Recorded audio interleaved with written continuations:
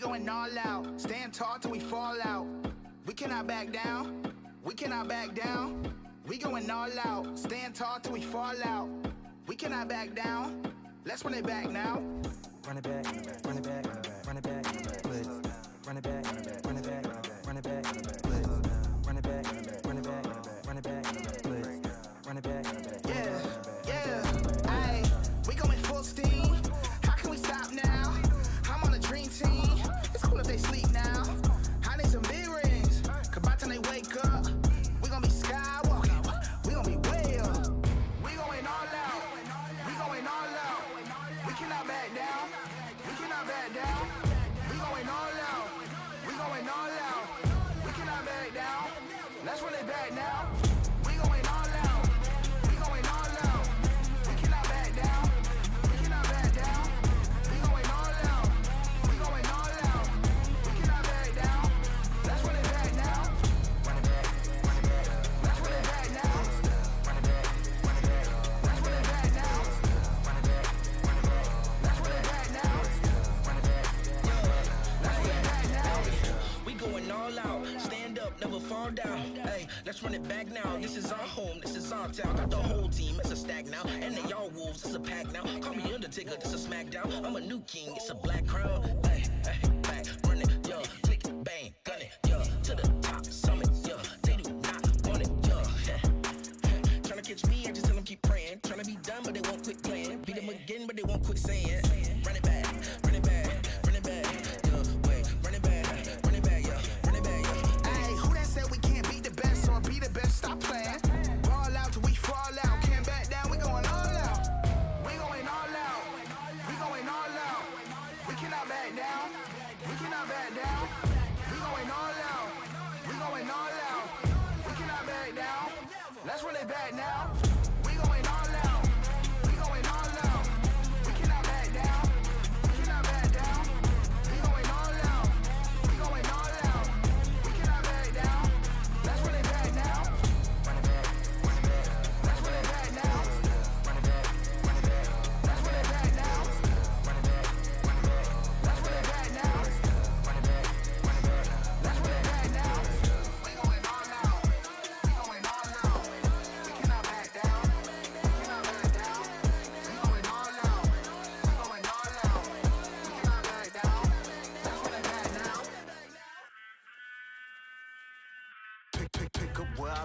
if it ain't over. Whole squad on the gravel, all I know, I'm a soldier, stand up, add attention, shake it off, tell us swift, forget the trail, back to mission, no surrender, just commitment. I see visions, eyes closed, shut, heart monitor going crazy, medics panicking. Woke up from the stretcher in the reds, removing the bandages. Hopes up, I'ma catch whoever made me suffer these damages. Power level breaking screens, they like, way, look at them scampering. Rejuvenated, reborn, I'm basically the man again. Made the world stand still, they amazed, frozen like mannequins. Kick the door off the hinges, make way, someone needs banishing. They ain't think I was able, but I'm came when it come to savageness. I'ma finish it, I'ma finish it, I'ma finish it, I'ma finish it, I'ma finish it, I'ma finish it, I'ma finish it, I'ma finish it. Still got a little fight, I'ma finish it. Still got a little fight, I'ma finish it. Still got a little fight, I'ma finish it.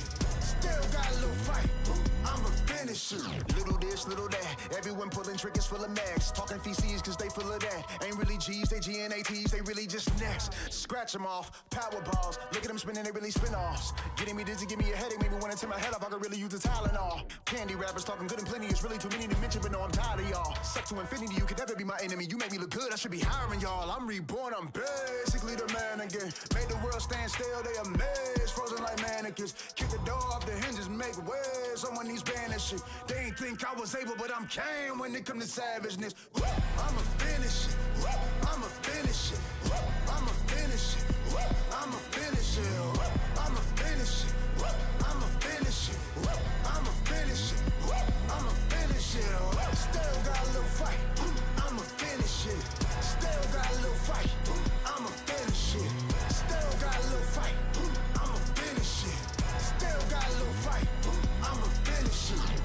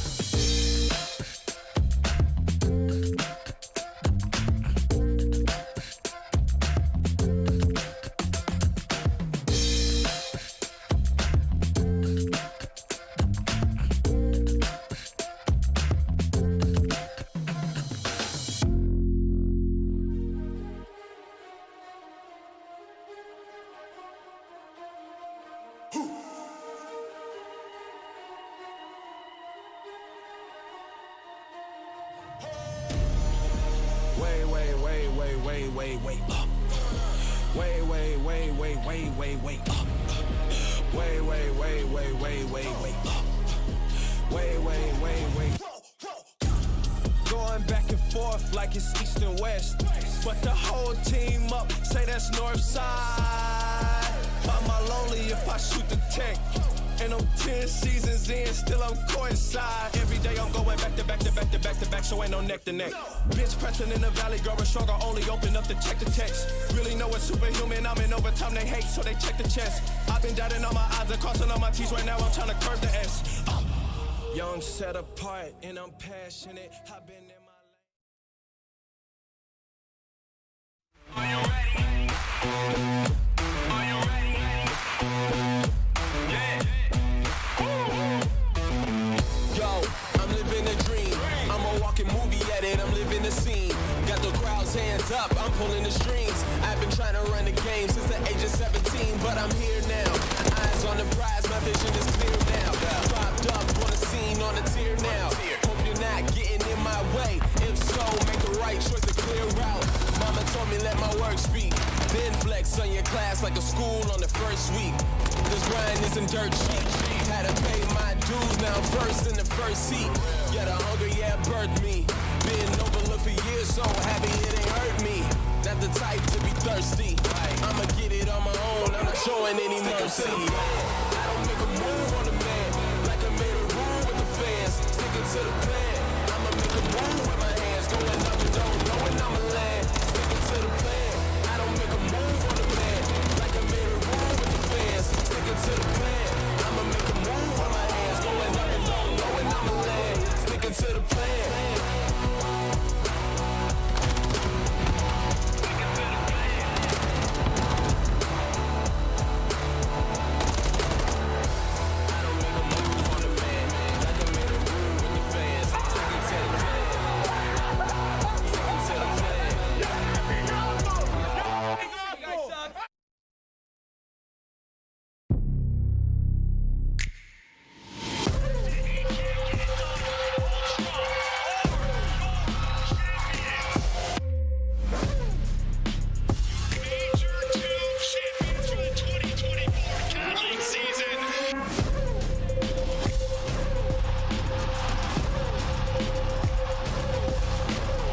One last major before championship weekend.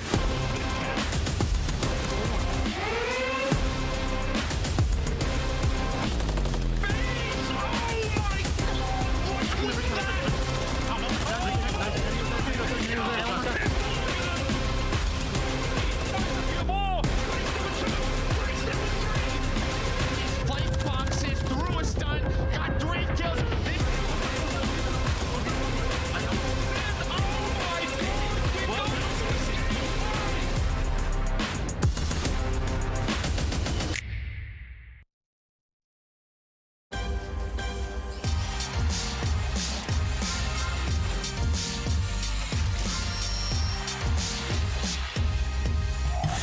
Heard you. I'm pitching you. I'm pitching you. Wait, what do you? Our side, Just keep holding, keep holding, keep holding. Dead. Nice. Right side, and close left. Heard you. I'm pitching you. I'm pitching you. Right side, envoy, half health. You next. Left side, you. I have it. Left side, you. Watch other side. Left. Nice, other side. Drop. Go. Let's go. Go on, bro. Let's go the on. Day one was wild here in Los Angeles as the Gorillas enter with the A seed. They're able to topple Toronto Ultra, our #1 seed here at Major 4. And what does that mean?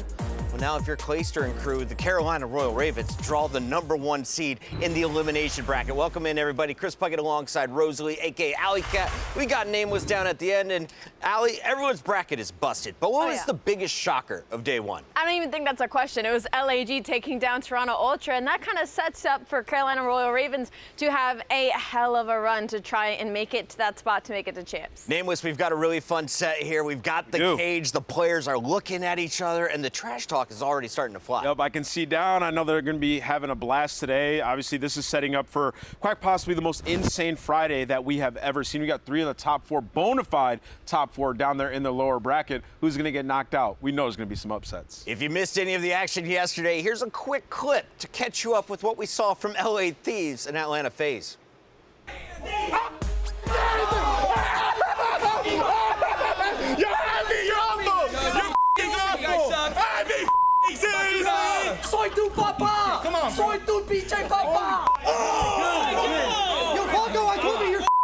Oh my God, let's go, baby. Go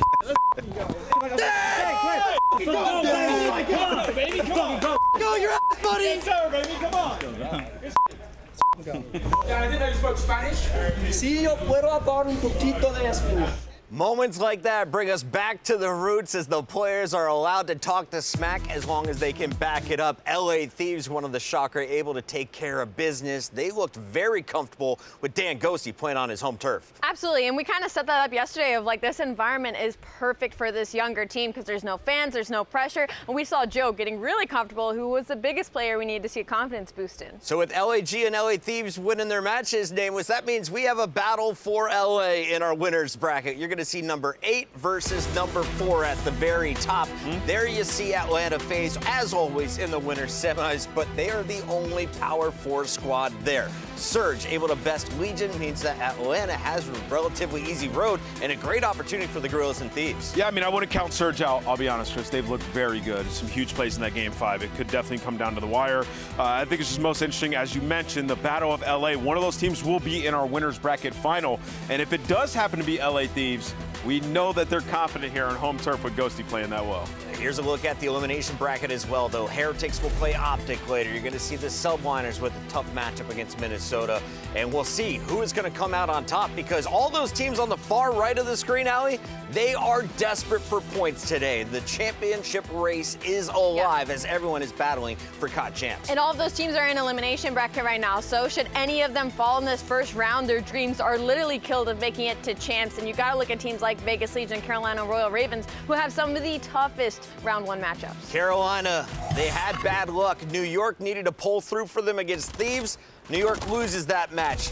Now Carolina enters with the 9th seed instead of the 8th seed, a spot in the winners bracket, and they draw the toughest possible opponent, the 6th and now 2 Toronto Ultra. Just their second loss of this entire major happened just yesterday. Yeah, and your road's going to be extremely difficult regardless, right? Like, you'd have to beat Toronto and then most likely Optic Texas if they play well here on land. So for Carolina, you know, it's a product of what they've done throughout the season, though, right? Like, they've had some bad luck, I'll give you that, but also they have losses to teams like Boston earlier in the year, and then they also lost to LAG in this split. If they were to win that match, they'd have the edge on points, and they would have found themselves in a winner's bracket scenario. So Carolina have nobody to blame but themselves, and they owe it to themselves to make this run through lower bracket. Allie, you're smirking. What do you got for me? Man, if I'm Carolina, I'm boxing up with LAG in the back. Like, it all goes back to that first matchup they had against them. LAG now beats Toronto Ultra to send them down to losers as their round 1. I'm doing something to those guys' PCs. Now, the math is still alive for Boston Breach to break into champs, but it won't be easy catching up with Major Maniac out back. He said, listen, we've got nothing to lose in this tournament, and we've got money to gain. This is their final shot potentially to earn some serious cash, but also it's your time to make a stamp and let everyone know just how good of a player you are before Black Ops 6 drops. Yeah, I think that's an underrated aspect of this. You know, at the end of the season, you're trying to leave a mark, right? You want to get retained. And also, for Boston Breach, like, they did have a huge signature win over Optic Texas, where Priesta went nuts games 4 and 5, had that SMG out going crazy, and the Search and Destroy could do no wrong, hyper aggressive. You know, with this Boston Breach team, like, we've seen, like, times where individual players can play very well. Beans putting up consistent damage in the hardpoint. Snoopy, he's a guy who can get out and get loose. And with nothing to lose, they are terrifying to go up against. Absolutely. Boston Breach looking stronger as they go on. On the other side of this one, New York Subliners started off pretty hot. They won the World Championship last year, but the Subliners on land, their woes are a serious issue. Let's take a look at some of the numbers and what's been going on for a team that just won the 2023 World Championship and everyone thought was going to take at least 1 trophy on the way to champs this year. They just haven't had a lockup game mode this year. Like, last year, it was Hardpoint for the longest time, and then they were the best team in Search and Destroy near the end of the season.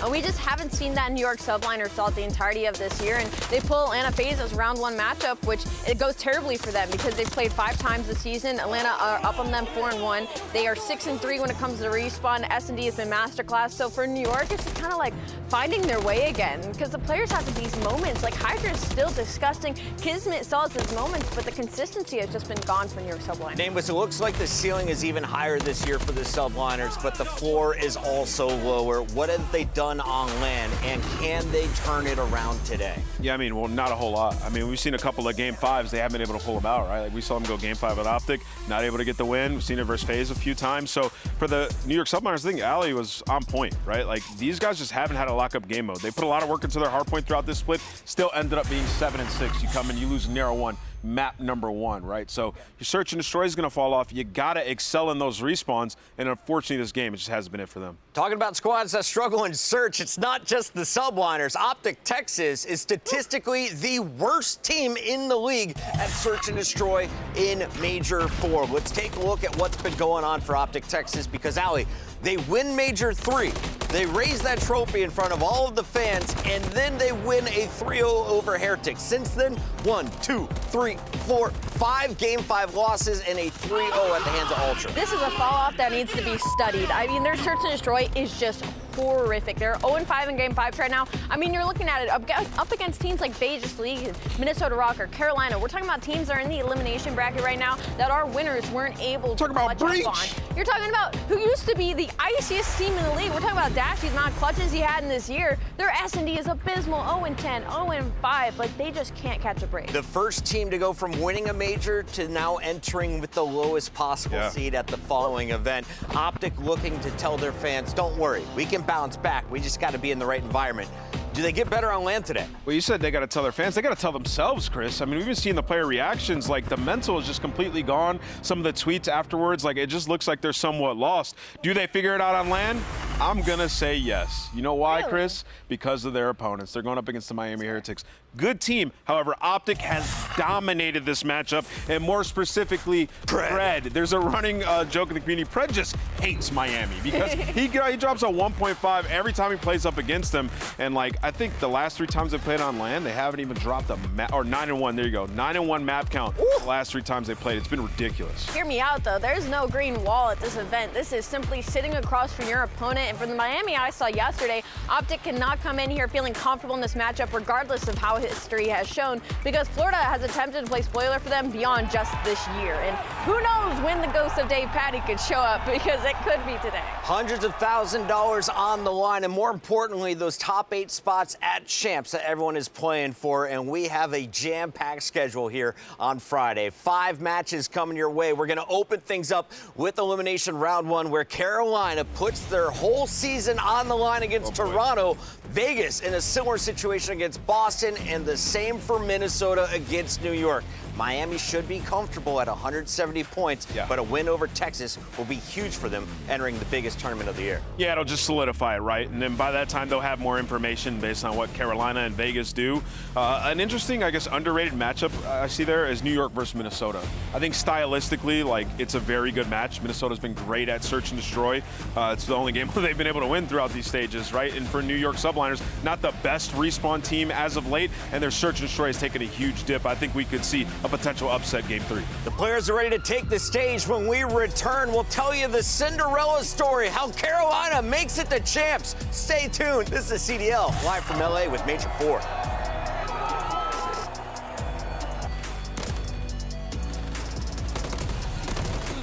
Told you I'd be happy.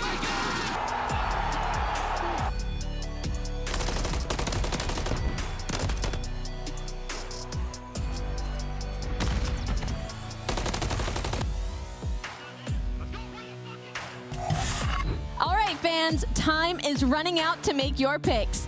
Choose your winners now by scanning the QR code you see on the screen. Hurry, it closes at 3:15 Eastern. What's up, everybody? Blaze here with Felony of the Carolina Royal Ravens. Fellow, we're about to see you guys' squad for the first time this weekend. I know you've been doing some preparation. It's a lot on the line for Champs. How you feeling going into today? We're feeling pretty good.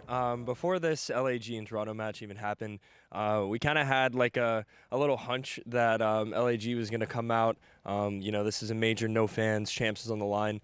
This is where you get to see those crazy matches happen and those crazy upsets happen. So we kind of had a feeling that going into today that it may be Toronto Ultra, and we have a pretty good map set. We just hit some vetoes, so for us, I think it's looking like a pretty good chance. Okay, that's awesome. And I was going to actually talk to you about the vetoes, okay? Anything specific in there stands out to you? I give very rare opportunities to even, have these conversations. So Toronto, this stage, they've had a hard veto in every one of their game modes, which really works in for us because not only do we get our best maps in the series, we get their best maps. So it's going to be a nice square up. It's going to be kind of similar to the last time we played them as far as the map set's concerned. So I think we're pretty confident walking into it. Sounds like a very exciting cycle coming up. Now, throughout this split, you guys have probably went to more Game 5s than any squads in which we've seen. Now, a lot of people could talk about the bad from that, but has any good came from that? I mean, pressure's privilege. I would say our first few Game 5s this stage, we're kind of experimenting, just kind of figuring out what maps, and as far as S&D is concerned, that we're like consistently closing out, especially in Game 5s. That map 2 S&D and that map 5 S&D can be like two completely different stories sometimes. So for some of these Game 5s, as far as like after the first 2 or 3 matches this split, I think we really started to put it together. And what I've learned in my experience is the more Game 5 reps you have, the calmer you are in those moments and just the more ready you are.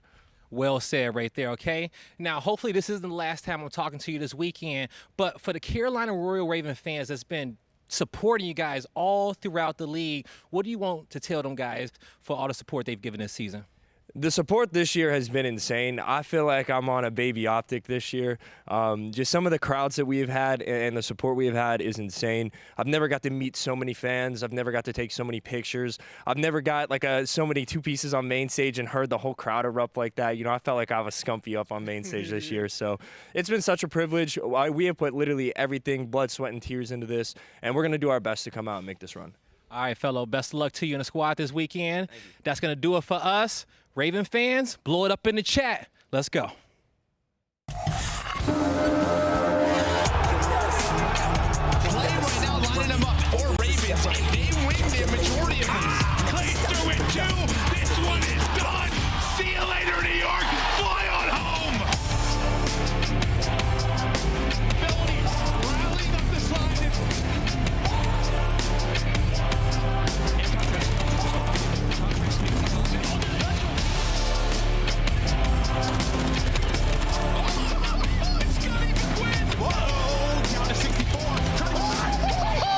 Pistol hits!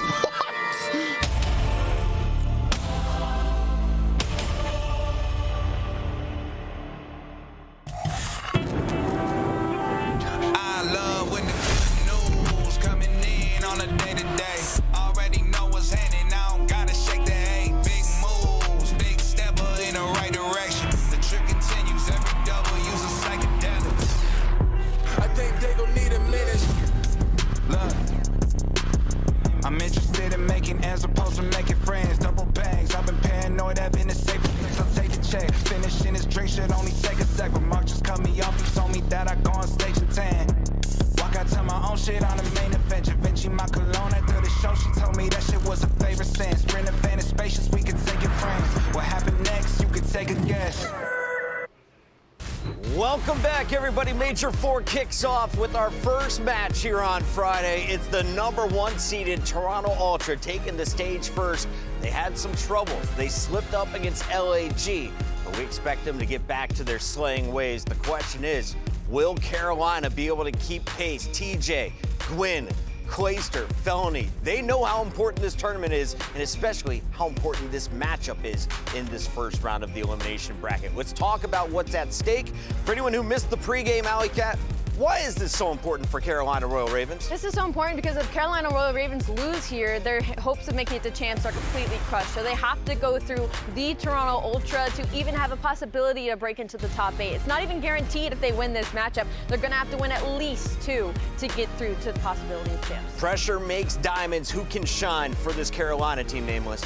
I'm going to go off here, and I'm going to say TJ Halley. I feel like he's been consistent for these guys. We've been talking about him the last couple of stages. He's been overperforming for the role that he's been in. I'm excited to see him in the tandem of Gwyn playing in this element, this environment. I feel like Gwyn as well, another guy. He's a high-octane player, really aggressive, and we could see him shine with no fans in the crowd. It's almost less intimidating going up against a top team with no fans in the crowd. He should excel. When this squad was succeeding back at Major 3, it was off the back of Clayster and Felony having strong performances on the ARs. If those SMGs and Gwyn and TJ Halley can get hot, they have a chance to take down Toronto. But Toronto, let's not get it twisted here.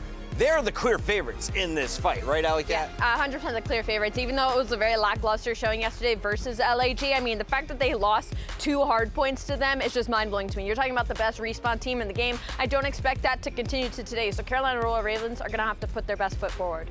Let's talk about this team hailing from Canada. They just hosted their own major. They took major number 1. Kleenex, Envoy, Insight, and Scrap were looking dominant online before their falter against LAG. Let's just talk about them at their peak.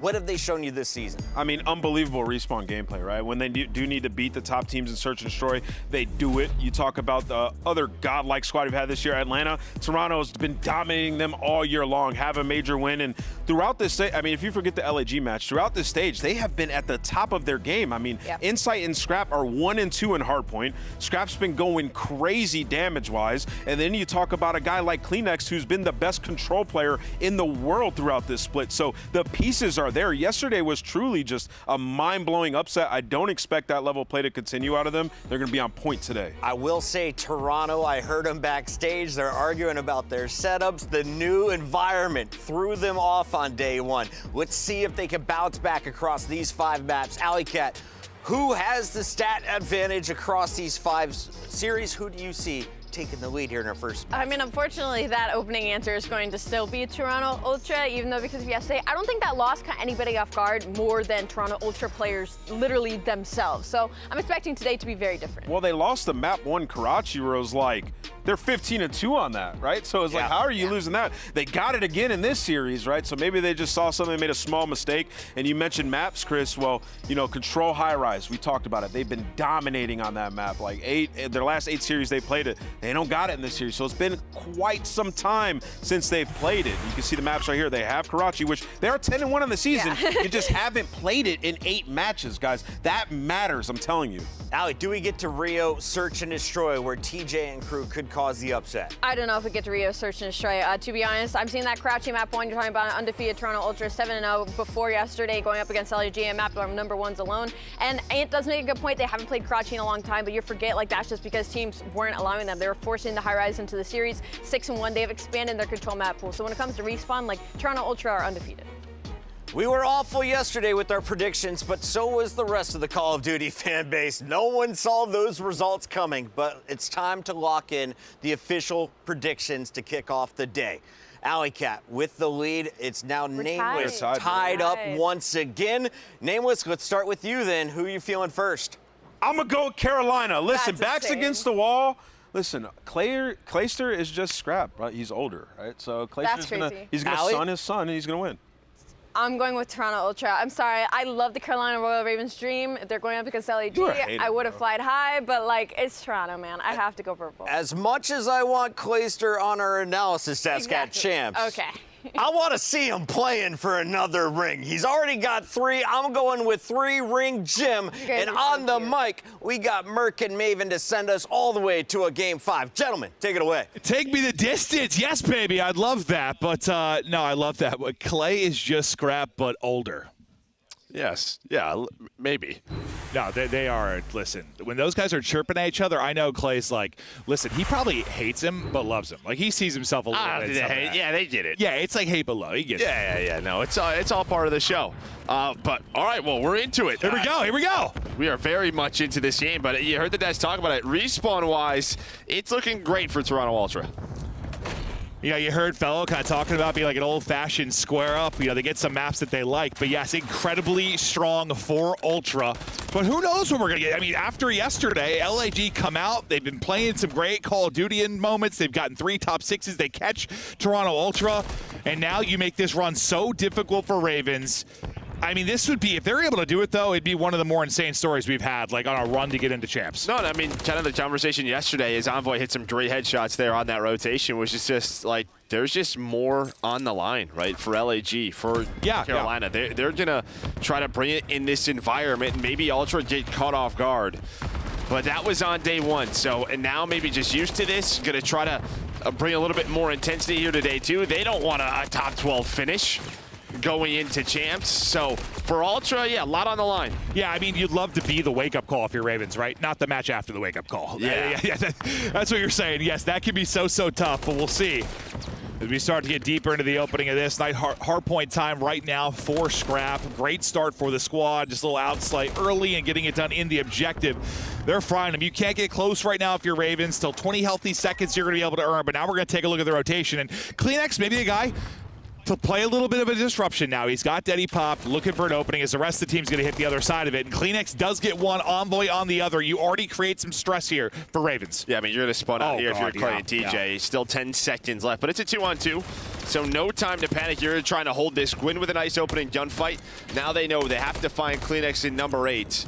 Insight, though, on the other side through Jones. They're able to find him. So a good recovery out of Carolina, but the pressure through the middle of the map is there. Well, was there from Scrap. So, yeah, you know, you two go down, but you rotate here towards P3. Yeah, I think it works out because you just got enough time to, like, get back to the hard point. The two people that spawned out, you just have enough time to get back into the fight before new pops, but now you're starting to fall apart maybe again. Scrap and Envoy able to get kills, spawning out again as multiple players from Ravens, 3 trying to track back. Ultra will get in and get control. Headshots through for Insight and looking to build upon this lead, but you get a break with about 30 left and you're feeling good. Early pressure and then late control. Yeah, no doubt about it. Great break there out of Ultra, and around this P3 is where they struggled yesterday versus LAG. So now playing their game on Karachi, 8 in a row as a squad. They're going to have this 60-point lead as we head on over towards this P4. Kleenex lining them up. Insight still on 4 in a row. We'll see if he's able to extend that. Trying to dip and dive right now, though, is Kleenex. Got a couple blocks here to work with. Scrap's actually lining up the kills, and Insight's going to get the 5th. So, yeah, I mean, you take a lot of fire there if you're Kleenex. You're able to stay up. Your teammates will find the rest of the kills. Now trying to look for that final one. Can he get one more to add the streak into this? Felony, slow start for him, 2-7, and Clay, 4-11. You're getting bodied right now, and well, it's showing in the scoreline. I was going to say maybe you feel good you're still in the game, but it's at that point where it could get ugly soon. Yeah, this is still going. I mean, you have just had this set up for 25 seconds or so. Carolina, they're trying to control right side of the map to rotate for this P5. Get to top 3, but they haven't. This has been so much time for Ultra here at P4. Probably the best P4 team we have in the league, and they're showing you why. Yeah, they're dominating them right now. Absolutely dominating. Envoy getting it ripping and roaring as well. He's up to 12-4. Maybe had his struggles in points this year, but not happening right now as he is triple positive. We'll see. Maybe he can push forward towards a streak, but you got to show some life, and you have to right now. This setup, you got to do it. Look at our engagements. They're still so low because this has just been so clean. It's forced Carolina to take long routes, to rotate, and then it's just an early break. Carolina needed a response here. Seems like a strong start here at the P5. They're able to find a 4 dead. You see with TJ's position, how far they are spawning out. Now, what can he find? At least just get all the info for his squad. Yeah, he should get a nice close spawn just based on how far out they were. He'll be able to track back and get into the fight. Fellow trying to deal with multiple players pushing him. One's going to get through up the cut. You're going to have some pressure in a junk and get them out of the hard point here for a middle. There's a 2-on-2 pinch. I thought TJ was going to pick that up off a spawn, but instead, Envoy and the boys cut right through and it falls apart. Yeah, I thought they had the crossfire on the point. Nobody picks up middle. Envoy, who had a rough Karachi hard point yesterday, really stepping up here, 14-5. He dominates in this matchup. I mean, they're 2-0 on the year, but Envoy puts up some crazy numbers versus Ravens. And well, that was, yeah, that's a big break for Ultra and for Carolina. A tough one. You wanted to get back in the game. You wanted a full 60. Envoy takes it away. Yeah, I mean, it was so clean at the early start of that. You get like a 4 down. You got him spawning out deep, but you really needed the full time there. Now trailing by 100, but into our second set of rotations, you got to start being perfect here. You have to have a great sequence. Disrupt this time at first, lock it up in second, start to bring it back, but through on the feed, it's going to be Envoy and Inside to continue to find kills. You're out slaying them by what, about 20 or so right now? Yeah, and that's a lot with how low engagement is. Like that, I mean, that's a lot. We're on our second P1, and we're almost at 200 points. That's just it. I mean, Ultra, it's not like this scrappy Karachi that we see from time to time where both teams are spawning out. You're sort of sprinting to the hill. Both people are getting caught. It has just been clean Karachi from the start. I mean, you got Clay's almost double neg, TJ double neg. everybody basically negative outside of Gwyn. You've not been able to get anything going whatsoever. You'd like to hopefully at least get the guns hot, start to maybe slay with them a little bit, even if you're going to lose this map one, just get some positive momentum, because right now you are getting bottled up. Kleenex is going to find an opener here onto the point. Gwyn through at least with the trade. If you can get all of this time, you could suddenly still be getting outslayed by 10 to 15, but you're like a hard point away. Yeah, no doubt about it. I mean, this is a massive hill here for Carolina Royal Ravens. Scrappy able to find one insight with the other, get them off the time, keep this scrappy, but TJ is there. He's just going to rotate, so very good job. And after this push, if you're Ultra, going to probably be thinking about just maybe starting to rotate, but they probably want like the 10 to 20 seconds if they could find it, because that scrap time puts them so close to winning. TJ trying to do what he can, but that will be 3 dead, and on rotation, Insight able to win the one-on-one. Yeah, you'll take these 15 to 20, you nail it. Yeah, you have this much of an advantage. Every bit can be a tiny dagger into the back of Carolina Royal Ravens. Now you've got to win this on rotation, set up at third. You've got 2 players in 6 and 8. Envoy and Kleenex here, locked in, ready to roll. These entry kills going to be so big. Nice nade there. Keep him at bay, maybe get some damage in as well. The shots through in the crossfire, the utility, the bullets are there. So far, Ultra is holding. They trade efficiently enough. And even like this time, if the hard point's white, like, all right, you're feeling good if you're Ultra. You still got an 80-point lead. Yeah, no doubt about it. And yeah, there's just one player left in Inside. He's been locking it down. So on 2 in a row is him. And again, every second the pressure is on here for Ravens. They do find a couple of kills in the feed. Team kill comes through. They've done a much better job this second half of the game. Just keeping the pressure up, being relentless, finding, Ultra players out of the hill. But again, Ultra knows every 10 to 15 seconds they can find, this one's probably done. No, I mean, they played them about even once you get to the second set. They just came out far too flat. You put yourself into far too big of a hole. Ultra came out hot, and Ultra staying hot. Scrap roaring.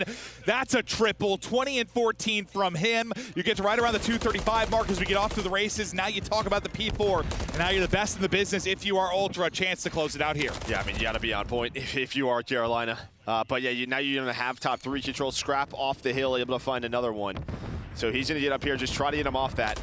That's going to be Clay. He's going to win another one. There's going to be 6 in a row, and it just feels like this guy is getting going. You're talking about maybe someone in Carolina getting hot. It's the opposite. It's Scrap on 6 in a row, potentially putting the game away here. There is number 7, dialed in, locked in, taking every fight, nearly able to win that one as well, but they'll both look to re-engage. Still catches him as he's weak. Sitting at the next player, he's still on 30 HP, and finally the streak comes to an end at 8. You've gotten a great hold here. If you are Royal Ravens, to get some time, but like, well, I guess I'd say great in the sense you don't allow Ultra to get anything, but I mean, it's just what you needed earlier. I mean, we were at 195 at the second P1. You've gotten 40 points across 4 hard points here if you are Ultra. So it's not like this has been a better rotation. It's just Carolina finally down 100 playing some of their game. Cruz is going to come out, not done yet. So the Cruz isn't going to find anything. Inside is lurking. Carolina's hunting. Trying to get them off. They just have to fight inside, but Carolina going to keep this game going. And you have another Cruz now to work with if you are Royal Ravens, so we'll see if that's going to come into play. But you keep on fighting, keep on battling. 14 needed for Ultra, but they haven't been able to close it out. A team kill comes in. You at least get one, though, if you're a fellow, but now things are going to get messy. What a gunfight went around the edge there for Inside as a headshot is through. Gwyn forced to pull out the streak. Just 10 needed. He's able to dodge it inside. Little bob and weave. Put down the Barry Sanders, somehow avoiding a missile. I got no idea. Was it the palm tree? Was it the shack? Bit of finesse, and that's the map. Oh, ow! Okay. Scrap with some choice words after that one. I love the little trash talk intro we had at the beginning of this. It was great. You saw. Yeah, Josie learned Spanish. Yeah, apparently. Just for that moment. Yeah, got to lock the load for that particular map. But Scrap had some choice words. I believe it was something about them sucking on the other side of our battle arena. No, everybody heard it. Yeah, I thought so since it came into my headphones. I just wasn't sure if people at home did. Yeah. But I hope you did. Listen. Fact is, we're competing here. It's Call of Duty. The guys are battling. Best players in the world. There's a lot of trash talking. Sometimes on the regular main stage with the way it's angled, you hear the guys yelling, and there'll be some, but this is just different, bro. You stand up, you see them, you look them in the eyes. You told me back when you were competing, like there were just some players, they'd be new on the main stage, you'd like lock eyes with them, and you just knew. You're like, I'm gonna shit on them. Yeah, no, that is true. It's just an intensity thing. It's a fear thing, and I think for Ultra, much better Karachi from start to finish. On the other side for Carolina, I mean, this is just, that first half of the game was tough. They got put into the blender. They got broke a little bit too easily a couple of times through. They gave up so much time at P4. Props to Ultra. They get back to business on their Karachi. But you know, going into that, that's going to be their map pick. The desk talked about it. They're now 16-3 on the year. There's a big reason a lot of teams avoid that one. But we touch on it a lot just when we've had so many hard points this year. Well, just historically, where a team comes out flat in the map one, they're getting slaughtered. We always just say the same thing. Like, oh, hopefully the other team comes alive a little bit, guns get warm, like you start to get something going. Did you see enough there in that second set for Carolina where you're like, all right, they're alive in this series? Yeah, I think, you know, getting win that streak, it felt very much like a better second half. It was just too late. You give up 195 points. We're at the second P1. We do not see that. When I saw that they were, listen, when we talk about like a hard point where each player's got 60 to 70 engagements, we're talking about outslaying by 20 being a lot. When they were outslaying by 20 and no one had more than like 12 kills, or I was like, well, that's a real problem. No, that just was sort of the discipline COD that we saw out of Ultra. But yeah, I mean, for Carolina, if they want to stay alive in this series, it's going to come to the search. Sort of Ultra have gotten back to just not so great search and destroy, 4 and 6 in their last 10. They dropped it yesterday versus LAG. You know, going into this, you're going to have to steal a respawn, but Carolina, they're going to rely on this search and destroy. And I think Carolina are coming into the right mindset. You know, I think I bumped into like Fame and Fellow, and I said to Fame, I was like, bro, what, you guys playing the lottery today? Winning like that's impressive. And he just looked at me like I was an idiot because I was messing with him. And then I saw Fellow behind him, like Fellow was probably sweating during that. Fellow's like, nah, man, I didn't come in to get a top 6. I came in to make a run. We got to go through Ultra. We got through Optic. I don't care. Like, we want to come in and make a run. I was like, all right. Yeah, I mean, great response, but as a team, no, this is not what you want. No, I know. That's what you got to say, and you have to have that mentality. But I'm sure part of you is like, what are we doing? What in the world? But we take a look at the game flow there, and yeah, I mean, after the P1, it just rises and rises and rises. So you end up, what, the biggest advantage around 110? Yeah, around 110 or so. But yeah, just, 155 to 45, 4 hills into the game. That is such a tough ask there for Carolina to get back in the game, but they do a pretty solid job. No, I mean, what do we consider like a good hold? Like, you know, you probably think about like, oh, we're talking 40 seconds, like you get a hard point, like a good hold. They average that over the first 4. Yeah, and you get 40 on a P4, which you're hoping for 4. Yeah, no, you nailed it. Like, the best team at that, it's usually so scrappy, so mixy, so much white time, but that's not going to be the case. Take a look at our overall best of 5. We are partying on Karachi until maybe a 6-star or Rio if needed. Would love to see this one go the distance, but you got to come alive right now. I mean, there have been some flat starts for Carolina. I know, like Gwyn in particular, sometimes we've been critical of him because he's just had these map 1 duds. He was actually kind of like the most consistent factor, at least throughout the course of that, but it's just been like a team thing. Like they have come out flat in some hard points. They've had to battle back in series. Yeah, I mean, it's not what you want, but they've been doing it all year. I mean, it's just another day. And again, they've had some big upsets this stage. I feel like we always know they can play with the best of the best. It's just they haven't executed. And the reason that it's just part of this game. It's part of this team. That's why they're in this spot right now. That's why a lot of people probably feel like they should be at champs. Is because we've seen what they can do. I know. It's just these moments where I'm like, damn, they're a good team. It hasn't been consistent enough. And then I'm like, damn, they're ass. Like, yeah. It's been so many teams that feel like that way, though. It's just tough. It's tough to be consistent. That's usually what separates the good from the greats, the consistency factor. But now, yeah, map 2. Here we go. Search and destroy. First blood there for Fellow. And after that slow start to map 1, definitely looking to unlock him. But quickly, CleanX able to get that trade. Took a bit, but nice utility usage here from CleanX 2 to get some more info before he ends up dropping his plays. Got the cross. Yeah, I mean, aggressive round here from Ultra, just right through top mid. And now Gwyn just runs by one, doesn't spot Insight. He has the freebie. Luckily, his teammates are still here in the 2-on-1. Insight last alive. We know how clutch this man can be. Let's see if he's got another one. Already been spotted. Gonna have to reposition. Bomb plant is now in as he looks to clutch up the 1v2 against Clayster and TJ. TJ has been, man, he's been feeling himself search and destroy, really well-rounded this year. The consistency has been there for him. And it's going to be tough to do just with this 2-man bridge setup. They just keep tickling him, keeps getting dropped down, can't get the first bullet in the fight. Is Clay's just buying him time? Yeah, I mean, it's just spotting. Obviously, we know the 2-man setup there at bridge. There was a chance there for maybe on a Clay. You saw the one headshot hit marker come in, but they just were not clean whatsoever. He would have had to just zap him. Yeah, I mean, we've seen some zaps, that is for sure. But Clay with 2 in the round, the first blood for Fellow, and again, aggressive look for Ultra. I probably do. Go bridge. right, I'll lightweight quick grip it. We get ready now for the round 2. We'll see if any adjustments come in early. Yeah. Yeah, I mean, just kind of. No, you don't have to. Don't worry about it. I'm gonna do the draws of play.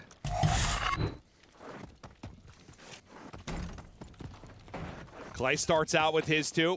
We'll see if he can lock in more behind that. If we weren't talking for a second, because suddenly I was hearing all of Clay's comms, and I was like, well, I know they they're want us to to hear it. Yeah. That's what they want us to do. Could be. But not usually during search. Well, first blood coming in over towards this A site, and then they have this 2 versus 4. So again, just a very fast pace here from Ultra with what we're seeing. Doesn't work on the defensive side. On offense, though, this is looking clean. Not able to win the gunfight. Too many to deal with. Toronto Ultra now on the boards. We'll tie things up at 1-1. And I will see. I mean, last defensive round, a lot of aggression out of this Ultra team. Probably feeling real good after that map one. We'll see if there's any changes now. Maybe a little bit more passive here into this second set. Yeah, I mean, this is, again, Search and Destroy has not been great for Ultra. 0-2 on this map throughout Stage 4. So, I mean, there's some VOD to go over if you're Carolina to set up some hard counters. But I think for Ultra, if they want to win Search and Destroy, they want to win this event, the Search has to be better. And it feels like at LAN, this is where it normally does get better. It's their preparation, right? Their matchups versus FaZe. It's usually here at LAN. TJ nearly just smoked. Hit down to 20, but able to stay up. Fellow, similar scenario. And he's trying to stay alive as his stun will connect. But for now, lots of damage through for Ultra, but not able to find that first blood yet. Fellow repositioning, gunfight on the edge. Great shoulder there from Scrap. We'll see if any kind of help can come through for him. He's got the help of the crossfire there from Kleenex. So Fellow maybe in a tough spot, and then Envoy able to get the first blood. Envoy trying to get out with his life. Got a one-on-one on the other side of it. Kleenex able to win that as well. Scrap is frying. He is roaring with the headshot, picking them apart until suddenly it's Clay on an island. Yeah, I mean, what you're seeing here out of Ultra, right, is a lot of the times over towards this B site. It's just hitting info from top 3 from the offense, right, seeing if they're going bridge, putting nades on. And what Ultra is doing is they're just challenging into Coop. They're trying to catch them off guard, and this time you do just that. You get another first blood on the board for Envoy, and they're just running right at him. You know, like pick up these angles. Yeah, just the way Scrap is coming towards the Carolina side and the way he is playing, yeah, I think they're filled to the brim with confidence, Joe, and there's not a lot of respect being shown to the other side. They are sending it at them. You got to do something to change that tone. Granted, Scrap, one of those guys is going to chirp even when he's losing a map. No, I think even down 0-2 yesterday he was. So. Yeah, I was just thinking about that. He was still yelling, I think, that people sucked, even though he's in an 0-2 hole. But on with Envoy right now. Scuff controller cam POV. As you can see, the boys getting twisted. Fingers are jittering. Plant going through. And now we hop over to Scrap here for a second to see what he can find. But you get a much-needed first blood if you are Fellow. Kleenex is so far here. Clay's not going to expect that. They have been taking so much space on this side of the map. Well, really both sides. Just on offense, it's been over towards A. Now it's a 2 versus 3. Great shots by Gwyn. 2 versus 2. Scrap right to his left. You're able to react, though, to the door if you are Gwyn. Big round from him. Kleenex last alive. 20 seconds to go. Tagged him 1 HP. It's him in a vending machine. This is body armor, but it's not enough. Fellow with the first and the last. Gwyn with 2 as well. Big round there for Carolina, and you needed that one. I mean, what a play out of Gwyn there to find the double. A little bit too individual, I think, for Toronto Ultra. You obviously get that pick middle of the map. It's in the 3-on-2, but you're never together. You're never challenged, so individual gunfights, and they just lost them all. Take a look at Gwyn yet again, getting tucked away. Here's the door, able to snap, and Scrap's just trying to quietly lurk in for the trade, but a little bit too much noise there, and Gwyn is able to make the play. Gwyn, his first 2 in the game, come through that round. We're 4 rounds deep, and we're tied up as Carolina desperately trying to get this search and destroy victory and even up our series because you're going into a very hard matchup then on Karachi Control. What do you see in the opening break, Joe? I mean, just what do Carolina want to do? It looks like they maybe want to take middle of the map away. And it almost feels like Ultra want them to go A, right? Just go for it. But they're just going right back to B and Gwyn. Able to find a nice headshots. He keeps up his solid game so far. So man advantage over to Carolina. So you're sort of matching that tempo out of Ravens. Fellow able to find scrap middle of the map. I think he got first bullet, like his hip fire may have hit, but the fact he's getting shot on both sides there and still gets the kill because the 4 bullet just incinerates him. Like he died. Envoy got mega zapped. 4v3, we can chill and grab the bomb right there. The closest guy that's big win there. I mean, TJ starts thing off mid-map control. I thought for a second he was going to lose that one-on-one because the second player with the mid didn't really have the angle to help right away, but TJ able to win it. Just again, some big individual gunfight wins. Yeah, and you know, again, Carolina, they have to switch things up. Going troop side did not work out. Still challenging them over towards B on offense. They just do it from a different angle. They take top 3, they take middle away. Just kind of wait for them the reactions from Toronto Ultra. Now they're up around. Up around, and we'll see if they can push that even further. Fellow, he's on 3 straight. Clayser takes a bit of nade damage, but repositioning for now. TJ now up to top 3, and we'll see what he can find. Peekaboo, there goes TJ. Finds one.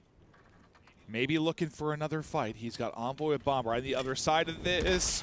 Bit of info there. Smoke is out. Tagged up is TJ. Gets some bullets in, but Insight gets through on the cross. Another first blood that might slip away for Royal Ravens, but Fellow gets another.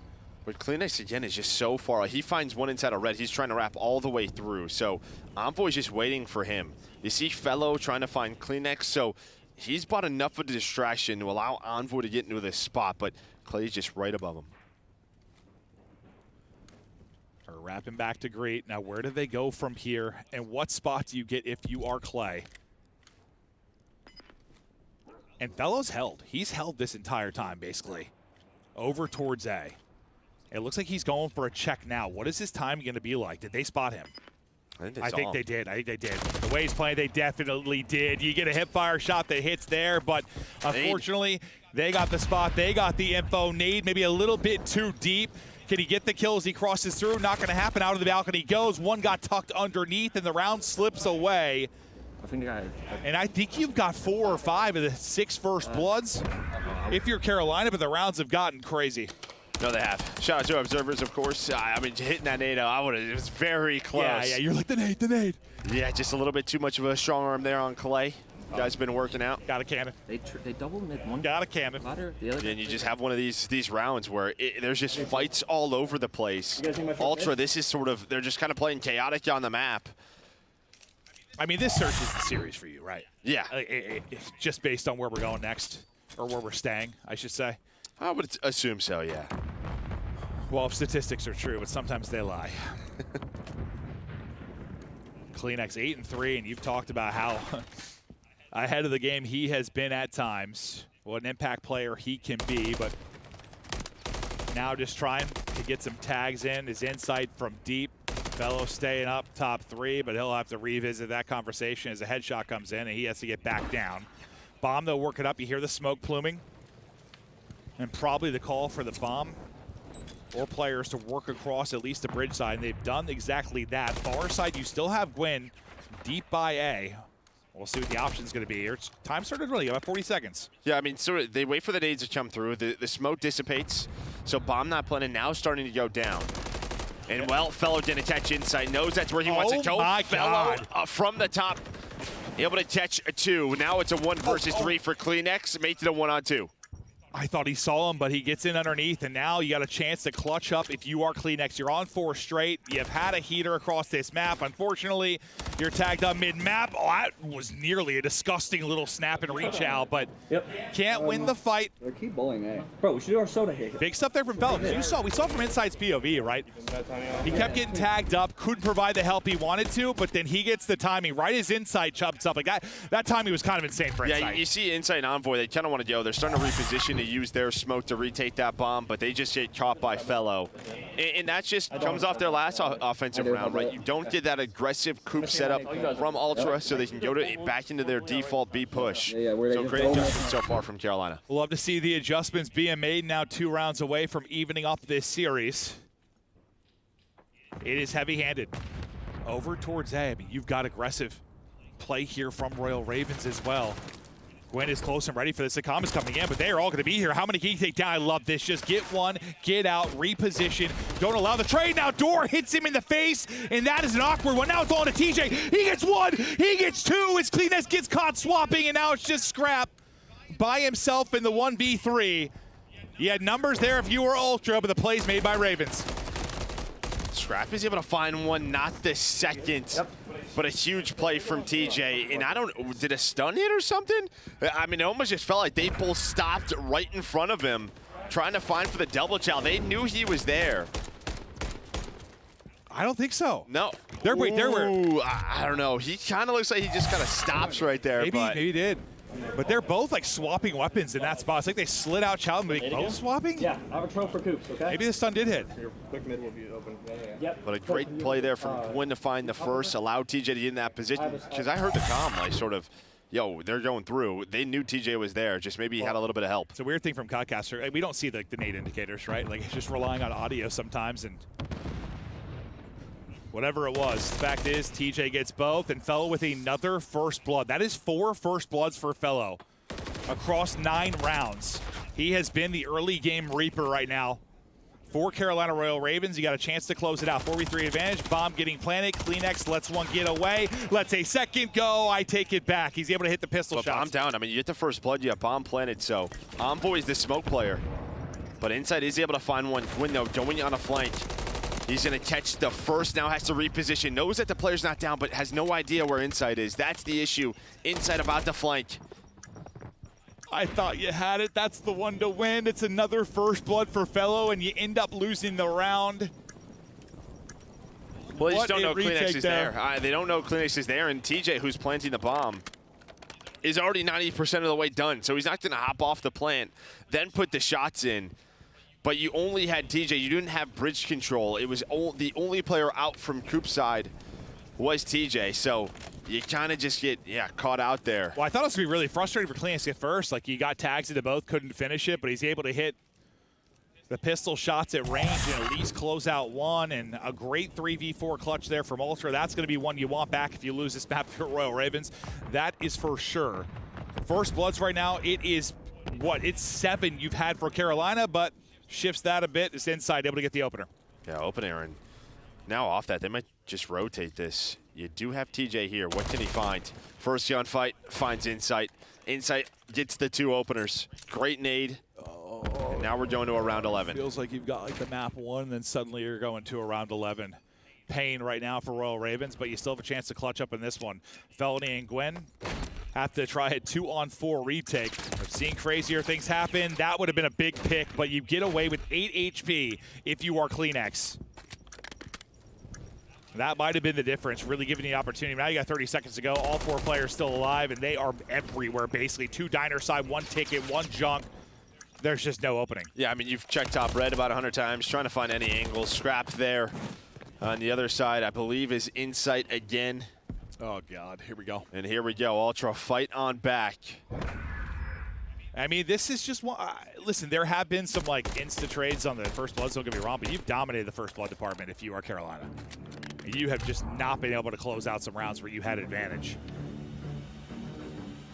And listen, I think both teams are absolutely feeling the pressure. Different scales of it, obviously, but like Ultra, you don't want to bomb out top 12, but Carolina feel a little bit. No, I mean, this is their year. This is their year, no doubt about it. So let's see. You're going to have Ultra here on defense. And on their defense, I imagine their best success has been around Envoy, playing aggressive over towards B. He's going to go right over towards Bridge and play that again. Carolina, going to go for that mid-control. Yeah, the last time they went back to the mid-control, TJ was able to win a gunfight, I believe, mid-map, but they're not giving that to him for now. Yeah, and Envoy's in a great spot. I think just find info, not allow them to work this objective. Yeah, he smoked himself across earlier, right, just to get to bridge side, get set up, get all the info. I mean, who knows how much time it'll take just to deal with him. See, Scrap's just worried about this. He's worried about them flanking through rubble. We'll be rotating this off, but Envoy with another first blood. Now 8 in a row as a squad there for Toronto Ultra. Did Envoy just pick him top AC? Yeah, he did. The rival from the yeah. Okay, all right. I saw like on the minimap, I was like, okay, he must have just absolutely zapped him down. Now you have 25 seconds left. Doors are open. Fellow may have to win a big one here. Slides across, re-peeks it, but Scrap's not gonna miss. Fellow is gone, 2 versus 4. Everything falling apart. It's all gonna be on Clay. He is dropped. You bring it back with 3 straight rounds if you were Toronto Ultra. And that may have been the ultimate dagger. One more, yeah? One more. I mean, you go back and you're going to think about what the round 9, right? You've got that 4-on-3 advantage. You've got bomb planted. And things fall apart from there. You dominate the first blood department if you are Ravens, but so many retakes. They felt like for Toronto Ultra, so many. I mean, there are multiple rounds you can look back if you're Ravens, you're like, we had to win that. We just had to. No, yeah, I think that one, it's just different because you're obviously playing to get that bomb plan in, but you don't have anyone out of Coop, right? So outside of TJ, due to Kleenex's position, he's the only one there. So Toronto Ultra know where you're going to peak from. You're going to peak from top 3, you're going to peak from top Coop, and then maybe someone make you a play through Fountain. Without bridge control, there was just not a lot of possibilities, and Ultra were able to find it. Well, they were able to find it multiple times. They bring it back. They clutch up. It's been all Karachi so far, and it's a 2-0 edge for Ultra. Unfortunately, Karachi might be the tomb for Royal Ravens. They might start there. Their season might end there. Yeah, I mean, 10-1 on the year for Ultra. They don't. Again, they haven't seen it in a long time. They've only played high-rise control throughout this stage due to the fact that they're trying to add it in their map pool. They got so good at it, you can see the band that comes in. You get rid of that high-rise control, so that opens up a Karachi. So there's an opening here where like maybe they haven't played an official match, but that's the context though. Like we always say that because like it's the logical thing to say. Like it's been 2 months of matches since we've actually seen them play this, but like they're scrimming it every day. So it's just like they're still getting in reps, but there is a difference to intensity with that. Don't get me wrong, but like they're still getting in reps. And for right now, it is all scrap in the boys of Ultra. A big first blood pick there from Envoy. They get the map victory. They bring it back from a 3-5 deficit, now up 2-0. They look to close it out on Karachi. It's a big one. Carolina, their dreams of the year all on the line right now. Can they get something going after the break? We're good.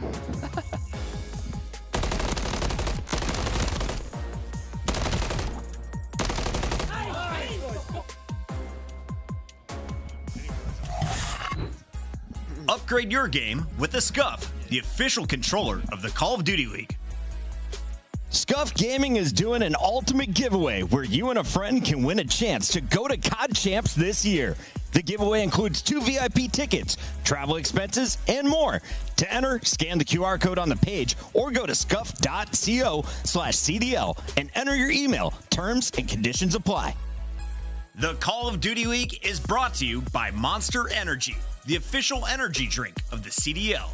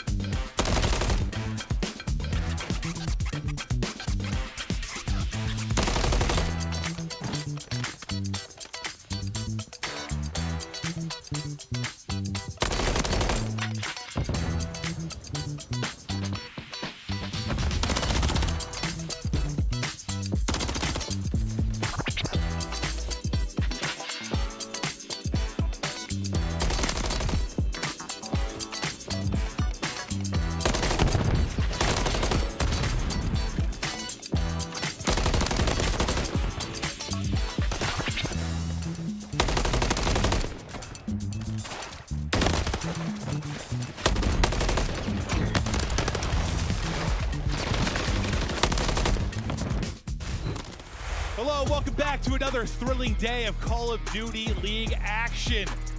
I was hoping for a Game 5 banger. I wanted to see the run here from Carolina Royal Ravens. Listen, Joe and I have worked with Ultra on a podcast. You know, we love Ultra. Team's great, organization's great, but was I rooting for their downfall a little bit for storylines?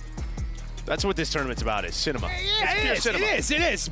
But that's not been the case right now. As you iced up, if you are Ultra, you take the 2-0 advantage. We take a look at the Monster Energy pregame right now for Carolina Royal Ravens. What do you think of going into control? Well, obviously their weakness there is control defense 8 and 7, which I think going into Karachi control, if your defense is probably around 50%, honestly, it's probably pretty good. I think you would take that. So, you know, obviously it affects every single map, but Karachi a little bit different. Yes, absolutely. Unfortunately, it's probably imagined a little bit worse here would be the case, but now we'll take a look at the same. On the other side for Toronto, what they have to focus on as we get into this round. When it says strength, Karachi control, probably good. No, it's very good. 10-1 on the year. Again, they haven't played this in an official match because all of Stage 4, it's been high rise. Teams normally avoid this, and you see the reason why. They are 16-6 on attack, 15-5 on defense. They're number 1 across the board. That's just what it is. They're good at Karachi in general. As you've seen, they get the map 1 win, they get the map 2 win. They might close it out here. Could be the tomb, the grave, the burial on Karachi for Carolina. But we talk about Scrap and what he's been able to do. He has been chirping since the get-go. We know he loves to talk his trash. Statistically, he has been a monster, and he'll look to shut it down here. Yeah, I mean, 1.4 throughout this series. It feels like he's always leading the way in damage. I mean, Nameless and I were looking at his damage stats. It's just ridiculous, like what he does. Like upper 4,000 to 5,000 per game. Control, hardpoint, it doesn't really matter. Even if his KD's not at the highest, he's putting shots in. Oh, absolutely. One of the more aggressive AR players you're going to see. He wants to take fight after fight after fight, and well, that leads to pumping in damage, but then you got a great team around you, and it's led to a lot of success this year, trying to find a little bit more, though, with a slow start, bit of a hiccup to start the round 1, but sometimes, you know, we've seen teams, top teams over the course of the years, you have a round 1 hiccup, then you get something clicking in a loser's bracket. Joe, you're all too familiar with that in your career. Yeah, you're not wrong. Yeah. Losers won, you get it going, a big one here. And Clay's had this. Like, Clay's had these brackets throughout his career where our winners round 1 and champs, he's got to play it up that goes on to win the world championship. It's just, you get a tough match that gives you so much confidence, just you got to win it. Oh, yeah. If they somehow pull this off, anything is possible. But you got to pull this off, especially if they bring this through a reverse sweep. That would be absolute insanity. But you get to Ultra's best control. They look to seal the deal here. And the guys are brimming with absolute confidence based on how that search and destroy ended, how the map 1 went. They're dictating the tempo, controlling the pace, and looking to end it. Yeah, just slowing this round down now. Is Toronto Ultra just going to get on that 8-point? Big gunfight win there, because we know a lot of the times on defense, it's just, can you get that player bridge shot? Once you get that player bridge shot, you can jump top AC, you put pressure on the point, and now you have Gwyn set up junkyard side, so they can't rotate over towards B. But Envoy, that'll be the point man on through. We'll see what Envoy can do with this position. The quick answer is nothing. It's TJ. It's able to get the angle and lock him up for now. So far, so good if you are Carolina. Over to TJ's POV. Such a consistent factor for them this year. He's going to be making plays. All the guys, they've got to step it up massively. Gwyn is slow start, but everybody else, you're finding your kills, you're making your plays, you're through on the feed. It's a 3-man wipe, make it 4 as Clacer gets the final. And now with 30 seconds remaining, this could be a stalwart defense to kick us off. Yeah, I mean, they get TJ on the pinch there. He's on 4 in a row. He finds the 2 players over towards A. Clay on the other side finds the 2 players towards B. Now TJ just trying to finesse, looking for the cruise. You would love to have it. Let's put this game away early if you're Carolina. Try to win this round, carry that momentum into an offense. They've only given up 1 tick, and this is what we've been talking about with Ultra. Yes, it has been fantastic all year, but sometimes we don't see it in a match for a while. There's a little rust in round 1. I think you're seeing that. They get on with 0.7 seconds, maybe not out of it yet. That'll seal the deal, and it's a great defense there from Carolina. You know, everybody, so a little bit different from both teams. I think everybody on Ultra kind of got up, went to the restroom, took a lap after they won map 2. Everyone on Carolina stayed seated, just chatting through things. And I think the one thing I really heard was Fellow was like, guys, we know we can do this. We've been here all year long. We just need some momentum, keep the energy up. And you brought that right in round one. I mean, a lot of that comes with the comms, right? Just not sounding defeated, making sure everyone's got the info, reacting to those comms. If you hear one guy quit on your team, it probably just kills it. Yeah, no, 100%. Yeah, you just start to hear, like, I lost another gunfight type thing in your comms. But a great round one there on defense. You got to battle to the end, especially if you're going to pull off insane reverse sweeps like they have the ability to do. But can they keep it going? You get an offensive round win here. You might have a stranglehold on this particular map, but so far pretty efficiently traded across the board if you are the defense. Nice shots there from TJ. That is not an easy gunfight, but he's able to win it. Oh, he centers on the forehead, but not enough to finish the kill. I don't think he has health back either. Yeah, Scrap's now on 5 in a row, though, as well, so he's trying to earn himself a cruise. So who got the other one? TJ, right? Yeah, TJ's got one on one side, Scrap on the other, and this might be number 6 on this pinch. TJ off spawn, thank you very much. So if he didn't get 6 on that, that'd be a problem. This will give his teammates the info, though. Clay, a fellow just trying to stay down, get the work done. Clay finds a rival. Clay almost able to win this second. On the other side of the map, though, goes Gwyn. Off spawn is TJ right over towards B. They've got him split. You got to make decisions now and find openings if you are Toronto Ultra. Fellow able to trade it out, but Envoy is able to take down 2 before he falls. So you've only got 1 onto the point. It's going to be progressing pretty slowly.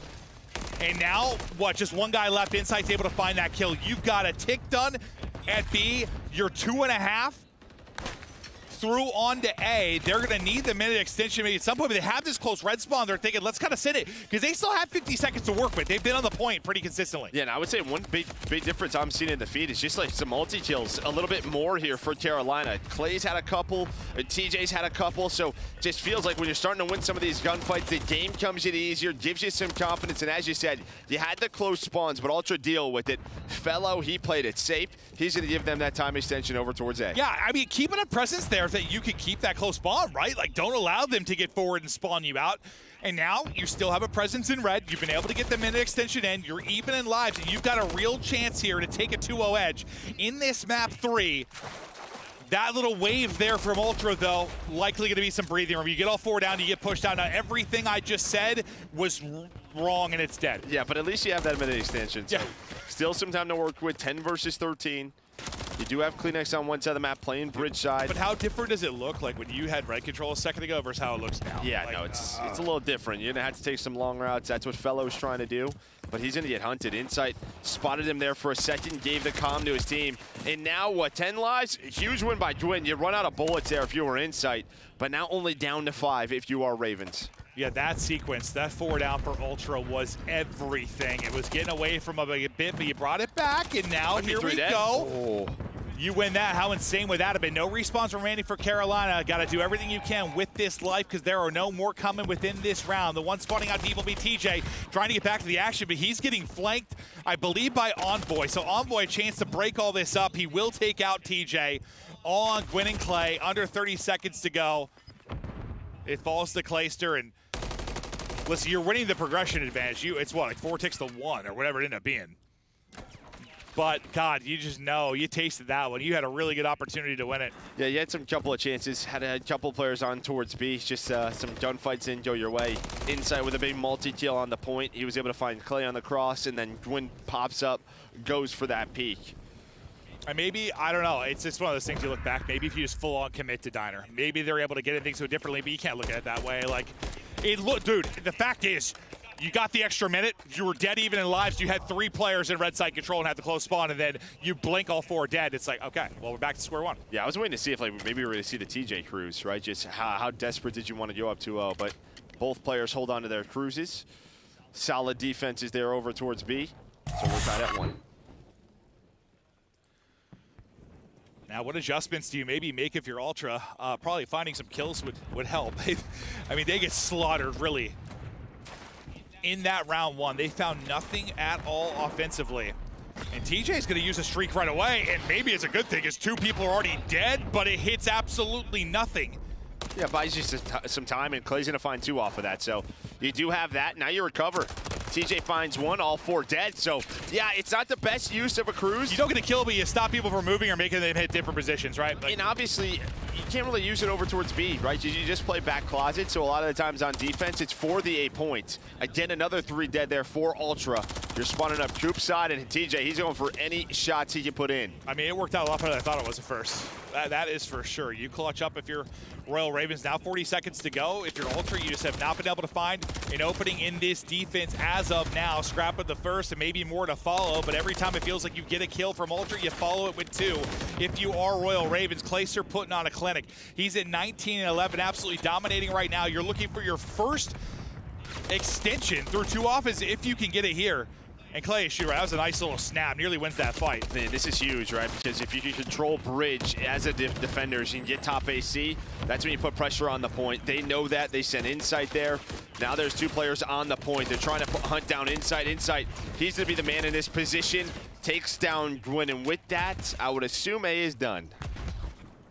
Yeah, it looks like they're focusing a little bit more now on junk side and red control. You saw Clayster back it up, so you'll get your extra minute. It won't be a ton of time, though. You have 1:15 to work with. Lives-wise, you're okay. You're now even in ticks. Obviously, with a little more offense play, though, if you are Ultra. But even for now, TJ, I mean, we've seen he's been one of those guys, too, that's like solo lockdown junk at times. Like, he's made incredible plays from that position. You know he's comfortable there. Even just in that spot, I mean, knowing they could flame through red, just watches the back, not worry about jump, but that is 2. Oh, my. They deal with junk. You might have some nice pressure here. You're going to rely on Clay and Gwyn to find a pick or 2 to slow down this assault. Yeah, it's just one of those individual moments there from Scrap where he's able to get both players, not get traded out, and then Kleenex finds the timing in an opening. TJ, good luck with this. He's trying to get, oh my God, Gwyn comes through with the help, so TJ's gonna be all right. Just kind of jumping and dealing with it. You got another big win there from Felony. 1 player left in Envoy. Nice sequence from the Royal Ravens to regain control, but you still have that close spawn now. If you're Ultra, you're gonna be able to funnel this and hit it a few more times. Ooh, some tough timing, maybe great timing, honestly, for Fellow. Yeah, Kleenex was right behind him. He's gonna be the last player through. Hits the slide as well. Great play out of Fellow. He's now on 4 in a row. And again, the defense so strong here for Carolina, shutting down Ultra. You had a moment this time if you're Ultra. You at least had the opportunity to make the play. But now Fellow's got an opportunity to flank this. He's going to get the timing through perfectly. The comms are on point. He's on 5 and looking for a cruise. Tries to find it at the tail end of the round. Not quite able to pick it up, but defense, once again, so good. I mean, how many times online are we just talking about teams even having offense round 5 has been an advantage. But Fellow here with the flank, and again, you saw the number 8. He jumped right by him, hits the reload, slide on through, and you know in COD, you hit the slide, you just get cameraed hard. Oh, he got cameraed out of his socks. That's for sure. But I think he was going to get the reload off in time and be able to get this. I thought he was just going to get caught mid-reload, but just enough time to hit the reload, hit the movement, get up the gunny, and get the 5 in a row. 21 and 15 right now from Fellow. Chance to earn that extra streak. You still have one on the side of Ultra. TJ exhausted his early in the defense, which, well, really led to them getting a solid hold on A to milk a lot of that time. So he only had 1:15 to work with. Well, you get one, though. Fellow's got a freebie. Kleenex is dealing with the player on A, so 6 in a row. You have another cruise to match. Ooh. But Insight with some great shots, so not a lot of early progression over towards A, and Insight's going to keep it going here. Snapped from middle back towards Coop. He snaps and backs them up. Now you start to rework things. You're by yourself if you're Gwyn. Over on the B side of the map, he's in between a ton of players and likely going to get caught, and that will be the case. You haven't been able to really find anything to work with. If you're Royal Ravens early in this one, Fellow dancing as best he can, but he's going to get shut down. You're already in a 4-life hole. 5 in a row for Insight. 4 kills. He's trying to find number 6. This would be 2 cruises here for Ultra. He's not going to find it. Scrap takes his kill. Now Envoy takes his kill. Insight's basically, I'm still on 5. I'm still on 5. Now, come on, guys. You're a bunch of thieves.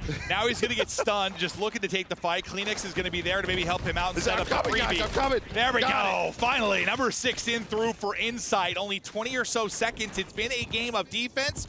This one, as dominant as it gets, you're already up 9 lives, but as you get a kill out junk side, you're going to funnel this in towards B, maybe a chance for a heroic moment. right now for Royal Ravens. Yeah, you're gonna be fast. Fellow spawns up bottom ladder, so he's just gonna go. That spawn opens up immediately due to the mid pressure, and this is what we've seen at times. It just takes one chance. That's gonna be 3 dead. Make it all 4. Now Carolina can have 3 players on the point. Clay watching the dumpster. TJ now up next. Oh, the nade hits TJ in the face. Unfortunately, it connects to the diner window, so he's weak. Not gonna get back to full HP. He's gonna drop it. Kleenex poised and ready to rock. Tries to find an opening on through. Wins the fight with the rifle. Dips, dives, fries, and shuts down what might have been a wild moment. 4 Royal Ravens were going the distance to 5. And those were sort of the moments online that we've seen, well, honestly, throughout the entire year. But yeah, a couple more kills. Scrap did a really good job getting over the dumpster, right? The nades were on point from Toronto, but Scrap just got over, got a different angle. TJ can't shoot him. If his knee got through to like the jump up and didn't hit the window, does that play out a little differently? Because then, I mean, you're probably able to be gun up your team. You don't get hit by your own nade. Scrap doesn't get to that position. Like, it probably plays. Was it his own nade? Is that what it was? I thought it was his own nade hit the window, didn't it? I believe you. I thought he got through, but you could be. I thought it right. stuck the window. I guess that could have been. At the time, he might have been insane. But right when he threw it, it was there on the window, and he got down. I guess maybe his got through. It was probably just the timing, because I thought it hit Scrap. Oh, so I thought TJ hit himself. But yeah, I'd have to watch it back. Yeah. Round 5 underway. The Ravens defense has been strong. Can it be strong one more time? Kleenex trying to open them up and open it up early. Is they're right on to A and you're playing off the back foot. You don't have. I was thinking like TJ, used a streak to get them out of this last time. We're gonna see that nade from TJ. No, so he goes through. You're right. Yeah, Okay. No, it got through because he hit Scrap. Yep, that's yep. what I was talking about with Scrap going through. Another one came in right from the side. Yeah, you're smarter than I am. That's how it goes. Back to this round, though. So you got the Cruise on one side. Now Insight's going to use his. So we're just firing missiles, not hitting much. A lot of buildings on Karachi, but again, these round 5, it's been all defense so far. Can Ultra break through and close out the series? Great picture there. Thank you. Just to show Joe he's right one more time, guys. Thanks. Envoy still here, singing and dancing, trying to set up Kleenex, who's on the point, looks for the opening in a broken window, but not able to finish the kill. That one, though, it's a zapper. Clay's going to get clotheslined. Inside finds another. Scrap through as well. That's going to be 3 dead. Felony, the only one that gets a kill, but at least I guess it comes from junk side, but he gets traded out quickly. So you have an opportunity now to transition this cleanly. The defense has got to be good. It's got to be good for a long time. This isn't like the last time where you had like a minute 15 to work, but you got a minute 45, you're healthy and live. It's immediate close spawns as well. Yep. And Ultra is winning some of these gunfights. But is it TJ who slows things down? 3 dead for Ultra. Sorry, 3 dead for Carolina. Ultra's gonna get on the point, win the first man through, and now you have another Cruise. Scrap has been holding on to this since round number 2, but Gwyn and Clay with some headshots, now trying to stay up. They've dealt with this, but Kleenex trying to go on a flame. The problem is he's got to deal with it so many times. When you have that red spawn, you have to deal with it over and over and over again. You can't have a mistake. And this might be the moment. 2 are going to drop. Scrap.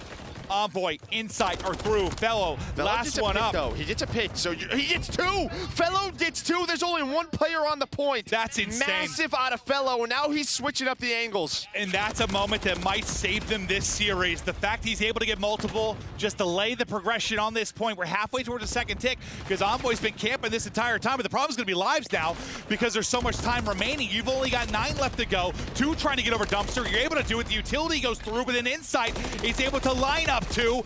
Insight, though, with the damage from the nade. Clay is able to get the kill. You clear him for now, but 6v11, minute to go.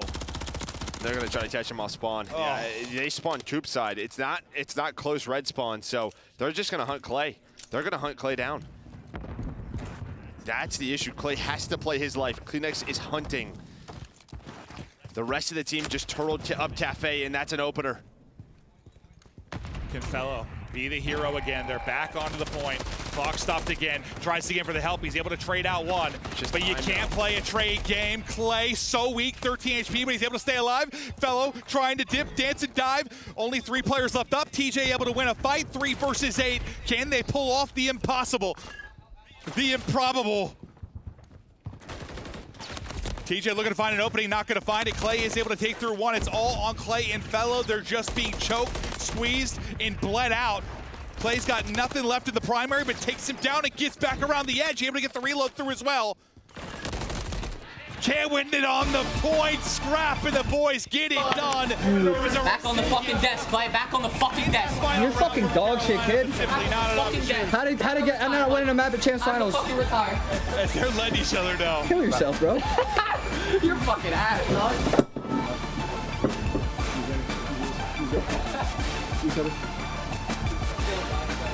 I mean, that map 2, insane. The map 3, insane. I mean, outside of the slow start in the hardpoint, you talk from like the second rotation on, you basically played them even. No, I think they played them well. Yeah, I mean, you just a couple of these rounds, couple of these moments, and honestly, these moments, that's been the difference from the top 4 on the year through the rest. It's just now some of these other teams, middle of the pack teams, are starting to execute when those openings are there. But yeah, they close it out. I mean, it was such good defense for 4 rounds on both sides. There were cruises earned on both sides. For Carolina, it's just, yeah, there's so many moments, I think, throughout the entire year you can go back and pinpoint where they had chances. And unfortunately, this bracket is just, it's a gauntlet. Yeah, I mean, it's one of those things where you have no one to blame, but look in the mirror. I mean, they had chances to capitalize and didn't. Is there some rough luck that goes with it, with how this breaks down and how this particular bracket goes? Sure, but you had opportunities to make it so you're not in this position.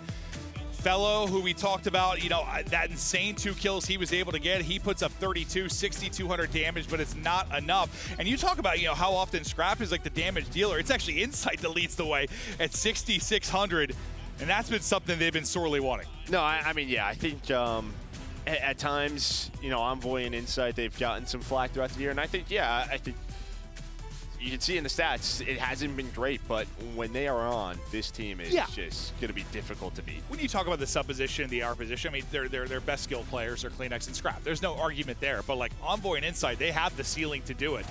And they have those takeover moments. You saw it, but like this, it is a very close 3-0. And if you miss the map 1, I know it doesn't look like it's like a 100-point game, but like that 100-point advantage happened 4 hard points into the game. Yeah, it was just a slow start. Great execution out of Ultra, and then you have the 5-3 lead in the search and destroy. You have the 3 on, 4 on 3. You put the bomb round down. Round 9, I think it was, yeah. Yeah, put the bomb down, so big round there. And then control again. Honestly, the round 5 is how typical Karachi controls go, right? So it's just those offensive rounds are so difficult to deal with, and you saw why. It's just the trades were a little bit more effective, and then it was a time thing. It was a lives thing. Ultra knew they had like a 9 versus 4. They found a pick. They slowed it down, used their nades, and yeah, obviously for Carolina, it was a tough one, man. Listen, I know I can be loud, and I have a lot to say, but some of them might have more to say and might be even louder. Is Scrap. Will be coming up in an interview. I thought he was ready, and then he wasn't ready, so I lied. Oh, is he ready to go? You guys good? Okay. Hey, take it away, Big Sexy. Thank you so much, Maven. I think he was talking about you, though, Scrap, okay? Now, everybody in the chat, blow it up for Toronto Ultra as they stay alive in this tournament. Now, Scrap, I don't usually see you playing on a Friday, okay? It's something that we don't see too often. But talk to me about, how did you guys get here, and how did you come Carolina in this round 1 of the losers? Yeah, yesterday was kind of just a blowout. We played awful, to be honest. That's all it is to say. Our fundamentals weren't good. We weren't rotating. We weren't doing the simple things, and that's what's going to lose you games in COD. But today, we knew what we had to change, and obviously it was a good showing right there. Definitely was a good showing, and we saw it 3-0 on the board. Now, you guys came into Major 4. Champs already qualified, but, it's all about, getting that check. It's still some big money on the line here. And you guys, as you guys are moving forward, planning on, coming out with a big dub, is it any team that you want to get some good reps in before Champs coming up? Anybody that you want to play, or is it just business as usual? It's just business as usual. I'll play anyone. I'm always down to play anyone. I'll shit talk anyone. They're all ass, so you know what it is. But yeah, we're trying to get better just coming into Champs, coming hot. I think whoever wins this major is a really good contender for Champs. And, it's going to be hard, but we're looking to do it. It's going to be hard, and we also haven't had anyone go back-to-back so far this season, so maybe it will be Champs with a Toronto Ultra going to back-to-back. Lastly, anything that you want to say to the Toronto Ultra fans in the chat that's been supporting you guys, or anybody that may have faltered after seeing that L yesterday? Yeah, I appreciate all the support. Honestly, that wasn't us yesterday. We're sorry about that, but, we're going to come out as we can, and, yeah, we appreciate it. All right, you heard it here from me and Scrap. Chris, let's break down the series. Thank you very much, Blaze. And it was a quick series. Only 3 maps here in our best of 5 scrap, earning your winner spotlight with some ridiculous numbers. He kept up with the slaying of the ARs of Carolina. And at the very end, Nameless, Scrap walked over to Clayster and said, time to retire. I just want to start there.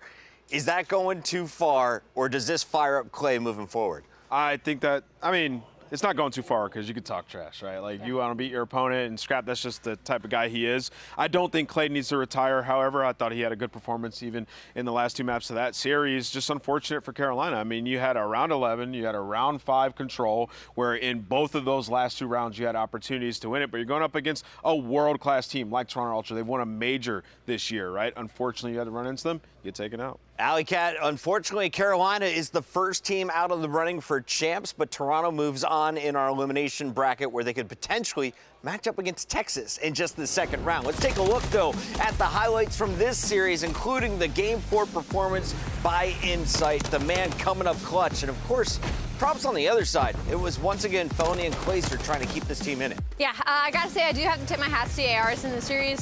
Both sides of the coin for Toronto Ultra, Insight and Scrap, that map number 3, putting up the damage, both of them having over 6K. And then Clay and Fellow, I mean, even in my notes, I had it like their success weighs heavily on the ARs, and if they can do well, unfortunately, again, they're up against a team in Toronto Ultra that is very strong in respawn. So the fact that they weren't able to take their best map in Karachi Hardpoint, that map number 1, kind of set them up for failure moving forward.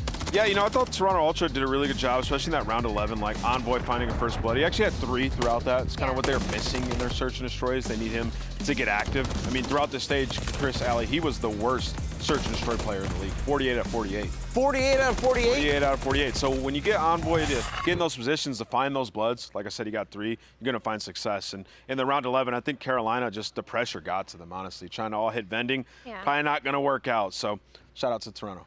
Well done, Toronto Ultra, and well done, Jamie. He is back. Mr. Craven has been doing dirty things in game, and he earns our Scuff Play of the Game.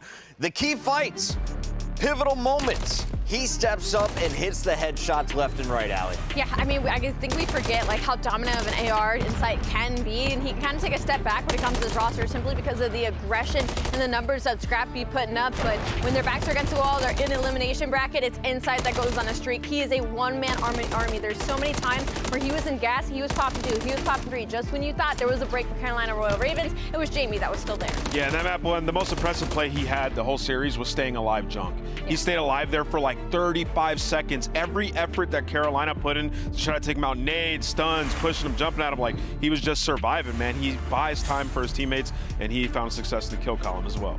He earns our Scuff Play of the Game, and Ultra earning the first spot in elimination round number 2, where they will face off against the winner of Heretics or Optic tomorrow. But we still have 3 more matches to go tonight, as we'll be sending 5 teams home here on the second day of action. When we come back, it's Vegas versus Boston, with Vegas's life on the line. You don't want to miss it.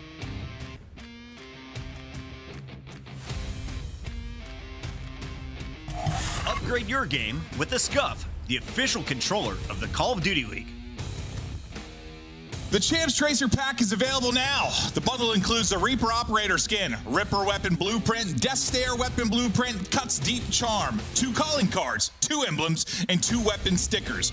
Use these items in both Call of Duty Modern Warfare 3 and Call of Duty Warzone. Available in store now using Call of Duty points.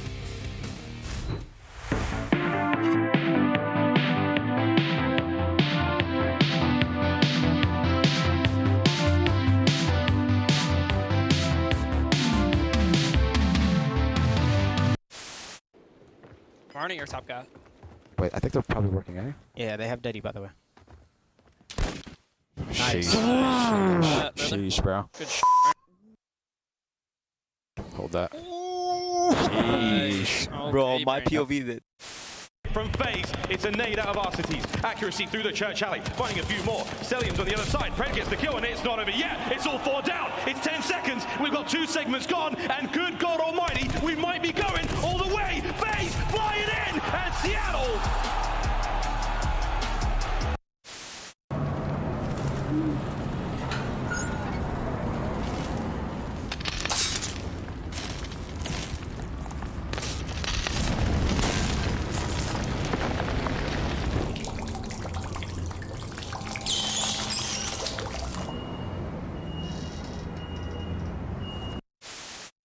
entered the Alpha.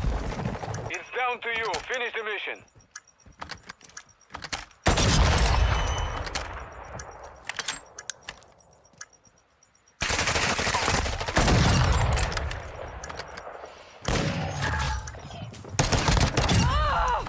I literally 360 that kid. I'm confused, bro. What? What?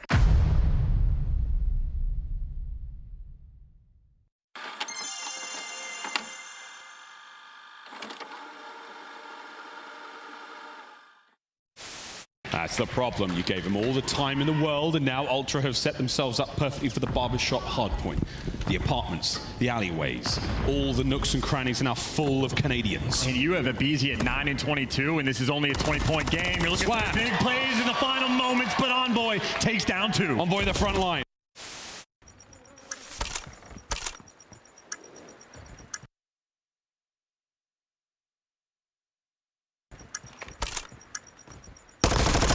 Just push you out, push you up. To your right, to your right. Oh my God. He jumped right in front of you, my boy. That was unlucky. He literally jumped on in front of you. That's him. Bro. They're gonna sit deep. They're gonna sit deep. I'm watching. I'm starting cross. I'm looking gold. Pinching, Snoopy got him. Nice. Yo, in the water. I don't know where he is. In the water, in the water. Oh, go, boys. Go, boys. Nice. Good DK 16. I got us, boys. Holy. You have both players from LA Thieves trying to attack this from the middle of the map, but this might play right into Shotzi's hand. They're gonna get completely caught off guard, and the bomb is gonna be able to go down at B. LA Thieves. Let's see how quick they do realize this. Dashy just fell off the map. Hydra straight back on it. He's got time to get it done. No one there to watch him. Will it go through? Formal! Oh, he kills him! Oh my God! No! Subliner's got the win. He got to defuse the kill. Did not come in time. You have the streaks. You have the bomb planted. You have every advantage in the world. But the defuse came through. He got it. He.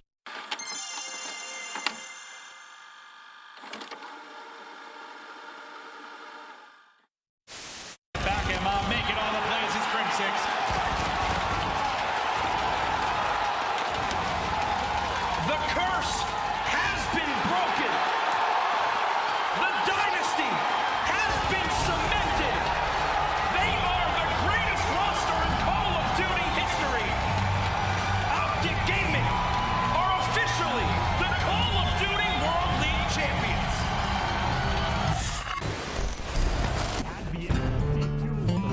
For it. But through there. Find one though. Rucker trying to shut this one down, but Major Maniac.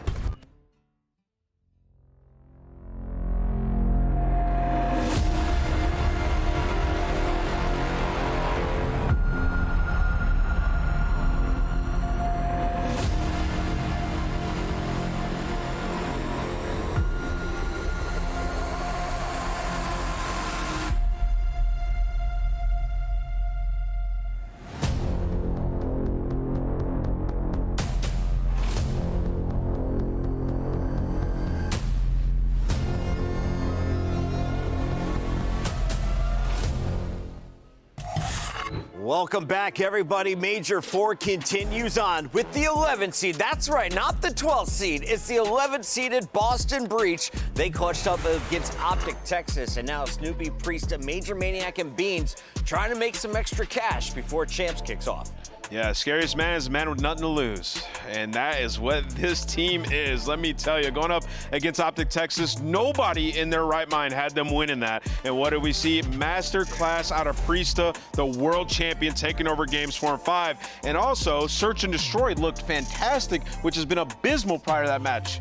for these guys. Boston trying to play heroes for other teams on the bubble as they look to play spoiler against Las Vegas. If they're going to do it, Allie, let's take a look at some of their strengths. What's the best part of the breach right now? Right now, the possibility in winning a search and destroy. This is a roster that is built that could at any day win any of the respawns. We saw they had some strength and control in previous iterations, and right now, if they could steal search and destroy it too, again, this is a team with nothing to lose. Like Ant said, I mean, they're 1-9 in Hardpoint, 3-6 in search and destroy, 2-5 in control. There's nowhere they can count a lock right now. But when it comes to Hardpoint, I mean, you talk about the slaying on this roster. Snoopy has a really high ceiling. We know what he's capable of doing. Same with Beans. He puts down a lot of damage. There's a lot of opportunity for them when it comes to these respawns. On the other side of the stage, Boston will be facing off against Las Vegas, who is in desperation mode. At 150 points, they need a victory, and it's only 15 for each dub here in the elimination bracket. So let's walk through this roster and talk about the scenario. Attached, really the only veteran on this squad with one of the youngest lineups alongside him here, Nameless. You know, and I'm glad you highlight him because he's been so good for a majority of the year, but yesterday's match just didn't play up to par, honestly. And in a lot of big moments as well. We're talking like huge 1v1s and the search and destroys. Game 2 didn't play that great, so today he's going to be looking for vengeance. Another thing with these guys, like the first bloods just weren't there in Game 2, and this is a team that throughout the stage top 2 in first blood, so let Johnny get loose. It happened in that Game 5 where he lost the clutches, but it's got to happen earlier. I want to see it in Game 2 this series. For me, for the Monster RG pregame, Vegas Legion, the control and tech has been a real, 5-5 in high rise, 2-4 in invasion. I don't know what they have in the series just yet when we look at that layout, but my biggest worry currently when it comes to Vegas Legion is just they play down to their competition a lot, which kind of creates this to be a trap game for them right now. Again, this win is everything for champs, and their biggest weakness has been that search and destroy, worst in the league in defense, going up against what we just saw is Boston a top 2, so attack's going to have to be on point in this series. Got to give a shout out to DM Theory, the GM and coach of Las Vegas, and of course to all the gentlemen up top there. As you see, LAG is watching with anticipation to see if Boston can pull off the improbable. Let's take a look at the best of 5 and see what we have in store for us. Vegas, how confident should they be seeing 6-star and Vista as our 2 hard points? I would say you feel very confident in this map set for Vegas until Game 5, and then it's like you've had a couple bad 6-star losses. Boston's won it before, so you just want to close these guys out as fast as you can. Don't let them get comfortable down there on the stage. Yeah, they're definitely looking to close this in 3. You're talking about their best hardpoint and search and destroy open up this series, as well as you could argue maybe their best control 2-2 when it comes to the split. So Vegas Legion are hoping to get this done in 3. It's going to be a fun series. We got a moment before we're ready to get kicked off. We should remind everybody where we're at with our overall standings and where we are at with our Major 4 standings. Carolina is out. They were the first team to fall against Toronto. The loser of this one is also done for the tournament and the chance to win points complete for your season. Let's take a look at what is on the line. As here are our current standings. Royal Ravens out at 150. Vegas Legion is looking to bump up to 165, but they need at least 2 match wins to catch up to teams that get like Miami and Gorillas. And that's why you have LAG sitting up there, right? They know that they have a massive opportunity to go far in this tournament, but if Vegas lose this series, it just puts them in that much better of a situation to lock up champs. Vegas Legion, with Boston in front of them, right? Like, you are your own enemy. You just got to beat these guys. They've been dead last for 2 stages now, 3 for the entire year, as a matter of fact. So Vegas got to get a quick dub, 3-0. Allie, let's tell the spoiler story here to the dismay of Vegas fans. If Boston is going to earn $7,500 and a chance of doubling up with every series, who is the one player that you think is the X factor? Who is the key player to watch tonight? Oh man, the one player that's going to be the X factor?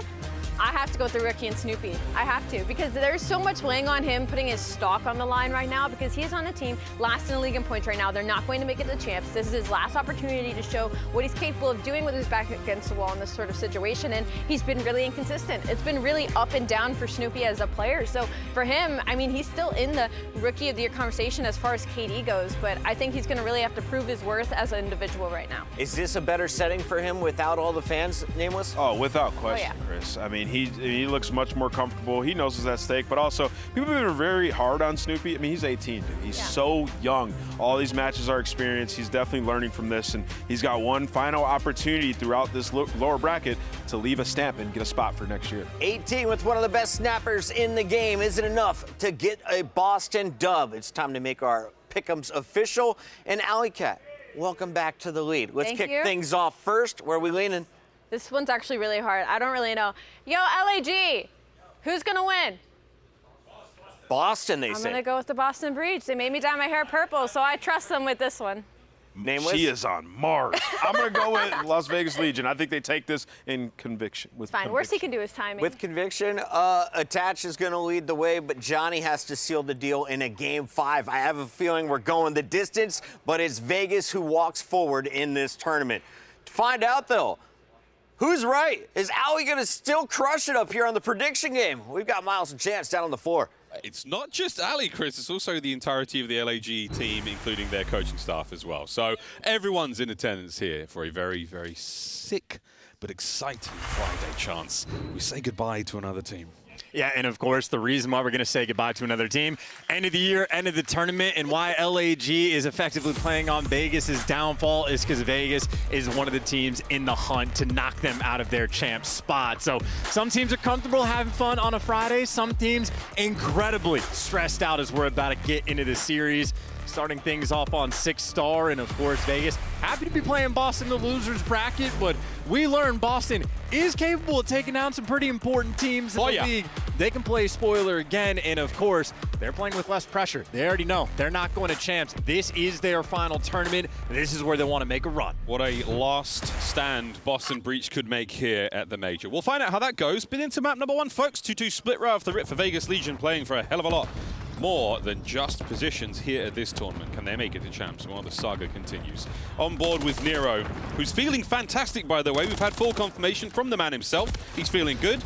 And there you go. Vegas are in the time. His sickness just came from something he ate. I know his pre-game ritual occasionally involves Skittles, so yeah, dangerous to go for a lot of candy before a match, but whatever he had this morning pays off. Perfect opening break, 2-0 start. And obviously for Boston, great in the map ones, but that is a wild stat. We get to see if we believe. Or are we believers? Boston with an immediate break back here on P1 in the final 15. Good news for the Vegas fans. You have this side of the minimap. It's on Attach now to identify the attack. Priester, he will be the first man in, or will he? Snoopy's there for it as well. Lovely work there at the Boston boys. Good stuff. Chance on land when it comes to the map 1 wins. See if they can keep this one going. Good hit. And that's Hardpoint now in their hands. And good rotation as well if they can catch Nero. And yep, Snoopy's there to catch him. And Snoopy right now basically toying with the entire Vegas team, but Attach makes the easy read. Snoopy sprints into death, and now you got Vegas swarming, attempting to make this break. But I mean, Boston holding them off so far. They got all their bases covered. Major taking a swim, and not a route Geo wants to take. Going to go through the vents instead. It's so hard, man. I mean, this is a guaranteed death, right? You have to send it. First man in's got to guess correctly. Not happening. Damn. Not happening. Major Maniac, Priester, gun him down. Breacher there, and I'm pretty sure LAG is shouting from the rafters. Yeah, LAG, again, they are rooting against Vegas because Vegas are in that champs hut. So right now in Boston, more fans on land than they are accustomed to, but Vegas at least able to strike right back. Not ideal to lose the rotation over towards P3, but at least you get the final 20 seconds, keep the game relatively close. But this is where things are a problem. Snoopy killing and cutting off all those reinforcements, so Geo might be advanced on the minimap, but for the moment, he has no support. Boston are going to get all of this early time. Middle map presence here from Vegas on the attack towards P3. The money here on 6-star. Major Maniac, the man on the back line here. He's at the check-in desk, and the room is not ready, boys. You'll have to go wait in the bar, but the bar is full of your opponents. Nero finds 2, though, and now we look at Major Maniac for a moment. The break is immaculate. Beans trying to take back what was once Boston's, and it's not going to happen. Priester's next up. 1 by 1, baby. They keep dropping. Yeah, that is brutal as well. That is a blink and you miss it break, and the back spawns don't even matter. And Vegas are reading this, by the way. Boston's going to spawn out, so they know that Major's in the back, but everybody else coming through the front. Doesn't matter if you read it, though. If Priesta is just going to take it from you, and patience, though, pays off. Major not coordinate with this team there in that moment. And now for Boston, not only do you not really effectively get this break, but you're going to be on the back foot, having to rotate all the way out. But Vegas, I mean, super slow. 3 players are standing on old time, and there is 0 seconds left. So Legion taking their time. Every hard point in the first set so far, Boston have had the rotation for it. They've had the opening time, and it's showing in the score. Vegas are not a true stranger to the break. Here we go. Nero, big wrap. What can you find on the approach to time? Your teammates are battling through the front as well. That's a win. And we are one step closer to the edge. That is MCW, just a headshot out of control. But I was thinking Vegas about to break, but instead Priesta gives you two, and now things are going to get mixy. But Major Maniac timing not quite on his side. Johnny there to cut off the reinforcements, and well, now Boston back to the one-by-one, funneling into death. Scrappiness on the Statue Hill. Over to Johnny, toe-to-toe with Priesta. Trophy saves it. But that won't. Teammates are there for it as the battle continues on this point. The final few moments here, the final 10. And we are going for every single one of them, folks. Back to the middle of the hard point. We will have it in a sec. Boston breach with a slight lead as the first set closes. And there's an interesting theme as well with the intimate venue. The deads coming from Beans are going to rain out just a little bit louder, but needs to get the ball rolling. 9-9 performance for the moment, and Boston definitely a little bit of a lead.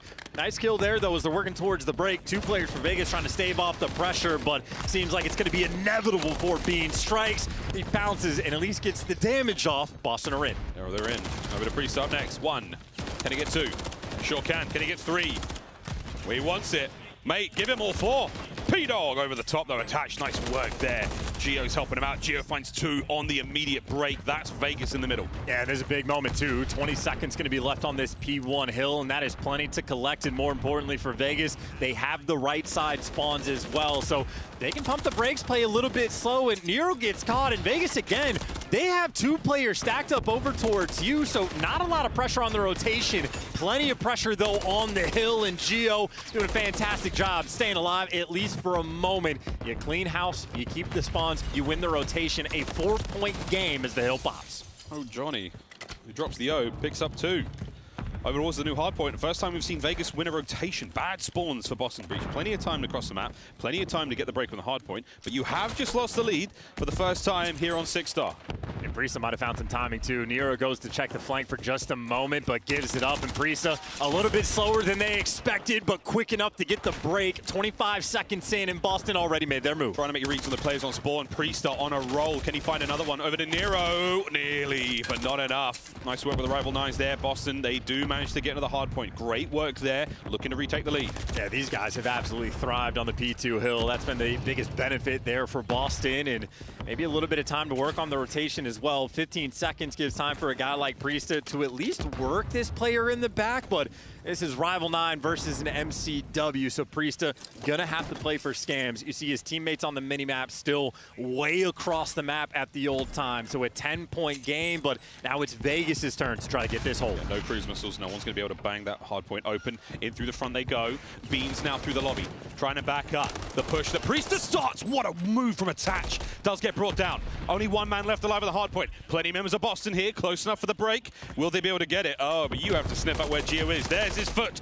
Get them feet. Teckle and Beans are all yours. That's your point. Yeah, and I love that play from Priesta too. We saw him pump the brakes, and he's waiting for a teammate to get involved. So Boston might have waited an extra 10 or 15 seconds before they make the jump, but it's to break the money hill. So credit to Priesta and credit to Beans, who is now thriving with that success. I don't know if they're going to read the back spawns, or maybe they do in the perfect amount of time. That's great communication as well. So Boston, they're doing all the little things right. What a win from Beans. That streak's in the bag. Final 10 seconds on the bar. It has been perfect. You can take that death happily. Over towards New we go to the statue. A battle. There's a man-on-man here as Snoopy. Can he stay alive? He cannot. Attach and Vegas have the point. Yeah, Major Maniac, though, at least going to be able to buy a little pressure. No one's able to sneak in, push out, and, well, his teammates got a double hit coming through you as well. So Vegas gonna have to turn a little bit in the setup. Trophy, at least one of them taken care of, and so are players. Beans ripping heads. Beans with a Hawk 2-piece, and he rips off a big dead that echoes through Burbank. Snoopy finds two of his own. 18 and 18 for him, a little slow, but not a bad look. 20-point game now as Vegas are starting to slow down, and there's 30 seconds left on this point chance. Tons of time to go. That's the Beans cam, folks. Ding, an absolute winner of a 2. Yeah, and Boston again taking full advantage of it. Maybe the nades and tax going to be overwhelming, and you see Vegas a clean retake to at least to fight for this scrap time. And hey, you'll take the 15 seconds where you can get them. This has been a nail-biter game, and I gotta say, for Boston, who have not exactly won a lot of LAN series, the fact that they always start off hot is surprising. They're doing it here again. Doing it again. Well, third set of hard points, folks. Everybody take a deep breath. We're going to catch a refreshing beverage here in the bar, and Vegas are going to find the opening time. Nice work from them. A lead change is on the cards here. Johnny can't lock down the backside, so through you, Boston come. Yeah, Attach is flowing though, and yeah, easy gunfight wins for him. Might be a slightly difficult one, but Attach able to lock it in. And now Major, great tags from Nero in Geo. Forces of nature around this zone, and P1 is paid off. And I know for Boston, next hill is where they've had the most success, but this is too much time to be given away. Vegas have taken the lead and then some. Boston might have bit off more than they can chew. We're about to find out how the digestive system goes. It's 2 from Nero from up top. Nero 3. That is sensational. The force spree, 25 and 18. Good news though for Boston. You spawn near the point. That's going to be desperation, though. That's the start that they actually needed. A team kill rolling through is going to stop that push in its tracks, because Vegas, they were biting at the heels. They were right knocking on the Devil's door to make this break, but Boston stable initially. And every single time Vegas are getting nearby, the trades are going to be easy. Nero might give you 2, but the last man standing, Boston have always had someone extra playing with these closer spawns. Vegas, not well coordinated just yet. Yeah, not enough. They've got no one by the kiddie pool side. Major Maniac trying to watch all of these angles alone. Difficult timing. Nero breaks the hard point wide open, and that could be the game. Beans, it's a cruise, and he just dodges the spire. What can you actually find, though? Open roof, just for the guy in the back, but that's 2 in the feed. Boston, the go buttons now. Here we go. Priester finds 1. Snoopy right on it. Nero winning another one from the inside of the vents. 20 to go. And now Vegas trying to reposition as well. The bigger problem right now, though, is going to be that rotation. Boston actually have a decent opportunity to make this comeback. Question is how many reinforcements did you cut off Major? If you can drag a second player to the grave, it would have been nice. You can't do it, but you're going to spawn up at new. So Boston, it is what? 5 seconds for Vegas to win this game, and you can break it for 5, no problem on this hill. Desperation hour for the breach. Here we go. One final hold. One final break for Vegas. We go to a search and destroy. Geo, every angle covered. Attach. They've cleaned out the lobby. Snoopy holds it down. They're in through the back. Priester cut. Priester down. All on the beans. All on the beans. He's gone. That's game. And Dylan attached the 5 spree in the end as well. A P3 break, as easy as it gets. And the lead that Boston built up early to absolutely no avail. Fantastic work there by Vegas, who again, they have so much to play for this tournament included, with the champ spot as well. Hungry for the bounce back yesterday, starting things right on 6-star. Yeah, that's a wicked way to get going on 6-star. Boston with a very, very convincing lead. We'll see the game flow in a moment. Vegas time and time again they managed to pull it back. Solid work there from Vegas Legion. 1-0 lead here in this elimination matchup. And again, a scary prospect for Vegas. For Boston, it's the last hurrah. This is the potential final series of their year. Can they go out with a bang? 250 to 203. Yeah, and these guys just ripping heads, the damage dealers. Attach getting mixy as well. Finished on a 5 spree, 4,800 damage, not too shabby. But Nero, the ever-present force on the map. He's been one of the better hardpoint players basically the entire year. His stats have been out of control. He is Mr. Consistent in the game mode, at least on the damage output front. And in this lobby, he was an absolute titan from start to finish. So assist numbers fantastic. The kills are great. The damage is there, and on a map like this that is just constant gunfights, constant break attempts, you're always going to be in the mix. And for more than 3 or 4 seconds out of a gunfight, Nero's the man you want on your team. Yeah, absolutely. The tyrant of Tuscan, way back to the Vanguard season where we really saw him leave his mark. And I think he was nameless sort of Merc talking to me backstage, initially having him on their team, or having him on a team, he was an AR player. They let him fry with a sub. Just let him keep doing that, and that's really where he found his success. But the next chance you get to see him with an AR in his hand, clips like that, disgusting work from Nero. And even for the P2 hill where Boston had the most success, like he had one life where he gets a 2-piece and sort of softens up the reinforcements, then he ends up spawning behind Boston on the hill, and then storms back into the hill and gets another 2-piece. So the man was a multi-kill machine. And again, on a mixy map like this, any player that can just give you that little bit extra over the course of time, massive difference maker. So credit to Nero, and obviously they just run away with the game towards end, but Vegas on point in map 1.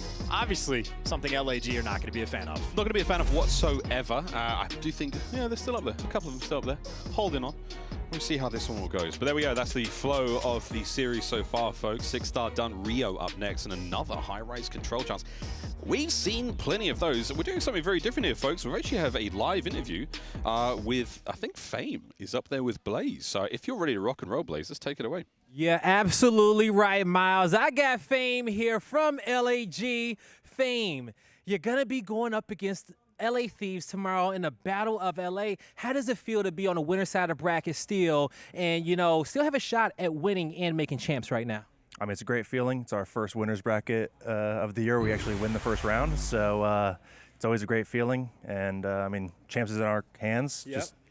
And as you said, it's in your hands. You know, you guys won that first round, but you may need a little help for some other teams out there, okay? You know, who are you supporting? I was talking to you a second ago. You said, you know, I'm bleeding green right now and maybe yellow later on in the day. Yeah, I mean, if Boston wins, I mean, Vegas is out. They're one of the closest teams with us. And then New York later. I mean, if they win, knock out Rocker, I think we guarantee it, so. All right, hey, you know what? It'll be a fantastic result for y'all, especially the way y'all started the season. Best luck to you. I hope they fall in your favor, all right? Miles, Chance, we still got to get this series finished.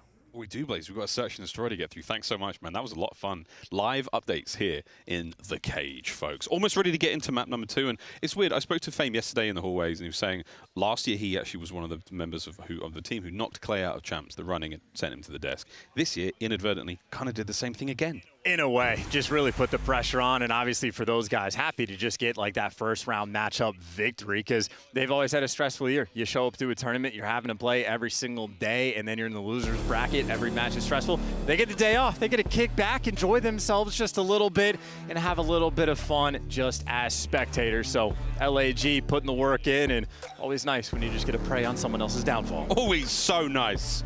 So lovely. Machiavellian, if you will. Record's not fantastic for Boston, but last time we saw them play a Rio S&D against Old Optic Texas, it was absolutely peachy. It was absolute delight. We'll see if they can do it again. Here we go, folks. One more map in this true saga of the Boston Breach Vegas Legion. We started things off with Breach on attack, Beans, the bomb carrier. Yeah, and now we're seeing as well a very typical setup coming in from the Boston boys. Snoopy, he's got his doors that he likes to open up. You can see the mid-map cross, and maybe even later on, you can watch the flanks to roll through. So they always do this at the start of the rounds, and now I'm looking at the mini-map. A side is wide open. Boston trying to clear the space with nades. But by the time they capitalize off of it, guys like Johnny now waiting in the wings. Johnny, whoa! If he gets one, that's outrageous. All he gets is information, and now Boston flooding into the power positions. Press back. Lovely work from Priester. The advantage is well and truly yours, Boston. Yeah, keep in mind for Boston, you saw the stat 0-7 on LAN and S&D, but that is with a bunch of different rosters. Major Maniac, one of the finest S&D players you could ask for, but gunned in the moment. Long-time bet of Attach makes it a 3v3. Trades all the way through, and Attach, last man standing for the 1v2. Can he make some magic happen? Gunny. One of the almost almighty headies in MW3, that white van. And Breach rattle the cage of Vegas early on here. And again, Boston, they were grinding this map throughout stage 4, so well prepared. They got the default strats, and even though they went into the pre-aims of guys like Johnny, still able to execute, completely got the space down, bomb planted, no time wasted, and even Priesta dealing out a good bit of damage, threw up a kill and an assist in the round. Anytime you get 500 damage in a single round of S&D, you're feeling good about what you accomplished. Fantastic. Absolutely fantastic start. Can Boston maintain this course? Confidence being key. On board with Nero, who had a delightful map number 1. And a first blood he'll be very happy with. That's a great start. That's such an easy first blood, too. Priesta just not prepared for that instant jump out. Nero, reaction time, one of the finest in the league. Oh, here we go. Here we go. Whoa! Bean somehow turning on it. He does manage to get one out of the fight, but now Attach sent in to clean up. An easy cleanup indeed. Major Maniac now in a technical 1v3. As eyes on Gio, right, knows where both players are, so maybe good news, bad news. Well, he's tagged up one shot and no gunny in that moment. Gio drops him. Vegas, a perfect bounce back round. That would have been one hell of a moment. Major Maniac, the kind of player you trust in the 1v1s. This was a difficult situation. He knew he had Johnny on it, hot on his heels. Had to win that fight fast. Vegas, a perfect answer to the first round. Yeah, and Major Maniac, a player you trust to like analyze these situations. As soon as he gets info on 2, he's able to visualize the play so quickly, but execution win against, or the gunfight against Geo, very different task. So nice attempt, but really just after the first blood, Boston, not a clue what direction they needed to look. Back on the attack they'll go, and standard setup for Boston, once again, spreading the map, making more noise towards the A site, but if Priest has got the bomb at the top side of the mini-map, I think it might be for a distraction. You can clearly see they're setting up for some over-aggression. They want someone on Vegas to flank through. Vegas spent a lot of lethals and tacticals over towards the middle of the map, so B-bomb site. We're seeing a couple now from Boston Breach. No empty pockets just yet for either side, but we're getting ready for the fight. Eyes on Nero, causing problems towards the pinch. This is putting a lot of pressure onto the flanks of Boston. They turn the flank to the front, and now they overwhelm the B-bomb site. Nothing left to throw, though, Chance, except for that smoke from Nero. Yeah, shout out to the Dolphin Dive, too, as well. He was just running for his life in that moment. But that is more than half of the round burned in terms of the game clock, and they're forcing it over towards B. Priest has got the bomb here, but Johnny, I was going to say, might be able to rip him off, but not a lot of opportunities. Anytime he pokes his head up, he's getting shot. Priesta able to get this bomb down. Oh, Major Maniac caught one of the flanks open. Snoopy defends the open bomb site with his life. Attach, one. Attach can't get any more. Over to Nero. Back and forth. Snoopy somehow wins it. Now it's a 1v2. Shout out to the extra help coming in from Geo. And, well, now Geo's going to have to make the big play on a 2 spree and just not a lot of time. Going to have to gun both of these players. He's got to find them first, and they are close. 20 seconds on the bomb as well. Here comes gunfight number 1. And he's hungry for it, Chance. 10 seconds, he needs it. Yeah, Boston just gave him nothing now. That's lovely play. Lovely play. Very happy with that one from Boston Breach. 2v1 situation could have gone very, very squirrely. I'm going to take a slight lead here. And I got a little bit backwards. You see Snoopy's done 500 damage but has 6 kills. He's been hand-delivered a couple different gunfight wins, and here's a look at one of the assists that he got. Connection on attach, does a little dance with Nero, regens back up in the burst that comes through. Beans was actually that player that just gave the little bit of extra tags in. So Snoopy doesn't have to do all the damage, but the teamwork and coordination on point. Does a wonderful job of staying alive, and now on a 4 spree as well. Snoopy, a dangerous man in this round. Yeah, very. More dangerous. Stun check towards that bomb side of Eskies, and it will connect. He won't know there's 2 players down there. This nade will help. Oh, damage as well. So lots of information here. No follow-up nade as Beans and the rest of Boston tactically retreat away from B. Yeah, Boston backing down, maybe going to be able to play for these retakes. Nero is making a lot of noise over towards Bridge, and Major's going to clear it out. How many players lined up? Well, Nero's going to fall. Apparently didn't see the second guy, and he just gets caught. Leaves us in a mixy 2 versus 2. Everybody in 1v1 gunfights. You got Priesta able to get out, reposition. He's making moves too. Rival 9 in hand. He is active on the map, clearing so much space. Him and Beans going against Attach and Johnny. Again, the communication at this moment in time is absolutely imperative. What do you know? What do you know that your enemy has? What do you know that your teammate has? This is where the pros separate himself from the Joes. Johnny, there's the plan. Priest is here though. He's going to be able to jump on this as soon as this bomb goes down. Opening Rattler gunfire. Beans nowhere to be found, so Priest has got to hold him at bay for as long as he possibly can. Johnny on the hop. Johnny down. Over to Attach. Last man. And there's Beans. The cavalry's here, love.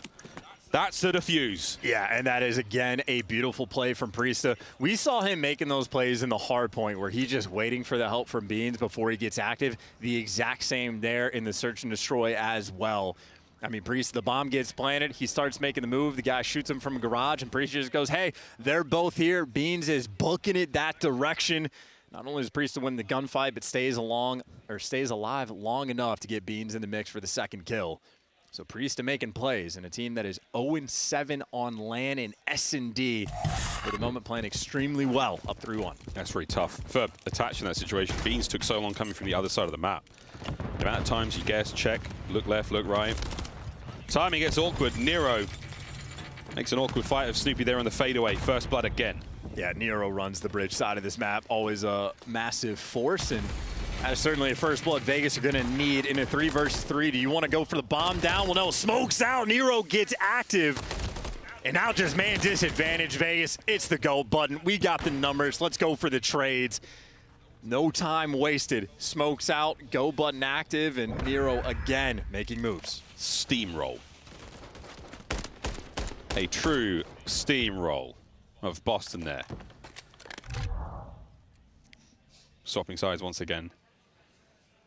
Pressure is certainly on for all of our players here.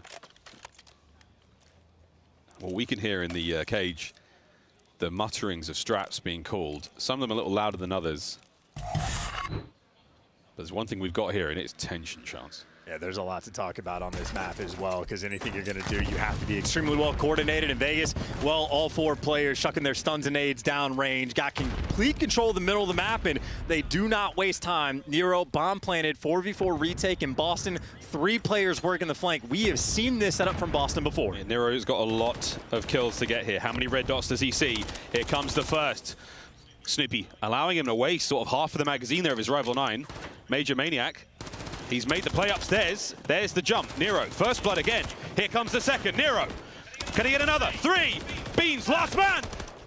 I don't know who got the final kill, but Nero turns Breach inside out. And we talked about it. We have seen that exact setup from Breach before. 3 players on the flank. You got Major Maniac sitting in the window. And the positioning we saw from Nero, Vegas knew it the entire time. He goes for the first child and he lays down behind. And he's basically looking at Major through the wall because he's ready for that pressure to come up. And I heard Vegas freaking out in the comms. As soon as Major makes that play, Nero is there to snap.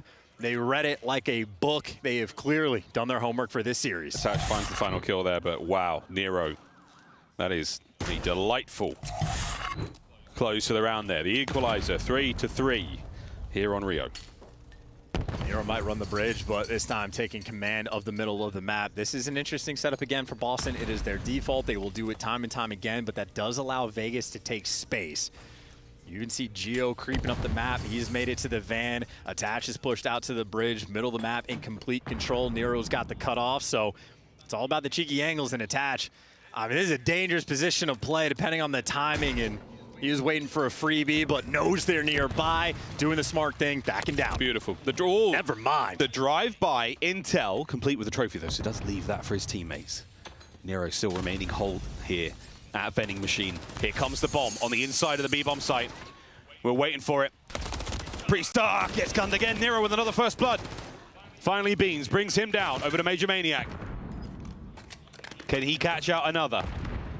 The bridge side of the map is safe and sound for now, and Snoopy recovers the bomb. This could be a plant as well. Yeah, look at that play from Beans, too. You got Major Maniac calling out 1, so they take the 2v1 on the guy bottom Eskies and just run him down. And, you know, Gio's in the back of the map. Beans might throw away his life, but you get the bomb planted in a 2v1 at Major Maniac and Snoopy. They just got to trade. You've done this before. Gio has found himself here. And once again, Boston holds. They take the lead. Beans takes a swig of that white monster. Maybe my favorite. I'm want that, or the orange. I like both, but either way from Major Maniac, just the pick he gets on Attach. I think Attach maybe working out a little bit too much, never skips leg day. I think his cheek might have just been poking out past that wall because I thought he had the angle, but as soon as he gets dropped, man advantage, Vegas take full advantage of it. And by that I mean, well, they lose the round. Yeah. Boston. Thick Easy thighs. teams to not get confused. Thick thighs save lives. I'm trying to think about something that, where does thick thighs and big cheeks cost it? We'll come back to that one. Or if you've got any funny ideas, chat, do let us know, tweet us. We'll read out the weird ones. Heavy hit towards A. Beans has eyes on. Stun check behind the van, nobody home. We're overwhelming the bomb site, folks, and we're looking to get this bad boy down. Nero's debating. He want to go for the kill, and so is Johnny. Running forward as well, but at least gets his 1. And they want Beans to die. Attach. He's made it into the garage. He's going to kick the door open. Freebie kill. Beans, though, wins his 1, and Beans is going to give you 2. 2 versus 1. Nero, last man standing, and it's the guy you want for the job. Nero, the Reaper. Oh, and he spotted him as well. Will he hold position? Will he take the fight here? Snoopy, is he going the whole way around? Yes, he is. Easy reads. And here comes Nero. Oh, the timing. Oh, my God. Oh, my God. Oh, my God. 15 seconds. Oh, my God. I'm not going to say it. Oh, my God. Nero checks the bomb in time. Wow, that was close. And that is just Snoopy not checking that top garden spot, the only factor. And Snoopy also, when Nero's towards the back, he just tries to sprint at him through the flank, and Nero just one double back, and that's all it takes to clutch that 1v1. Snoopy a menace in the respawns, but a poor read in that moment, and a massive win there for Vegas to tie it up 4-4. Oh, Snoopy slipped. How does his teammate not see him? I can understand the player in the moment, but 3 players spectating, they don't see it in spectator? We would have heard that. You saw him! You saw him! You saw him! That's actually unbelievable. I didn't realize he had that angle. That's a wild one, man. Okay, 4-4. What a search this has been. Yeah, good catch by the observers as well, just to get those comms through. Another deep one here from Boston, trying to waste all the lethals. They're out. Boom, boom, boom, boom, boom, across the map. Now, gonna have to shoot you right down. And this is all on Attach. Attach has played aggressive angles, but passive in this moment. They've given up the street entirely, but now Attach is able to call out at least one, but expecting more pressure on the left side of the map. Nero spots a little rattle of that 9mm across the top side of Rio. Snoopy in position to try to pick up anyone on Eski's side. Coverage is there, bombs down. Here we go, folks. It's party time. Johnny doesn't pick up Beans on the flank. Gio steps up to the plate, cuts Beans down 3v3. Can't believe we're not checking the most obvious corner, but either way, 3v3, and Nero now running it down. Whoa! Beamer there for the man advantage. Still got it. Here comes Priest on the flank, trying to pick up 1 or 2. Oh, the timing, the damage is there. Attach is making it happen. All down to Priester. Oh, and what a move. Back he goes. Nero! What a round. 4 spree. Yeah, and great communication from Attach as well in S&D. He spots out Priesta, knows that Priesta ran to the wrong side, doesn't have the bomb checks from that side of the map, so he comms it to Nero, and Nero runs it down. And why wouldn't you? 13 kills now for this man on this map. Absolute menace. Everything about the way he plays, man. Every corner, every angle of that top mid. Nero is so happy to take these fights. Over 2,000 damage, 13 kills, and now map point. We'll see what they can do as well. Going up 2-0 in the series, you just do not want to give Boston any signs of life. Take him down once again, and quad stack here, and they're saving some stuns and nades, going a little bit delayed on the push, but they cleared out mid-map last time, didn't waste any time, went for the bomb plant. Nero, I mean, mid-map's been cleared. Check out the right side, bombs down, another 4v4. Here we go, Nero! A 2-piece for the ages. Can he find any more? Eyes are there. Backs on up. Will he run top mid? He does. Nero, unbelievable work. There's one more to be had. His teammates are there for it. But that's the man of the match right there. 16-6. Vegas 2, Boston Breach 0. Yeah, they didn't give him the ace, but it does not matter. Nero just gonna call game. Finishes on a 7 spree. He had 3 first bloods, 2 bombs planted, 16 kills, 12 of which were non-traded, and 2,500 damage. He was the MVP in map number 1. He was the MVP in map number 2. Man ain't sick today. Yeah, he's sick today. Well, he is sick. It's a different kind of sick. But that man is absolutely down with the sickness. 2-0. Wow. Can't believe it, brother. Yeah, in Boston Breach, unfortunately, it has just been a very disturbing year for them. Not a lot of signs of life, not a little dopamine they have been able to collect, and certainly not a lot of dope on that map. And a 6-4 win, too. How important that 1v1 win was. Nero going against Snoopy, taking him down. And obviously, I mean, we got to catch it from Snoopy's point of view. Just unfortunate that nobody saw on top garden what could have been. But either way, Nero as icy as you could ever wanted. Tip your cap, move on. That would be the player to watch in map 3 as well. Absolutely, man. I mean, map 3 is going to be a different beast. Of course, we got a high-rise opportunity for the comeback here, and a sorely needed one. The final map, potentially, of Boston Breach's MW3 season. It may all come down to this. Vista, if we can get there, and I'm sure Breach would have a whale of a time running around that map, firing their guns. But if they've got to fight hard to get there, 6-star for map 5 if we get to that point. High-rise controller coming up next. And again, I worry, Chance. I worry for the Breach fans. I worry for the Breach players. We'll see if they can pull things back, because it's going to be one hell of a tough one to bow out this early in the tournament. We'll find out what happens, folks. Will this be the last stand of Boston Breach or the beginning of the comeback? Don't go too far, folks. Plenty more Call of Duty to be played here at Major 4. The cage is a raging. And so far, we have seen some spicy stuff today. Plenty more to come here after the break. Let's go.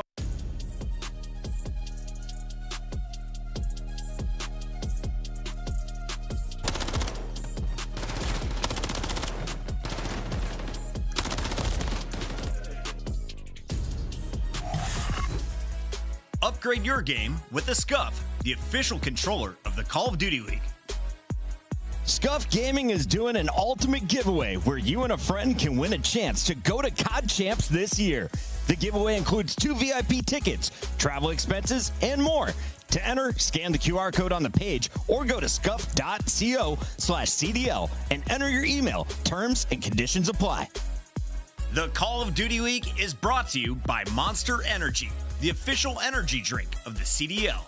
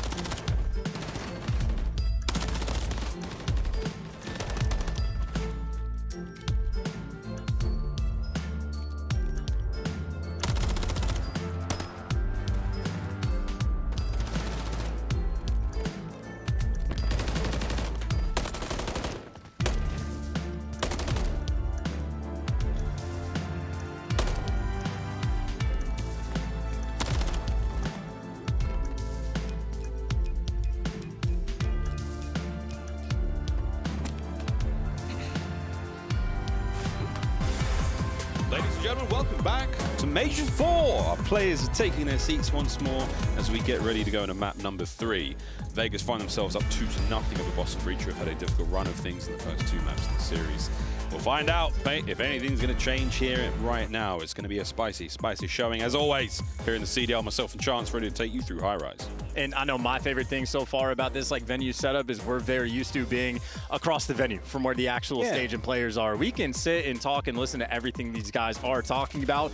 And attached so far, every single series, granted it's only 2 of them, that I've heard and seen these guys play, it's constantly in between maps. He's saying exactly what the other, he's almost like a coach within a player role. If he's dictating pace, telling you what the other team's strategy and comms are going to be, we can listen to these guys in S&D as well. He does an elite job of directing traffic at every given moment. So attached world champ, wonderful man to be playing with in Vegas, extremely ready for this High Rise control. Again, they're in champs contention. They're going to have to win at least 2 series, and then it obviously depends on other teams as well, but they need this or else your year is over. And of course for Boston, same thing. This could be the last map these guys play on LAN all year. It might end here.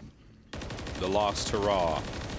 The final march of the Boston Breach through the MW3 season begins now.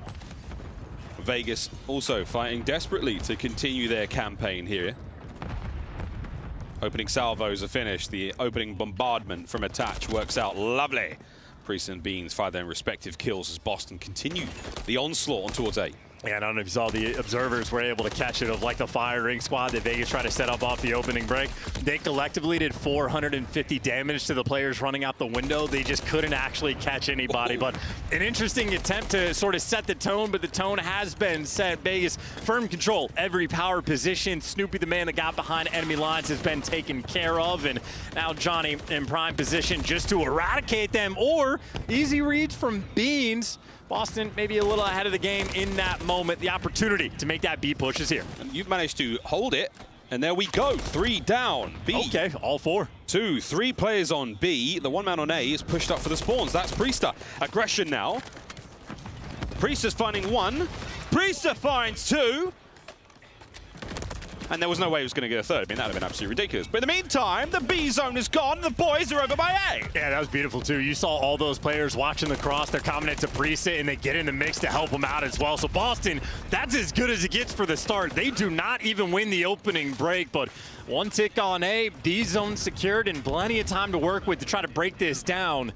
And really for Snoopy, it's just operation. Make sure you stay alive. Dead silence popped, and now he is officially behind enemy lines. He's going for it. Going for it. Coverage, though, from Vegas, all good. Beans, the man on the front line now for Boston. Actually, the first segment wasn't secured. It was a pixel away for completion, and there you go. That's a working patch. The propane tank goes pop, and Beans shrugs it off. And they just can't quite get that little bit of extra. Boston looking for the 2Ps to grant yourself a little bit more space. But Priesta, 6 kills already in the round. And hey, Snoopy's the man that gives you 2. That's number 3. And Priesta had the last guy tagged up, so he survives. Now you get the bodies on the point. That's 2 boys on point. Oh my! Major Medic now softening up the resupply lines. No one's getting to that point without a little bit of love. Boston, mega progress. Halfway through it. Anyone there from Vegas? No, it's long-range fights from Priesta. Wins them again. Next up, Major gets Johnny. That's it, boys and girls. Snoopy, the last man on the point, cleaned up. What an attempt. Yeah, and you saw that. Major Maniac trying to get aggressive in the windows as the hip fire from Beans connects with the good old Renetti in that moment. In 11 versus 7 on the life count. So Boston right now, push the pace, get the trades, and do not take your foot off the gas. 7-11 in the life count, anything but convenient for Vegas Legion. They're in a little bit of trouble, but 35 seconds on the clock. Snoopy, very ambitious indeed, brought down. Johnny finds Major, not without a trade. Johnny gets his 2nd. Over to Beans. Oh God, this awkward, but he makes it work. 24 on the clock. 8v5 as well, but you still need to stop that clock. Beans, great tags on Geo, but not enough for the kill, and now you're just running out of time. So I was saying don't take the foot off the gas, but now they're a little bit stagnant, not aggressive on the map at all. Beans has just been hanging out by the 50-yard line, and now you're taking routes like that that are so easy to read. What could have been for Boston, and Beans somehow was the last player in that engagement, even though he was also the last man alive. Boston not able to orchestrate. They had 1.5 minutes to work that A zone, but Vegas's defense, too strong. Too thick. There's a Geo on the replay. We've seen plenty of lovely long-range shots, and this is a nice 2, makes it 3. That was the end of the attack on A. And that was just about a minute on the game clock after that chance. That evaporated very, very rapidly. Kudos to Vegas there. Round 2. Yeah, and that's the moment where Major was getting stagnant in the windows as well, so Vegas weren't even pushing towards him, so they just rendered him completely ineffective on that play, and well, it would have been better on the objective, but Snoopy, nice little bounce back with the rival. Man just loves to run it down. Gio looking for the tiniest of angles to deal with Beans. He gets dealt with. Trades, though, once again there. Vegas on the attack. A lovely 2 from Johnny. Gets his 12th of the map. Major Maniac pushing forward. Awkward situation to be in here. I love the nade. It's not going to work out, though. On towards the B zone we go now. Attach on a force free. Yeah, and all that Major was trying to do is slow the push down so his teammates can at least get out of the windows. You can get spawn trapped on either side. It's harder for the offensive team to do it, but they've at least bought themselves a little bit of space. Attach on a 4 as well. Desperate for a little bit of help. Now he's got a player to bait on the point, but Nero dies immediately in Attach. Well, no cruise missile. Not too much secured, and the spawn kills do not last. Gio gave you 2 before he fell, but it is just solo captures on both these zones. Brilliant work. Enough time now to really get things going. 1 down at A, 1 down at B. It's all on a Johnny for now. He's trying to get it done. Can't get it. Major Maniac there, once again in the feed. Nero doing the laps, chasing red dots. Oh, can't get anything out of this life. Nice work out of Boston. Trying to stay alive. The second segment of B, toast. And this 2-man capture should see it done. And attaching the exact same spot. Whoa. Players line up. Him and Gio locking it down to keep it rolling. Why don't you? How many players can get on this zone? 1 trophy. All the nades are going to start rolling through, and they got 3 bodies on the point. That might be your ass. Boston, fly forward, send it. You're running out of time. Life count doesn't matter, boys. Attach finds 1 more. No more in the life tank, though. Major Maniac saves the day for now, but how many more lives does that cat have? And we talked about how a pixel in last round made a difference for the tick. Well, Vegas this time, they're able to get 2 and even more time to work with. And this is a team willing to get active. Gio might have to back down, but Nero, he's already gone on the full flank. Vegas just needs to wait for him. He will absolutely get you an entry kill. He's finding it slowly but surely. Eyes up, there it is. Can he get another one? Oh dear. What? Gio backs him up. Onto the zone. Major Maniac forced out of position, has to get on it, and he can't. Attach finds the kill. This is the round. No way, Vegas. Slow and steady won the race. Yeah, GG go next. My God, Vegas Legion. I mean, that is active. They're, by the way, at the end, like 15-6, I think, on the life count. I mean, Boston nearly ran out of lives, and there could have been a minute left in that round. So Vegas just completely run you over. And a look at this moment, everybody focused on Gio. Attach their lineup too, and the help and coordination is perfect. Vegas, I mean, that is just overwhelming force, overwhelming presence. 1 round of defense. And their champs dream and tournament stay alive. Boston, this is it. Dig deeper than ever before. An explosive opener here. Breach, soar forward under the coverage of a 2-piece from Major Maniac. Into B they go. And I gotta say, by the way, something that was telling for me, we had the LAG boys rooting for Boston in the venue early on. As soon as the map 1 ended, LAG were like, well, maybe that dream is gone. We got other things to do. So I think the expectation is Vegas walk away with it. It's just a matter of getting the job done. But a perfect start to this round. I mean, that was the first player for Boston to fall, and the B zone nearly secured. So they're able to replicate what they did the previous attacking round. B is good, and they have so much time in so many lives to work at. As far as Boston are concerned, this is a nearly perfect start. The 3-piece there from Vegas doesn't really help. But Major Maniac on a 3, trying to slow things down. Into the trap, they fall. Finds another, that's for 4. Big old dead in the background there for Beans. Major Maniac still going toe-to-toe with Gio here. There's the red dot. Major Maniac holding it down. His boys now pushing up onto A. The play is far from over. And he wants the cruise as well. And Nero would have been the guy to give it to him, but it's the good old propane tank that's going to take him down. But now 2 men on the zone. Boston can do this here. It goes Priester. He's the front line. Heavily tagged up on the flank. Attach on the flank. You cut down the play, you end the streak, and you end the capture of A. It's nearly 50% now. And Boston right back at it from spawn, straight into the fight. Yeah, but Boston, much like my ranked play teammates, just nobody picks up the flank. It's an important feature of the map, but they don't get it done. And, well, now you're back towards your spawn. Great kills coming through, and the players getting excited. But Nero, the multi-kill machine, cutting off the reinforcements, and Beans has no help in this moment. And that is help you wouldn't need it. That second tick does not go through. A minute 25. Boston still fighting for their lives here. Johnny finding kills all over the place. 19 and 10 for Attach. Snoopy with the last ditch attempt. The sneaky play. Deddy still active. Finds himself one. The turn. No burn. Nero once again onto the zone. Beans can't get any more. Priester now. A slow trickle of Boston players onto the point. Chance just over a minute to go. Yeah, just YYing into death again. They had 29 lives remaining after they captured the B zone. They've gotten a single tick with 18 deaths. Vegas, their trades have been on point. They cannot break the Vegas lines yet. 50 seconds, 9 lives. Boston sending everything they've got. Damage across the board. Priester with 2. On to the A zone we go. Only one man on it, though. Beans does have a little bit of help. Snoopy's going to be behind him, but not the help in the right place. 2 kills, though, go your way. Major towards the middle of the map, trying to stay alive, and Snoopy at least gets that trade. So we got a 5v5 and 30 seconds left. This will be a game of TDM. The last few moments now for Breach. Priester roaming for kills. Over towards the A side of the map, Beans waiting for the perfect time. Nero falls off, 20 seconds. Final lives for Vegas here. It is not over yet. And that's the worst timing. If a guy falls off the map, you expect that might be that momentum shift. Beans, if you hop up, Geo, watching it. Great angle, though, just to stay alive. Everybody from Boston's here. Vegas are starting to fall apart. Boston last lives. A lot of damage dealt. Here goes the final hit. This is it. Your tournament life on the line. Just to force another round. Snoopy, Beans, find them. Nero, cut down. And Boston will live to fight another round.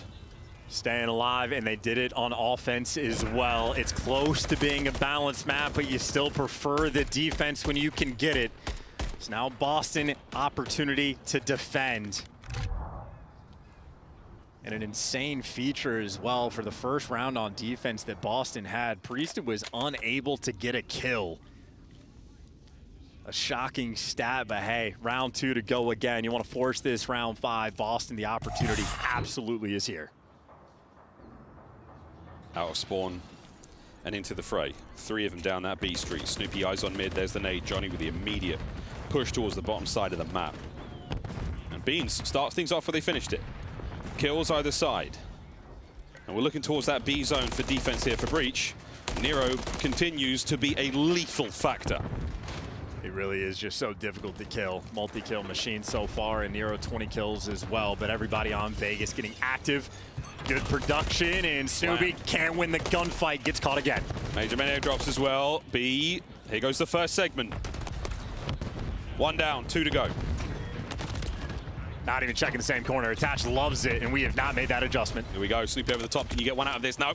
Red, dead, Geo, top coverage. On A now, a lot of work being done. Major Maniac, no HP, no hope. Hello. Oh, okay, but he's managed to trick Johnny for a second. Johnny not fooled by it. Johnny capturing A alone. It's a 3-4 spree and 3 in the feed. Oh, and aggression.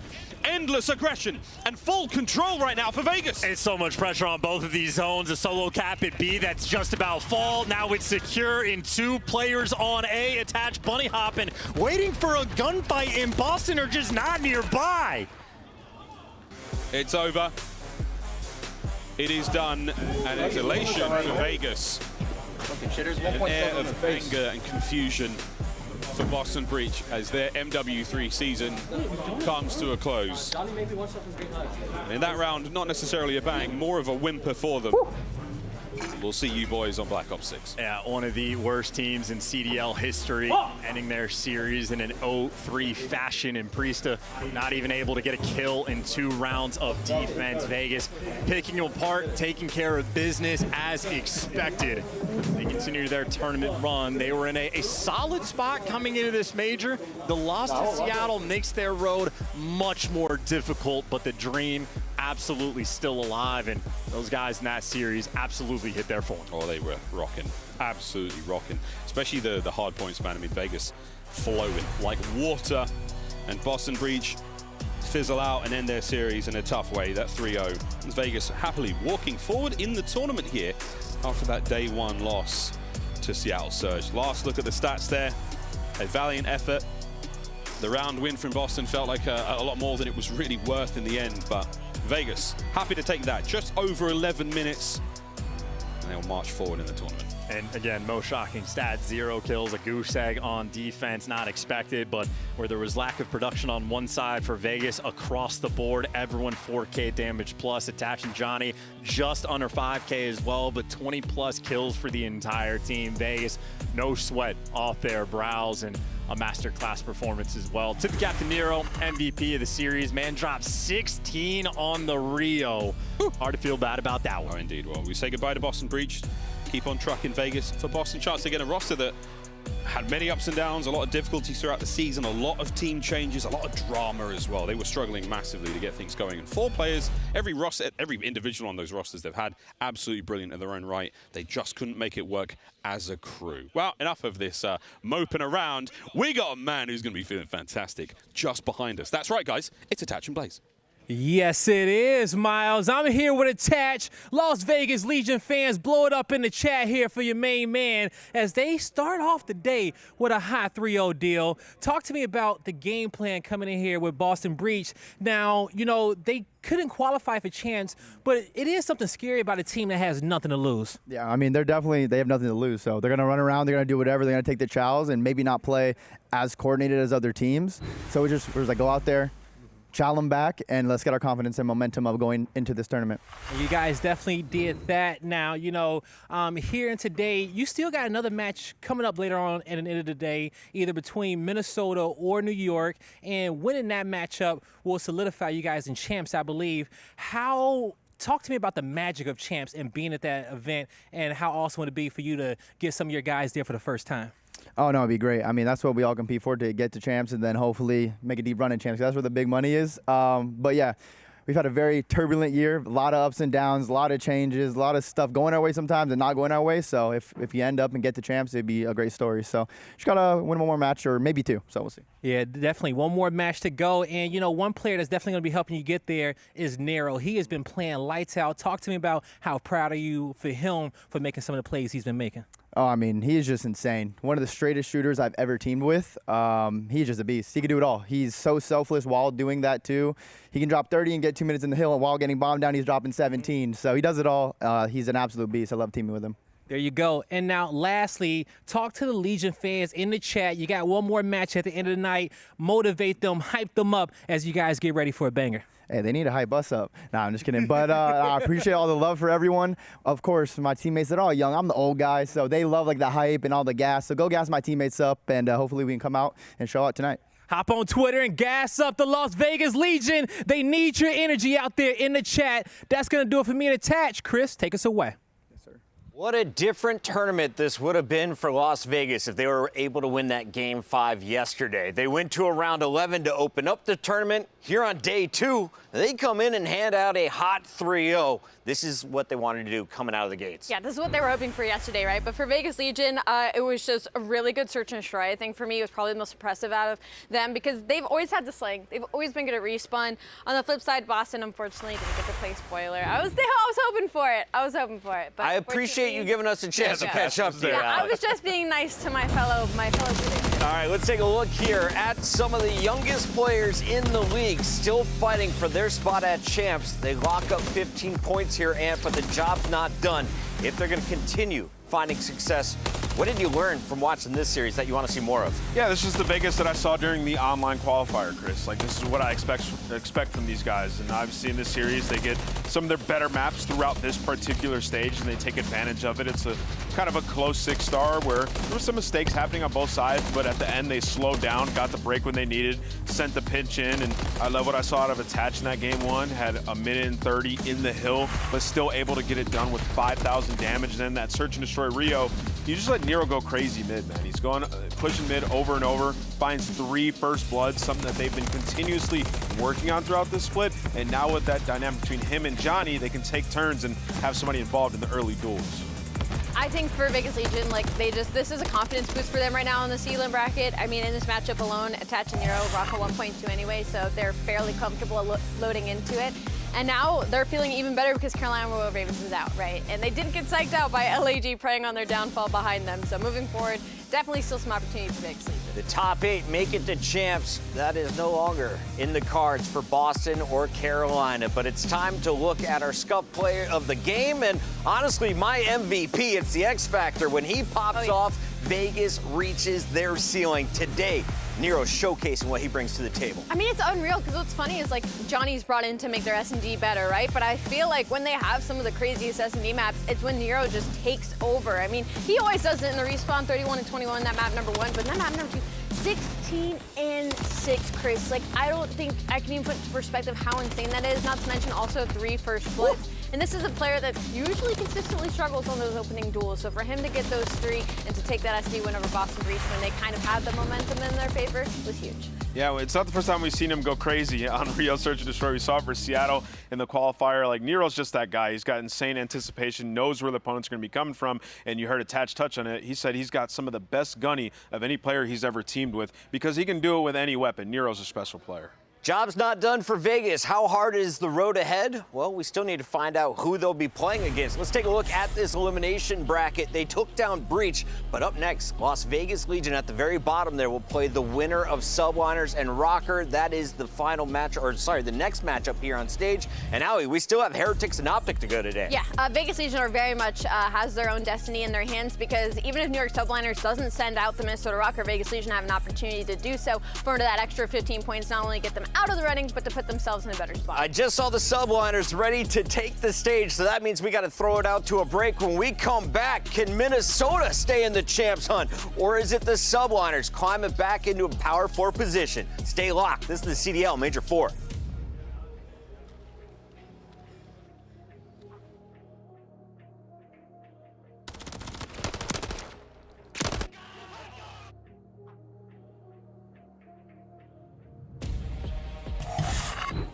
Upgrade your game with the Scuff, the official controller of the Call of Duty League. The Champs Tracer Pack is available now. The bundle includes a Reaper Operator skin, Ripper Weapon Blueprint, Death Stare Weapon Blueprint, Cuts Deep Charm, 2 calling cards, 2 emblems, and 2 weapon stickers. Use these items in both Call of Duty Modern Warfare 3 and Call of Duty Warzone. Available in-store now using Call of Duty points.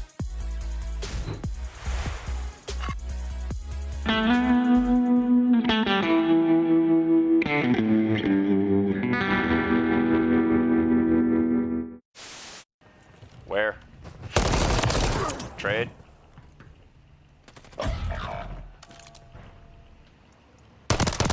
Remain. Finish the mission. No visible threats on I'm the target. GOAT. Solid work. We have secured the field.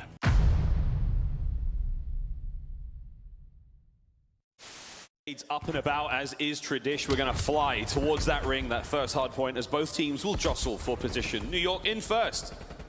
Over to Celium, who finds 2 right off the rear, makes it 3. FaZe will take those points.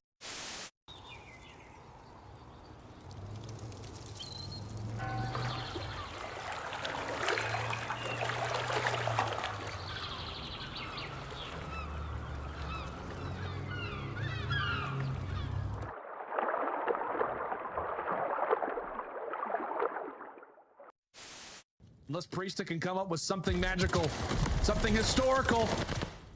Few players falling. Priesta ends up getting traded out, but Standy's still here.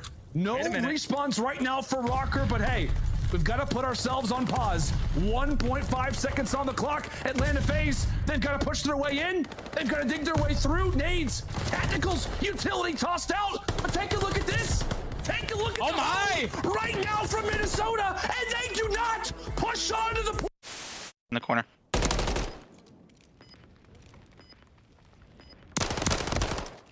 Nice, bro. I would have killed him. I just no ammo. This is ugly, bro. What are they doing on the map?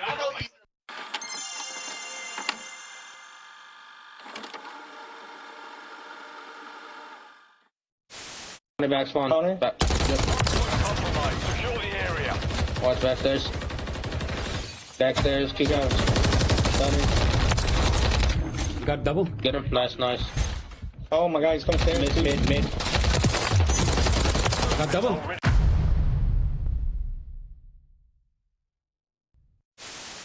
Oh, take a look at this rush. Take a look at this aggressive play from Minnesota. They make their way in through middle. They instantly hop into this B zone. Standing with a nice little angle. Oh, what a play! Oh, it finds 3! Eli with the snapper. Behind enemy lines. He's getting loose early every round. Like, do a little dance, make a little love. Get down there. Who's standing now? Only you remain. Finish the mission. Enemy. Oh my gosh, you done.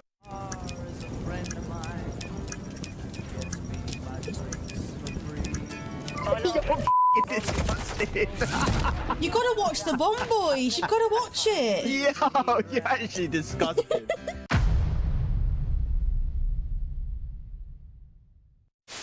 Try and work someone on the flank. He's able to find by criminally the Craigs. They're able to get 2 headshots. They know that Formal is gone. Vivid. Ooh, I think that's a bit of an over challenge. Envoy, he goes to the defensive side. Nobody able to check the bomb. Crim ready for it. Nice shots. Are criminally now going to find all 4 kills? This is Formal for the ace. 3rd, 4. Illy wraps back and it's Formal with the ace.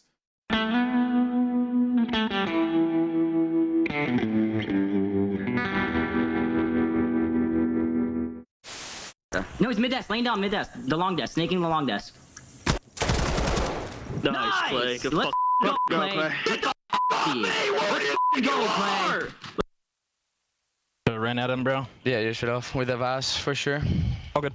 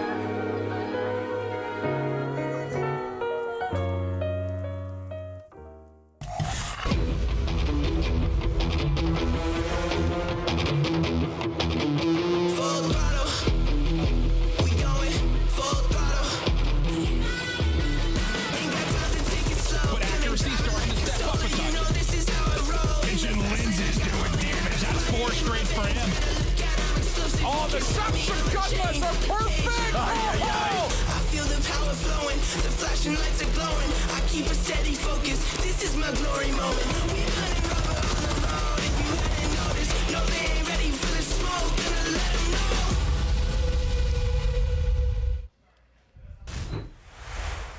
know. Welcome back, everybody. We are here in the elimination bracket looking to send another team packing. The question is it going to be a member of our Power 4 with the subliners? Or is it Minnesota, who has struggled so far in our Major 4 qualifiers? The players taking the stage, and they know what is on the line. Minnesota trying to keep those champs alive. Let's start here with our subliner squad. And Alley Cat, talk to me a little bit about this team. What have you seen from them as of late? I've seen, a team that's still able to hang and be in the top 4 conversation, but haven't been able to break past being on that outside looking in compared to the other big 3. Not only are they the only top 4 team without a chip on their shoulder, but they have not been finding a lot of success lately. Yesterday handed a tough 3-0 loss to Atlanta FaZe, and it was because of the slaying. They just could not come close to Atlanta FaZe. Sim had a takeover map. We were kind of raising questions of where's the SMG duo that we're used to when it comes to New York subliners and being on the same page. Yeah, when I think about this New York subliner team, I was just diving deep into the numbers, looking at these guys. All the fundamentals, guys, they're very good at. Like breaking, holding, everything, like so good throughout this stage. They're even top 2 in plus minus. So in their wins, they are obliterating people. It's just they have a lot of losses as well. Still sitting at 7-7 in Hardpoint, right? So it's a consistency thing with these guys. Maybe sometimes trying to play a little bit too perfect and missing out on opportunities can be the case. I want to see Sib go out there and just try to be a slayer. I feel like the roles in this team sometimes are even off. We see Skies and him flip-flopping what they want to do on the map, and you can see in our Monster Energy pregame, the weakness has been land. 5-7 series record. These are world champs we're talking about here in losers bracket, going up against a team they went game 5 with. They certainly aren't safe. Subliners and Hydra had to go toe-to-toe against Simp and Abizi in their previous matchup. Now Hydra gets to take on a fellow Frenchman and Linz. Difference? Linz is just a rookie, but his numbers have been fantastic at times. You've got the Iceman accuracy back in the lineup, and Gunless and Standy, who have been known for their pop-off performances throughout their career. And Minnesota Rockers feeling pretty confident going into this simply because they feel like they match fairly well versus New York Subliners. They've had pretty solid search and destroy during the split, 6-4, top 2 in conversion and clutches, but for Minnesota Rocker, like, they're just like the other teams right now. Their backs are against the wall. They have to win the series for any inkling of a hope to push themselves into that top 8 conversation. And like I said, they've been good at search and destroy. Search and destroy wins championships. They're 50% or better win percentage on all 4 maps. That's a deep map pool for them. They're feeling okay in this matchup. All right, so that's a deep map pool when it comes to search, but how about the respawn? How has that been for a Minnesota team recently? Yeah, it hasn't been great, right? In their wins, though, they've been stealing one. And you talk about the match they had versus New York, they're able to win that control in convincing fashion, 3-1 on Karachi. So they feel comfortable in this matchup. And that was when Spart was in the lineup. Now they got accuracy back. And if you guys remember, like the game 5, could have used some ice, especially when we got down to that round 11. And we'll be running it back here on 6-Star again. I have a feeling we'll see Spart in a CDL jersey next year. For now, though, it's about the 4 players on the stage, and we're going to see Vista, High Rise, Invasion, Karachi, and 6-Star. Does Minnesota or do the Subliners have a stats edge? Honestly, they're kind of going back and forth. They both are preferring these opening 2 maps in Vista and High Rise. The Invasion, New York Subliners 0-2 in it. Minnesota Rocker, we know how control goes for them. It's just awful. New York's playing the long game here, but Minnesota Rocker could capitalize very early in this series. Let's lock in our Scuff Pick'ems. Nameless, you just caught up by correctly choosing Las Vegas Legion. Where are you going in this fight? I'm going to go with New York Subliners. They're able to edge them out in Game 5, where I didn't think they played that great in the qualifier. I think they get it done cleaner here. Rosalie? Yeah, I'm also going to go with New York Subliners. I can't bet against Hydra in this series. I just heard a let's go. Minnesota's getting loud early on. Are you sure that was Minnesota? But I'm going Subliners. Okay. All right, I think all experts here are going crazy. with the higher seed. Minnesota, That's though, not always with a good more thing. pressure. Listen, I would be so It's checked. time to get this party started. The Bulldog ready to bite. Let's send it down to Merck and Maven. Please just don't bite us. We're dog friendly. We are. I love my dog. Oh, we love the pups. But hey, it's time to get rocking here. New York looking to continue on. They had a very difficult matchup, obviously. When you talk about going up against FaZe, tough series. They kind of get routed a bit. FaZe asserting their dominance. Yeah, that's like kind of the problem. It was an ugly showing for New York. New York they've tested FaZe's limits at times, and not this time. No, I mean, just due to like beginning of the year, like just the S&D pedigree, they usually push them to distance. Just didn't have it in the bag this time, but I don't know, what was the biggest surprise for you maybe with their struggles there? Because I know we talked about Hydra a bit. Yeah. Like, he had the damage numbers at the end of it. I looked through the stats, but yeah, I think on the other side, it's probably Skies and Kisman. I think when you go back and look at the stats overall, like Kisman had a ton of engagements, but like Skies was under like 9,000 damage. It just wasn't a great match for him, and he can be so consistent for him. Yeah, honestly, Sid played pretty well, but yeah, we just gotta. I don't know. You got smoked, honestly, just as a team. And then the other side, does it sort of feel like, we've had a lot of conversations about who's going to make it in, but the one we just haven't talked about much is Rocker, yeah? Kind of just floating under the radar. Yeah, right? Floating under the radar. I mean, listen, this has been a team, obviously, with accuracy in. He's got family problems to deal with. Comes back out. Spart comes in for a little bit. It's just been a team all over the place, and it just feels like, I don't know, we're looking for them to have better performances, and we haven't had it yet. Well, I need to, because if we're going to talk about getting into champs, it's got to be a run here. And they've got a tough opponent in NYSL, but you got accuracy back in the lineup. Pierce is smiling, gunless. I mean, there were stretches, there were years where he was the best player in the game in moments. Then he's out of the league for a while, back in. He's had some bright spots, but, maybe not in the form that he once was when he was that dominant player. But he can still have that individual flash. This is where the standings are, though, when we're talking about things and how they're breaking down. I mean, Subliners, obviously, they're like locked into the 4 seed. There's so much separation on both sides. But for Minnesota Rocker, you're at 140. You're basically looking down at Boston Breach, adios, and then you're looking up at the rest of the pack. The pressure is on. Now you got to prepare. No, I mean, this is going to be a run, right? Because LAG's in winner's bracket.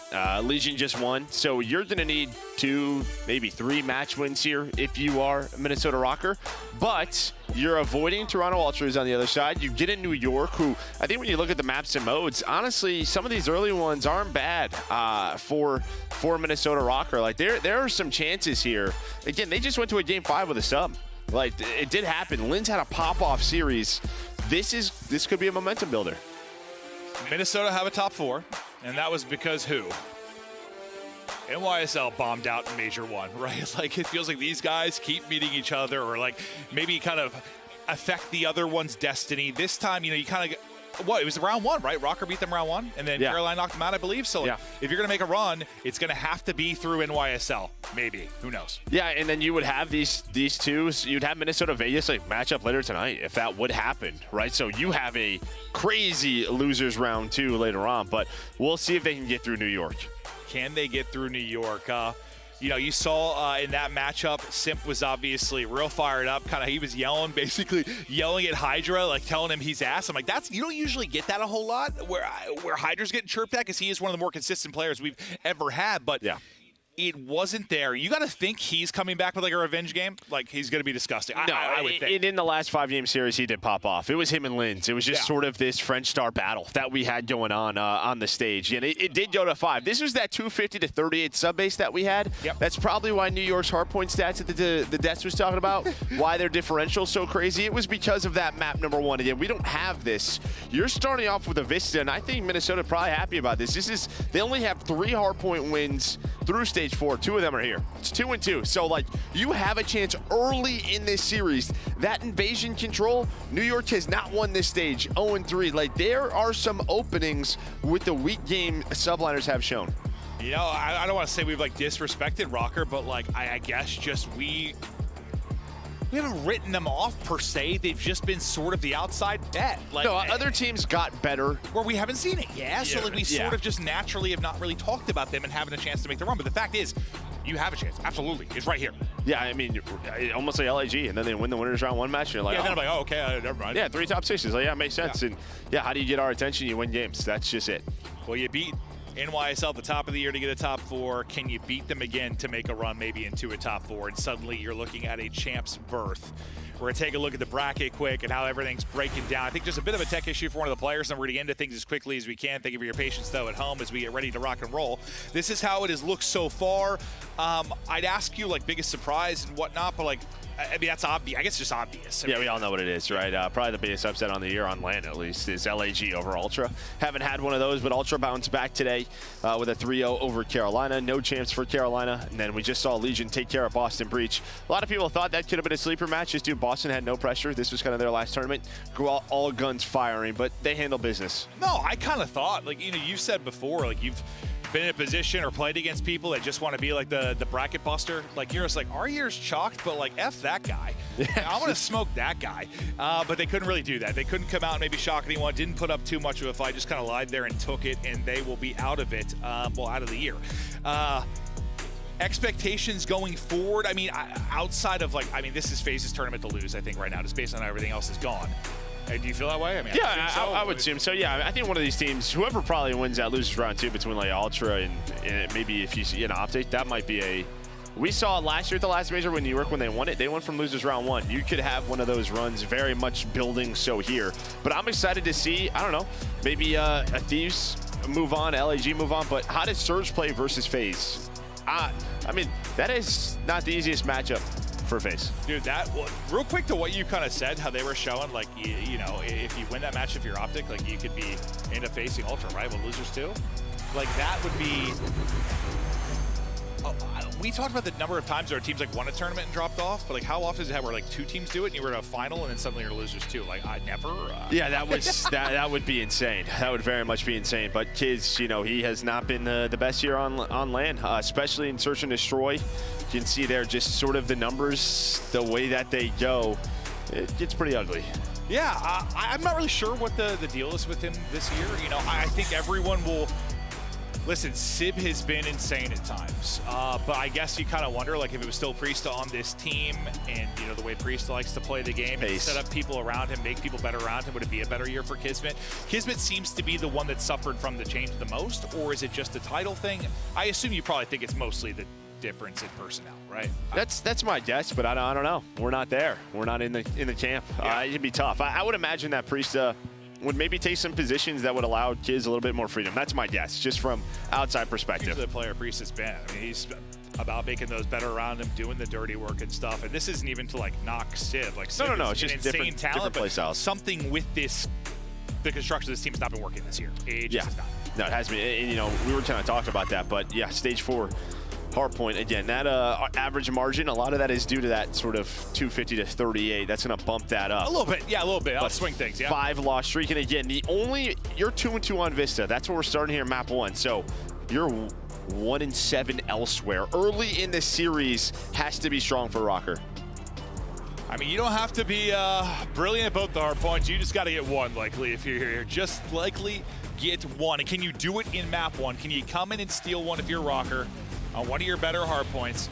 I mean, you don't have any good hard points right now, so we'll give him one of your better ones. Can you come in and shock him here, put him up against it a bit? Kind of, we'll flip the script from the last time these guys played with the insane map 1, like you mentioned, but ready to rock and roll. Rocker trying to make a run to a top 4. Hydra and Subliners trying to stop them. Hardpoint on land for Hydra has been insane. He's coming off a pretty tough series against Atlanta FaZe, but that's not Atlanta FaZe on the other side of the stage now. No, it's a Minnesota Rocker, and honestly, standing in stage 4 hasn't been great. Again, Lynn's put up some massive numbers, but this is one, especially on Vista, where Hydra can just get lost.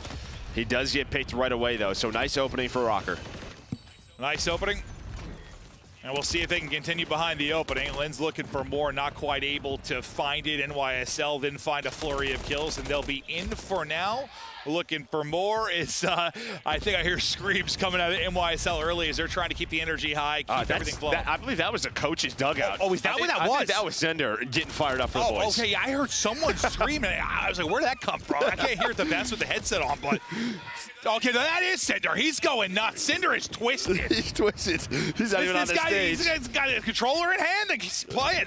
Well, on the sticks. I mean, great start here for Skies. 5-0. Again, really struggled yesterday versus FaZe. Has a chance to earn a streak, but great time.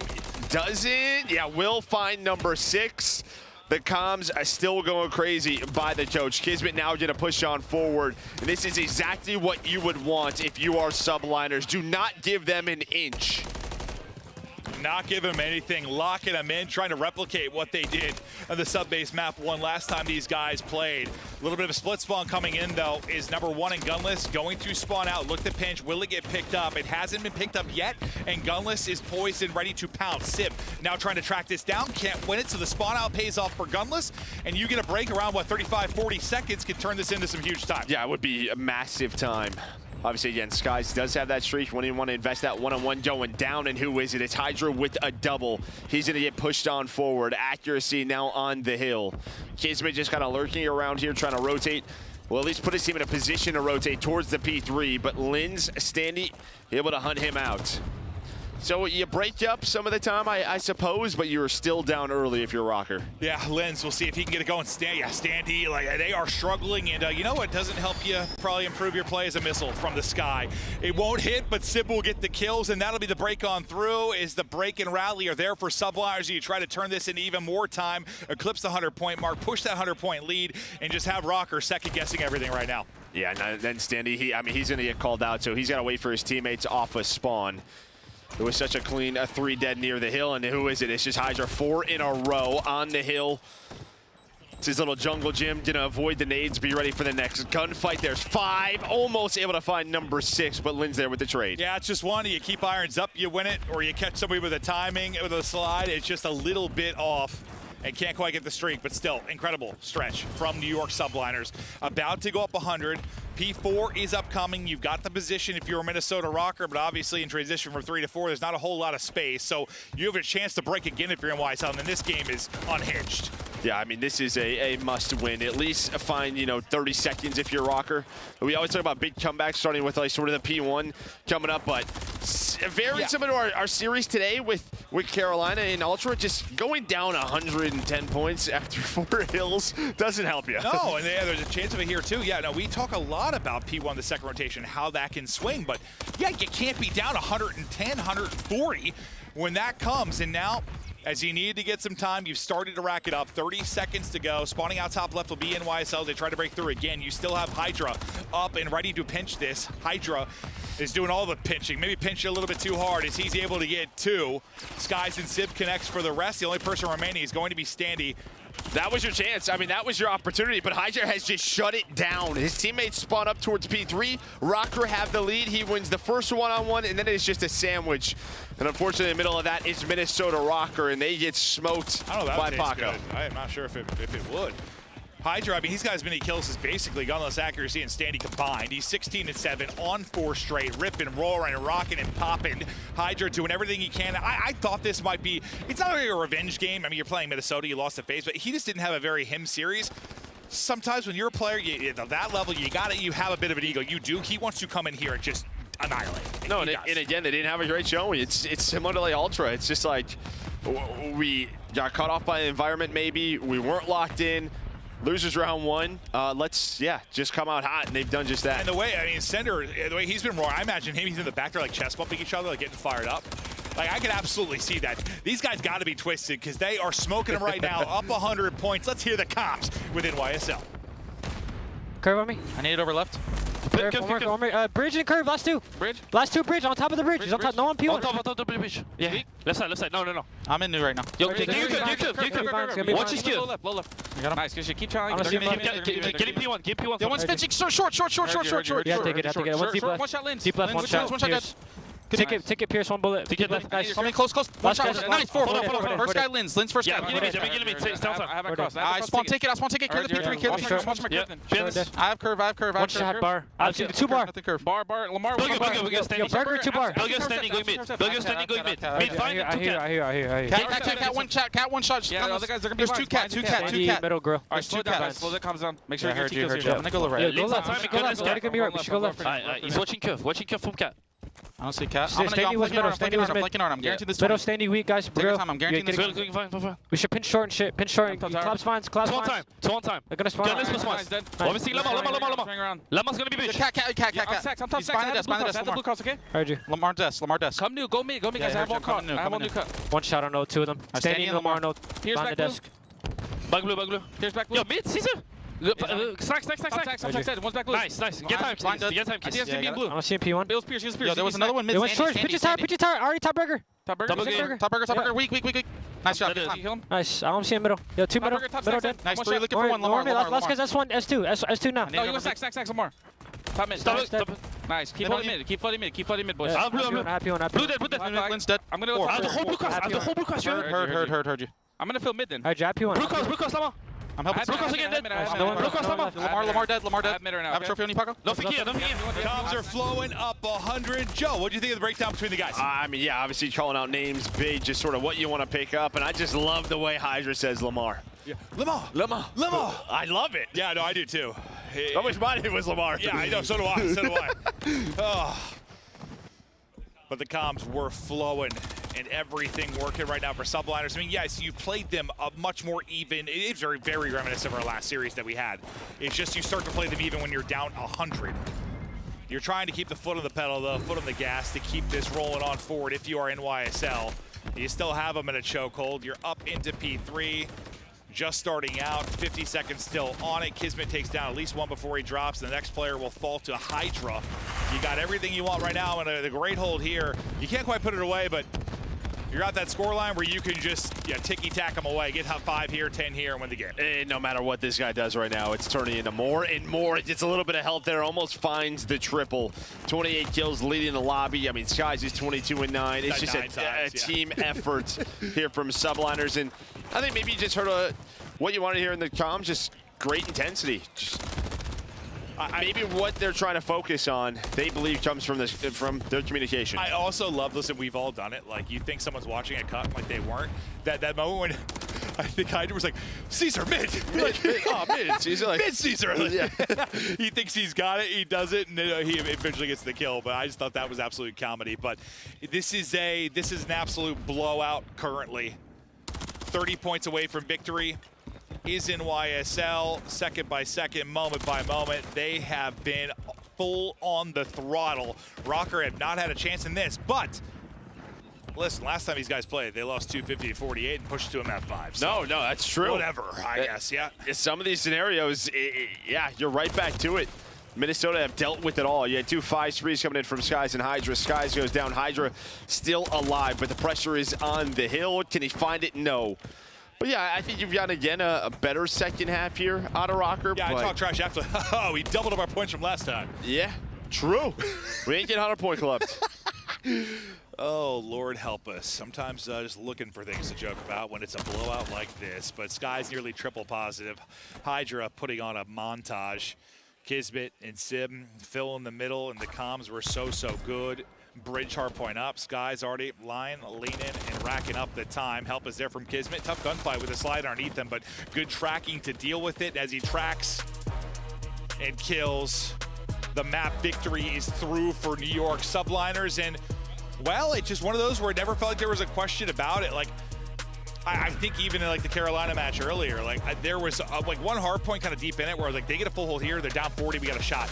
There never really felt like there was that chance. They're just no, far earlier in the game, maybe. Yeah, I mean, you had like the P1 break, but then I think just right away, New York took the map away again, right? You heard in the listen, like Kiz is like, I'm going to secure this 20 for us. He goes on a pinch. He's able to find that. They then transition that into a P2 hold. Yeah, there just was not a lot for Rocker.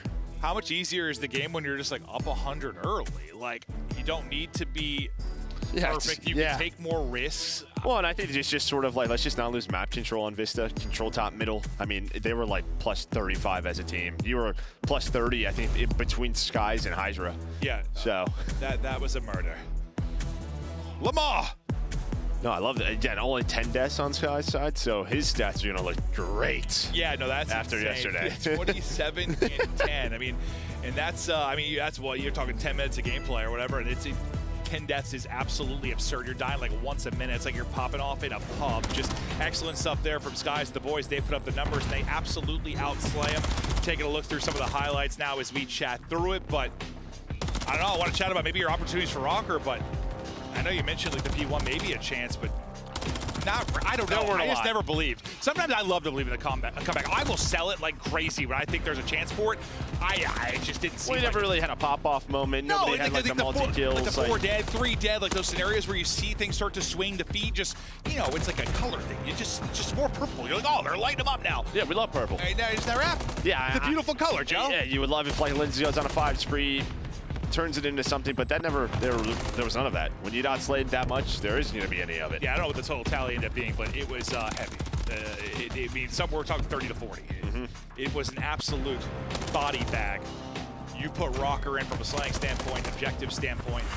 Sometimes, subliners have been guilty of being that team that'll outslay you, not win a hard point by much, not take advantage of it, but the focus was there in the comms, the energy was there, the focus on the map control, turning that slaying into objective and winning it by 150. Yeah, but now, again, you move on. These maps just aren't great. They haven't been great in Stage 4 for subliners. We saw this matchup on this high-rise Search and Destroy.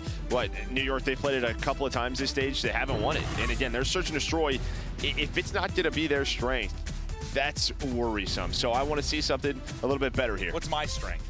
Probably just your ability to get to talk out of any situation. Oh, thanks. I'll take that. I'll take that. As we look through the game flow, turn something into nothing, nothing into something. I said that backwards. Damn it.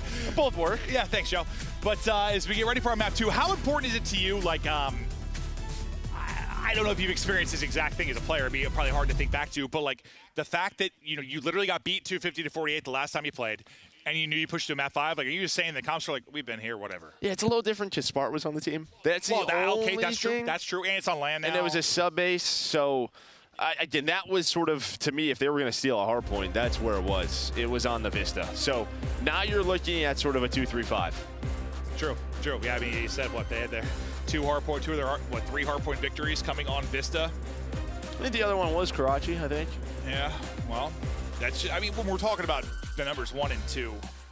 And 3 total for Hardpoint. It's 3 and 9, yeah. Yeah, it's not really a very positive conversation. Wait till I tell you the control one. I can't wait. They got one of them. Oh, nice. Yeah. So we're going backwards, Joe. Yeah, no, numbers in the respawns haven't been strong for Rocker, but Search and Destroy has been their best mode. Yeah, Search and Destroy, I mean, they've had spots where, the team is absolutely clicking. Standy has taken over on maps. Linz can be your entry guy to come up with big moments. But on High Rise specifically, I mean, I've seen Standy drop 15+ multiple times. He can just get going here, whether it's for a win or a loss. He's usually going to get his here. You see S&D on land this season, 1.42. He's been able to do it online as well. They're going to need him here in a big way in a tough matchup on High Rise. But what are your thoughts in general heading into this map? Yeah, I think, you can see overall 5-2 for Minnesota, 1-0 throughout this stage. On the other side for New York, 6-3 on the year, and that looks great, but it's 0-2 this stage. So, again, their Search and Destroy, they've probably been putting so much focus on the respawns.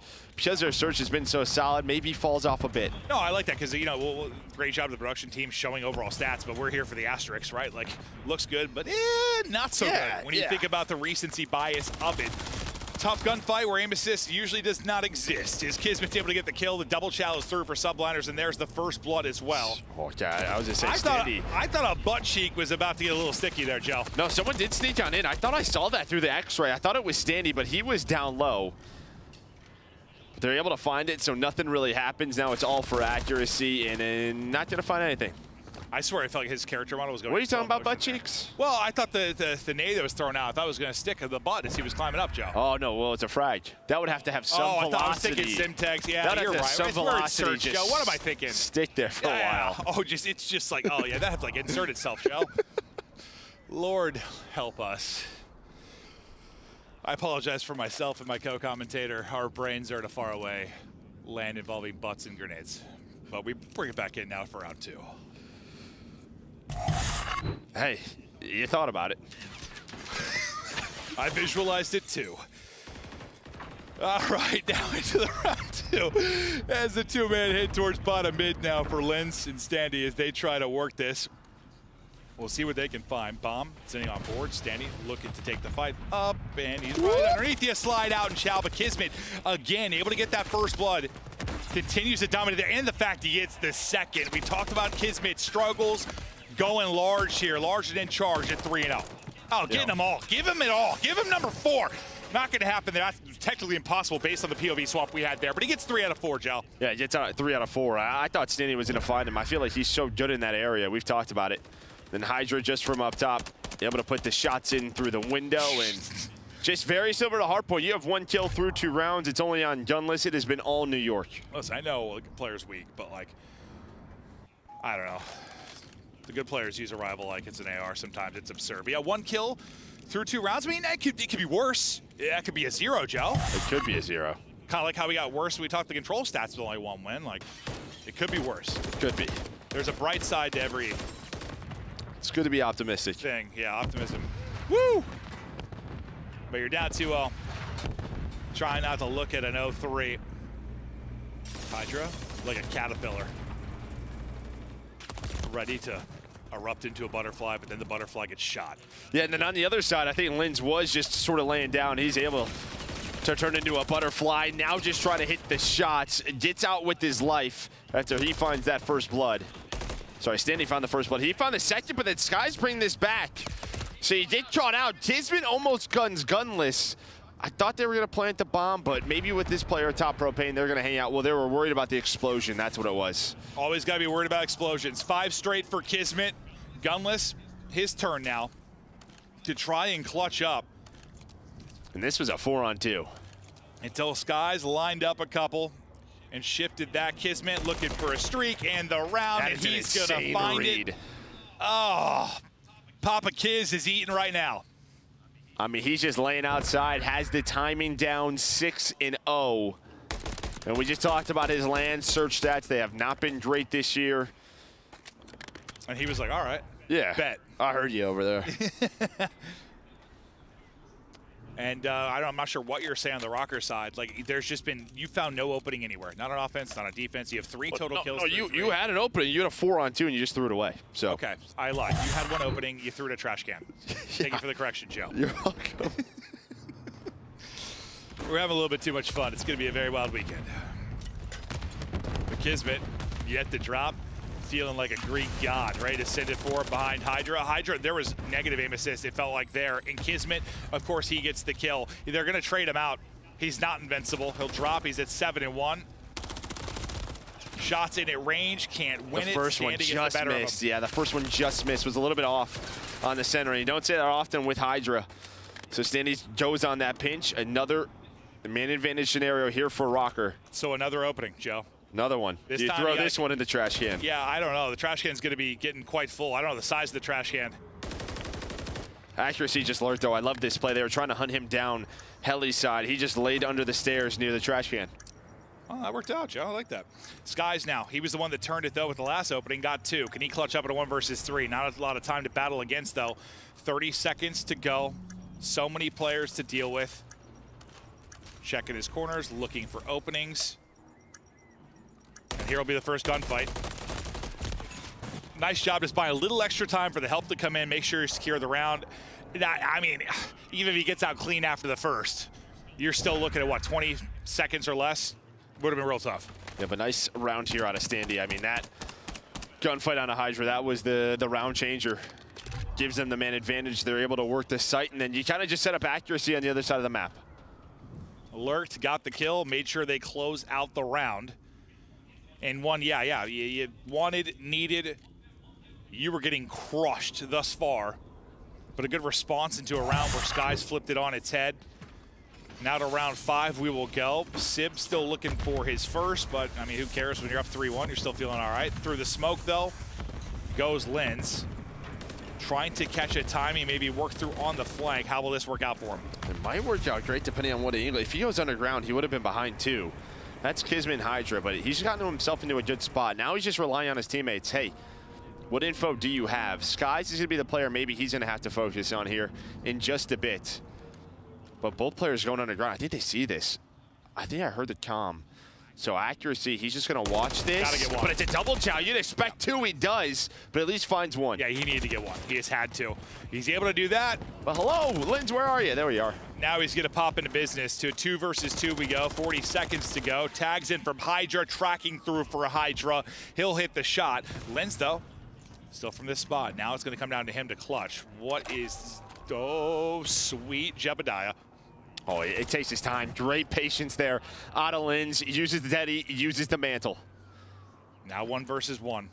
Old teammates. How could this one shift on its head?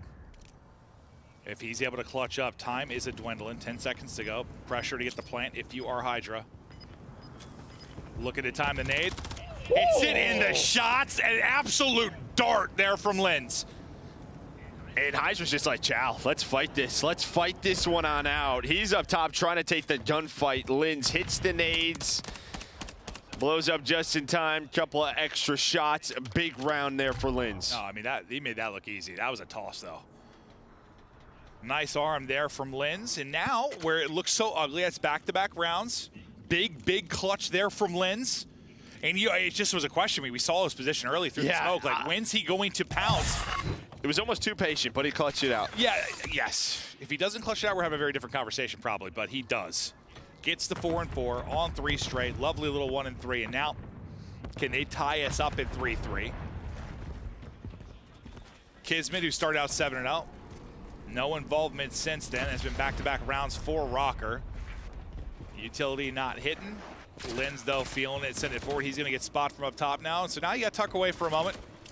Kind of rely on the teammates a little bit, or just maybe use the smoke to get out of it and get the kill. Never mind. I thought he was in trouble. I'll eat the words. He makes the play. Yeah, Simdo's still alive inside of the site.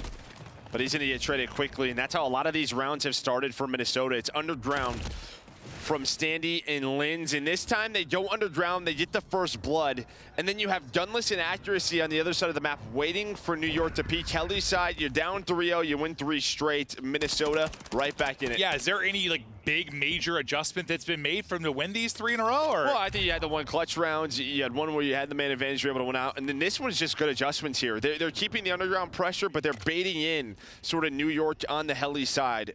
that's where they're kind of over peaking. So what do? You set up gunless and accuracy on that side. But in that scenario, Standy and Lynch just cannot die. Round's done. And they didn't. They stayed up. 5 straight for Linz, 3 straight for Rocker. Once again, Linz is trying to do the same thing. Up the middle, through the smoke, find it open. This time, though, we get stunned up, so his progression is going to cut off mid-map. Now the streak in from Kismet that he earned, 3 rounds ago. Hovering, looking for it, wrapping it in, not able to connect. And a first blood from Standy. So you survive the streak, you get an opening pick, you're in a great spot if you're Rocker. A very good spot. Yeah, you don't have the crews to work with. Someone does lurk on up, though. Who's that? That's going to be Hydra. He's under Minnesota. It's kind of the one player here that Minnesota may not recognize. Obviously, they were hiding from those streaks. Linz from up top, though. He's going to get picked. Does this activate Hydra? Looks like it should. Now it's a 2 versus 2, but both players did shoot, so they'll know where they're at. Kismet Hydra versus Accuracy and Standy. If you're subliners, you're just trying to stop the bleeding a bit now. It's been 3 straight for Rocker. You want to bring it back, and Kismet getting back to it. 2 in this round. He was the catalyst for their 3-0 start. It's all on Mr. Ice God. It's on Accuracy. Can't connect, but will finish it out. 6 bullets left in it, though. Getting hunted down. The movement's a little awkward. He's just slithering away, though. 8 seconds to go. Challenged on the edge. Tries to snap back, but can't get away.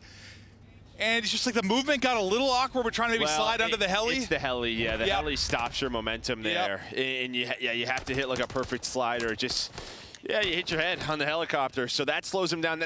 I think that just creates a sense of panic. Oh, 100%, yeah. And then Kismet just hunted him down. I started to panic when I knew what happened. Like, once he hit his forehead to the helicopter, I'm like, oh. Yeah, you kind of see it right. It's the end of his slide. He's not through yet. He's just not through yet. And that's actually so much time where he's just trying to crouch on through. Yeah, where Kismet's just like, all right, I'm going for this. Drops on down. Actually, almost hit the slide behind. Yeah, no, I mean, he'd snap pretty well. If he gets in behind, maybe he's able to win it, but another one where you have a first blood. And here's another one where you have a first blood. Standy gonna get another. He's got 3 first bloods in this. You've got 5 versus 3 on the other side of it. Absolute ropes. As the bullets are hitting. Sky's now last up, though. 1 versus 3. Not gonna happen. Tied up 4-4. That's a quick one, Joe. I mean, all of the kills were across the map, right? That's what I saw. Just great shots there on a Rocker. Nice opening picks, and yeah, New York just get picked apart. So now to 4-4. You get obliterated in the map 1 if you're Rocker. You start in a big hole here in the map 2.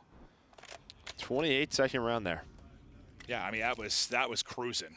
I was literally looking at the first bloods, and by the time I finished saying the first bloods, looking at the data feed, I looked back and 4 were dead. And I was like, oh, okay, well, that was fast. Quick one there, but through the glass. Go Rocker. We'll see what they can do here. Now with the defense, Linz, who's been smoking himself out, trying to hit the mid-cut to make a play. This time, a little bit more standard, but still the same type of aggression. There's been some mid-map pushes, like little 2-man games through the subliners have done. Kiz goes all the way underground. And they didn't read this. Normally, Accuracy's playing the window, but I think Linz is here. Looks like he's picking it up right now. Yeah, so you're going to have Linz underground. Oh, it just baits out Hydra. And well, Hydra baits out his shots on the ladder, but still, watch 7. There we go. Kiz is through. Just what does he find? The rival gets away. Oh, no. Oh, he just gets around the edge, and that's what's going to be so frustrating. He's on 10. He's had a disgusting map, but it falls apart there. Sky's trying to bring him back. Him and Hydra looking to clutch. Hydra gets another one, traded out though quickly. Sky's now 1 versus 2. Sky's now 1 versus 1. Linz, Skies, we're all tied up 4-4, a massive 1v1 and 30 seconds remaining. He's got bomb, but does he have the timing? The shots come in. He hasn't realized, I think, where they're from as he's trying to get up top. And again, the clutch is there for Rocker. Yeah, I mean, well, they almost threw another one away, right? Big shots out of Skies, but Linz in these 1v1s has been fantastic. More double digits. Last time we played here between these two, you had double digits, but yeah, Kiz, he just gets a little bit away. Gunless moves on up, then you hit the mantle. That one stings, but Linz right here. Skies doesn't even know where the shots are in yet. Tough to react. Yeah, it seemed like he didn't realize where they came from at first. The way he tried to position, I was like, well, you're dead. When he first mantled up. You got 3 first bloods for Accuracy, 3 for Standy. Was that an ace maybe for Linz? 4 in a row? Linz gets all 4. A monster round, maybe map. for Linz. Accuracy, though, he's going to get cut down. That was awesome with the nade. How you saw the nade hit and an immediate chow from Skies. It's like the other POV of what we saw earlier from Linz. Hydra needs one more bullet. He likely gets the kill there, but as Kismet goes to hop up, he's going to get caught. You have numbers still if you are subliners. A little awkward sequence with the mantle. Instead, he's able to win it and get out. That's the rival. Yeah, now can he find the second one? Has a nade. Skies might get caught here, just able to hit the slide. Doesn't hit the shots. 14 still left. Gunless now in position to help him out.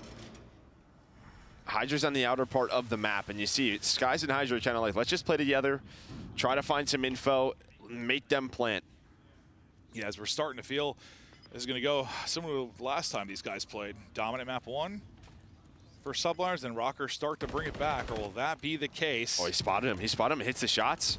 Gunless rips him. Gunless does it again, hits the shots, takes the round, finds both of the final kills. What an ace for Linz. Some clutches for Linz. The 1v1 versus Hydra. Maybe we're starting to get them going, right? You're in that 0-3 hole. You start to deal with Kismet better, who starts out on that 7-0 tear. Unbelievable stuff. And you brush off that map 1. I mean, in that last run, I don't know if a New York player didn't get caught mantling. It happened to Skies, or not Skies, it happened to Sib. What's up, Gunless? How we doing, brother? Let's go. Let's go. I mean, yeah. So just one of those where they have numbers. You kind of throw that around away. But yeah, down 0-3. Huge comeback there for Rocker. What was it? You had like 1 kill through 2 rounds, like 2 or 3 through 3. Like you were finding nothing. After Skies, brought it back in then round 3, we're thinking, wow, they're about to get torched on this map. But listen, there's not a lot of words to describe like Rocker's year, other than like it's just been all over the place. But like they have been resilient at times, at least within series. Well, then on the other side, it's kind of the same thing here with like New York. It's like you just see moments of brilliance and dominance and teamwork on point. Yeah. And then you blink and you're like, they lost that map? Yep. I mean, that's what I'm thinking. Like, wow, they lost that? I still just think, like, I know it's a different roster now, but like it's the major 2 qualifier that I always think about with Rocker. Just you're off that top 4, and then it's just what 5 map 5 losses or whatever it was. Like it was just brutal.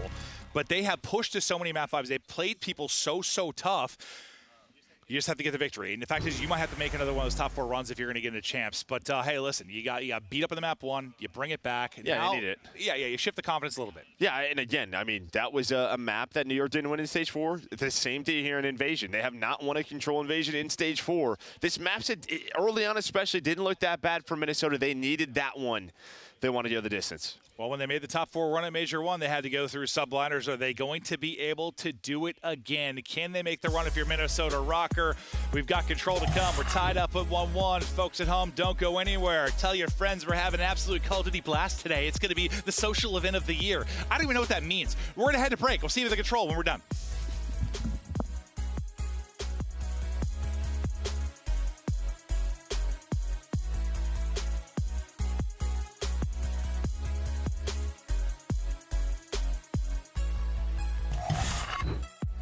Upgrade your game with the Scuff, the official controller of the Call of Duty League. Scuff Gaming is doing an ultimate giveaway where you and a friend can win a chance to go to COD Champs this year. The giveaway includes 2 VIP tickets, travel expenses, and more. To enter, scan the QR code on the page or go to scuff.co/CDL and enter your email. Terms and conditions apply. The Call of Duty League is brought to you by Monster Energy, the official energy drink of the CDL.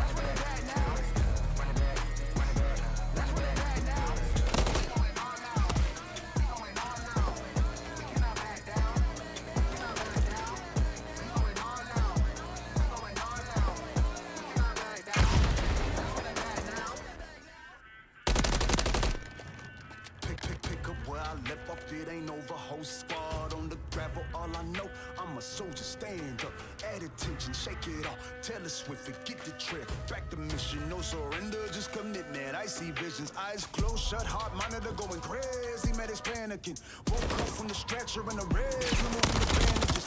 Hopes up, I'ma catch whoever made me suffer these damages. Power level breaking screens, they like, way, look at them scampering. I'm basically the man again. Made the world stand still, they amazed, frozen like mannequins. Kick the door off the hinges, make waves on my knees vanishing. They ain't think I was able, but I'm came when it come to savageness.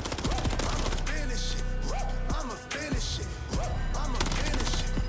I'ma finish it. I'ma finish it. I'ma finish it. I'ma finish it. I'ma finish it. Still got a little fight. I'ma finish it.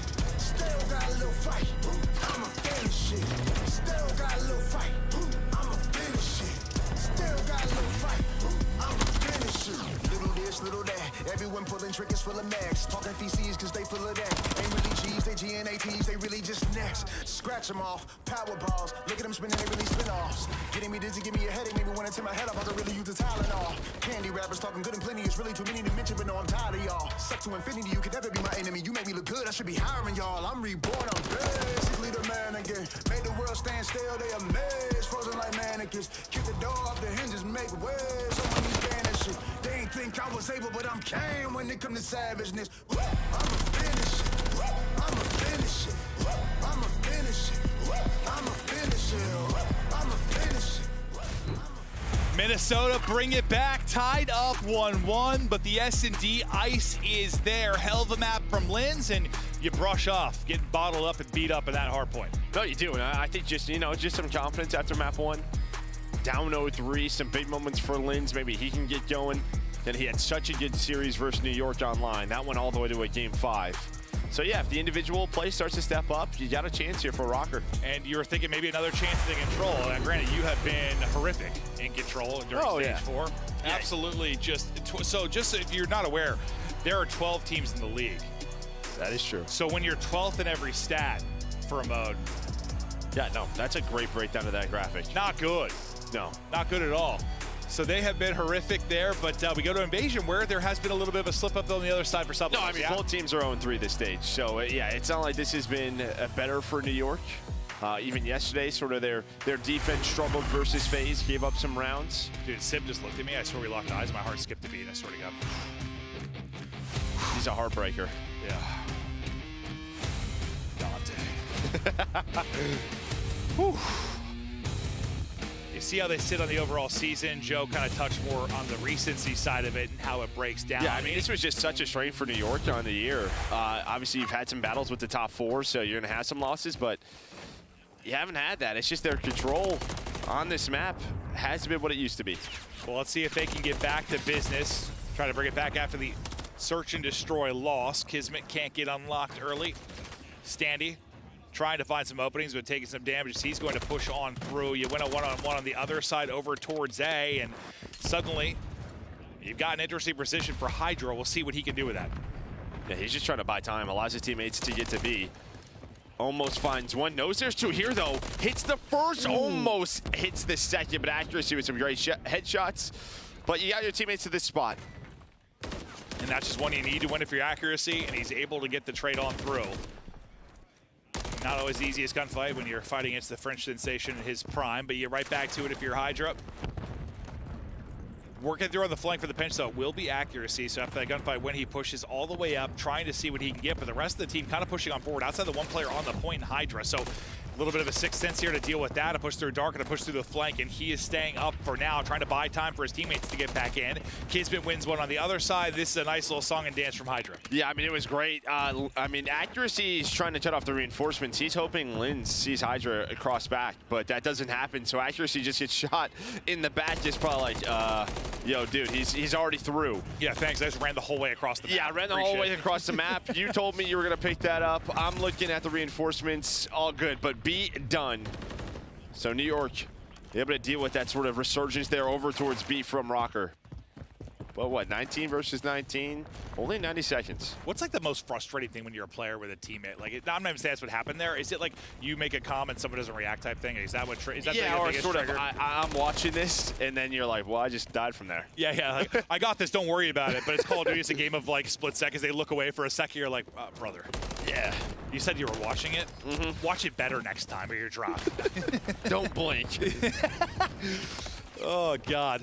A minute still to work with to try to get these final 3 ticks on over towards A. Kismet trying to get the sequence started with the Renetti as he's flooding on forward. He's taking damage from multiple Rocker players this time, but he has stayed alive. Finally will fall. You don't have anybody pushed up bridge side. I think that's what you kept looking for, number 5 in Skies, but it's Linz that's actually able to shut him down from towards like mid-tank. I mean, Hydra's trying to do what he can, but honestly, it's been the rest. Linz is, locking down middle of the tank, so you don't have any help if you're Hydra. Like, this is great. You're putting good pressure on the spawn, but there's not enough time. 30 seconds, they have not been able to get to this A point. Well, and you just haven't had, it's been, kind of the efficient trading we talk about for the defensive team.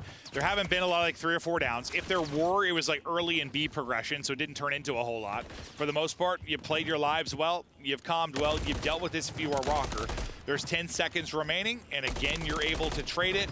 You get eyes on one trying to float across. Last player to make a play will be Hydra. He does get through, but he can't have much HP. No way. Oh, I swear to God, if he got another one, you still might lose the round, but you might have got another tick or 2 or something to make things interesting. And when that player slid on through the second channel, like his crosshair was just on his eyeball. Like, I thought for a second he was just going to 4-bullet incinerate him, but yeah, and I mean, you got Hydra pushed up a whole bunch, but you didn't win any of the middle of the map fights, so just props to Rocker. And once Hydra got behind, it's sort of like, all right, let's take our time. If he gets to the point, we'll deal with it. Yeah, Control's like one of those modes, like, I don't know, like Search and Destroy, like you can be an individual and sort of take over and just like win around by yourself, it feels like sometimes, but like something like this, you can go nuts, but like if your teammates can't get to you, doesn't like, matter. It doesn't. Like you can't do much from an objective standpoint. The boys need to get there behind you, but we'll see if maybe they can do a better job of doing it next time. Sib was in the blender there. We know that can happen on Invasion as he starts out, 1 in 7. Only 1 kill. That's probably a part of why you didn't get much big chance here, though. Russian. I mean, you have an A start. But he's able to hit both the headshots. Snaps onto it. I thought maybe you'd get 2 on the point. Maybe you work 2 ticks over towards A. Hey, man, good headshots. Hold this frag. His Skies probably already had that one tossed and ends up killing his teammate, but you deal with a threat early on if you are subliners. And now we focus back on over towards B, as that's where the next push is coming in for Rocker. Kismet trying to locate what he can find, but his gunfight players look at that. He's already dropped the Sky. Skies keeps on dropping him as he's at 9 and 7 now.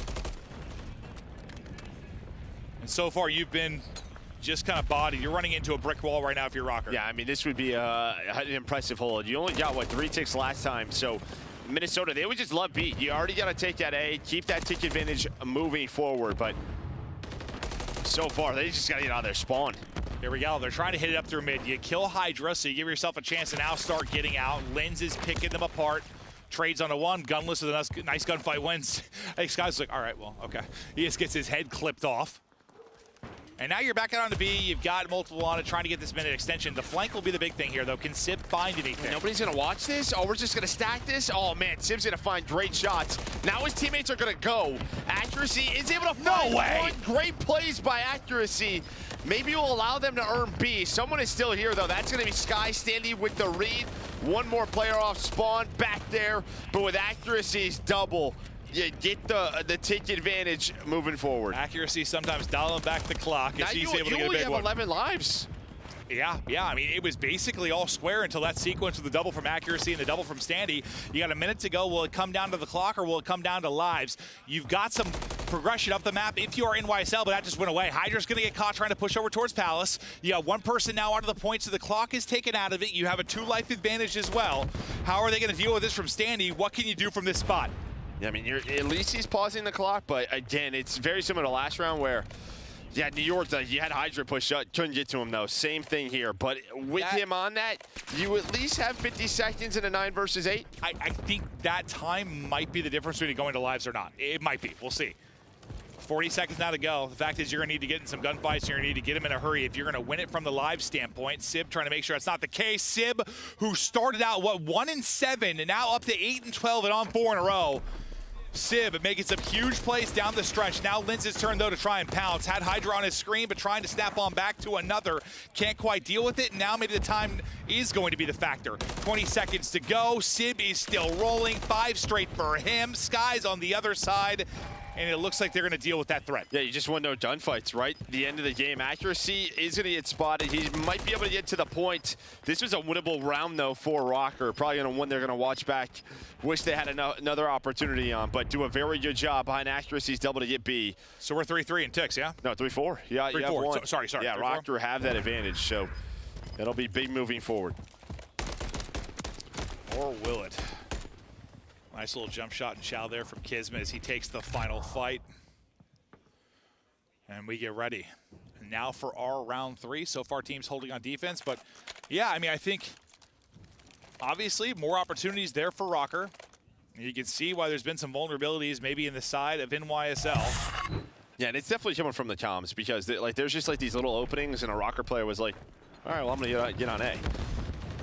You watch Hydra just run on through. Someone thinks he's got dumpster alley. That doesn't happen, so definitely just a little bit off. And if you leave an opening to a top team, they probably crush you with that. Ooh, but Hydra with some great shots. And now he, all right, and Skies maybe could get on A, but he's just actually going to push on up and play some kills. Yeah, he tried to push on up to maybe just make sure they're kind of getting that spawn out tree and having to rally over towards gases. Gets to a block where he can get a couple kills, but he's only able to take down one. Do you at least get the tick? No, I don't think he did. You don't get it, do you? No, you do not. I think I'd just rather have him on the point, personally. But, I mean, that's just the type of player that he is. I mean, he wins that second gunfight and gets prone. I mean, yeah, something nuts might go down, but not going to be the play there. Not going to get the tick.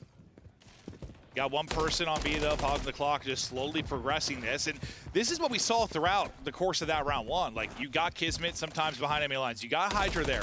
You just never got that 3 or 4 down where you could really take advantage of it. And that's, well, maybe some miscomms from subliners, but also some great plays from Rocker as Gunless makes Kismet pay there with a tough fight. Yeah, they try to transition with Kismet getting on through, but yeah, you have nobody on B now. So B still has a lot of work. Rocker come off a spawn. Gunless is able to find a double. He's going to chow on out. Try to find Skies. Linz is going to get cut down. So yeah, still just a lot of round left for NYSL to have to work this objective. And now they only have 30 seconds. Yeah, you've got 30 seconds left, and there's nobody here except for Hydra. The one person, maybe the chance, but you've got so much to clear. You don't know where Standy is. You're going to get dropped. And now this could be an incredible hold again for Rocker if you can lock this down. Standy's still trying to get shots in. The rest of the troops rallying across. Kismet, though, with the opener through mid. Slide out and chow. A little bit more of a pop. He gets the kill. Once again, Kismet makes a play, and Skies greets him with a nade. So you lose one behind a team kill, but you've done enough now for the minute extension. So you'll have just over a minute, minute 8 now to play with. Again, lives become an interesting conversation. 12 versus 13. It didn't come to lives this same amount of time on the clock last time. Yeah, I just, with a minute, you had to get on the objective. I don't know if the 11 lives will matter for Minnesota or for New York to even play around it. They're going to win some gunfights, but they're going to have to get on towards A. This is the layer. This is like the layer you struggle with, where you just have not been able to get a multi-kill. It's been traded efficiently time and time again, and it's again from Rocker where they're able to do it. They get all 4 dead. You got the trek across the map. You're able to get Linz to his spot on bridge side, and this is going to be really your last effort. Yeah, you're up 2 lives, but not going to matter as you're just trying to sprint towards the objective. Kismet going to make the play, though. He just goes. He catches Gunless. Gunless not ready for him in this spot. He's going to be all the way through, but again, it's like when you have someone forward, Rocker win all the other gunfights. It just feels like they cannot get 2 people here. Outside of, like, the beginning of the round, you have, like, a chance. That was it. And then Rocker, on point, they deal with it. They hold you to 3 ticks. Yeah, fist bumps out. That's some good work there from Rocker. And now, I mean, obviously you'd love to win it here, but you just know you need B. And that's where I think with that start, Hydra's just, they're going to have the kill advantage. Hydra's just got to get on the point. You get the tick. At least tie up the ticks. And instead, he gets pushed on forward. Skies is left alone, and it doesn't jump through. Yeah, I mean, if you end up having, a round 5 offense because of that 1 tick difference, looking back, it looks like a greedy play that costs you. We'll see. I mean, they can still win that offense, but yeah, when it's like 1 tick that separates you, you wish you could have that back maybe, but it all depends on that. I mean, they just have an insane defense, and maybe it doesn't matter. Yeah. Hydra, well, that insane defense starts behind him. One of the best catalysts in the league to get things going, and he's sniffing out one more. Gunless is here, and things everywhere, and that's a cut him down sequence. Yeah, If I've seen one, I was talking about, huh? Yeah, Skies gets another. That's 5 straight for him.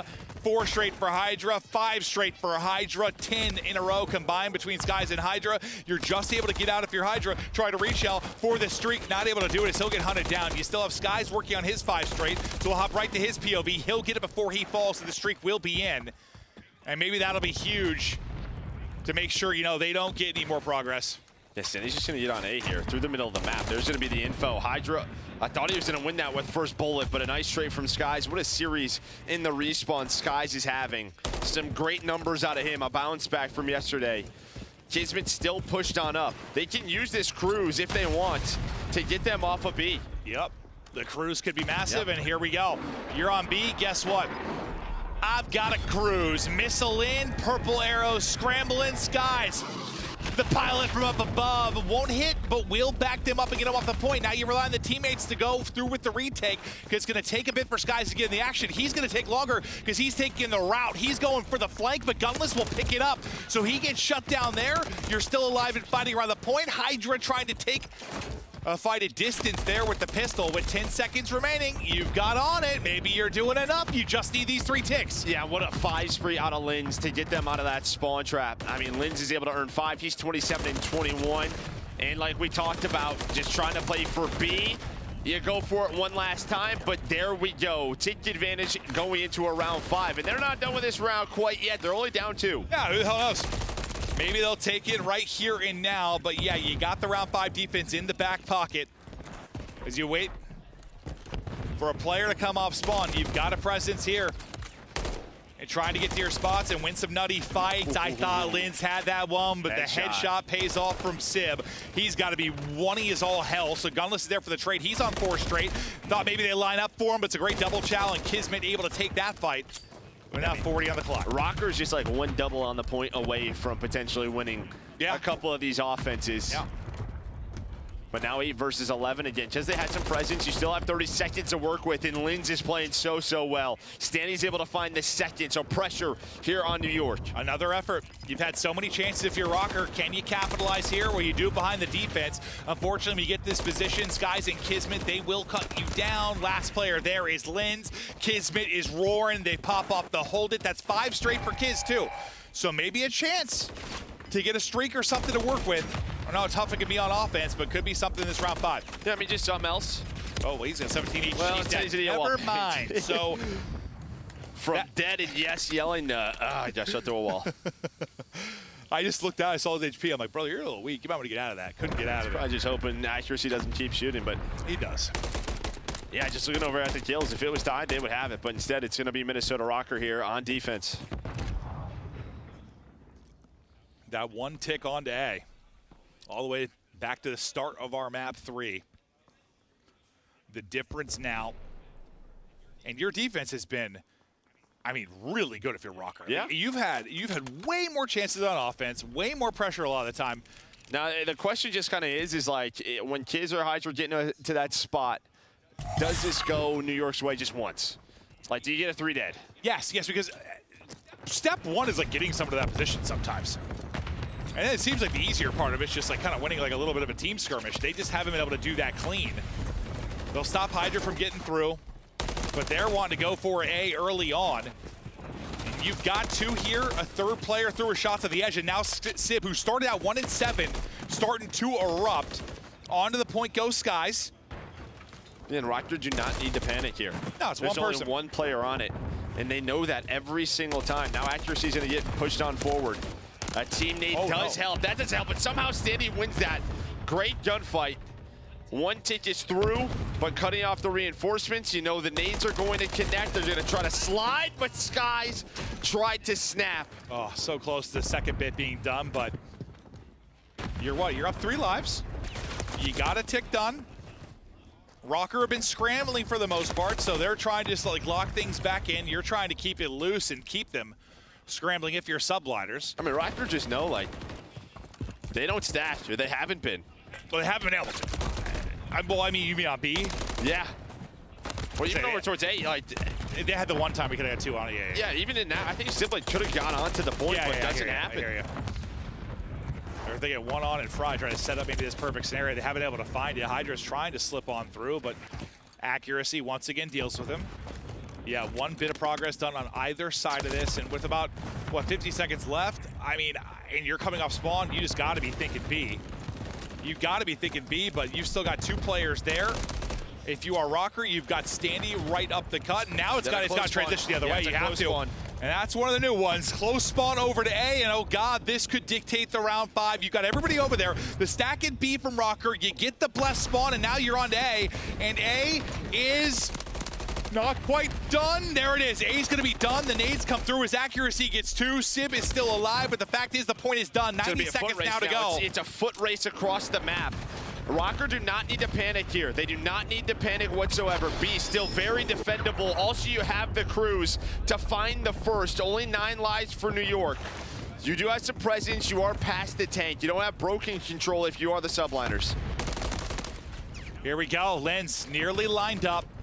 11v9, a minute to go. The easier point to capture, but not a lot to work with. Accuracy, good job staying up, just repositioning through the door. Lens thinks he's got a foot, but not able to finish it. Feels like in age, since anyone has died, we come to a standstill till finally Sib gets a pick. Yeah, I mean, someone's just trying to find a pick. Now there's no nades. Standing with another one on the other side.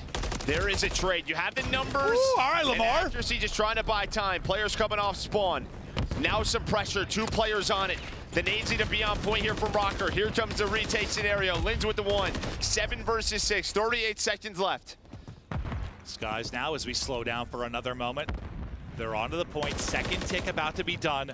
1 more to go. Hydra lines it up. There's the bit of progress. A contest is there for a second. Hydra's actually able to get a second off of that. Coming through his accuracy, he can't get both. Just able to get 1. Lins trying to get back to full HP. Able to get another, but then drops. There's still 1 player remaining on the point. That's going to be Sib. Somebody's got to go to contest this 3 versus 3. Trying to get there. Sib standing tall. Sib winning it.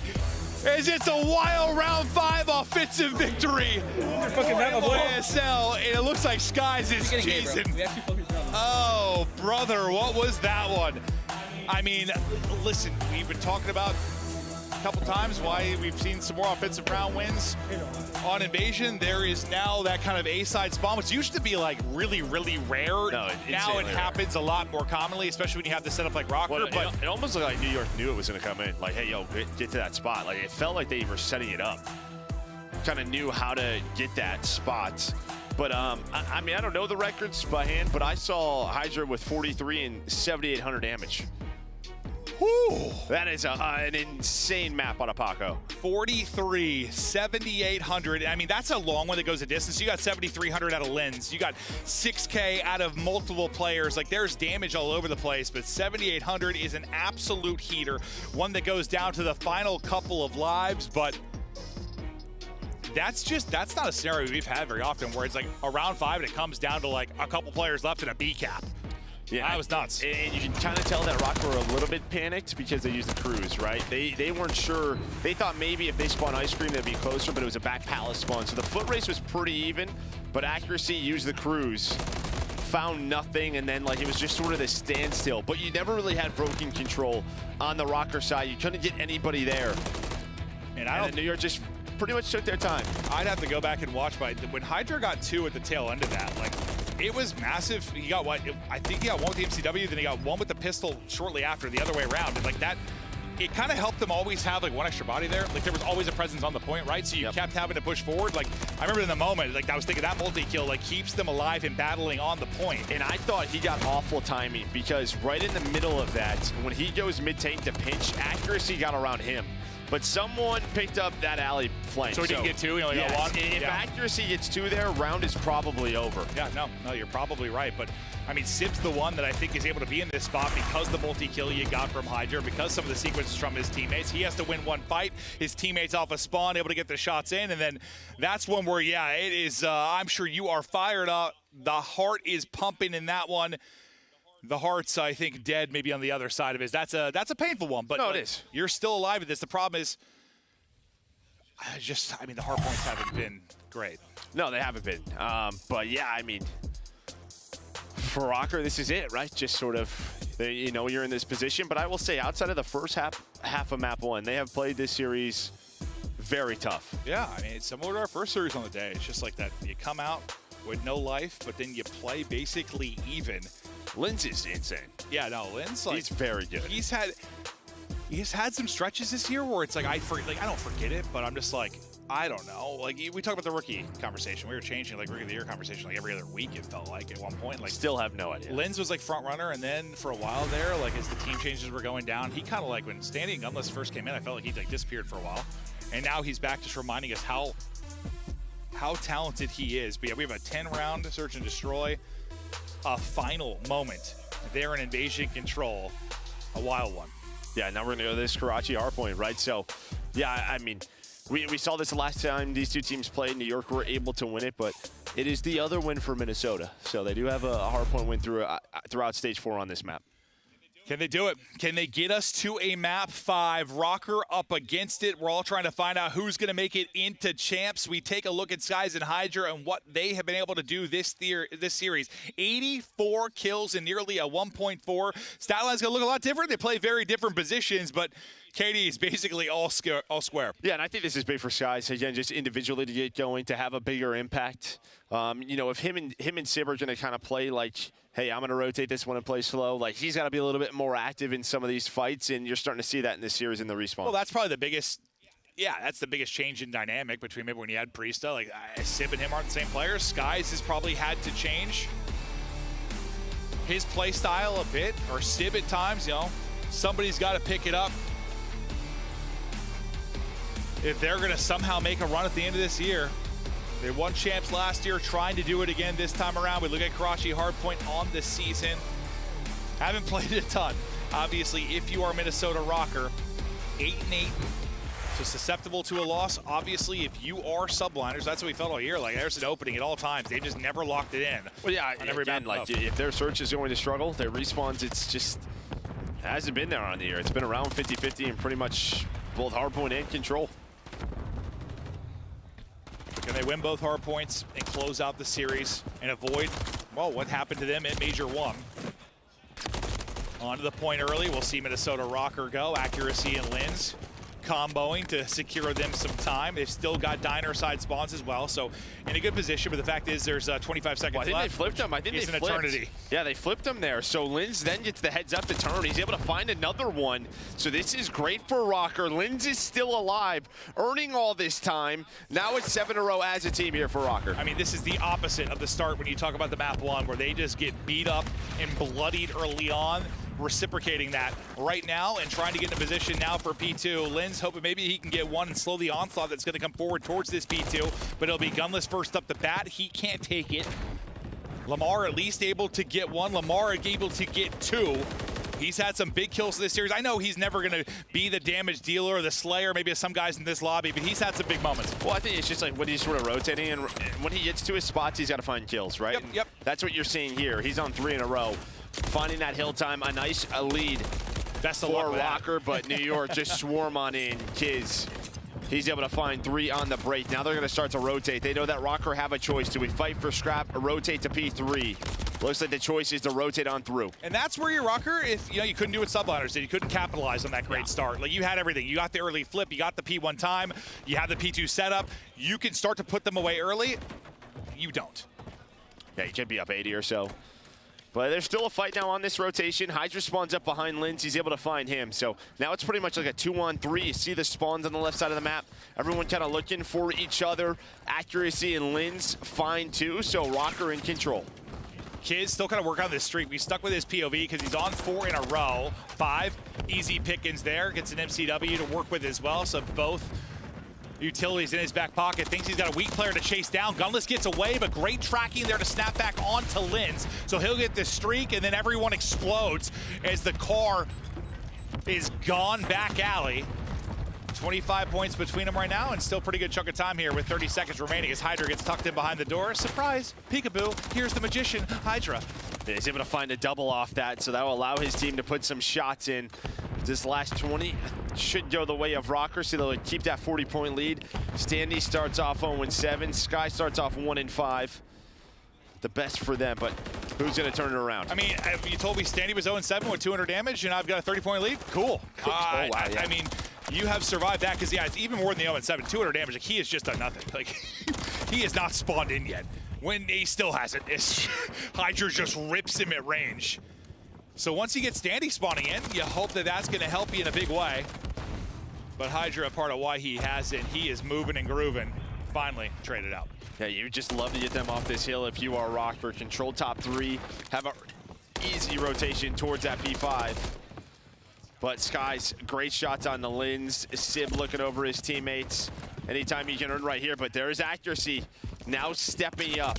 He's able to find a 3, just now he's double positive. I think he needs to. It's like if Standy's going to be 0-9 right now, some other guys have got to pick it up. Maybe accuracy is not the name you're looking for in a very different role, but he is right now. 12-6. What do you see on the map, Yeah, Joe? Kismet gets through. Kismet gets through the middle of the map, so that P5 rotation now is going to get messy, and he gives his teammate, well, at least one to spawn, so you're going to have to help his Skies. Accuracy, who was on 4 in a row, gonna have to deal with a couple of gunfights. Not gonna expect Skies to be there. Standy's like, hello, can I get on the board? Standy, can't buy a kill right now. 0-10, this is your moment. This is what you were born for. Headshot through, gets the kill, he's on the board, and we'll all let him know. Accuracy keeps the hot game going as he's up to 14-7. And you're racking up the time. Team kill will cost you as you lose Gunless in this, but you're still back into it. Missile in from Kismet that we saw him earn earlier in this. What does he get? He gets both. Where we saw, who was it that finessed so perfectly there earlier? It was like Insight, like got behind the pole. This time, they both are deleted. Yeah, I have no idea. He was like under the shack. I don't know if the missile just hit above. That's probably what happened in that series. Yeah, it's tough to tell sometimes for like our line of sight, but yeah. But yeah, that was a much needed double because this could have got out of hand where you would have had Rocker maybe with a 60-70 point lead. Not necessarily out of hand, but it would have a very solid lead for this Rocker team. Still going to have it after the first set of rotations. Skies are the first man in this P1. And not the second man. Yeah, but now into our second set of rotations. I mean, you have the great start from Rocker. You've kept an advantage. I don't know. Anything you need to really turn around for subliners? Why do you think they were struggling a little bit? Well, I mean, yeah, just some early rotations that have gone the way of Rocker. They've set themselves up. Well, and for usually that P5. when you're not rotating early, what happens? Your ARs are struggling. You've got Sib 7-14, Skies 5-11. That usually means you're trying to break a lot, right? Yeah, and they're going to have the P2 spawn, so a chance here to turn that around. We'll see if they'll be able to do just that. As they'll try to get their ARs into their power spots and get unlocked. But yeah, when I see accuracy 17-10 and Skies and Sib, that tells me the story of like how this has been going from like a rotation standpoint at least. Yeah, so you're going to see Skies. He's going to work over towards Cafe, but good chunk of time here for Minnesota. I mean, accuracy's hitting shots like that. My man is beaming. Okay. 19 kills, leading the lobby. Maybe it's got nothing to do with position, because that looked gross. Accuracy feeling himself right now. Can he keep it going? They're able to shut him down, but this is where, you know, you had a good setup for your Rocker and it fell apart. You weren't really able to turn this into much time. Now you're trying to do that if you were NYSL. You deal with the first wave, you get all this time, you're basically looking at a tie game. But we'll see if you can get the shots through and pick them out of the point. So far, they've not been able to do that. Next sequence shut down as well by NYSL. And I think this is just going to be like a full 60. I mean, you see the purple arrow. They're not going to move. They're not going to move from the junkyard. They're going to try to hold this. Accuracy is going to spawn out. So you get what you wanted if you are subliners. You're probably going to take the lead here. Standy going to find Hydra, maybe put some pressure through red. Think about how their focus is P3. Think how important this P2 has been. Like, you get the break and you get 30 seconds last time, right, if you're in YSL. Now you get the full 60. I mean, 90 of your, 130-ish are going to be from P2. Whether it's been a break or a hold, they have been terrific there. Now you got to answer if you're Rocker. Lead change to subliners. Yeah, Gunlison has spawned up Coop side. Should be able to find one in Kismet. Actually, he's going to shoot, but you're just going to have one player hanging out. Gunless does find the kill. Sib now trying to get across with Hydra, trying to make this messy, but it's the ARs there for Rocker. They're lining them up. I mean, when they're rotating, man, they're locking things down. Well, Standy wasn't exactly, but now he's starting to. 4 straight for him, up to 8 kills. Awkward gunfight there from Accuracy. He's trying to hit the shots, can't quite do it, but your tournament on the line right now. It's 5 straight for Standy. It's ripping and roaring for Rocker. Let's hear the comms right now for Rocker. Lane, 1 shot. Okay. I'm going fed. I'm going new. I'm going hold ATM, okay? Okay. I'm not fed. Okay, one fire. Come on, he's going top AC. Top AC. He's going broken. Yeah, one's going sad, okay? I'm gonna play for him. Looking sad. I'm holding. He's top AC. Top AC, Skies. Skies is top AC. He might go sad, okay? You have my low bike? Yeah, I do. Kiz is I can try to work time in a sec. Kiz killed me on the right, guys. He's gonna be top side. He's gonna be top third stairs. All right. Yo, could be churches. Yo, one's low third steps. He's top set. Dead. One at a time. Yeah, I'm working. We got time. No, he's low coop in top set. Low scaff. Top set. Low scaff. Taking left route. I think they're spawning out. They're spawning out. Low ATM. One is on C1, C2. ATM in church, okay? C2 guys. I spawn back here. I'm gonna wrap Bottom church, 1 shot Skies, okay? I'm going chips. Okay. Skies is 1 shot low church. Right now. I spawned out. I think one took a route for new. I spawned out. Two that's him. One took a route for new. I'm playing it. I go ATM. ATM dead. We're missing one. Last guy,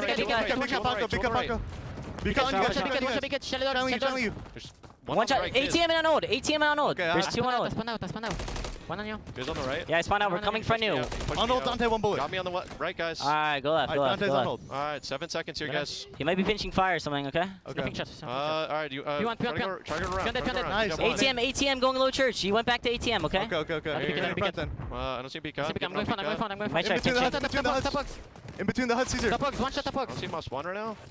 Between huts, got me, back pit. Okay, I'm gonna wrap right. He's pushing out right. One was already on the right by B cut. Okay. I do a B cut. I don't see him trips. He could be close on you guys. I'm wrapping right. I don't see him anywhere. I'm trying to work front slow. He's fire. Good job, one. One is going to be top tiles.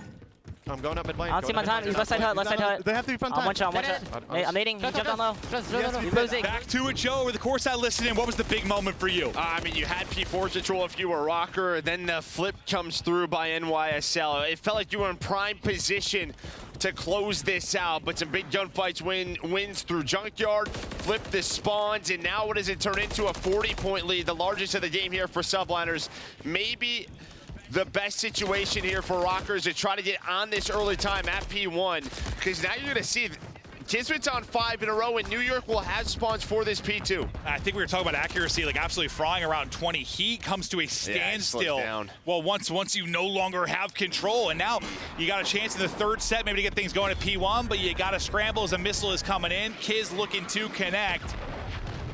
Wait. Oh, no. He gets himself in Skies. Okay, well, it might not end up actually costing him all that bad, because there's going to come off spawn and get back into it, but not what you want out of the cruise. No, I mean, should have put the game away. Should have absolutely put the game away, but Hydra might do it himself. Yeah, I was going to say, like, I don't know if it's going to matter somehow. Like, you kill half your team, you think it's going to, but you still got P1 locked down. Maybe not the most roundabout way to do it, but you're getting it done. Over to Sib's POVs, he's locking it down. 10 needed for NYSL. Skies finding another.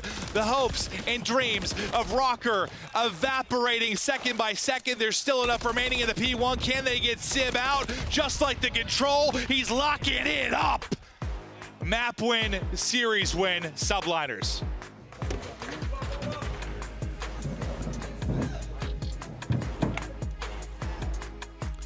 And obviously for Rocker, that ends their year. I think, yeah, they played them tough in that series.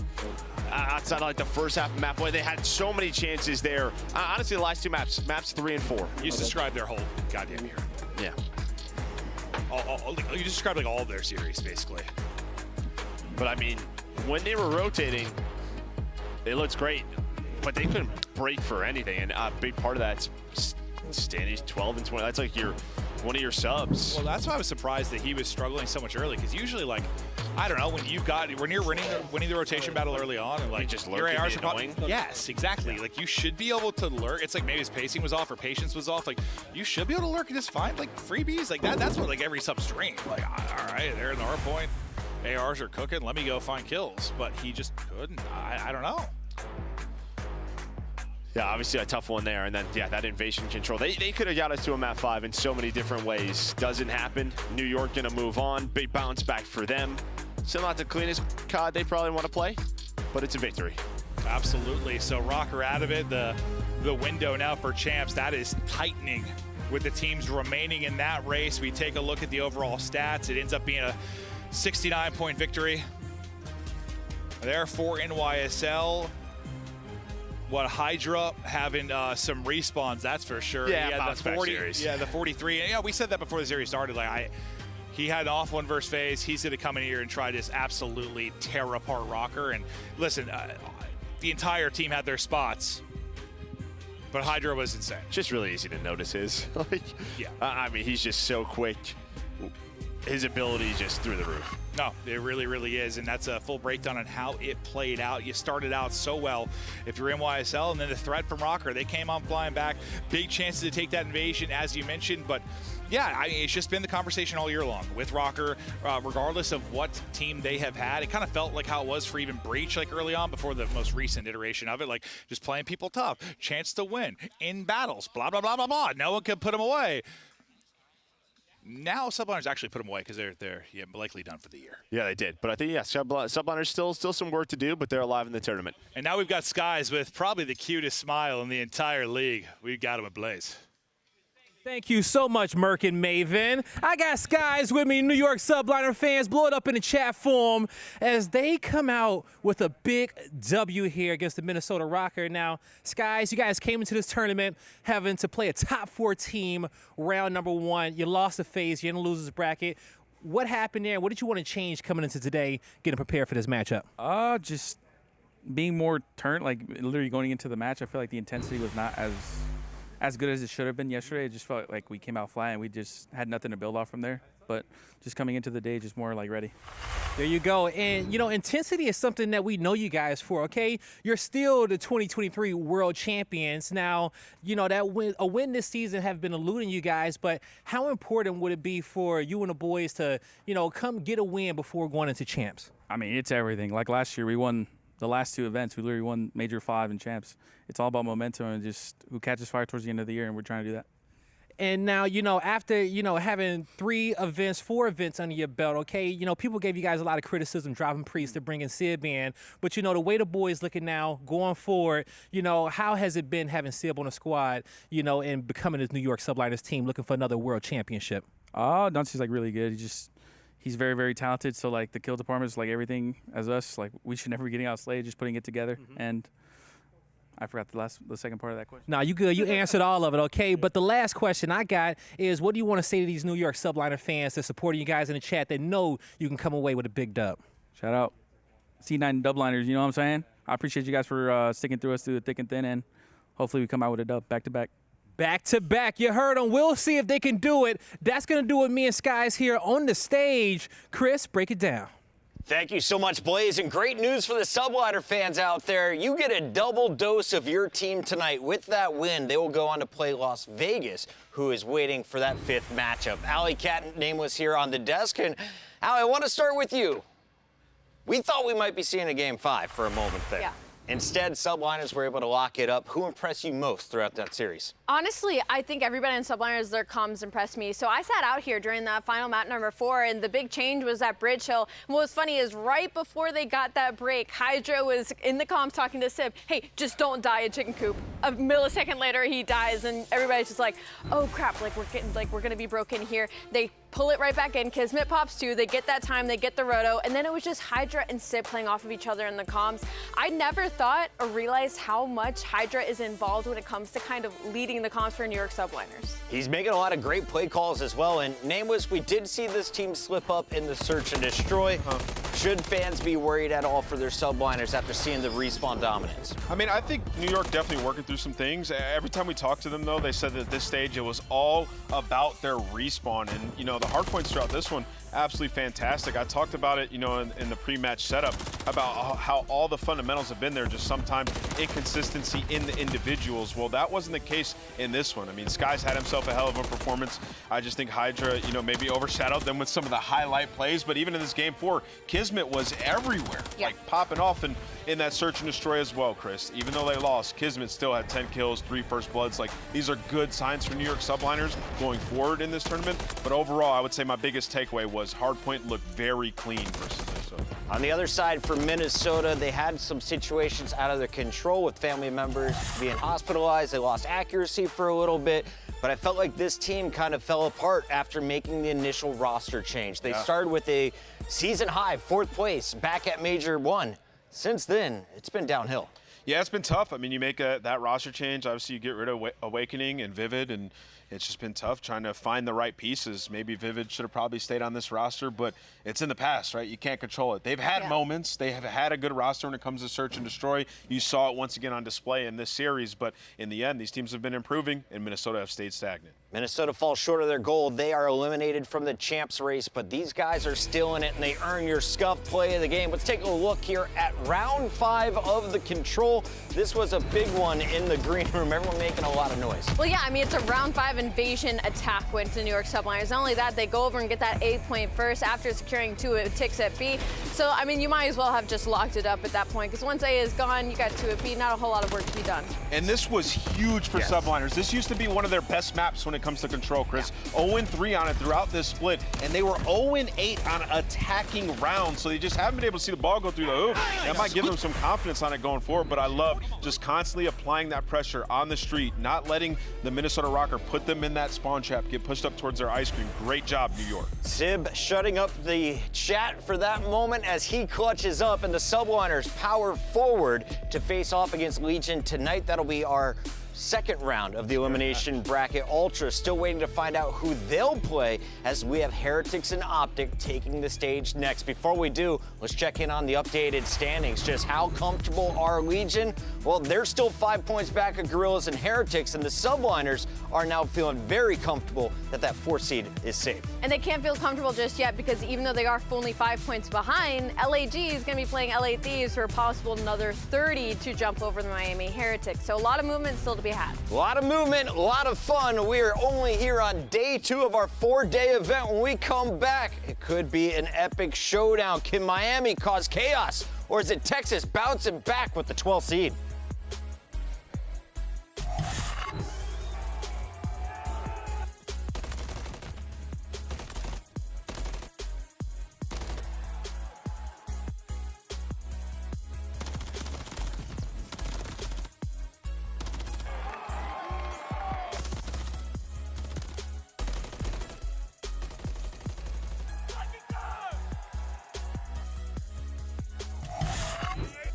Upgrade your game with the Scuff, the official controller of the Call of Duty League.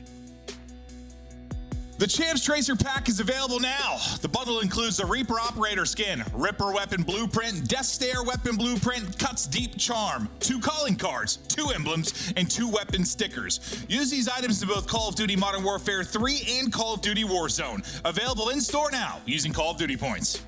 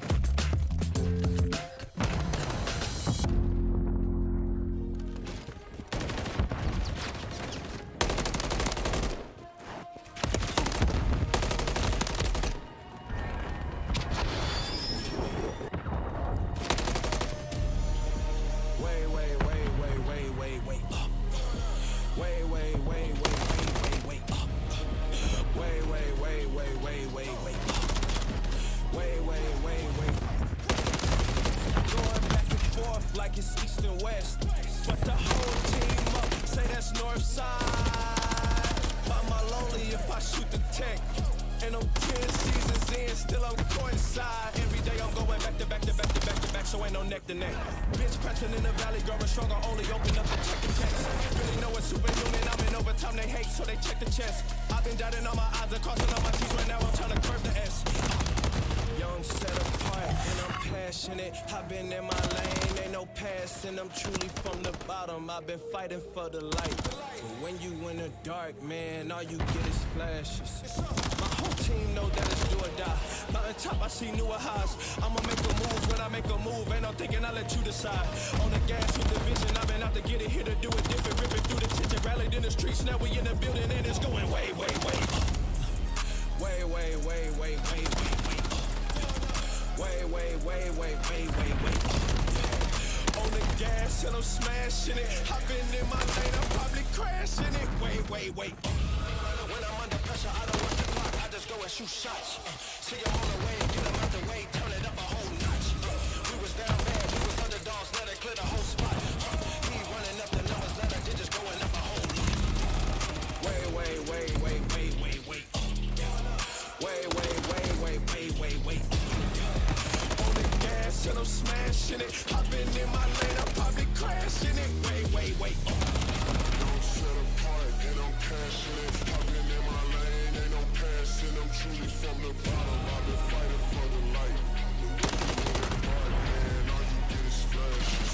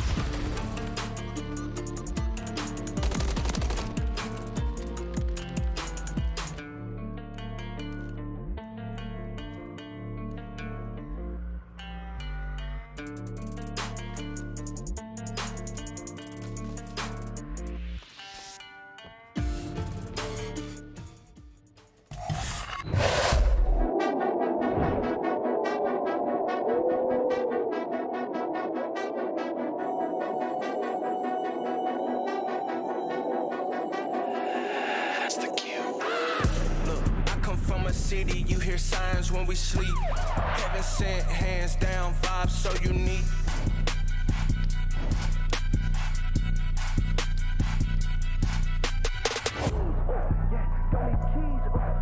On the table, age 10, look at me. Oh, yeah.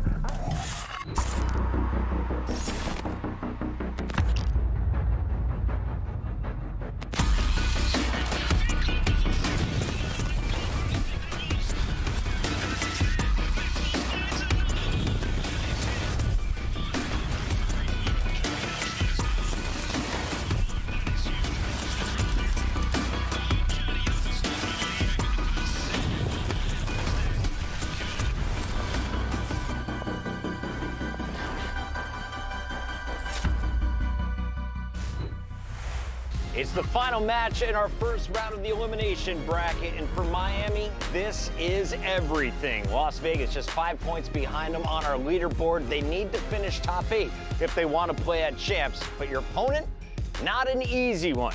Heretics are going up against our Major 3 champions, but we should call out the champions are in the worst slump we have ever seen from them, losing 5 Game 5s and entering with the 12th seed. Yeah, they fell off hard, Chris. There's no doubt about it. But, you know, if they feel any sort of confidence in this, it's going to be in this matchup because the only win they had was against Miami Heretics. And historically, they always dominate this matchup. We're talking about 5-1 overall in the season. And in the hardpoints and control specifically, they have just been putting on a masterclass. So they should feel comfortable having this as their round number 1. Taking a look at this lineup, Nameless, who do you have eyes on today? I'm going to be looking at Pred. In this matchup, he has dominated it. Ali just gave you guys the numbers overall versus the Heretics, but he just loves it, man. And in the respawn, he's still been pretty good throughout this stage, and I will have an extra eye on him in those search and destroys where he has massively struggled throughout the stage. It's been in the S&D. There is Pred in seat number 2, fist bump and dashy, one of the best ARs in the game. If you're looking for their strength, it says ticks and control, but overall, I think you just got to know it's confidence when they're playing at their best, and all of their individual ceilings are so high, Allie. They're so high. If for Optic Texas just as a team, their ceilings so high. I mean, they just came off winning a major, so it's kind of like, okay, we're back on land. The expectation kind of shoots right back up. And control, like, they have to play invasion. That is the only control that they've been good at during this split. And the S&Ds, I mean, you have to kind of just toss it out of the window. Monster Energy pregame sets it up for you on a 10-map losing spree. 0-5 in game 5s. They went 2-5 straight, and it's not just against the top 4. It was against everybody they weren't able to close out. Including Boston, who only got 6 wins on the entire season and 0 on land. No, Boston was also terrible at S&D too, right? They were able to take them down there. I mean, Optic Texas, like, this is historically bad at search and destroy. I think the record is 13 or 14 straight, so they could definitely set that record. It's been so bad. Their average rounds won across the 10-map losing streak is 3.2. They win an average 3 rounds. They're getting 6-1, 6-2, 6-3. Like, that is egregious. I mean, we saw it in the Boston series. I think it illustrated it best. Challenging one-on-one gunfights when you have a 2v1. These are things that cannot be happening when you have world-class players like Texas does. Optic currently looking like the Patriots without Tom Brady, but on the other side of this matchup, we've got a wild card in the Miami Heretics. They have played up to their competition, but never able to take off a big W over our Power 4. Anyone close to them, though, up until yesterday, they've been handling their business. Yeah, I mean, they've been inching closer and closer to being able to take the top 4, though, Chris. And I will say, like, even though they are on the losing end of this previous matchup, they split the S&Ds when it comes versus Optic Texas. They're 50-50, and they've been getting better at search. So for Monster Energy pregame, their strength right now has been high-rise control. Their respawn just in general has gotten a lot better since adding Real into this roster, simply because he adds a lot of slaying power, a lot of aggression. And I feel like in this environment as well, kind of backs against the wall, going up against an Optic Texas already struggling. Their weakness is going to be Hardpoint, but you're talking about a Miami that's losing by maybe a hill, like not even. Nameless, there is a look at Lucky. He, of course, is the glue for the team. The man to his right, that is going to be Metals, the X factor for the team. Let's take a look at our maps and modes and tell me, where can Metals potentially take over in this best of 5 against Pred and crew? Yeah, I mean, right out the gates, I think high-rise control, right? Like, I think they did a good job when you look at this map start getting rid of that invasion. They put in the work to get good at high-rise, and they have done so. And then I also think about the sub-base Hardpoint. Yeah, Optic once was dominant there, 1 and 2 on it throughout this split. All right, game is ready, so it's time to lock in our Scuff pick'ems. Let's make it official. Nameless, how we feeling about this one? I'm feeling green. I'm wearing it. I think Optic Texas take this one in 3-0 fashion. Allie, do we see the upset? Listen, I was already leaning this way, but after seeing that map set too, I'm going with Miami Heretics to take back the lead in this one. Going with Miami. I want to see some chaos. I want the pressure on Las Vegas. Optic Texas, it's time to get back to your winning ways. I think they pull this one off in a game 4. It's time to find out, though, who's got the best picks on the desk as we send it down to the man with the greatest hair in all of Call of Duty, Johnny Bravo, a.k.a. Miles, the Ross Boss. How you doing? Honestly, supreme gas and a very strange show about a 30-year-old man trying to get laid. Really, really weird. Not as weird as this series could be, though, folks. Wow, we have come through a saga in the Optic Texas, I suppose, history book. And they're going up against a fantastic old rival in the form of the Miami Heretics. Does the spirit of Florida live on, Chance? No. Dude, it's the question, right? And I just love that we get it answered like right out of the bat. Obviously, the champs race is like sort of the biggest storyline for the initial portion of this tournament, but one of the other biggest storylines is quite literally just Optic's gameplay. They win the last major, had a radical fall off throughout the stage, the online portion. We get to answer the questions, and I know for Optic fans, it's the perfect look. You go against Miami, your old rivals, where Pred has dominated, and Pred being one of the focal points for the team that experienced the fall off throughout the stage. Not only do you give him Miami, you give him his best map as well. Pred, the clear-cut best sub-base player in the game. We answer our questions now. Here we go. We've watched Shotzi scale the walls, straight into the feed, but it's the rest of his teammates who have been red and dead. All 4 down. Heretics with the point. Yeah, setting the tone already and pushing out and getting so much space. Dashy, I mean, you could say the instincts are there, but Lucky, well, might meet his early demise, and Dashy bringing out the beamer, so the impact to make it back towards the hill in Shotzi, no time wasted. Man can dance, man can fly at you and get the cutoff kills, but a back and forth battle already. The kill feed just changing colors. There's wonderful work there from the reinforcements from the Heretics towards Nu on the row. They all find their kills. Metals wins a big one against Bruce. And there's only Shotzi to finally stop the run of these Heretics players as they battle their way towards P2. That hard point's up in 5 seconds, and so far, still very much in contest. Yeah, but either way, for a P1, that is beautiful for Miami. Get a 20-point lead, and Lucky has been hiding in the back, and Optic have completely lost track of him. So you should be aware with the spawns that he's going to strike at some point, but right now it's only Dashy that's looking for him while his team is killing everybody else, and Lucky takes so long to make the move that for big old Bruce, an easy one to knock down, and this is a god-tier setup right now from Optic. Shotzi, I mean, free cleanup kills. This is the sub-base of old for Optic Texas. That's going to be the lead change. 30 seconds to go here on P2, and you are looking absolutely fantastic. Here comes the hit, though, from the Heretics to upstairs. Kenny nearly deals with them both. Nice work, though. The Heretics, it's a late break, 20 to go. It's going to give them the lead back, but the row is a no. Optic spawn there. And Optic may be happy to chalk up that time. They would have wanted to hold on for an extra 10 seconds, but at least he flipped the spawn out, so all 4 players here to be set up towards Nu. Shotzi dies early, though, and Pred dying at the same time, so those 2 players die at the wrong moment, and both of them are going to spawn out across the map, so Miami might be able to get this P3 break. Dashy doing everything he can to hold on. He's got to find at least 2 more gunfights, allow Kenny to complete his infiltration in the rear, but no, the alarm bells have gone off. He's been taken care of as the front line as well. Vical, and I can hear the Heretics starting to get spicy. And again, from Optic, it is Pred that has dominated Miami. It is his best map, and 3 and 7 right now, and dying at inopportune time. So yet to sort of find that flow, but at least for Optic, they be able to find that break. Nice little snap there from Real to hold him off, but it's white time on the hill. Neither team going to be able to collect. Happy for that if you're the Heretics right now. Keep getting these kills. Vical with the in and out, the old 3 spree. Can't get the 4th. Shotzi's back at it again with the Renetti. And now, with 15 seconds to go, Lucky just driving a cheeky little dagger into the back. His teammates across map. Heretics set up for Nu, and Metals makes the middle of the map a pain in the ass for Optic. Yeah, these are all just nuisance kills. Push him further and further away, and if Dashy falls as well by the hands of Vical, well, that spawn is going to hurt. But Dashy beams on point, so Optic, honestly, a lot of pressure near the actual time. Kenny's nearby the hill as well. Him and Shotzi working together, and Lucky overwhelmed. The spawns are going to flip as well. That is a moment Optic Texas sorely needed, and you're never going to read Lucky spawning in the back again. Yeah, Lucky is still there. And look at those spawns. Lucky, get him. Tags in. What a spawn, baby. Let's them have it. Shotzi still inside, and that is a problem.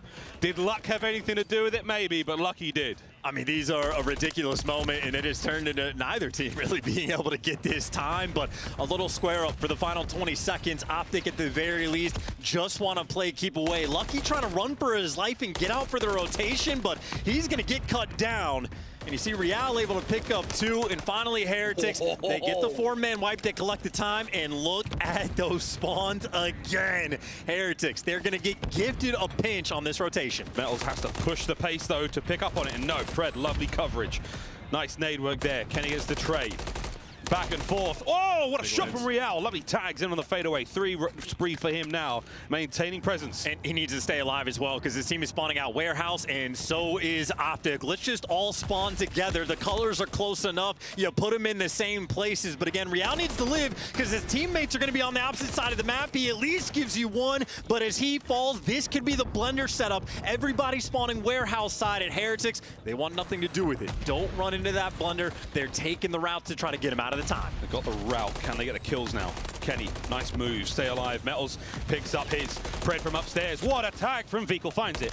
Now from up top in a Shotzi, Real finds his. It is non-stop across the map. Yeah, Real, the guy that can just match the pace of the team. He has injected new life into this Miami Heretics squad, and keeping pace with Optic, not an easy feat, but the final little bit of scrap time going to go the way of Heretics, and it is an 8-point difference right now between these two teams. But I know Optic have had this before. So many of those first rotations, they'll keep things close, things will be a little bit slow, and then they explode. Heretics need to be careful. Is the bomb armed? We'll find out. First set of 5 points, as close as it could possibly be. Second set now, Optic Texas are in, and Pred's starting to pop. Could be that explosion. The spawn's, though, a little bit weird, as his tradition on sub base. So Optic, they're going to have to read sort of these mixy setups, and you see Kenny, he spawns up and still throws a stun behind him. A hyper-aware player. Holding on to this one. Hey, nice work there from Lucky up close.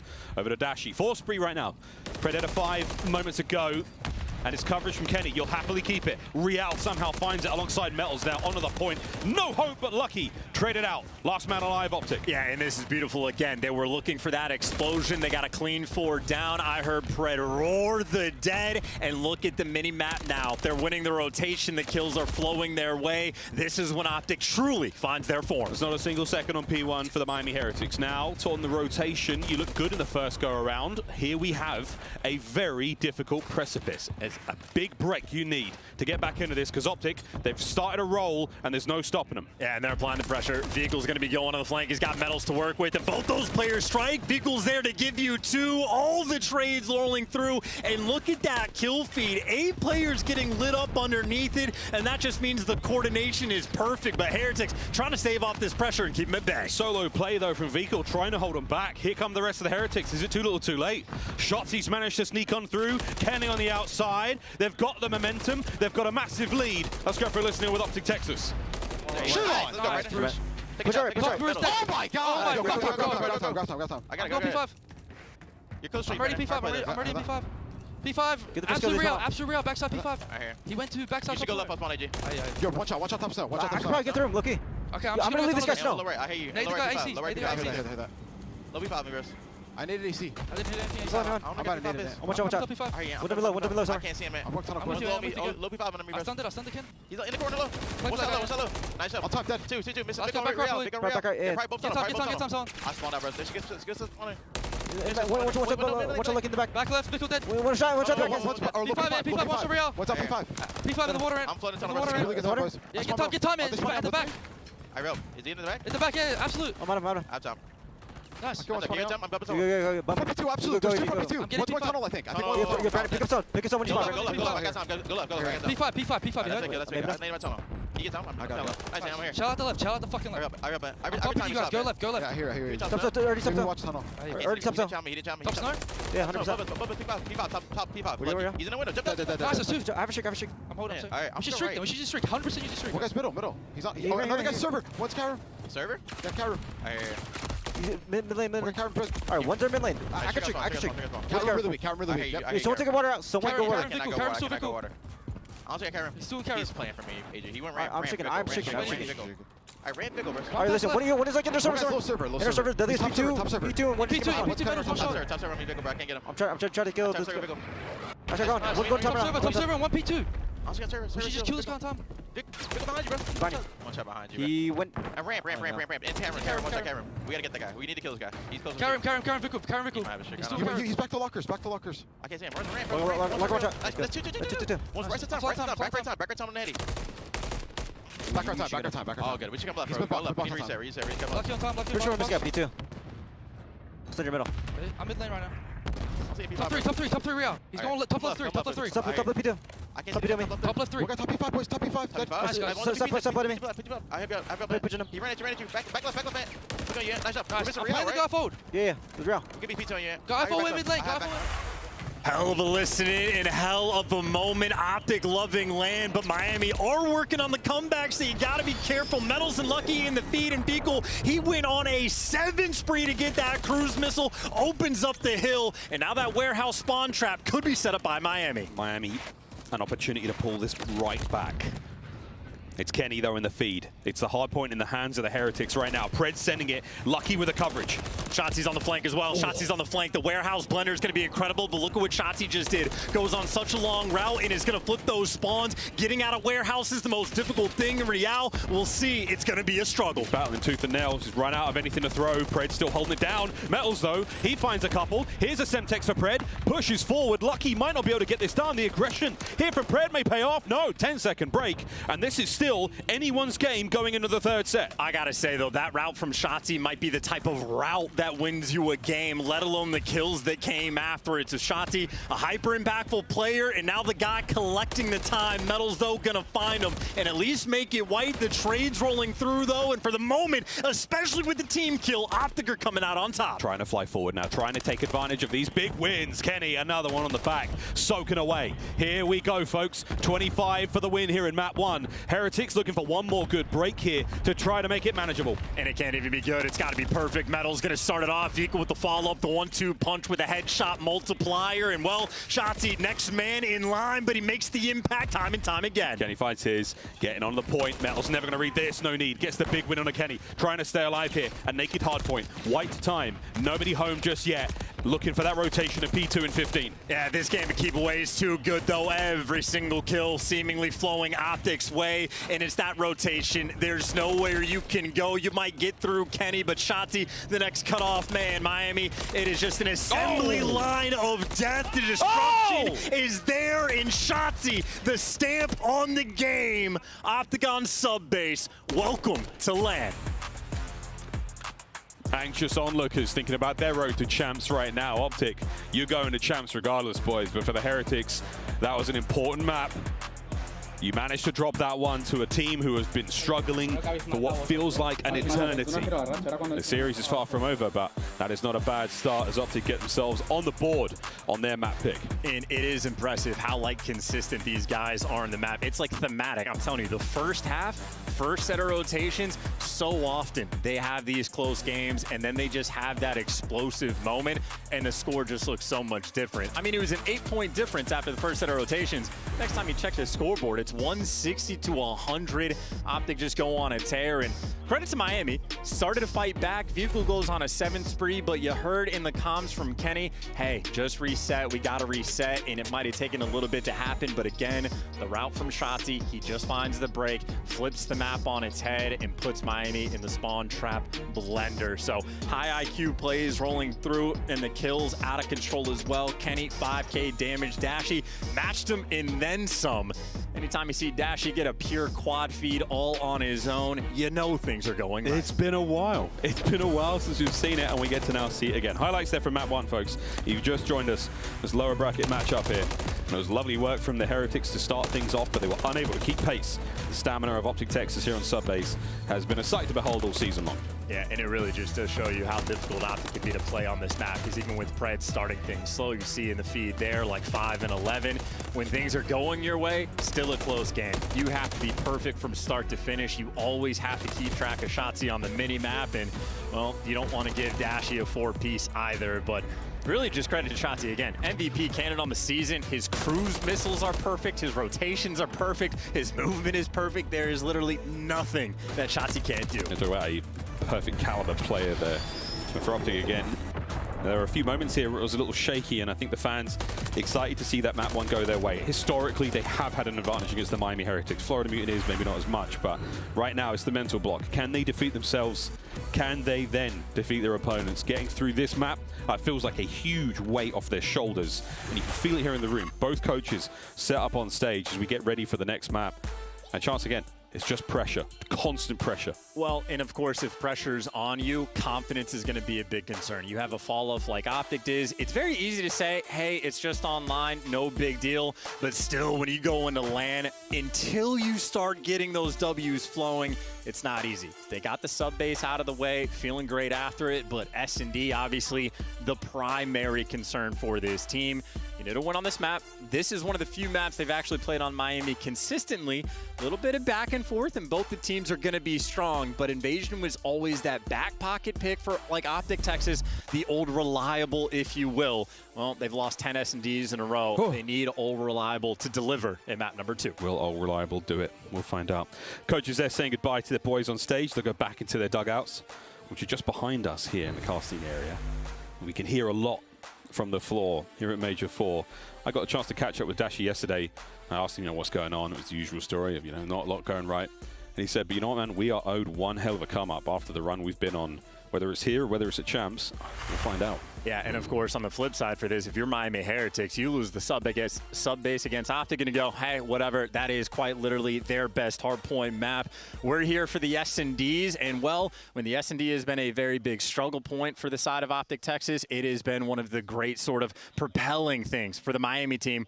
One of the modes they've improved on the most, their first bloods have been out of control. Their maps have been fantastic, both Lucky and Metals have been thriving in this environment. So a very keen opportunity for Miami to get right back in the series. And of course, if you keep Optic in the back of their mind that S&D is going to be a problem, Miami would love to see a Game 5. Get that Game 5, they'd be incredibly happy.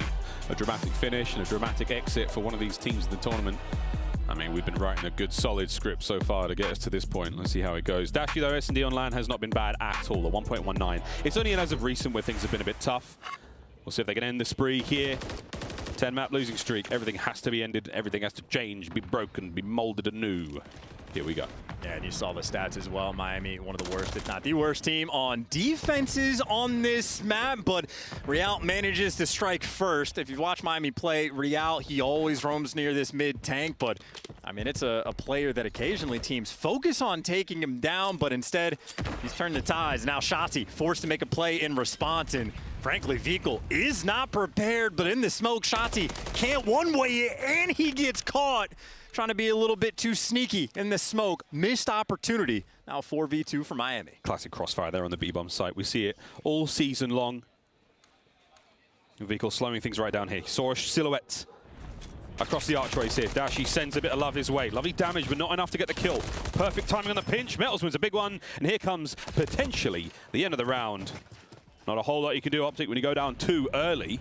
The Heretics start things off well. And tip the cap to Real. Again, the series we saw them play quite literally just yesterday. He was the first death, I think 3 or 4 times, always on defense. He was just consistently being isolated well. This time, he feels it. He gets aggressive. And Miami, their homework on point. We tip the cap to Lucky and Metals on the first blood front, but well orchestrated as a team. If you find a first pick on defense, well, your life is infinitely easier after the fact. Miami, not a team that's going to let that slip. The Invasion, very much so. We've seen the big old defensive holes. That dozer by B. If there isn't a player living there, your team might be doing something wrong. We're going towards B right now with this bomb.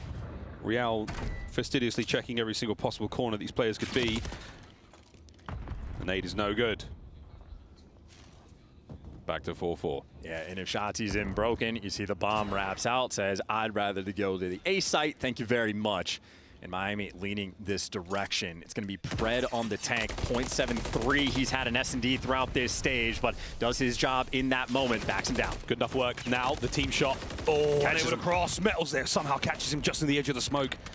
And Kenny has to back on up. This is slowed Optic right down defensively. Shotzi, though, trying to bring pace back. Catches out at least one. Now the smoke and joke begins. Yeah, and the one-way time is going to deliver. Don't want to mess with Shotzi, but it's a 2 versus 2 as Dashi finds the pick on Metals, but he gets traded out. Lucky wins a big one.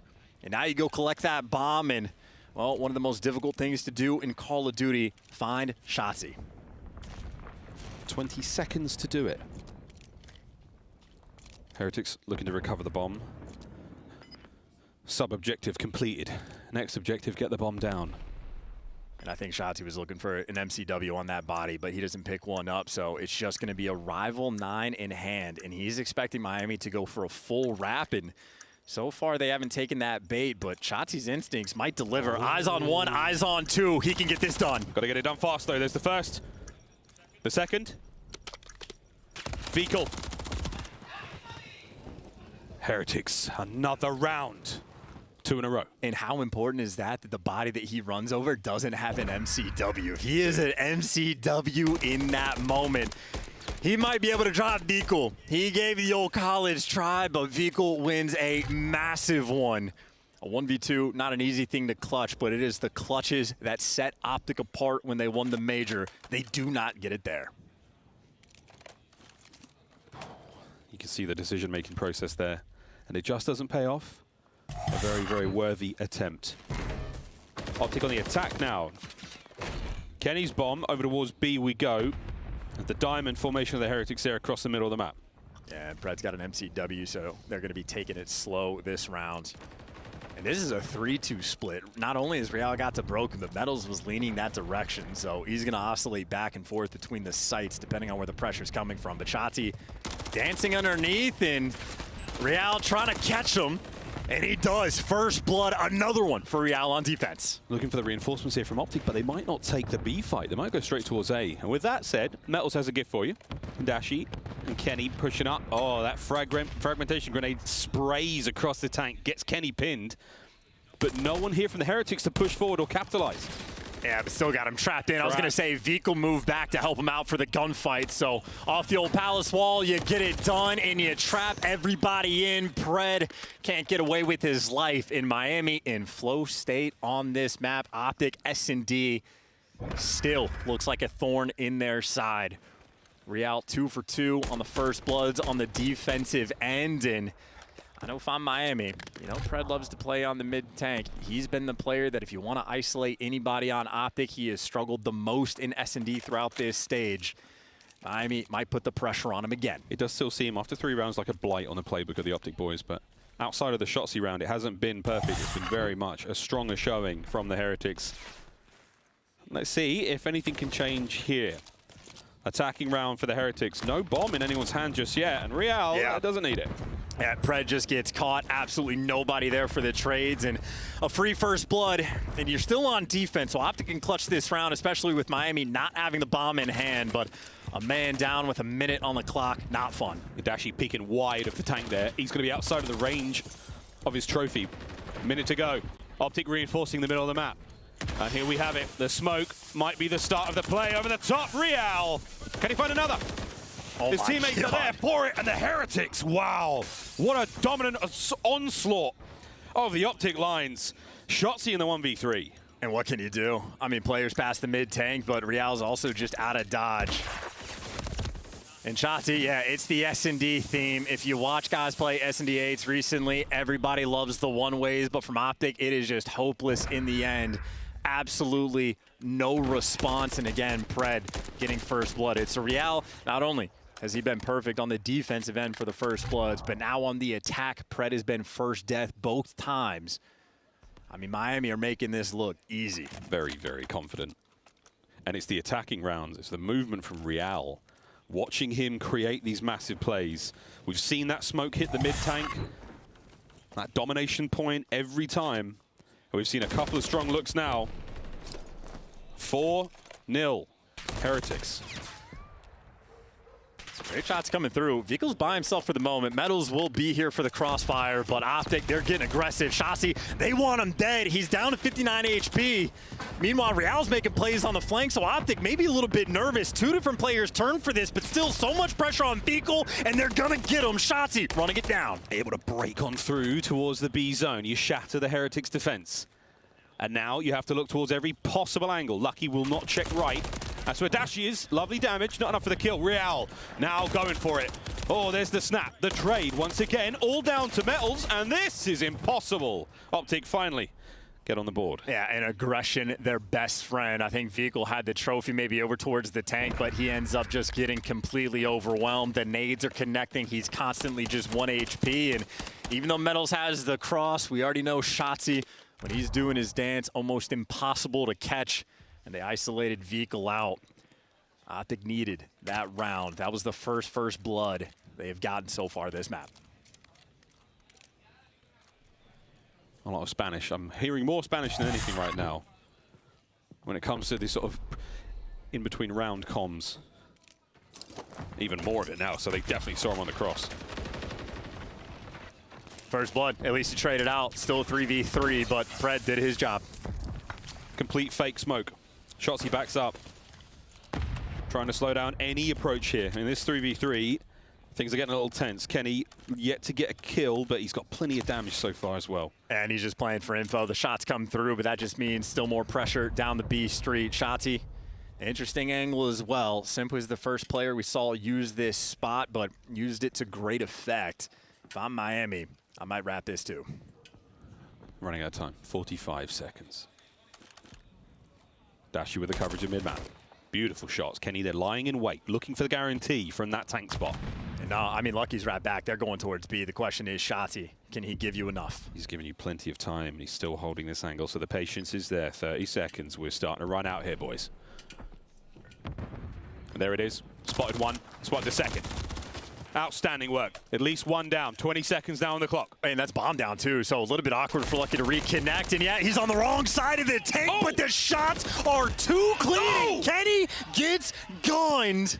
An awkward moment, but Lucky built different. Not a fun situation to have to collect in that moment, but him and Vikal ready for it. And I was going to say, Kenny's been sitting on the donut cam. Some of these early rounds, he's just been put in a tough spot, but not there in that moment. You needed him to shine. Absolute slammage. And again, you're going against Dashy on an aggressively good heady. Lucky takes it to him. Shots are on point. What a fight between both of them. That is outstanding. Map point Heretics. We're almost ready to tie this one up and go straight into control. Hearts and minds full. Oh, Pred again. Another first blood. Yeah, that is 4 first deaths from Pred in this game alone, and it's only round 7. Metals has got a nade or two for the boys down the street. There are no trophies, but that won't matter too much. This tank has been so well fortified. Smoke play just to get out towards A, but the bad news is Real is back here on his tank, his favorite place to be.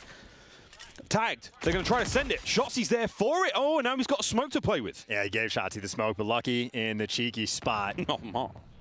This is all about timing. When he goes for the chow, how quick can Dashy be to trade him out? Because if he peaks, someone's going to die for free.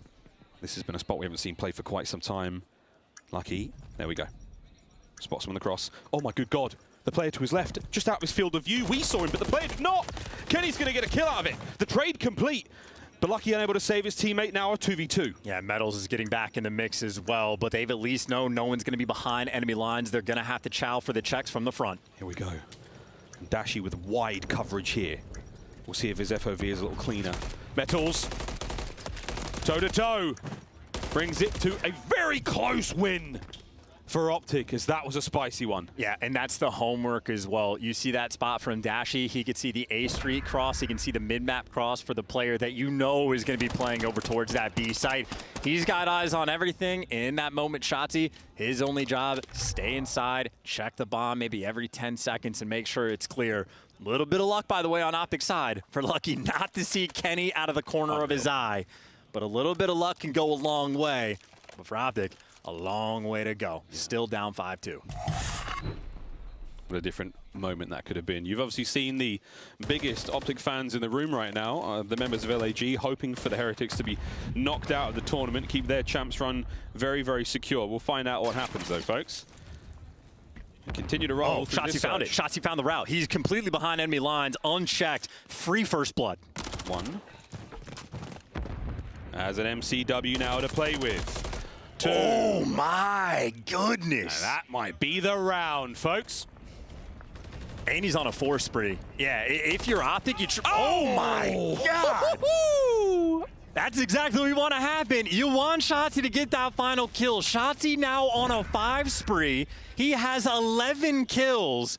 We talk about how he's having an MVP season. Right now, he's throwing the green wall on his back. Again, just... There's so much pressure still. In the back of your head, you may have tried to lock it away, but you know you're on an S&D losing spree. And they're getting towards the sort of historic end of it. Try to crack it here, and in a dramatic fashion, it's 5-3. And the round count sounds terrible, but if you're on the offensive end, you're still just trying to feed Shotzzy this kill. Whatever you got to do to get this man a first blood can go such a long way. And that cruise by any means necessary. Here we go. All the usual spots checked. MCW for the round here for Shotzi, hoping for a bit of the long-range engagement. Bomb towards A now, after the smoke's clear. Just a distraction, though. They're wrapping this towards A. Shotzi playing the rear guard as well. Real directly on top of the bomb site. And the boys are going to be opting away from the mid-tank. He's trained them to expect him to be there. Now that they know he's not. God, 5 first deaths for Pred. It's lucky, and it's another one for Pred. Bomb's going back over now. There's a lot of back and forth here for Optic Chance, and they run out of time. Yeah, and Vehicle's been posted up on B, but you can feel the pressure. Some Metals is wrapping back right towards them. So now Optic have to do this with a man down. Shotzi, the guy to make the play, gets the cruise missile. Do you want to call it in? The boys managed to rally up. Here comes Cruz. Oh, you get a 1 guaranteed. 1 guaranteed. Oh, maybe find not. out what happens.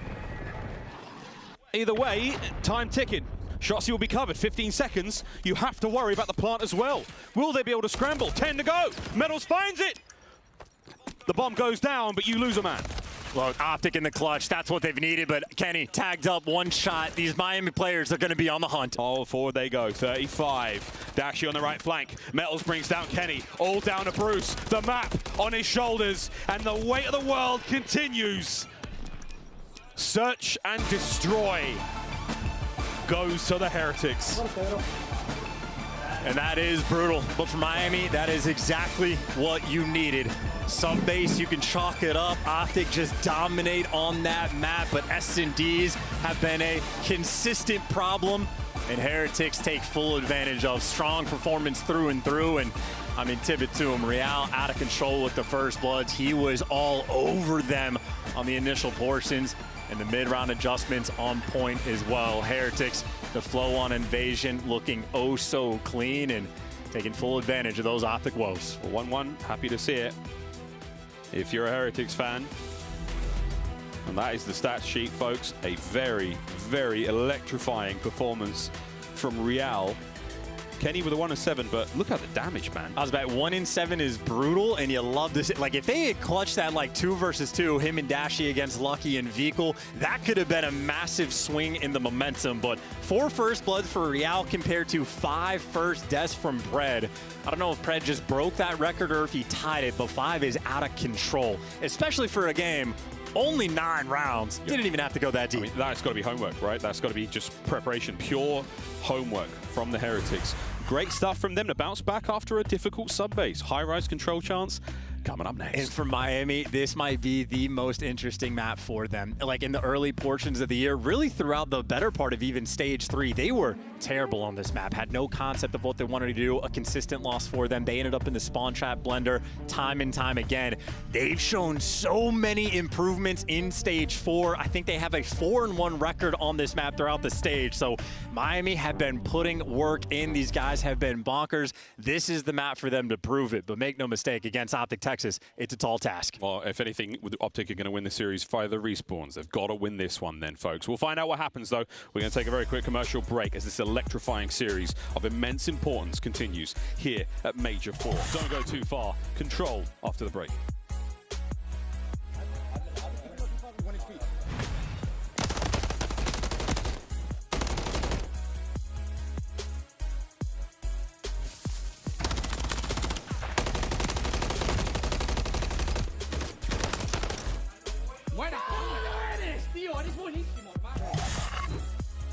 Upgrade your game with the Scuff, the official controller of the Call of Duty League.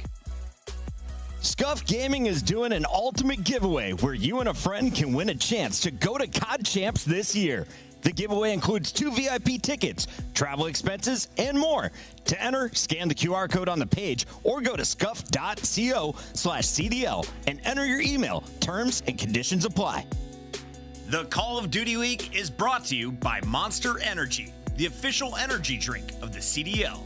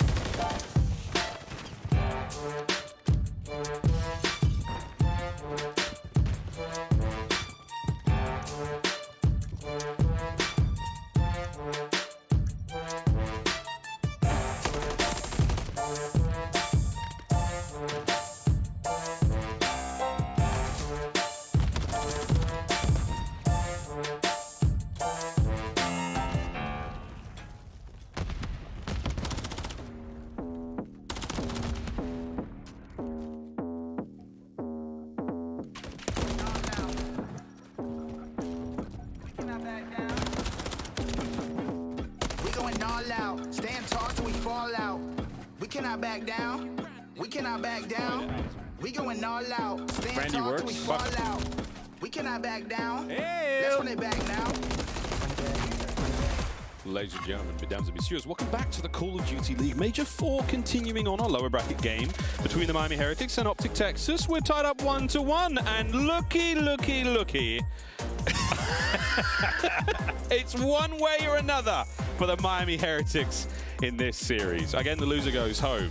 And for the Heretics, a tough one, because Champs is still on the line as well. I was going to say, goes home, and it's like, it remains to be seen. LAG and Vegas are still going to be very key players on the Champs race going against Miami, but it could be the end of the year. We just do not know. That is what we're going to find out later today, /tomorrow, /potentially Sunday, depending. So Miami, fate's still in your own hands. You win this, you keep it going, and you put the pressure on the other squads, but of course, we are still a long way away, tied up 1-1 in this series. A lot of Call of Duty left to be played, and if you already missed the setup, the record does not look great for Miami, 6-10 overall, but again, they've been abysmal on high-rise control throughout the year until this stage. They have fine-tuned their gameplay, they have figured things out, and a 4-1 record throughout this stage. The improvements have clearly been there. Optic, when you talk about improvements, well, it's an 11 S&D map streak, like loss streak now, excuse me, so no signs of improvements on that front. Optic, they want to get this done in a 3-1 fashion. The reverse Neslo, or the opposite Neslo. Nothing but respawns. Nothing but respawns. Well, that's how this series is going to go for them. So, off to the sneakiest of places we can find ourselves for Shotzi here on High Rise. Nobody home on this side of the map, mate. You may as well jump up and get involved. Yeah, he doesn't know that. And by the time he figures it out, well, Metals has now been in position, but timing perfect for kill number 1. And, well, Shotzi, his teammates fall, so his job is just to spawn kill. Yep. And he's got 2 players that he can do this against, but they're hunting him down. I mean, he's in the corner, he's naded, he's tagged up, he's gone. I mean, that is one way to deal with it. Pred, though, whoa, nearly bangs his way onto B. Kenny here to pick up these players before the regen can sink in, or is he looking for a power position? Lovely teamwork there. Kenny can't get a second there on the point. It's Lucky and Vikel finding their respectives. Over to Bruce, the Renetti at range, and hey man, go for it. Can Pred pick this one up? No, constant aggression there from the Optic boys, all shut down by the Heretics. Yeah, frankly for Pred, lucky to be able to get one in that moment. Kenny just fully falling off the map. Things weren't already bad from Optic. Things are not getting better. A team kill rolling through as well. So sloppy gameplay already from Optic in round number 1. And Miami Heretics, they got a stranglehold on the map. This might be like literally as quick as a round could possibly end. The clock has barely been stopped. Well, it's been stopped and they're off it again. 10 to go. Shotzi's got to get up there, main. He knows the boy on that point, and the wins. Oh my God! Finally, they line up. Riel to save the round. He's put Shotzi in a lot of trouble. There's a trophy system there to help out. And you might have gone from rags to maybe riches or maybe stitches. We'll find out as Beagle 1v2 on the point wins it. I don't know what he said, but I doubt it was nice. I think it was angry. It was very, very spicy. Can anyone let us know what Vikil just said? Because I guarantee it came through the mic. These boys need to help Shotzi out too. He's quite literally trying to do everything. Like a phenomenal individual performance we just saw in the S&D. And even in that round, he's pulling off miracles to keep the play alive, and they just simply cannot deliver. That being said, it's offense on high rise. It absolutely be like that sometimes. So Optic's turn for a response on defense. 1 minute 51 seconds, the opening round.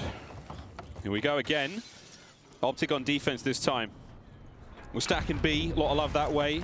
Kenny, the island man, over towards A, and bad news. There are 2 members of the Heretics on the point.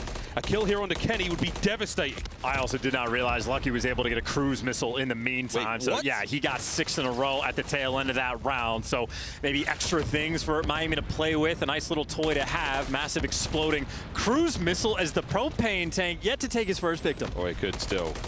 Rial looking for the second segment. Catches a Kenny airborne. Here goes the second segment. He's doing it alone for now. 3 spree for Mel's on the inside of spawn. Makes it 4. Nearly the 5th. My good God. A is done.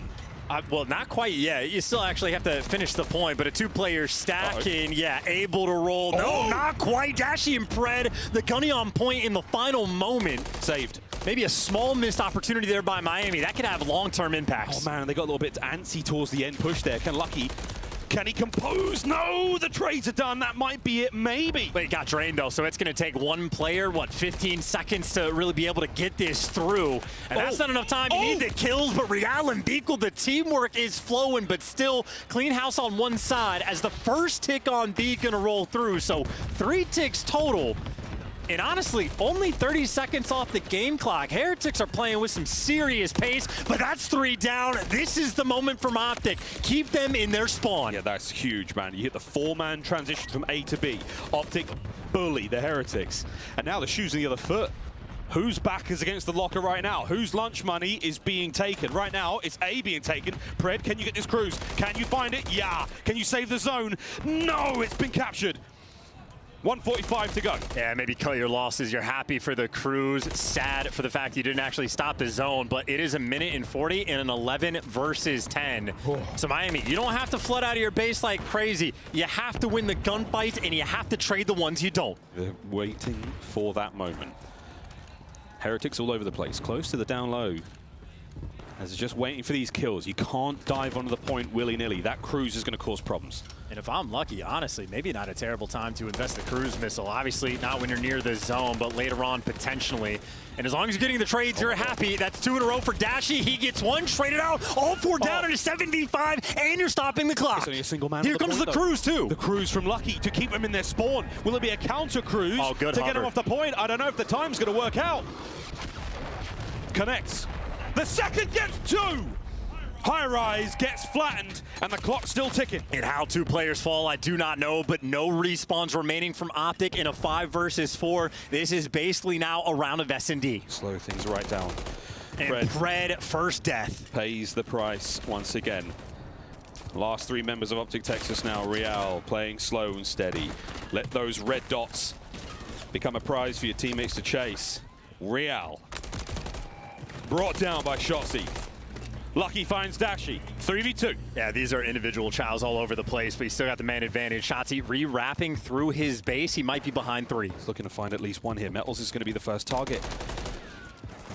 It's all down to him. Nails it. That's that. Wow. An unbelievable comeback. What? No, listen. I had a lot of friends in middle school that taught me a bunch of Spanish cuss words. I know exactly what Vico just said. It was not very nice. And to be quite honest, as far as it goes, he was correct in his evaluation of their gameplay. It goes down to a 5v4, a minute left on the clock. And again, Pred, just like S&D, gets caught immediately on the first death front. And then just a man disadvantage. They are struggling right now. And now for Heretics, again, clutch up on defense, and you are good to go. Yeah, 1 more round, Heretics. Say goodbye to High Rise.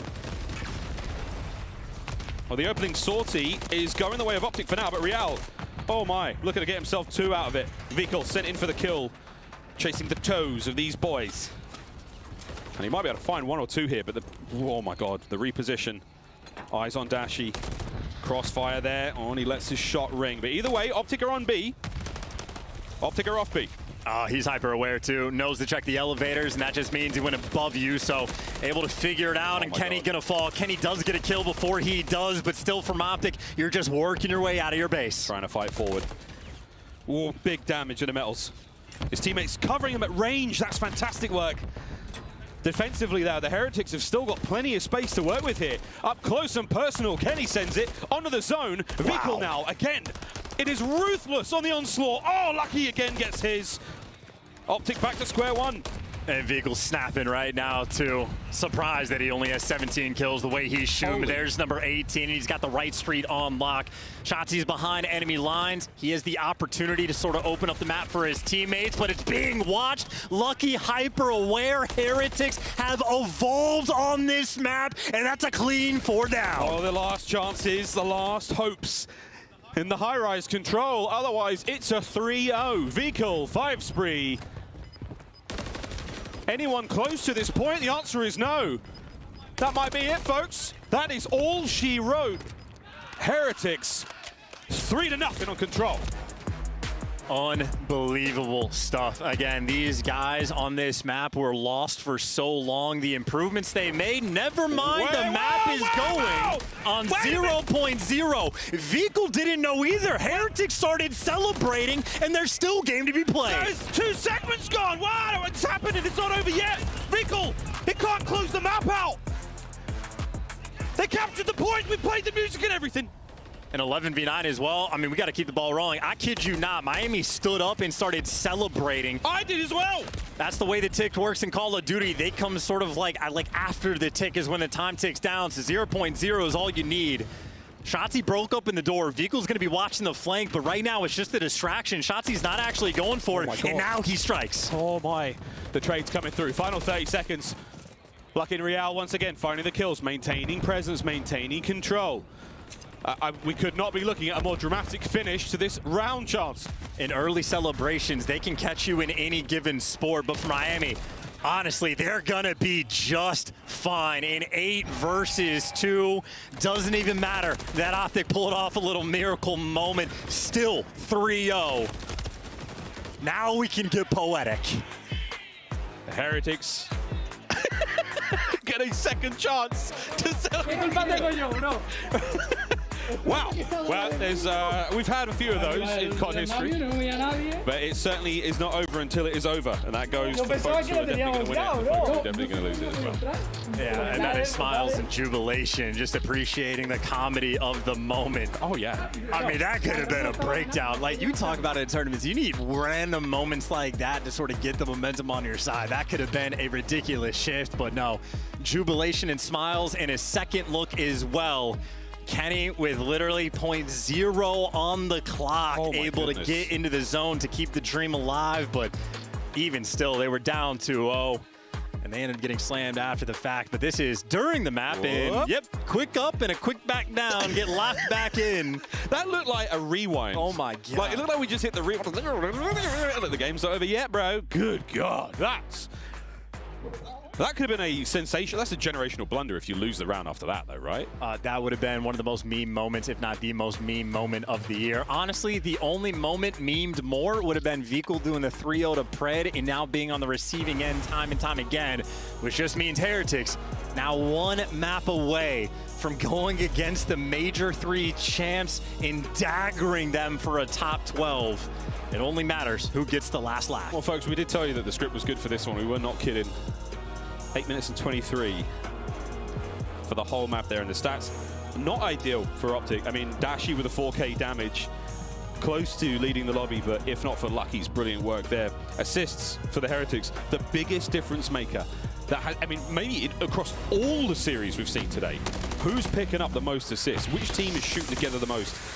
This opening attacking round here from the Heretics as well. Real is having an unbelievable series of plays across many series as a rookie as well. Yeah, and again, truly has injected new life into this squad, because high-rise control would be the perfect example to look at Heretics from start to finish. It has been the indication at the start of the year that they just did not have that in their bag. Have a 5-1 record just in this stage on this map.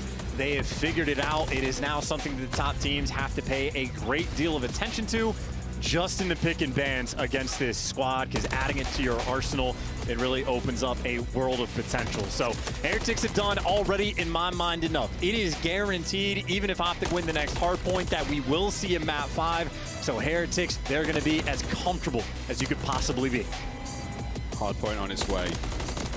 Our coaches are up here on stage, composing, reassuring, filling these players with as much information as they can handle before we get going. And that was the real celebration. The true second.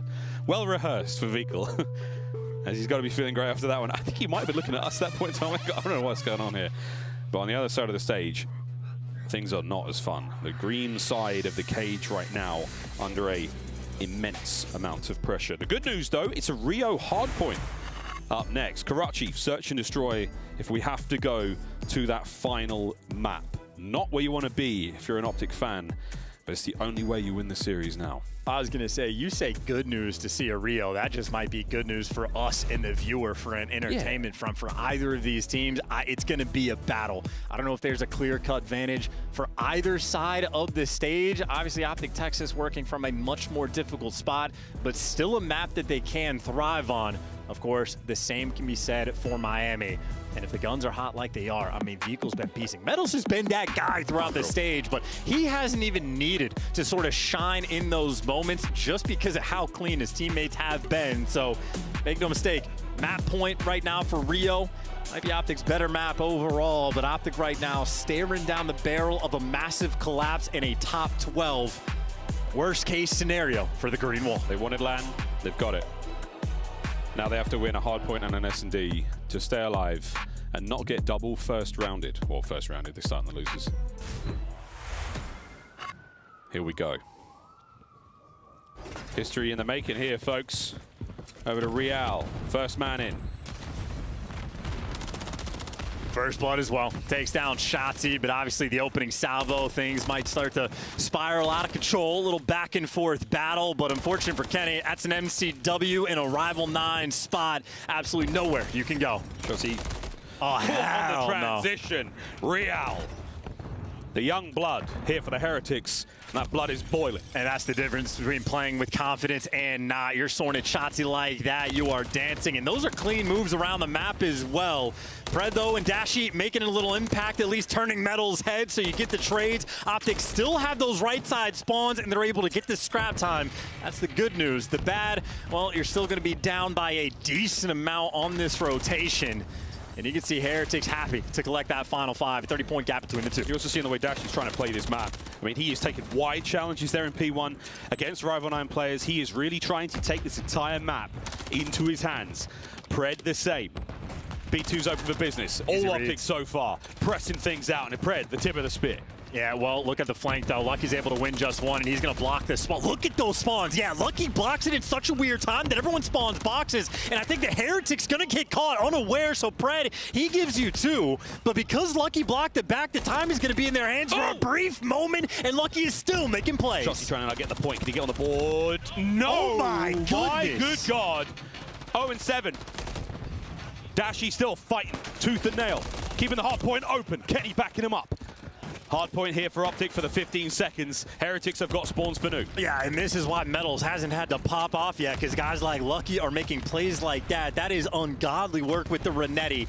Either way, though, overall, Optic get a decent amount of time. If not for the breakdown, Heretics would be on this rotation, actually losing the game. Instead, it is a nail-biter, but Heretics have the rotation towards P3, and, well, Dashi leading the charge with a pistol. Nothing you can do about that. Too many mans on the inside of boxes. Shotzi now. Can he get the break alone on the hard point? Timing's fantastic. The turn, it's good. His teammates are there for it. Pred can't get the 360. Back to square one now for Optic. Yeah, Kenny and Dashi need to take their time. MCW is not going to be able to solo break this hill. Got to wait for the response, but Dashi gets the intro. Couple trades rolling through. Optic coming out on top, and there's 3 in the feed, and maybe you don't block the spawns. Everybody's still in the back. Kenny, can he figure this out? I think Dashi's got eyes on. That might be 1 or 2 red dots now to deal with. Can they find the kills? Huge damage, massive damage, no kills. Pred backs up.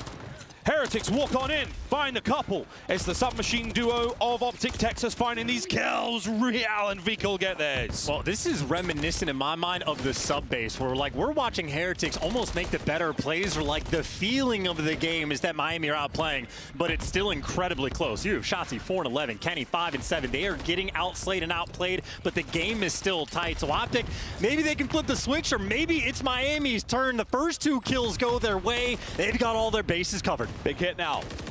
Optic through the front. Unfortunate team kill. Fragmentation sprays across the point. Kenny and Shotzi get their kills, and that is the break. You're in for the time now with 35 to go. Yeah, all 4 down, and again, even though Pred falls by a teammate, Optic still deliver, and now you got a brutal crossfire being set up, but Shotzi maybe scooches a touch too far, and that's the opening for Metals to get nearby. You got the pinch through boxes as well, and Vigo at least opens up the cross for your teammates, and Metals full advantage of it, gives you at least 1, but it doesn't matter. Scrap time collected by Optic Texas, and the game continues to be a nail-biter. Oh, incredibly close indeed. Final 8 will go to Optic as they hold the time. Pred, big win in mid-map. Fast rotation to Nuke. Kenny also delivers. So now, the hard point firmly in the hands of Optic. It's a one-man show. Can Kenny get a kill? He's doing what he can. Nice little Dante. Yes, he absolutely can. And he stays alive. And he gives you just a little bit extra. Nice little moment that Metals might ruin. He picks up 2, and Lucky gives you the 3rd.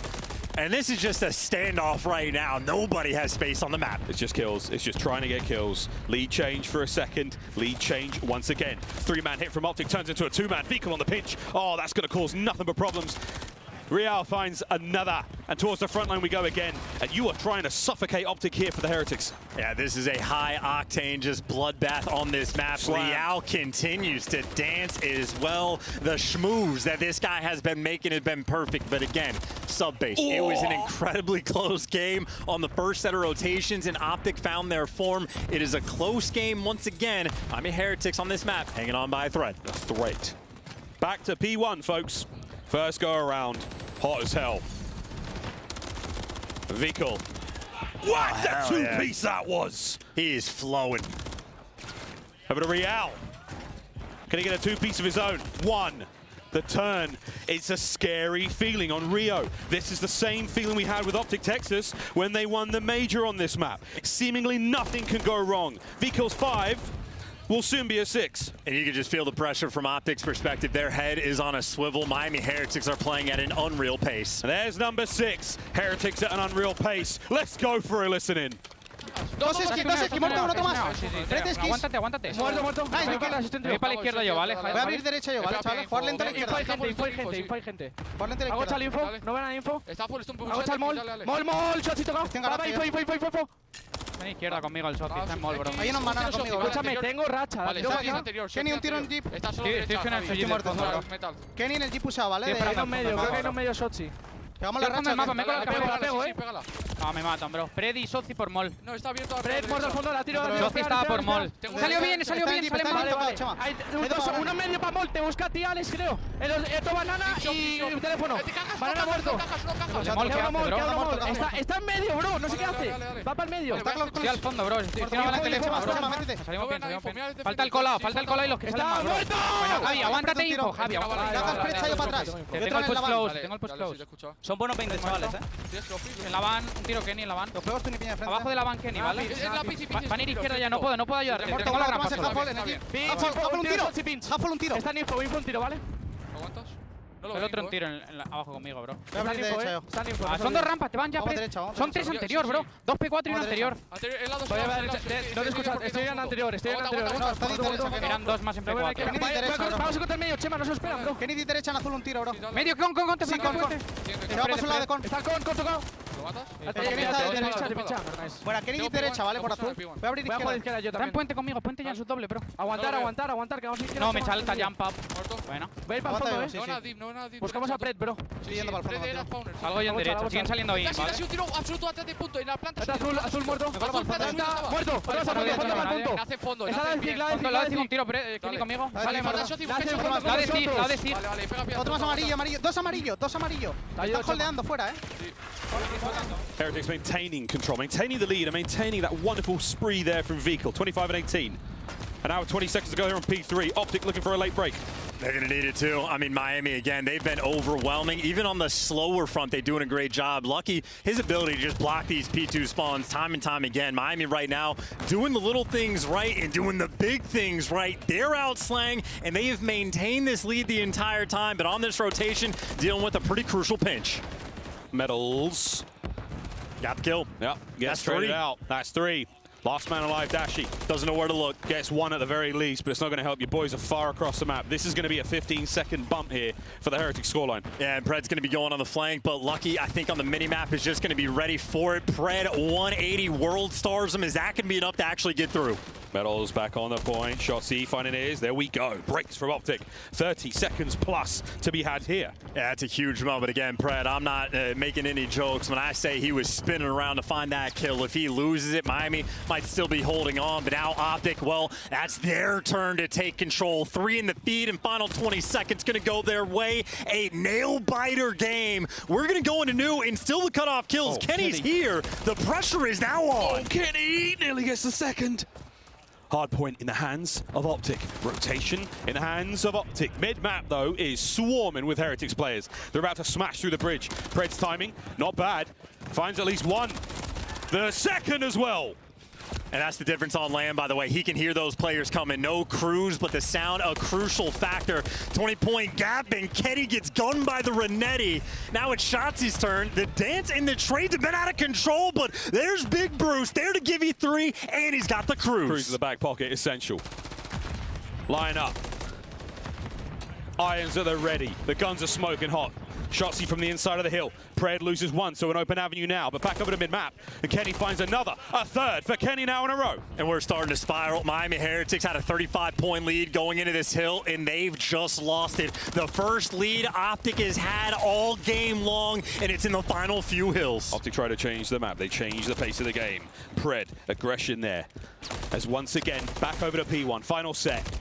In this absolutely brilliant hardpoint. And now the question is for Dashy, do you invest the cruise missile to break down P1? Because you got Kenny in position. He can flip these spawns. So if the cruise pans out, Kenny, as long as he stays alive, could be a massive moment to flip the map on its head. Numbers, oh no, Vehicle, oh no, the Heretics hold.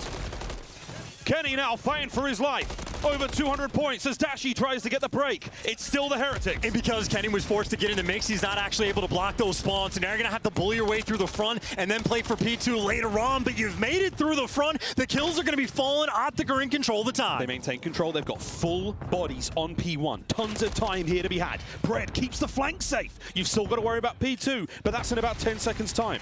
Playing the patient game. Vehicle ready to strike. 31 kills already. Does he check the close corner? Doesn't even get the time. 3 down in the feed from Optic. Now you hit the go button. Starting to feel the pressure now. Heretics looking a little desperate. It's Lucky who might be able to find a few here, but Kenny, the heckles are up. Spidey senses not tingling. You find a big one on the back line. He's been the master of blocking these P2 spawns, and he's got to gun the 2 AR players to make it happen, and Lucky delivers again. 25 for the win for Optic Texas, but you're not close to the point. Pred in a corner. Pred down. Heretics are in. All guns forward, no flanks rolling through. The pressure's coming on, and they're running straight towards Metals. Front line, send it. Metals at the ready. Kenny finds the first. Real on the pinch. Any damage here? Anyone to push forward? Shotzi feeling brave. Shotzi trying to get the break. A survival game for both of these teams as well. Whoa. Neither can win it here. Well, actually, Optic can if they're able to get to the time with the back spawns. It's not likely. And 2 in the feed there for Miami. Kenny's on a big pitch. Kenny on the flank finds 1. Heretics are in the point. Kenny with 2.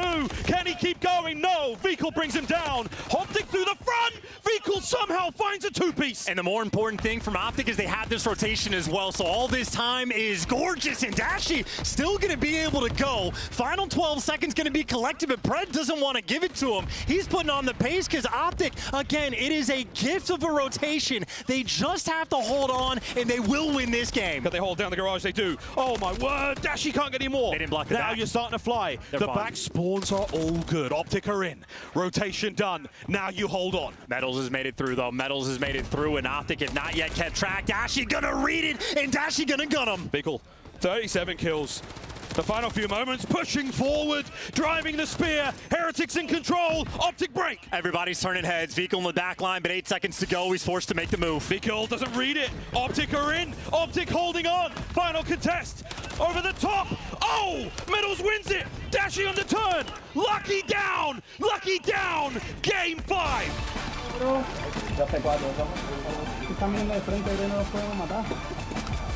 And for the Optic boys, not even a moment to look happy or have a smile on their face.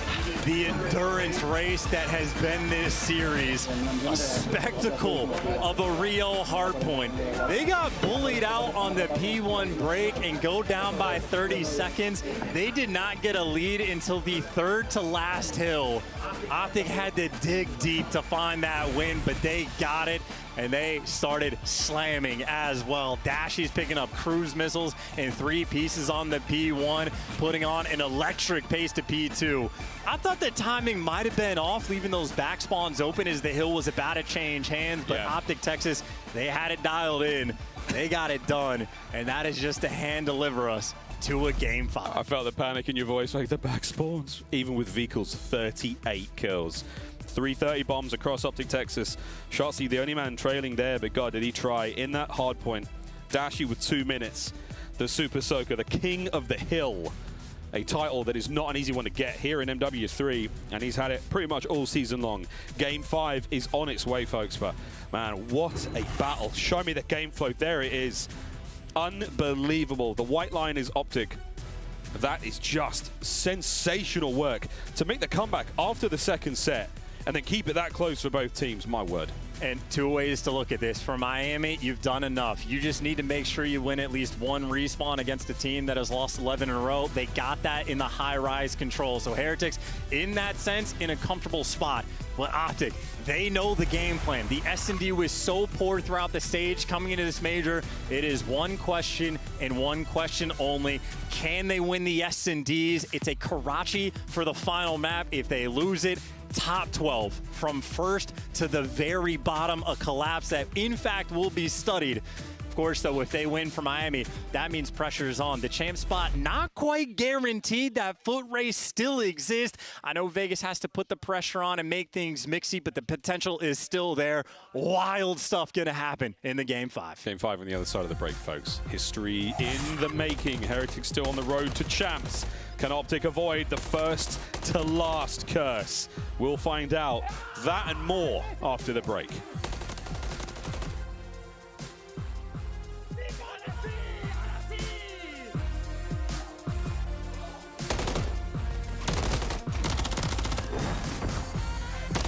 Go. Oh. Upgrade your game with the Scuff, the official controller of the Call of Duty League.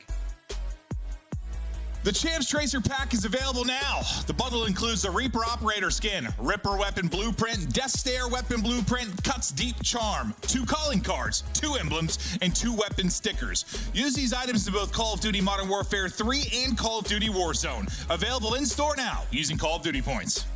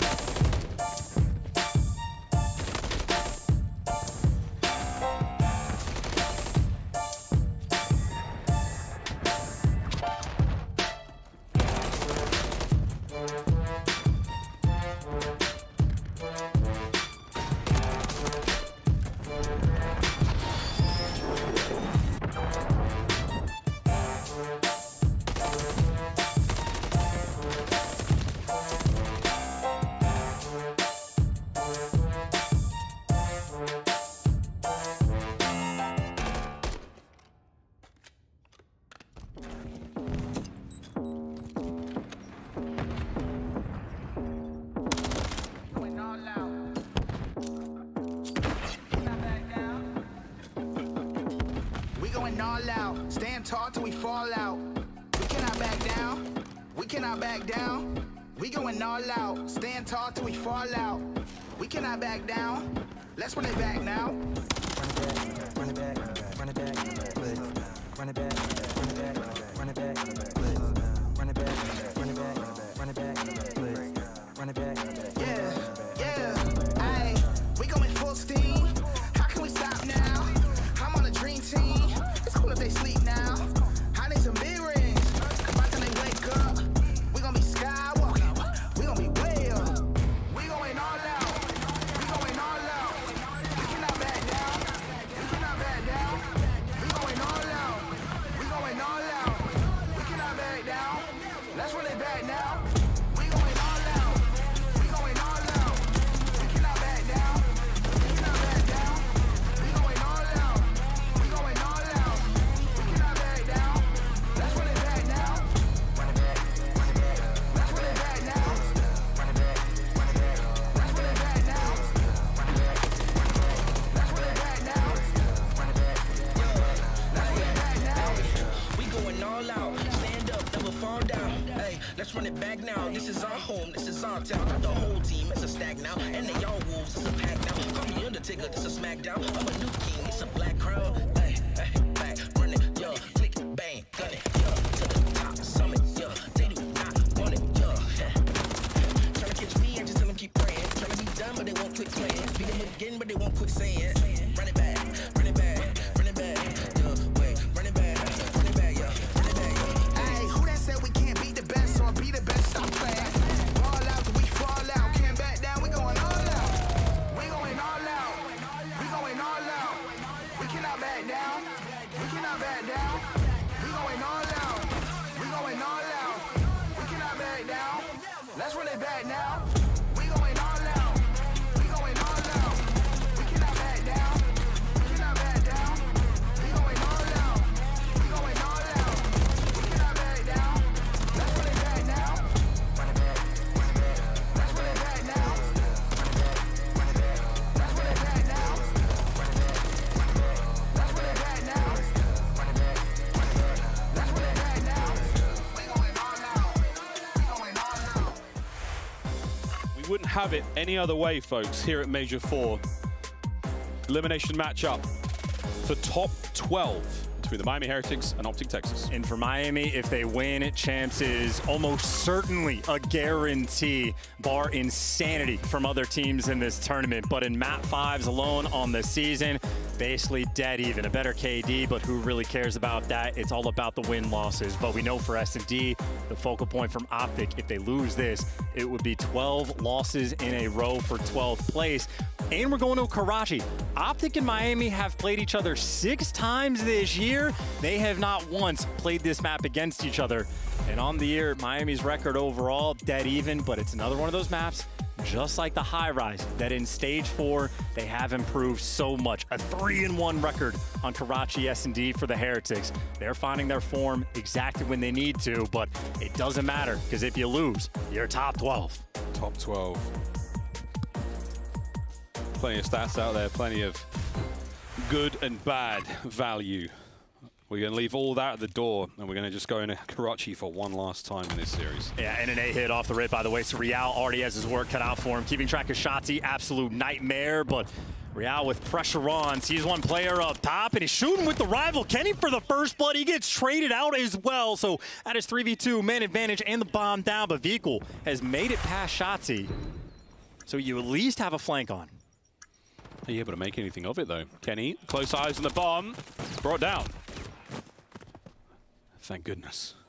Optic Texas take the round. Yeah, that's a perfect first round as well. These guys struggled on evasion, but the few rounds they had any sort of advantage on is when they're playing aggressive, and there was 0 time wasted. Shotzi straight through the middle of the map. Him and Pred got to top red. They just bully out that site, and Real just not enough help in the mix. It's always an ISO man very often in these default setups, and that is a strong way to start, because now Miami have to be worried about that on defense every single round for the rest of this map. 2 clean kills for Shotzi to start the map off. On the defensive side of things now, it's a wide spread from Optic. Same can be said for the Heretics. Yeah, I think Optic almost expecting a response of the exact same strat, but instead we're playing the maps, and this might be Operation Get Eyes on Shotzi. Man can dance, and he's already made his way out either top or bottom red. They're working on the flank. Do you check all your corners? You don't. You line up for Real. And Shotzi isolated metals, desperate for the help, and he's going to get it. 4 versus 2 already. Trap set, and the aggression punished. Dashi from up top there. We don't see the way that gunfight goes, but Real once again, another player has ignored his presence and paid the price. All down to Bruce. And this round is as good as done. Well, I mean, look, there was a nice little, sort of right hook punch in the mouth there by Miami. Well, or by Optic, excuse me. Miami responded. Nice shots from Dashi, but lucky. Too good of a spot in that moment, and a hell of a round and a hell of a strat. Just a cheeky little corner. Optic just do not bother to check it. Mistake in the round being made. It's the one thing to check it the first time round, that's the problem. You don't check it the second time round. And that, again, I mean, it's that rock, paper, scissors. You having to make these adjustments, these guesses on the fly. You have to check it, though. Yeah, and speaking of the rock, paper, scissors now, again, because Optic went towards the sort of atypical site round one, I'm curious as to what Heretics are going to respond with. Maybe mix the defensive set it up, or maybe expect Optic to go back to Old Faithful. So it's going to be an interesting opening break, and Real leaning towards A, and he's got the help. So already Heretics responding to the pressure, but Optic just playing with it. It's back to the standard. Now you can overwhelm D with a 4 versus 2. Very stock standard look here across the map. Kenny, first blood. Oh, immediate trade. So you maintain the advantage for Optic. A creak of the door, and the crack of your ass as Dashy spanks you. Lucky now going up against it. It's a 1v2. They just cleared so much space. They're literally running it down. They do not want to give Lucky any opportunity. They have cleared out green, but they pumped the brakes in the right moment. You're expecting players to be playing over towards bridge, so Lucky, with 25 seconds left, almost impossible to read this. Such a weird situation. Yeah, he's never going to look on the inside. Shotzzy up top, Pred on the inside of the apartment. This is a bizarre setup, and it's going to pay off. Optic 2, Heretics 1. In either way, Optic, again, they're playing chess. Round one, you go towards that atypical site. You force Heretics to respond, and then you just overwhelm them the opposite direction. They had the numbers. You get the first blood, and you got the backup guy there to trade things out. So that is 2 beautiful attacking rounds coming in from Optic Texas. That's the type of S&D you want to see from this team. And I wonder, again, what was the big adjustment? Because this is the best you've looked in quite some time. Like 3 rounds in. Karachi can be their playground. Absolutely. Minimal communication between the Optic players in between these rounds. A little bit more from the Heretics, but that might just be a volume thing. 3-1 split here for the green team. And more or less default again. A 2-1-1 here coming in from Miami, and I don't think Optic are going to get over-aggressive on the flanks this time. Anytime a smoke's in the mix, you got to be fearful. And Optic are double stacking the bridge, and Real, the ISO man inside of red, not quite able to strike. Dashy gets out with his life. That first play is stuffed, and this is Bomb, by the way. If Shotzzy can get this kill, they're gonna hunt it. Bomb down and Coop, a nightmare situation for Miami. Lucky now left scratching his head. Dashy finds another 4v2. Beams. A nice pick. Gives you a little bit of life, but you might just have to TDM this one out. And I don't think they're prepared for the bomb to be down in this moment, but either way from Optic, man advantage, 2 players flanking through. And this is nearly impossible to read. At the same time, though, Shotzzy has to be careful, but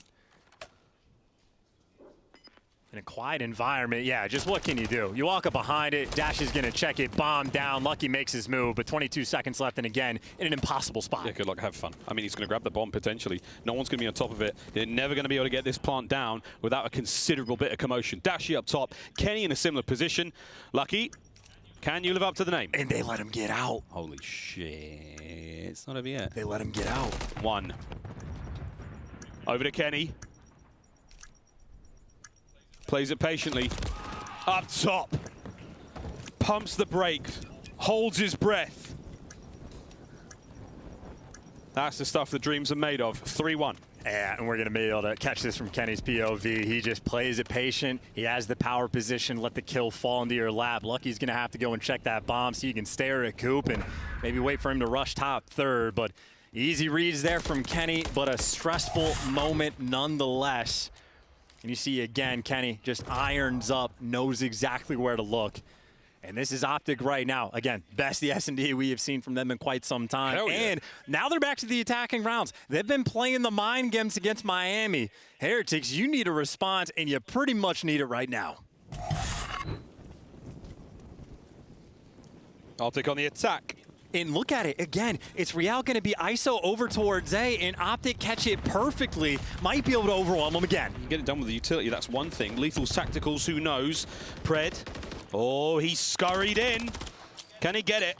That's awkward. That's a done deal. 4v2 now, Heretics advantage. Yeah, I think he might have thought he had a Semtex in that moment, so that was the perfect strat call, but it gets broken down. Metal's there, the overseer for the adjustment, and he's gonna kill Kenny as well. Metal's out here making plays. You called it, they needed the round, and the Heretics have answered. Dashy once again in a 1v impossible situation. Never truly chalked. But the way these teams are playing in the tournament, we're not seeing nearly as many. Bruce buying time. Trophy at the ready for the next round. Oh, hello. Real. 3v2. And again, when we talk about like the initiative in S&D, it feels good when you're the team making plays, forcing your opponent to respond. Well, they had Miami Heretics on the back foot with their initial attacking rounds. Miami have officially stabilized it. They sort of killed that momentum, but now we go back to that 50-50 game. And of course, from Optic, still a round up, still comfortable, but still a long way to go. Yep, 3 more rounds will feel like a lifetime. This map's been going on for 5 minutes already, fans. Let that sink in. It's been a long one. It feels like a lifetime. Fecal bomb. Heretics attack. Triple down the middle of the map as well. Trophy out. Uh-oh. Pred gets caught again. Another first death. Real is absolutely unbelievable at that. So strong. Fountain side. That's where Optic are trying to pound through now. Shotzi holding a sweet spot by the rubble in the middle of the map. Will the Heretics take the bait? Well, they know where Metals is. Bounce a nade off his face, but he's able to live. Now through the smoke, he just get caught. He always plays for the one-way. Just shoot through it. Metals shooting again. Dashi now, it's all down to him, and it's over. The equalizer found. The Heretics soar forward. Yeah, look, if there's a smoke on the map, you bet your bottom dollar Shotzi's going to be standing in it, trying to look for the one-way, and Metals just going to punish, and Metals is shooting. 6 kills to his name, and I think, what, 5 of those in the past 2 rounds as well. They were down 3-1, but tying things up. Now from Optic again, they've sort of lost that initiative on the attacking rounds. I don't know if they're going to continue to make the aggressive play calls or go back to something standard. But by the looks of it, towards B they go. Standard approach. They're just trying to put the Heretics in a position where they can't adapt, but they have to handle them. The last of the tacticals explode over the skies of Karachi, and now we wait. And that, well, speaking of waiting, Optic may be waiting for Real to go on a flank. Kenny's playing a very distant angle in the junkyard, hoping that they take the bait. Almost no noise has been made, and Real's making moves, but it's not on the flank, so Kenny's getting active top red. Might be able to catch a player like Lucky towards the middle of the map, but 40 seconds have gone through. Not a single gunfight just yet. 45. And the play's on Kenny. He's clearing out this space. I think he's got the intel. He might have spotted Real towards the back, so he's been able to flank just perfectly. And Real might be food for fodder. Heretics are not here to help out their friend. God, the difficult timing. There he is. Got him. Kenny, first blood. Bomb site's yours. Get the plant. Metals, though, gets a trade, so it's a 3v3. Heretics now attacking through one direction and one direction only. Kenny with a nice nade. They're on to Metals. Kenny is everything. Kenny is everything. He's looking for the ace. He can't get it. But you rely on the vet in these moments, and Kenny, a world champ, delivers. Picks you apart in that round, isolates Real. It is a long-time S&D veteran. Kenny, he started his career back in Ghost in the S&D scene. Real, a rookie in the CDL, gets picked apart in that round. Optic again on the attacks. They've been orchestrating something beautiful. It's the patience and the care and the time that Kenny put into making sure that that bomb site was 100% clear before calling the boys over. 3 spree on the round as well. Optic take the lead. And perhaps right now, most important round of the game for Miami. Can't afford to go down 5-3. Real taking so much space towards top red, and well, now he's mostly behind enemy lines. And Pred's in a delicate spot. I was going to say Real so close to having eyes on him. Pred in a precarious position. Oh, no. And so is Real. I mean, the flanks rolling through. This round could collapse in either direction at any given moment. There's the first blood. He hasn't seen him yet. Vical, is he going to check this? Look at this trigger discipline. Beautiful shots at range. Man advantage. Vical. Oh, he's tagged. And Pred wants him. No, Lucky there to save the day. It's all down to Kenny. He knew he was top 3, but he full sent anyway. And that does not buy Kenny any time. But Kenny with the beamer, but it's not good enough. And the frag maybe a little bit too late. I think his teammate calmed it out to him. But Vical able to heal up and get out a 1v2. And players on the bridge. Kenny doing what he can. Both players on the bridge now. The jump check. Here comes the fight. Heretics tie it up 4-4. My word. You trade out Real, but then you trade out Pred on the flip side. Credit to Lucky. He wins a huge 1v1, and he protects his teammate literally by the hair on his chin. A nail-biter moment, and Heretics, desperate for it, tied things up 4-4. It's tense in this room. But with that round win, Heretics' volume bumped up a bit. They're starting to feel it. 2-2. Either bomb site. Equal love here from the Heretics. Real, he's in top red. Still a double stack though. Yeah, Kenny already the first blood through the middle map. You double stack up, and Metals, instead of looking over mid, you're looking over the wrong site. So again, beautiful stuff on the attacking rounds, but still a 3 versus 3. Real was able to strike. Pred makes his move. 3v2, 2v2 now, and the bomb's still not down. Oh my word.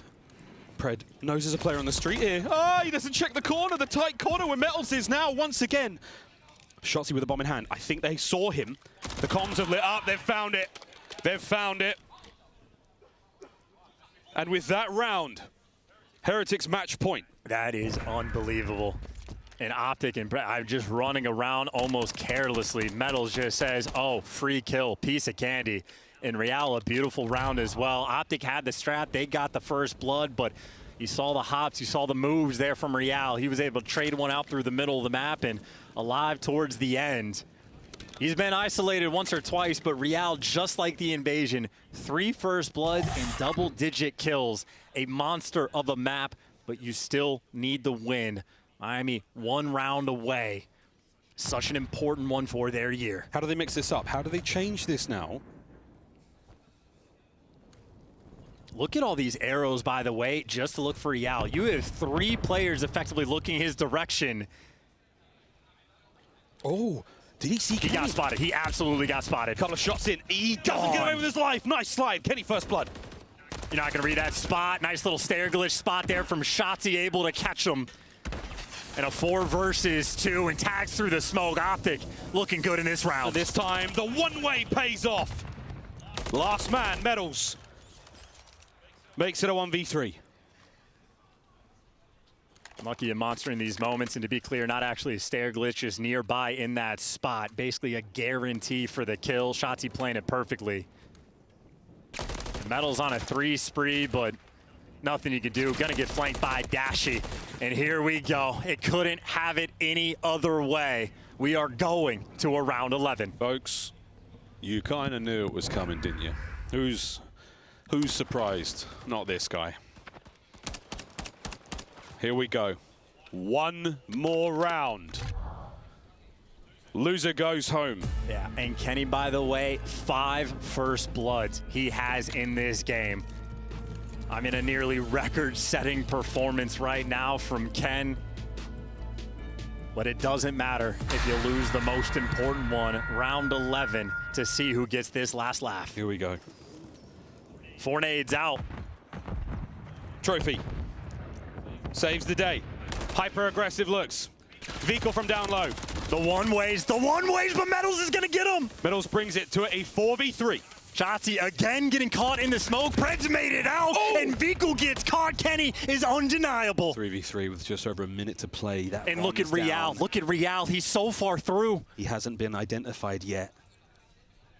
You're still trying to cover the bomb if you're Optic. And he's just trapping him out. He's waiting to get a call from Metals. If there's ever a move towards this bomb, Real's going to start going, and no one's watching it. It's a freebie, 3v2. He manages to turn it around. Kenny recovers the bomb close to the B-bomb site. You have to eliminate Real here. And Pred's trying to hunt him down, but Pred maybe scared to move. Doesn't want to make the mistake. Might fall into the trap, and he's just running into death again. Kenny, a 1v3. Or Optic are gonna be top 12. Here we go. Final moments from first to last.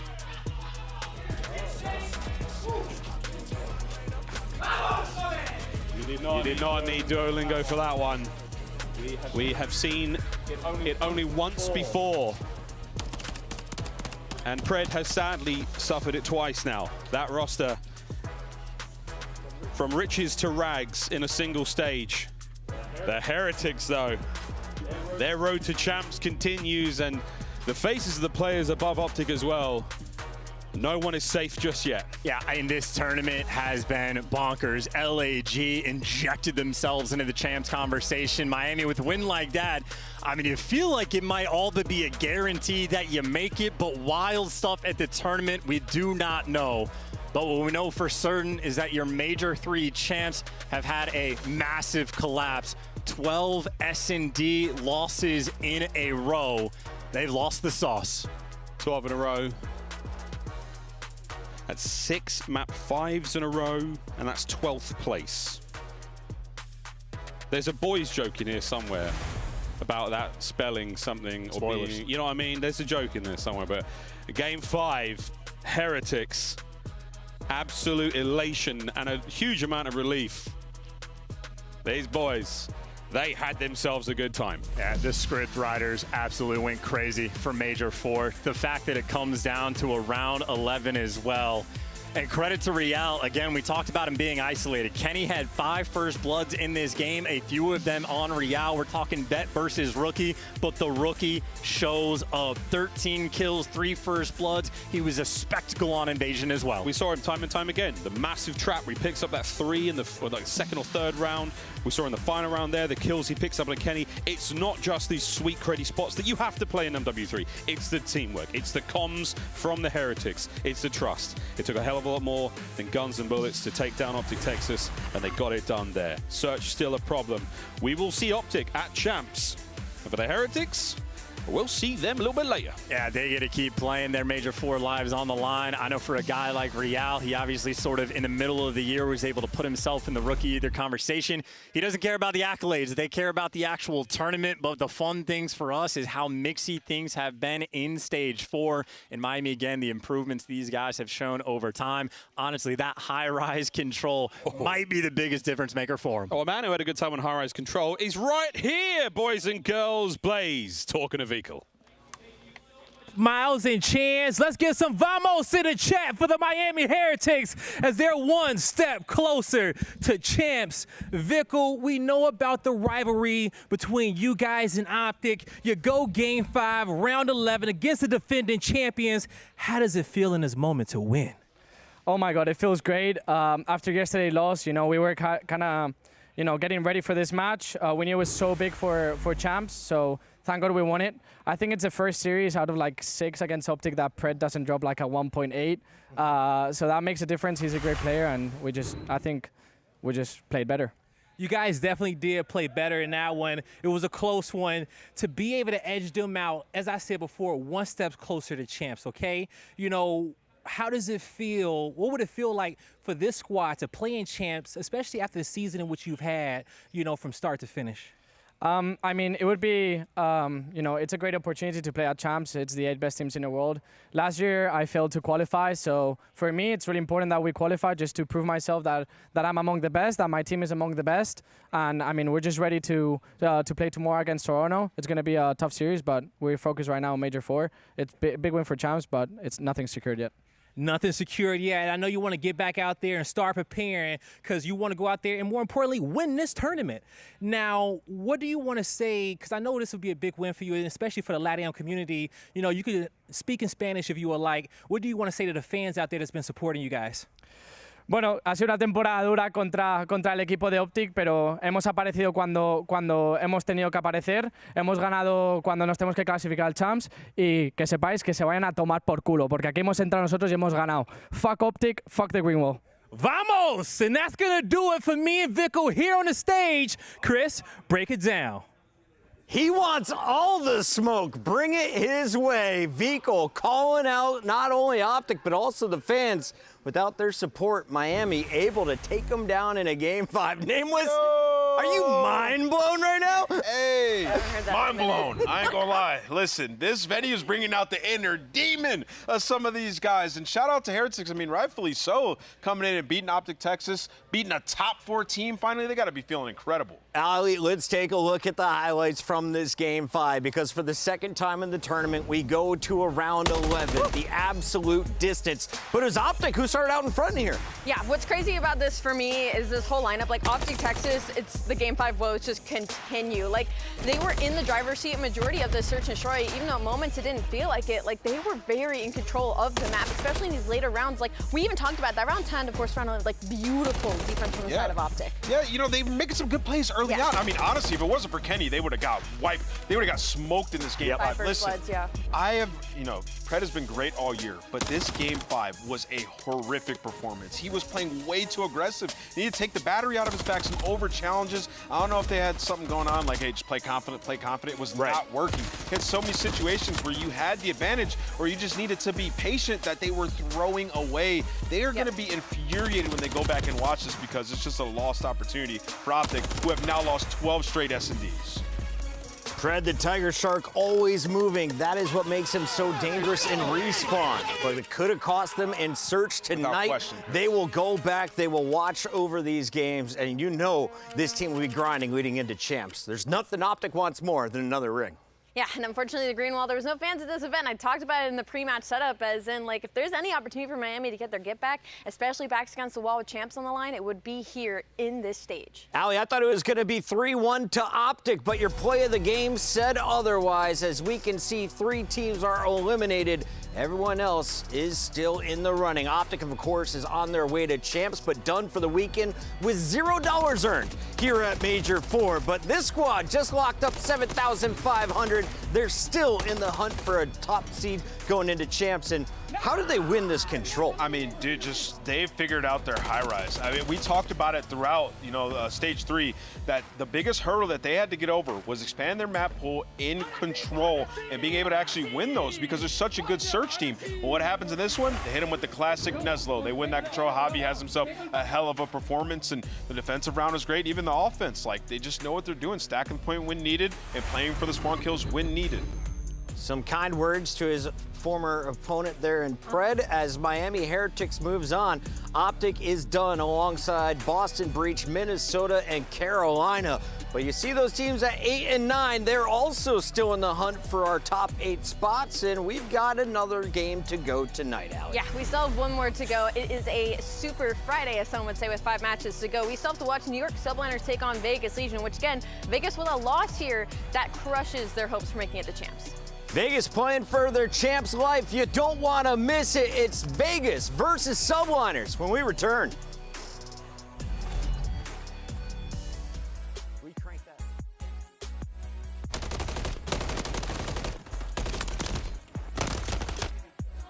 Let's go. Yo, good comeback.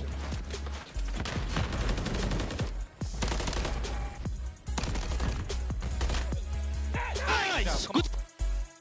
Damn, baby. Upgrade your game with the Scuff, the official controller of the Call of Duty League. The Champs Tracer pack is available now. The bundle includes the Reaper Operator skin, Ripper Weapon Blueprint, Death Stare Weapon Blueprint, Cuts Deep Charm, 2 calling cards, 2 emblems, and 2 weapon stickers. Use these items in both Call of Duty Modern Warfare 3 and Call of Duty Warzone. Available in store now using Call of Duty points.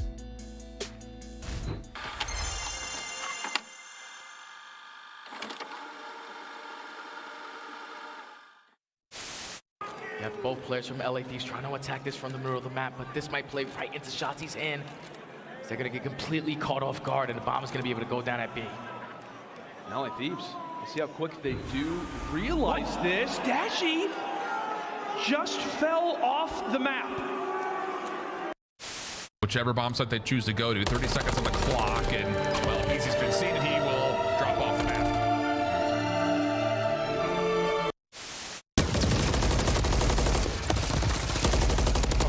Oh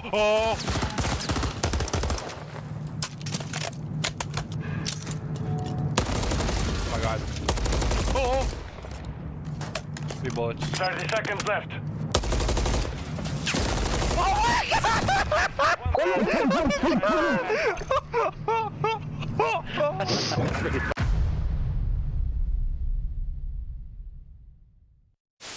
proving just that. An early kill goes his way. Shotzi with a very, very fast flank one. Whoa! What the hell was that snap? Okay, son. Just a question of, is that what he's going to do? But he's just going to spot him, but Cell, so clutch. A great search and destroy player into a one-on-one. He's just going to finesse his life. The pistol, does he buy enough time? Can he get there? I don't think he got it. I don't think he got it. Close. I don't think he got it. He might have. He might have it. I don't know. Oh! No! Buys enough time. Oh my God!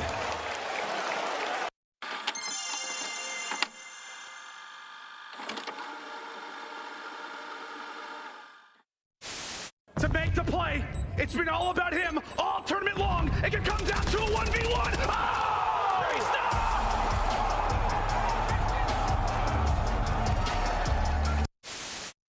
On him, bridge, yeah, our bridge is shield. One's left. I'm cutting mid. I'm not sure if I'm getting old, but I swear to God, Joe, sometimes when Celium talks, all I hear is...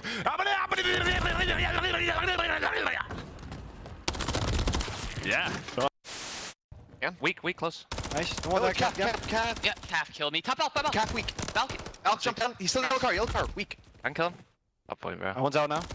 Mid cut. Too slow, buddy. You haven't got time to go dumpster. You haven't got time for that. I got world starred. Oh my god. Yeah, he was shooting guff. I've just seen that in the death cam. The guys jumped off plan. I'm like, surely he's getting his kill. Yo. It was bad. It was bad. Pure guff coming out. I had the wrong attachments on. Yep, he's absolute. Holy shit, speak. Yo, tell me out. Tell me out. That's true. Well, where are you, bro? Where are you going? Why are you going? Dude, you're gonna get in trouble, bro. Why is your You're gonna leg get here? fined. All right. What the is that? Hello. And then Actually, about it. looking in the thing. You're an idiot, bro. He's not in here. Join the game.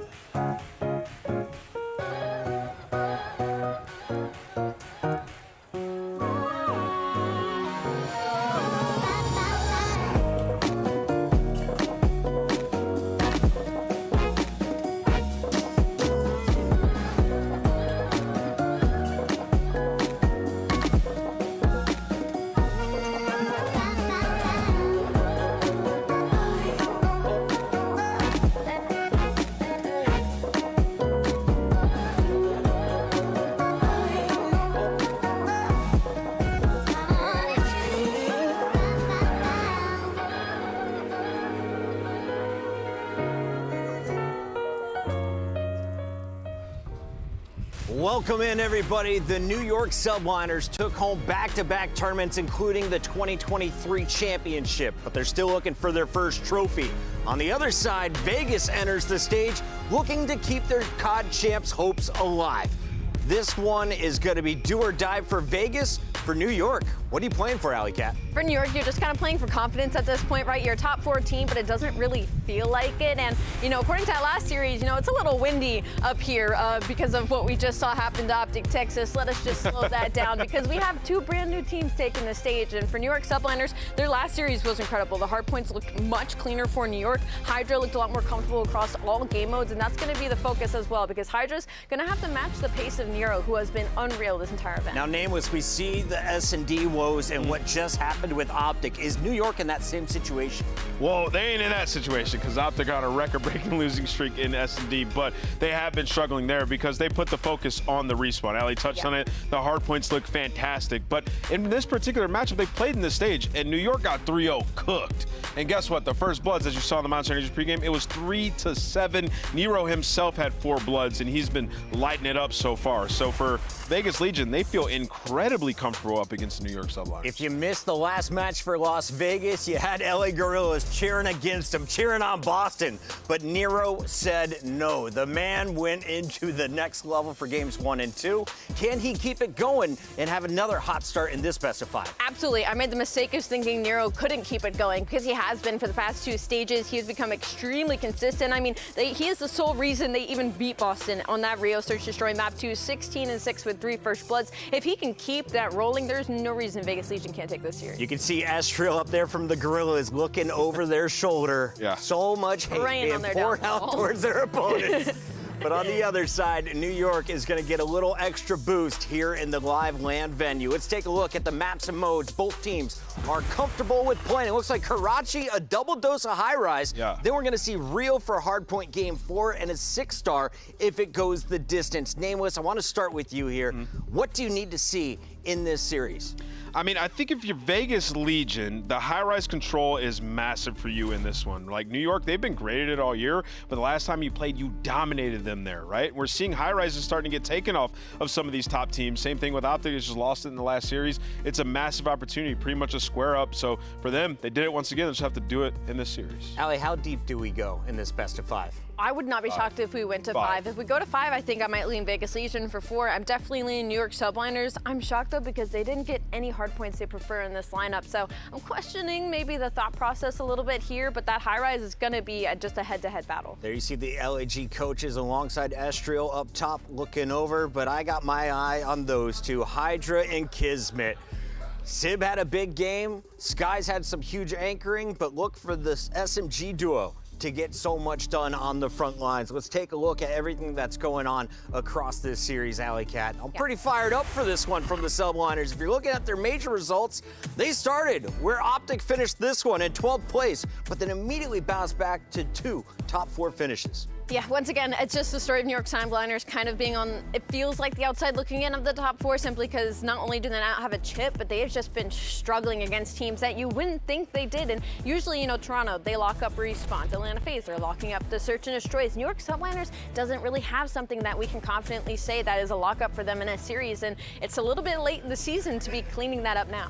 They just haven't been able to put it all together at the exact same time. I mean, on the season, they're 2nd overall in Search and Destroy. It's just right now, it's the worst time to be regressing in that game mode. And you're seeing Kismet on your screen. He's a big reason they find success in that game mode. So excited to see him in this series, particularly because last time we know it wasn't the case. Players are ready, so it's time to jump into our Scuff Pick'ems. Let's make it official. Alley Cat is smirking, and I'm going to make her go first. Rosalie Parker. Yes. Who wins this best of 5? I'm going to go with the New York Subliners. I think they have a little bit more to prove.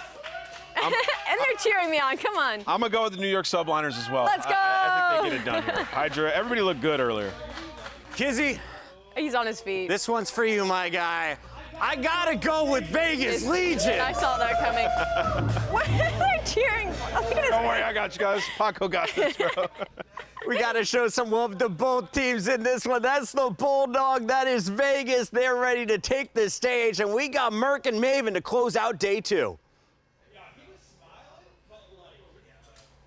Barking at Puckett the whole time. Who do you take in a fight? Like Puckett or Kiz? Kiz, 100 out of 100. Yeah, because like Chris has got some height and more weight to him than you think, but Kiz, stocky, done. dude. Yeah, no. Just tackle him once. Chris is just going to break. Yeah, absolutely. Okay, well, who's going to break, though, in this matchup as we get ready to go now into our final match of the day? We still have 2 days of action. We've had upsets.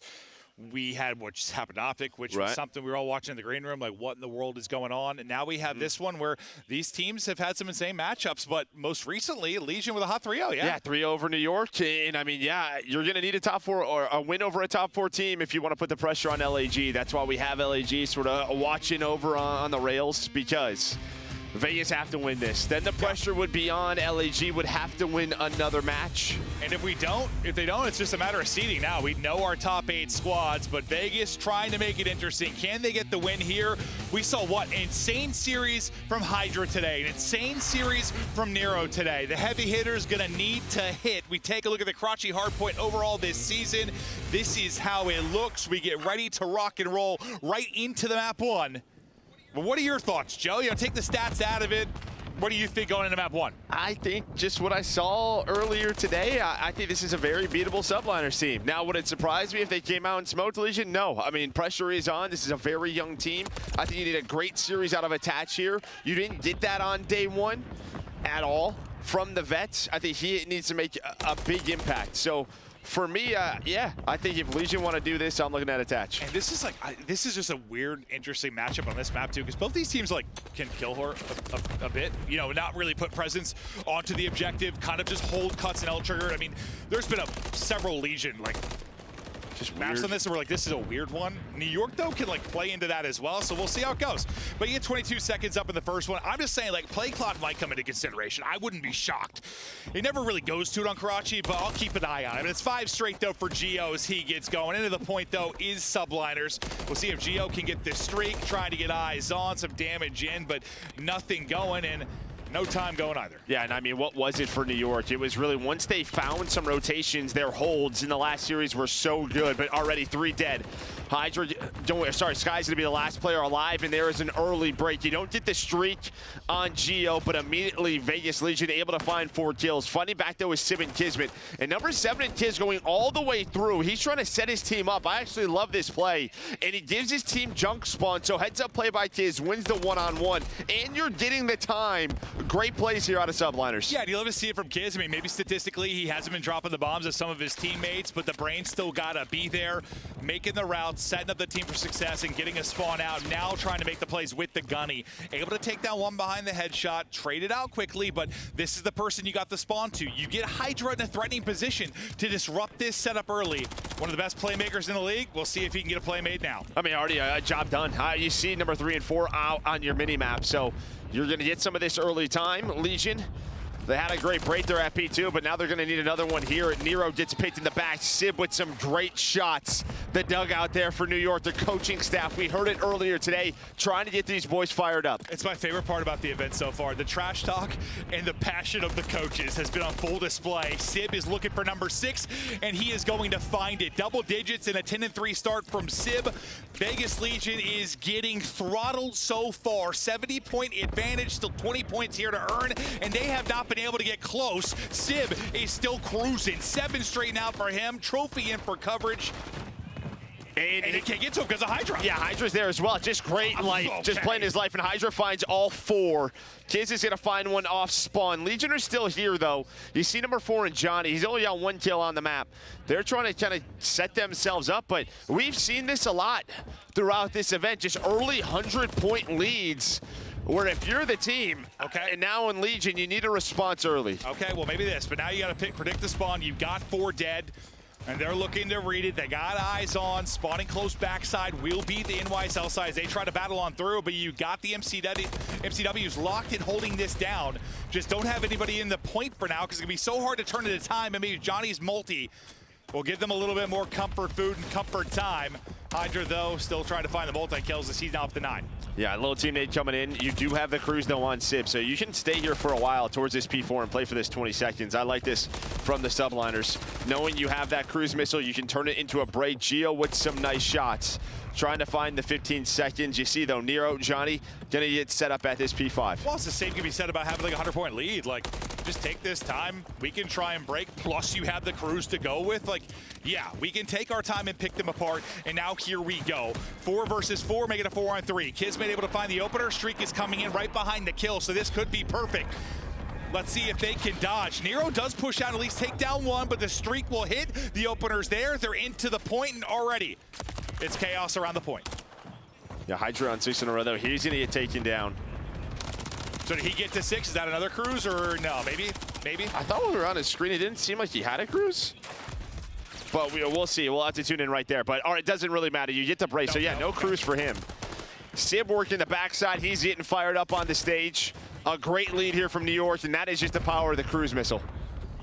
Well, as we get ready to wrap up kind of our first set, we'll see if Legion can turn it around when we get going, maybe into the next. But this is one of those, they've played like this even when they're not getting bodied on this map, just struggling to get time. Geo, remember, they lost that game where Geo went like plus 60. Like on this particular map, they've had those moments. They somehow have to turn this into objective time because they're getting beat all over the place. You've got 4 straight for Geo. We'll see if you can come up with something. But Nero, who was so good in the first series, 8-14. Johnny, who's been a catalyst and the Energizer Bunny for them, 5-12. They've got to turn it around. Now's where you got to start. No, obviously you had the team nade. That's why Hydra doesn't get that streak. That was over towards that P4 that landed on him. He kept that life up, kept the streak up. But yeah, you're not wrong. It feels like when Johnny is playing at his highest, him and Nero, I mean, that's when you're starting to earn time, right? This reminds me a lot of the series that we casted earlier.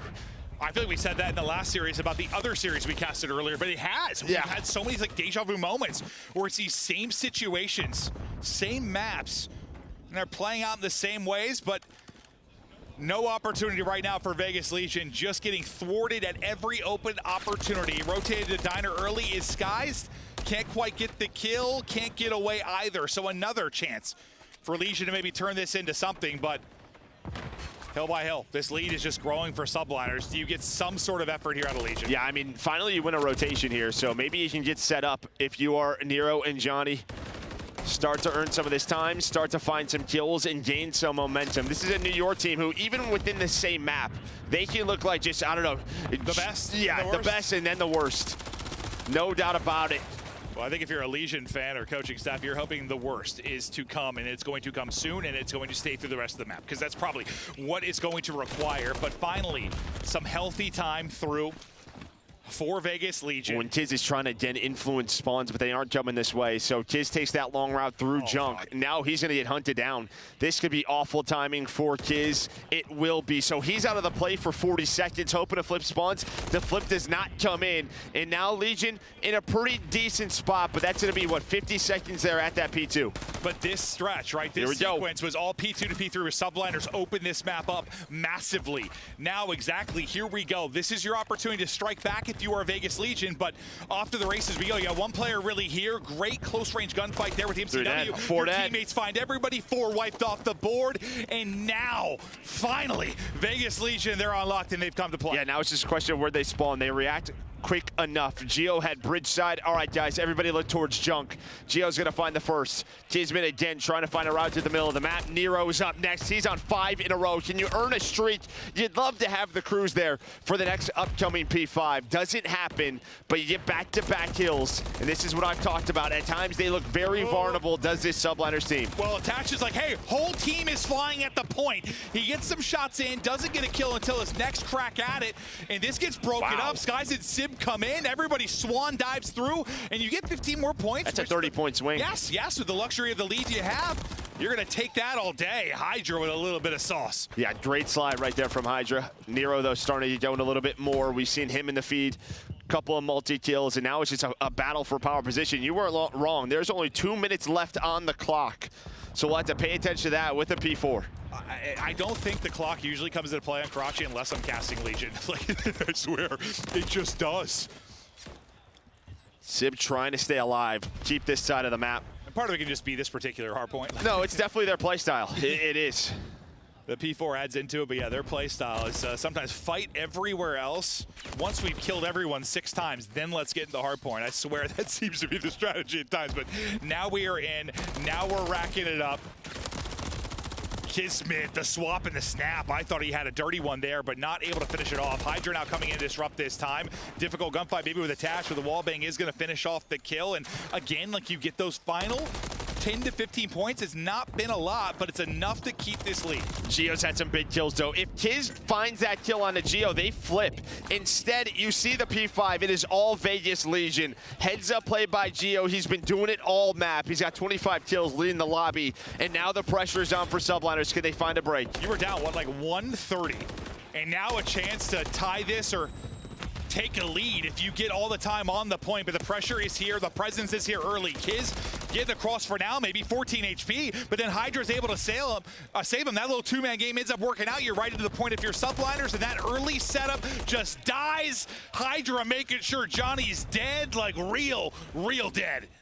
Yeah, real dead, and he was. And now you're going to push this out. Gio's the closest man. You'd love to fight this 20 seconds. You see attaching Johnny, trying to get in position for the next P1. Legion finding some kills. Nero wants to peek this. There is a trade, though, and Johnny pushes on through. So they did him off the time. They're going to find 10 seconds now, trying to get into a spot for P1. Yeah, you'll finally get the tail end of the time. If you are Legion, you'll bring this within 50, and now into our third set we go. Into the hard point instantly is Nero. Sib going to be trying to get the angle to disrupt this. Sees ahead, that's about it. Nero just laces him down to 14 HP, goes Sib. And second by second, the pressure is on the subliners. The massive lead disappearing. I thought Attach able to toy with them, but Kismet able to get that headshot.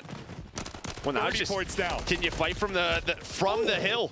Gio still alive, top 3 in that power position, able to deal with him. Once you find Attach bridge side, opens up so many angles, but Attach off spawn, almost able to snap onto the second. You see the rotation.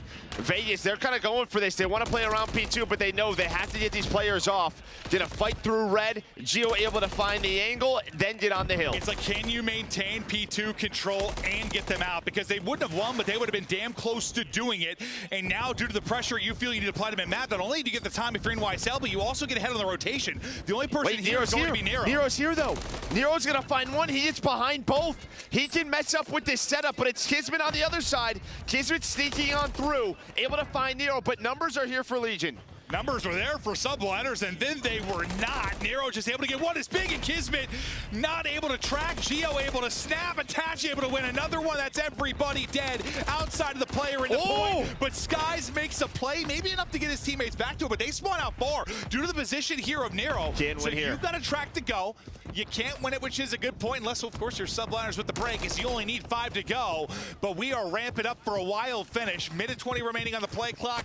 Don't think that's going to come into play, but they're going to go for it. They're going to go for it. Kismet was trying to flip out. Kismet finds 2, and that might be the double to end the game. Finds a triple. Give them all 4. Kismet calls game. That was a good last night. That was a good ass last night. Yeah, screw that guy. What in the hell? You said they go for it, but they didn't really go for it. Kiz went for it. Just kills everybody. An insane finish there from Kiz. In a match where you nearly brought that back if you were Legion. You nearly did it. You were, what was it, 120, 130, whatever the whole ended up being. I mean, it was massive there at the start. I think 170, 40-ish at its worst. What's up with New York in doing this? I don't know. I don't know. What's up with Legion in doing this?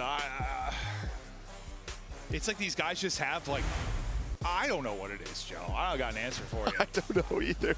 It's like Legion looks so bad when they don't get what they're like working for. Like when they're working, like when they get the kills they want and they get the stuff they want, they turn it into a ton of points. But when they can't, like one thing goes wrong, one little part of it, I swear they can just get nothing done. Dude, what a turnaround from Nero. 28 and 27. I don't know what he was at one point. He was around double negative. I want to say yeah, 7 to 15, somewhere in there. I want to say. But he finishes with 5,800 damage. I think I saw him pull out another MCW at some point. And that's when he started to get going a bit. Legion almost bring it back there in map 1, but it's Kismet who puts an end to it. He's taking that same route we saw multiple times. Through the middle of the map, through junk, trying to flip for P3. When his teammates come in, they're towards the end with the spawn, he's like, well, I'll just go first. Yeah, I mean, you need 5 to win. I mean, you send one player there, it's not the end of the world. You have spawn for next. I didn't expect him to kill all 4. I thought he was going to get them like 248, and then they got the kill. But then he became the unkillable. That was insane. Yeah, it was him and one player back alley. I think they were just kind of went for it. They hopped up the dumpster, but he did it himself. Well, at least with regards to the kills, gets them all. That's where Nero came up a little bit short of the streak. Never really a chance in the next gunfight. And this is where, you know, you're really bringing this back if you were Vegas Legion in this massive hole throughout the course of it. Kismet wins a tough gunfight there. This is Nero's POV as he was on rotation when there were 2 players there. And then what are you seeing, Joe? Yeah, I'm trying to. Yeah, we're gonna see Kiz right here. We're gonna look at that end of the game. But just a massive moment for him to close it out. No, it certainly was. Kids, you know, all smiles as Chris was joking with him before the game. But let's look at our scuff play of the game now and see how it breaks down. Yeah, so you see number 5. That's going to be Skies. He's like, all right, let's go for this. He doesn't flip the spawns, wins the first, hits the slide, gets across, rival in hand, able to connect onto the second. Now he's just playing his life. And once you get a rival into here, that last snap was disgusting. And honestly, he kills the one player before that. But Sky's just got a couple bullets in probably, but enough to make that first one so fast he can even snap. So Kids gets all the kills. But Skies, I mean, he was the assist. No, he was there. He was there to help him out. Bit of a distraction, but a big moment. And I mean, this guy, time and time again throughout that map, was trying to do everything for the team spawn-wise. No, that's just not someone you want to get a ton of confidence against you, because he makes the team so much more deadly when he is playing well. And yeah, this is how the game flow looks. Yeah, 171 to 45. Yeah, I was close. I thought, yeah, right around that ballpark, they get that massive advantage, and then you start chipping away. I mean, the difference in the bar really for the Paris Legion team, they ramp it up, but it's just too late. It is almost an insane comeback, and we've had several this year, but yes, 130-point hole. Yeah, and I mean, there were a couple of P5 chances there for Vegas. Like the first one, they had the setup, but then the cruise. The second one, they get a little bit of time, but that had to be cleaner. You see, what, 15, 20 points come in there, 4 subliners. No, but that's what it was like when you had the big lead. There was like 3 or 4 hard points in a row that you did great if you were Legion to get back into it, but it was like they got the final 15 if you're Legion. You got the final 10, or sorry, if you're New York, you got the final 15. It's just bit by bit that ramps you up till you're close to a victory. Like, that's just a luxury being up 130. I don't say. Like, you can do that. Just, okay, we'll take those little bit of points you're giving us. Go ahead and rotate. Yeah, they did just that, but now we're sticking on High Rise. One of the teams in Vegas Legion who will play High Rise Control versus this New York Subliners team. Last time they played it, it was a 3-0, so we'll see when we get there, but over to this search and destroy. Yeah, I mean, most squads, I mean, especially talk about the top teams, like they don't want to play in there. They've been the best high-rise control team. They've been absolutely insane, but this is a team that'll go toe-to-toe, and we'll see that coming a bit later on. But now as we get ready for the search and destroy, what Nero was able to drop 16 earlier today in a search and destroy. Hydra was back into his bag after his lackluster performance yesterday. You got a lot of heavy hitters here. Sender's talking with the crew. He's been getting fired up, feeling good about that map 1, but fist bumps out and we're getting ready to go. Yeah, but this is the map what we just watched where they were up 3-0 quickly versus Rocker, and then it just went away. Right, so you had a lot of rounds where you're going to go back, just fix those small mistakes if you are subliners and try to get it back down the board. The desk talked about it. Their search and destroy right now struggling. They've been so focused on the respawns. They're still the number 2 team overall in S&D, but it's going the wrong way. No, it really is. You're just trending in the wrong direction at the wrong time. But obviously, if you can somehow fix some of those woes, a team that can make a run this weekend, a team that can do it in another couple of weeks, try to go for the back-to-back world championship. But yeah, it's not looking good right now. But at least in the series, you are up 1-0 on offense first. Working things underneath. It's going to be Johnny. It's holding this for info. The trigger discipline I thought was there to get the kill, but needed like one more bullet to close it out. He will finally get it. Nero through for the first blood, technically. And now you have numbers. Can Nero find another? I mean, he has been nuts for them in search. MCW in hand, at least right now. To a 2 versus 2 we go. He knows he's got one close. Able to track it down. That's 2. A little bit of dance. Not able to do it. Now 1 versus 1. Geo backed up. Skies is weak. Geo's looking for it down low and ready to go. Just enough to finish off the 1 versus 1. Skies thought he had him. And I think Skies, he catches him, but he's still at like 50 HP. Yeah. And I don't know how weak he got Geo. His regen was just about to start as soon as he turns that corner. And you'll see the first bullet comes on through, but Geo knows he has the advantage. Good round out of him and Nero to close it out. Yeah, I thought he got some tags in, so both were just going to like play a little bit slower. But once Geo sent it, I'm like, okay, he didn't take as much damage as I thought, I guess, because he just went flying at him. Able to take the fight. Nero leading it, though, with his 2 kills. Had the first blood. And had a big one into the 2 versus 2. And you've got everybody out up B Street for subliners. They just want an old-fashioned shootout. And Johnny says, all right, well, I'm going to hit it from the other side. I'm going to start finding the kills. They just get mollywopped off the map as we don't really see anything. The round's over. No, I mean, we saw Nero just kind of go through A. we're on board with him, thinking he's going to have a couple of angles, and he was able to find one, but Johnny somehow found that opening double with that rival 9, and quickly Vegas are up 2. Yeah, quickly is the way to put it. That was fast, yeah. That one was real fast. Through 2 rounds, though. Legion, here we go.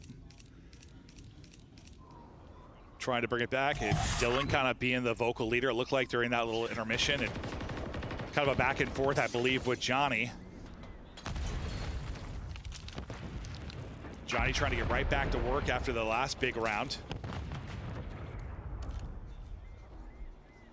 And I like this from New York. You know what?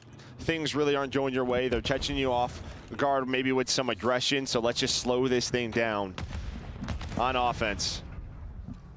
Some nades are starting to connect, but Johnny almost with the first blood. Hydra gets out with his life, and now baits for Sib right through the middle of the map to find the first. Gio's just chasing, trying to chase. Will he be able to get both? One is there. Kismet pistol will hit, but the trade is through. That can be said for both sides. Now into a 2 versus 1 for NYSL. It is on attach. Oh, what is that timing? Did he see him? I think Skies might have saw him. Yeah, he sees him. Oh, he's able to snap onto the first. But a close one there, and I'm thinking if Gio has his MCW out, he might find a double there when he goes on that flank. No, he surely might. Like when we saw him kind of chasing and we like swapped off, like I thought he was Well, he has the Renetti out because he's like, that player's weak. I'm going to just use the Renetti. Yeah. Unfortunately for him, there were 2 players down there. No, I kind of wonder why it was like a quick 2-piece. And yeah, that's Renetti out, a little bit more difficult to do. Other than MCW arrival in your ham. The thing is disgusting, but difficult in those situations. Yeah, You're you only have 5 bursts, so. Yeah. Hydra, 0-3 start from him. You got lots of pressure. Out through bottom mid. Hydra's woes continue. He goes to 0-4 as Sib is going to blow him up. Yeah, that's just the propane. We have seen it all year. We're going to see it here at Major 4. It's going to take down Hydra. Now you have the man advantage. Johnny then just going to push on 4. He has been so aggressive, and he has been snapping with the rival. Holy hell, another quick one. Once the engagements start, Johnny is just sending it at you. The shots are clean. Now up to 5-2 as we got Attach's mom and a tennis. I swear I see her at every single event. She's the best. She is lovely. Always here to support her son. It is awesome to see, and she's probably liking what she's seeing in Search and Destroy right now. And obviously for Attach, for his legacy, getting back to champs, right? I mean, that's what he wants to do. Obviously, you saw Clay in Carolina not make it earlier. Yeah, he's probably thinking he enjoyed, champs when at such a young age. He's thinking, this will be easy. Gotta get back to it. I'll be back there forever. Hey, it is tough. That is for sure. Johnny been doing it with the rival MCW this time around. Nate will hit him down to 53 HP. Will be another to follow. No, looks like the other missed. He's got a little bit of help over the top. He's just waiting maybe for an over peek or an over chow as Kismet trying to work bomb up. Yeah, he's just trying to bait some shots out, right? A lot of players like to prone at that close corner. Kismet just trying to get any info he can, but the info is there's nobody here. He's going to drop the bomb. He drops the bomb so he can mantle up top and earns a first blood. This is just such a sick POV because we see the X-ray and what Kiz is doing. And finally gonna pop and chow, but then Kiz is still there. Kiz gets a second. The patience there from Johnny. I feel like I was watching Spider-Man. But Kismet is the one that makes the play. Now 3v2. Bomb planted. Gio and Attach trying to bring this back. Shots a little bit wild from both, but Kismet able to do it. Now working on the aces. He's on 3 straight. Looking for the final player in Gio. He's not gonna get it, but bodies are falling off the map. And the advantage. A little bit less now as you bring it within 1. Yeah, the 2 rounds that New York have won have been on these offenses where you've just slowed it down, right? Not allowed an early first blood. That clears up the map. Legion are into their setup. Kismet's just playing his game. It's sort of just like, all right, I'm going to drop the bomb. I'm going to clear this. We literally see him clearing all the corners, hops up, earns the first blood. Then he finds more. What a round out of Kiz. Yeah, we were on with a statue, and Kiz was making moves. It's just funny, we just talked about Johnny's aggression, how aggressive he's been. Like that time, he's literally like the most patience in the world. Just locked for 30 seconds. Sending it defensively so far is NYSL, as Kismet trying to get into underground, see what he can catch. Tucked away in a corner for now. You're working up onto this B bomb site, trying to get the plan in. Deddy available and ready to rock for Johnny. He'll try to work underneath. We'll see if the read is going to be there. Yeah, it's there. Sib's already turning, so they must have heard something. I just saw the arrow turn. Maybe as he pops, Deddy, you can hold the angle. You can be gun ready, but sometimes you're just going to get fried. The reposition nearly works to get a second, but Sky's at least able to chase that down. Now sub 30 seconds to go. Man advantage over to NYSL, and that will grow. It will all fall to attach now. Last alive. Oh, I love this. Just looking for the check. Good luck. You got a fat elbow. Attach gets it. They have to go quickly. Just needs one more. 9 seconds to go. Oh. Can't get there in time. The trust is through. Hydra with the kill. Kiz on the bomb. Round win, and that is a close one. Yeah, obviously he doesn't know where Hydra is, but if he's able to just slide across, he probably wins the round. Hydra was up top of those barrels, able to find the kill. And he's thinking, I need a half a second, right? I'll catch my bomb. I just need to get a few bullets out, but Hydra's got the angle for the top or bottom. Push. Nice trust there, and just making sure you get on bomb. Because we've seen some teams fail to execute that this year. I just feel.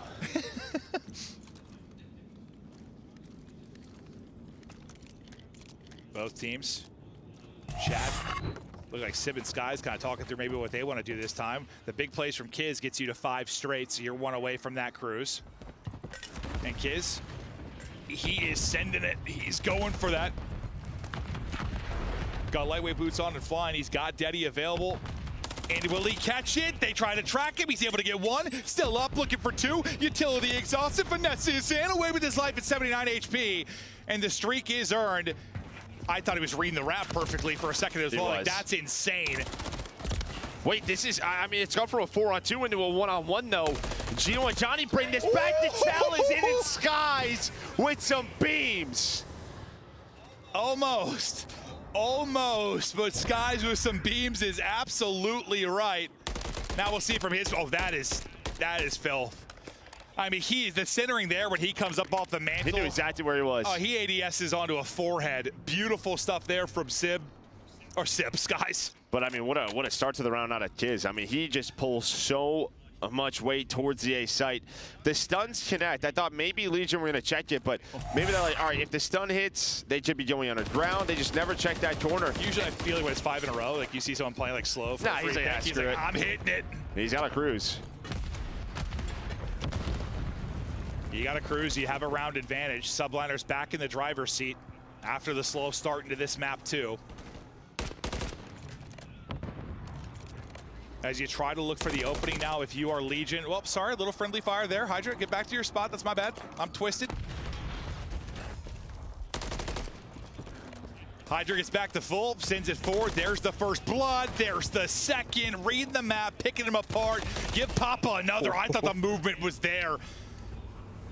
But you have the rival, you're able to win if you're Johnny. These have been some of the challenges, though, that gets Subliners caught, right? They've had some 4v2s, but he was feeling it, Johnny. I wanted it to after that. After no, the kill. of course. I wanted it. Just send it. Oh, but Skies was ready for it. Nice little peek there out of Johnny. Skies, though, with the MCW, able to connect on the headshots and now attach again all by himself. Not much he can do there in the 1 versus 3. What, this was 3-1 Vegas? Yeah. 4 in a row here for Subliners. A great start from Vegas, and yeah, they have just turned it on. Some big plays from Kiz. I think Skies, you know, whether it's, you know, maybe the one-on-one bailout of the round collapsing, or here after Hydra, I don't know, throws his life away a little bit.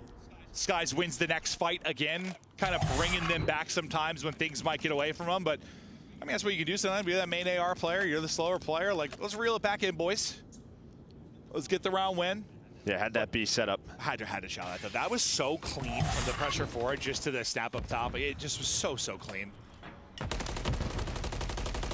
Sky's looking to get back to work at 8 and 4 and 3 in a row. 1 round, and you're up 2, and you can close it out now. Behind the streak, Arrow scrambling, trying to get away. From up top goes Kiz. Hydra able to get a kill though, even if that doesn't connect, gives them some map position as well. Yeah, just traps Nero in the elevator. He's got nowhere to go. They plant the bomb. That is exactly what you want behind the cruise. Beautifully done from NYSL. Some amazing mid-game adjustments now to maybe win 5 straight. Attached, though, trying to ice up and bring them back into it. Gio involved as well. You get numbers, but it's only for a moment as the Bulldog brings you to 2-2. Johnny, eyes on one. Shot is there, but not going to connect. Oh my God, what a play out of Skies, though. He gets out. Skies, he was caught in the elevator, slides out. They have no idea where he repositions. They're trying to hunt him down. Can Skies do this for subliners again? He just got spotted. Yep, Someone's got to hop the bomb, though. Someone's got to hop the bomb. Oh. Just what we talked about. He wins it. Oh, Skies, icy. And he's got several in that. The 1v1 win, the kill, and the answer to bring them even the round before. The 2 kills to close it out there. Little 1v2. Hey, Skies, that was kind of nasty. You're welcome, dude. Holy macaroni and cheese. Just unreal stuff out of Skies. Yeah, I mean, I was nervous. What we just talked about, someone didn't hop the bomb. That almost happened. And then Attach gets on it. Sorry, Johnny gets on it. Attach has the MCW. But I think it's all just straight headies onto Attach. Well, and I think you nailed it. I mean, the shots were great. The play was great after he got spotted. But you talked about it like he was trapped. He was trapped, and then he slid into the bomb, got to his teammate, dropped it. They lost him. Yep. Just being elusive. And, you know, this guy's not known for maybe the movement or being elusive most of the time at this stage of his career. He's just shooting straight. But, I mean, he came up an S&D player. He's had some S&D moments for them. He ends up at 10-4, nearly 2K damage. Kismet, I think, obviously he's able to earn the streak and he has some sensational moments, but it feels like just when it would get away from him, Sky's reel him back in over and over again, then close out the map. Yeah, but when they were down 3-1 early, it was kind of Kids' 6th spree that got them going. Yes, Kids got them to that point, 100%. Got them 100%. going, and I just think it's like sometimes with Search and Destroy with this team, it's just you rely on sort of these masterclass plays out of Hydra. He just has a very human 5-6 game, and you get a 6-3 win, 5 rounds in a row to close that out. That's what you need to see more from the subliners. No, 100%. And like, I mean, a big part of this, like a Kiz, I know he doesn't have like this insane map 1 where he pops off, but like the conclusion to that, the rotations, the heads up plays, and then some of the playmaking ability you saw in this. When Kiz is, I feel like when Kiz is playing well, it's not like he's like playing bad all the time. Don't get me wrong, Kiz is a terrific player, but when he's like playing at his best or close to it, this team is just, they're 10 times better. I think it's just his ability to read the map. When he's locked in and playing confident, it feels like his comms are on point. He can read the map, and that's when they're the world champs. Yeah, they're just better. And right now, they are the better team as they are up 2-0, and they're going to be looking to close things out on a high-rise control. That is to come up next. We'll see if they can get it done, or the Vegas Legion, who are up against it as their champs' hopes lie in the wind. Can they bring it back? Can they rally? What kind of speech are they going to get from the coaching staff as they try to turn it up to another gear? Because it's all smiles and fist bumps for the other side of this. We got control after the break.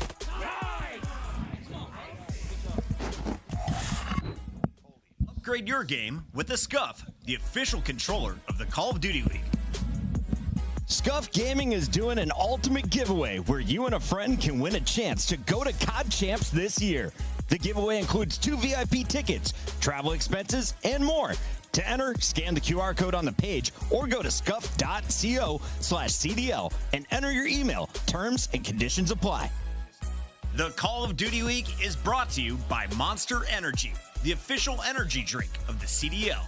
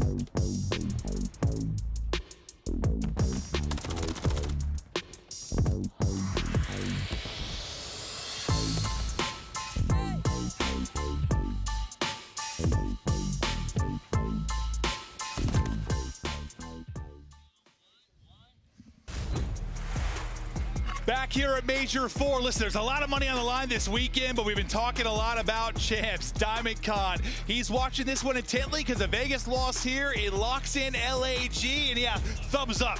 As they've got 3 top 6s on the year, they're thinking, man, we need some cash to earn in the championship at the end of the year. He's trying to figure it out. Yeah, no, trust me, if I was doing it, it'd be the same way, buddy. I'd be the same way. I don't know what he was trying to do. I have no idea. He was trying to do like an LAG? I'm not sure. I thought he was saying, I love Maven. I mean, that's what I took from that. That's what it looked like. I saw a heart in there or something. I get it. But here's just the standings again. You're really just looking at number 8 and number 9. Vegas win here. They're going to need a reverse sweep. But they find themselves with some more points. Will put the pressure on Gorillas. And you just, I mean, map 1, winnable, I guess. But yeah, you were down 130. Map 2.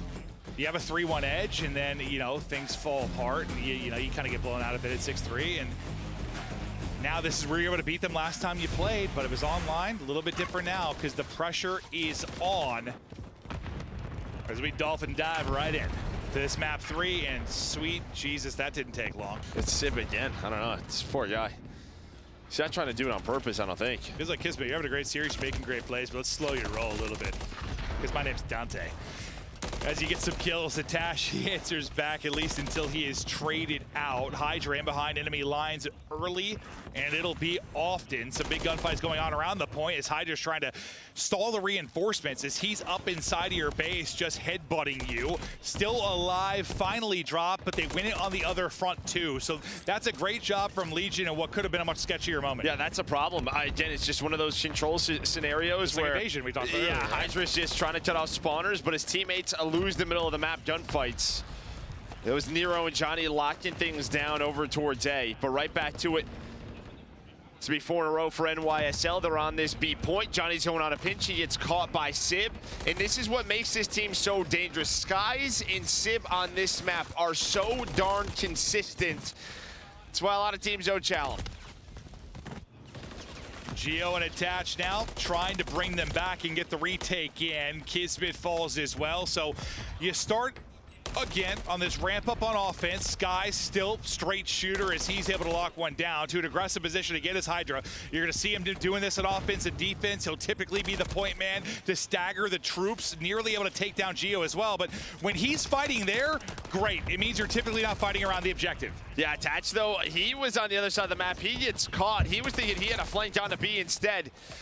It's going to be a free kill for NYSL. B almost done. You have the 3 life advantage. You get the minute extension.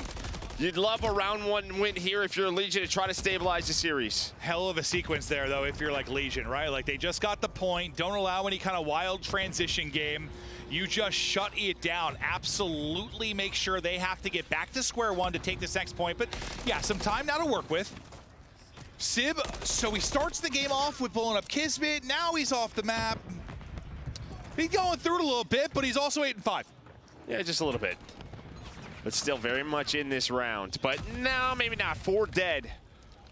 4 in a row for Legion. Johnny now in the spawn. 7 versus 4 here for subliners. I mean, it was, what, 11v9 when they capped the point, yeah. right? And then you get like a 4 down from that point. You get another big one here, so some scary moments. Real threats from subliners, but so far you've been able to deal with it if you're Legion. Just one more wave of kills and you're good to go. No respawns remaining. Nice shots there from Geo as he's on 3 straight. They lock him down, they lock him in. And I mean, from the 11v9, I mean, how many more kills do you get if you're in NYSL? Like 2? Yeah, no, I think only 2.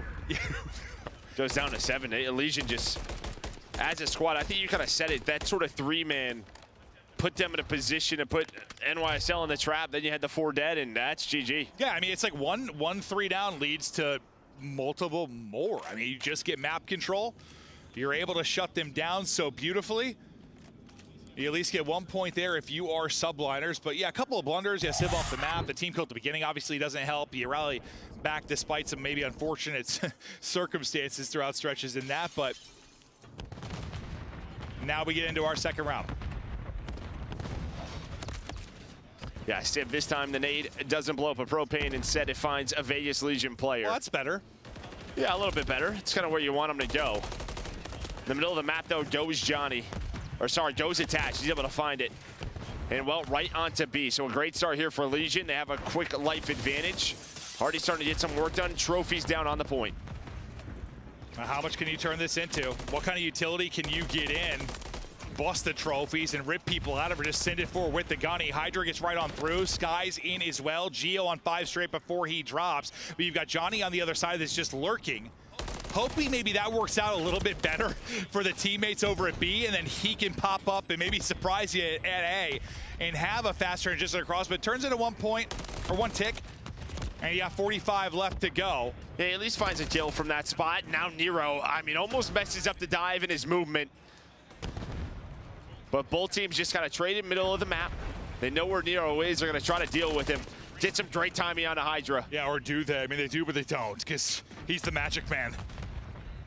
Just up and down, turning him inside out. And he's still here, guys. He's still here. He's still here. Nero's finding kills, and he finds another one. 4 straight, 13 and 8. That'll be B, and who knows what else. You got 1 on B right now. You 2-stack over at A, so you've got progression all over the place. You just want to make sure you at least get 1 point done.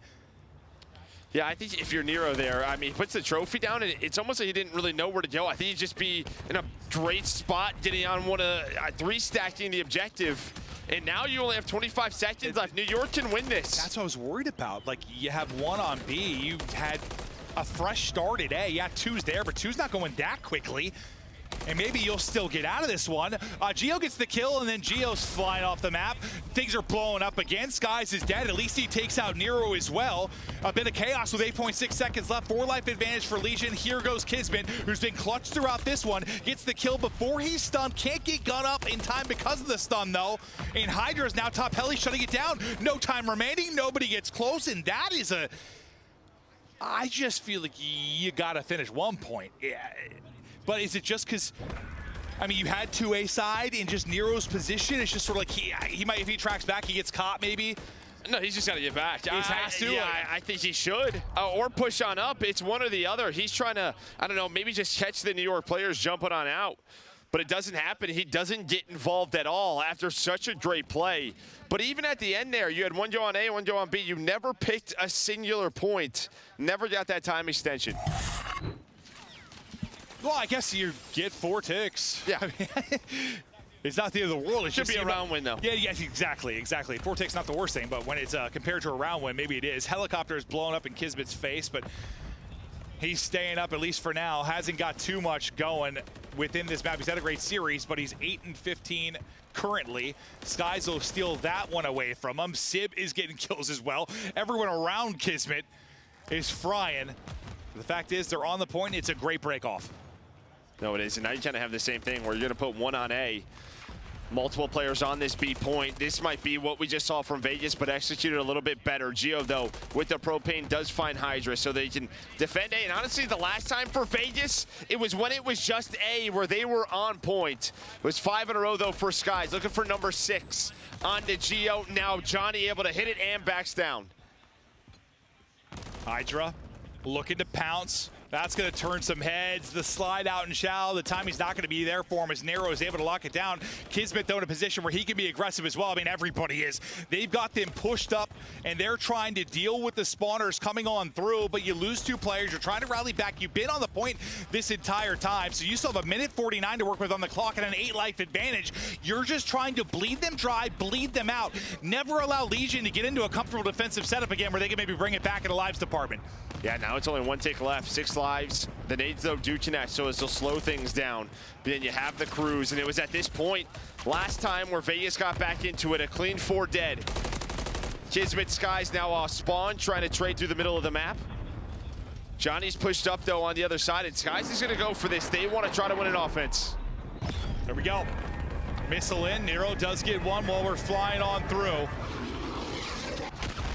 Tries to connect, not going to happen. What do you get behind that, though, if you are subliners? And, well, it's a double for Nero. He's able to get 2 before he ends up dropping. Skies tries to slide out and pop. Not going to happen, so you deal with that beautifully if you are Legion. Sib really the only person in position to maybe be a threat. He gets a kill maybe to help his teammates get out at least. So far, so good for Legion. I mean, it hasn't been throughout this round, but every single time, once they get map control, they are not letting this grip go. The problem is it's still a life advantage, 50 seconds for New York, and they only need a tick. Can they get this final tick? This is going to be your best opportunity, at least over the last 30 or so seconds. That's a big kill from Johnny, though. Then make sure they can't pause the clock even more. That lives advantage has disappeared. You're now into an 8 versus 8, and Johnny has got back in a position. What a hold this would be. I mean, when you had 1 tick left, it was what? A 7-8 life advantage you had for NYSL? As you said, reminiscent maybe of the first one. Were they able to bring this back again? But you still got to hold for 20 more seconds. Next upcoming push, little double chow through. Pressure now to Geo to maybe hit the shots. It's Nero who is on 3 in a row. He does get taken down. Nice little angle here from Geo to at least find one, but pressure now onto the point. Sib gets taken down, 4 versus 3. Geo just gonna play his life. He does this so well. Gonna try to hit the wall bangs. Here comes the reinforcements. Kismet on through, able to find the first. Renetti's out. Kismet finds a double. We are not done yet. It's a 1 versus 2 for Geo, and they get the round win. What an insane sequence that is. You're so close to the victory there. If you are NYSL, you can taste it. But you're stealing it. If you are Legion, they're up against it in both their defensive rounds. Like, they're in a big hole lives-wise in this one. It was, what, like an 11v9 last time? But you were able to dominate from that point forward. We take a look at it one more time as it was just chaos. The fact Kismet gets 2 is nuts. Sit there as well, but just... I mean, yeah, Sky's bought so much time, but yeah, Kiz just is like... He just runs up the point and finds a double. He's just like, I got this. Unbelievable stuff there. The defense so good for Legion, but the last-ditch effort, the fact you only need 1 tick, everything you need to just close that out. Kismet now trying to chain together another, not going to be able to do it, so good start here on offense if you're a Legion after their hearts were just ripped out of their chest. As Kismet's had, I mean, he had a slow, but he started out, what, like double negative. And even though he's not having a monster map, still some big plays. But Sib, the shooter on the map right now, leading the way at 28 and 20. Skies, again, he's blowing up, and that's going to be done. Desperately trying to get this to round 5 if you are Legion. Well, good thing for Legion, you're right back to where you were on offense. It has been so strong. This time, though, a lot better on the objective. They get the round advantage. They still have an 8 life advantage. So much time to work with. They have been just flying at them relentless throughout this round. Another view of it as the relentlessness continues inside the base. Nero will be next up the bat.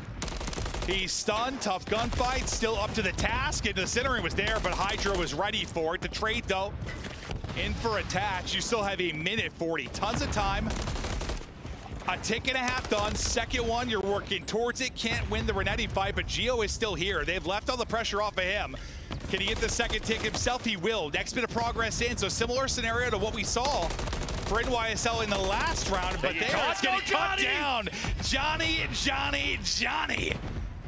Slicing him up. So close to round 5. I mean, he just catches all of them mantling up, trying to get into different positions. Still, what, 17 versus 9. Johnny's still alive. NYSL still battling. This would be a throw, though. I mean, if you are Legion, 16v7, a dominant round, but you just got to make sure it doesn't like quickly slip away. Like, take a breath, set up and close it out. Like, don't give away any kind of free kills. That'll hurt you as we see the Johnny triple one more time. You got Johnny in the picture-in-picture. You got Johnny on the main feed. But as he drops, you get A few kills through, you chip away at that advantage. You're back within 7 lives. Just the problem. Normally, when you're in this spot, you're hoping there's like 20 seconds left. There's just a minute. There's a ton. There is so much time. And I mean, what a response here on a Legion. You throw away that round 2. You just lose a defense. And just like that, a dominant round.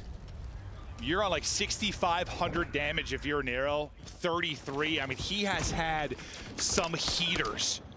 Well, I think what I've been noticing with him is he's just running an MCW a little bit more. He is. And I think that has set him up for success, at least as an individual. As an individual, surely, but it's about the team win. It's about the series win, but you just need a map win if you're going to extend this any further. It comes down now to this round 5. 33 and 23 out of Nero, 6,300 damage. On the other side, 32 for Sib, and he's got 6,700. They are by far leading the way just from a gunny and slang standpoint on the team. But now who will be the playmaker into the final round? Sib's POV as he's leading the way for New York, but stunned up and held at bay, at least for now. Kismet, though, he's going to be the one in your face trying to get it done with the rival. Yeah, you need like a much cleaner break there for Legion, and you get it. Both defensive teams have been struggling there. It just feels like the offense right from the break would get a 3-4 dead, and then the dominoes would fall. This time, it's a lot more orange in the feed. Far more orange. Now, can you keep this going just to get into a final round? As the movement off a little bit from Attaches, he'll take another crack at the mantle. Gets up top, takes down one before he falls. Johnny stunned up, but getting vision through on the cross, at least able to stay up for now. This is the next big wave of attack here for NYSL. Hydra able to get the first. Geo, though, from up top. All the vision in the world. Gonna stop Hydra from getting... Okay, I thought he was gonna stop him from getting to a power position on the other side. He does it the old-fashioned way, and he's still going. Yeah, but Ane, again, guess what it is? The propane. The propane has been very mean to this NYSL team throughout this map. It has no feelings, Joe. I mean, it might have feelings. It doesn't feelings. pick favorites. It might. It just explodes. But no, it does feel a little one-sided. Yeah? It does feel a little bit one-sided. But clock stop at 24.9. Not many efforts left in this one unless you get the extension if you're in YSL. Attach trying to make sure that does not happen. The melee's not going to hit for Skies. 1 by 1 we go, but at least you've still been able to pause the clock with 1 remaining player. You got 2 on this now with Hydra trying to help. Sib gonna win another big one to get progression in. Second bit is done. Third tick is looming. Another player here to try and stack this and finish it. Contested for a second. Johnny able to win a big one. Then the help comes in, so you don't quite finish it. It's a sliver away, and Legion, like a thief in the night, come through and stop the point. They find the 1 player on A. That was Sib.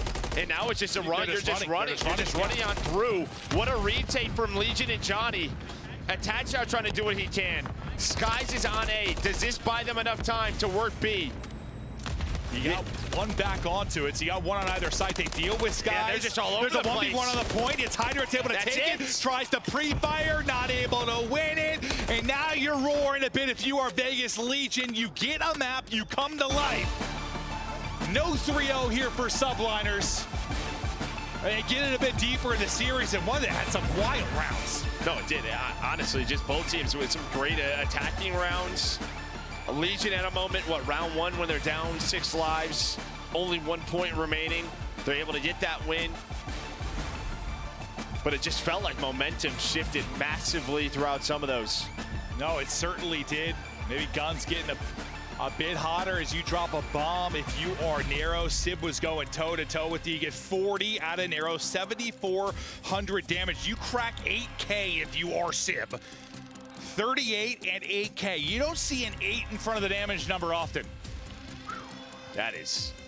Oh, I got was beaming. And that's why, again, him and Skies, I mean, Skies not the best performance there, but that's why they've been so good on High Rise. They hit those 2 normally. Oh, yeah. It's just so tough to beat them there. But Legion now, they do it in 2 matches in a row. I mean, you and I have talked about, I mean, at least for the past couple of months, like best high-rise control team, If you are New York, for the team that has been able to counter them here, it is Legion in back-to-back matchups. It is a hard-fought one. It takes every ounce of effort to close that out and keep it alive, to at least see another hard point, maybe another search and destroy. I think it was just most impressive, though, was that round 4. I mean, you're a team with all the pressure in the world on your back. You just lose a defense. You threw away an offensive round.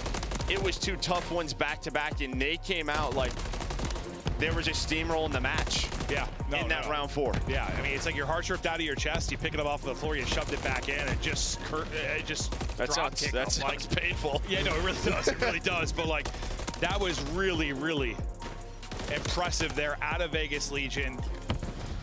They have shown some incredible resilience at times. I mean, it's been a wild year for them. I mean, we thought they were great.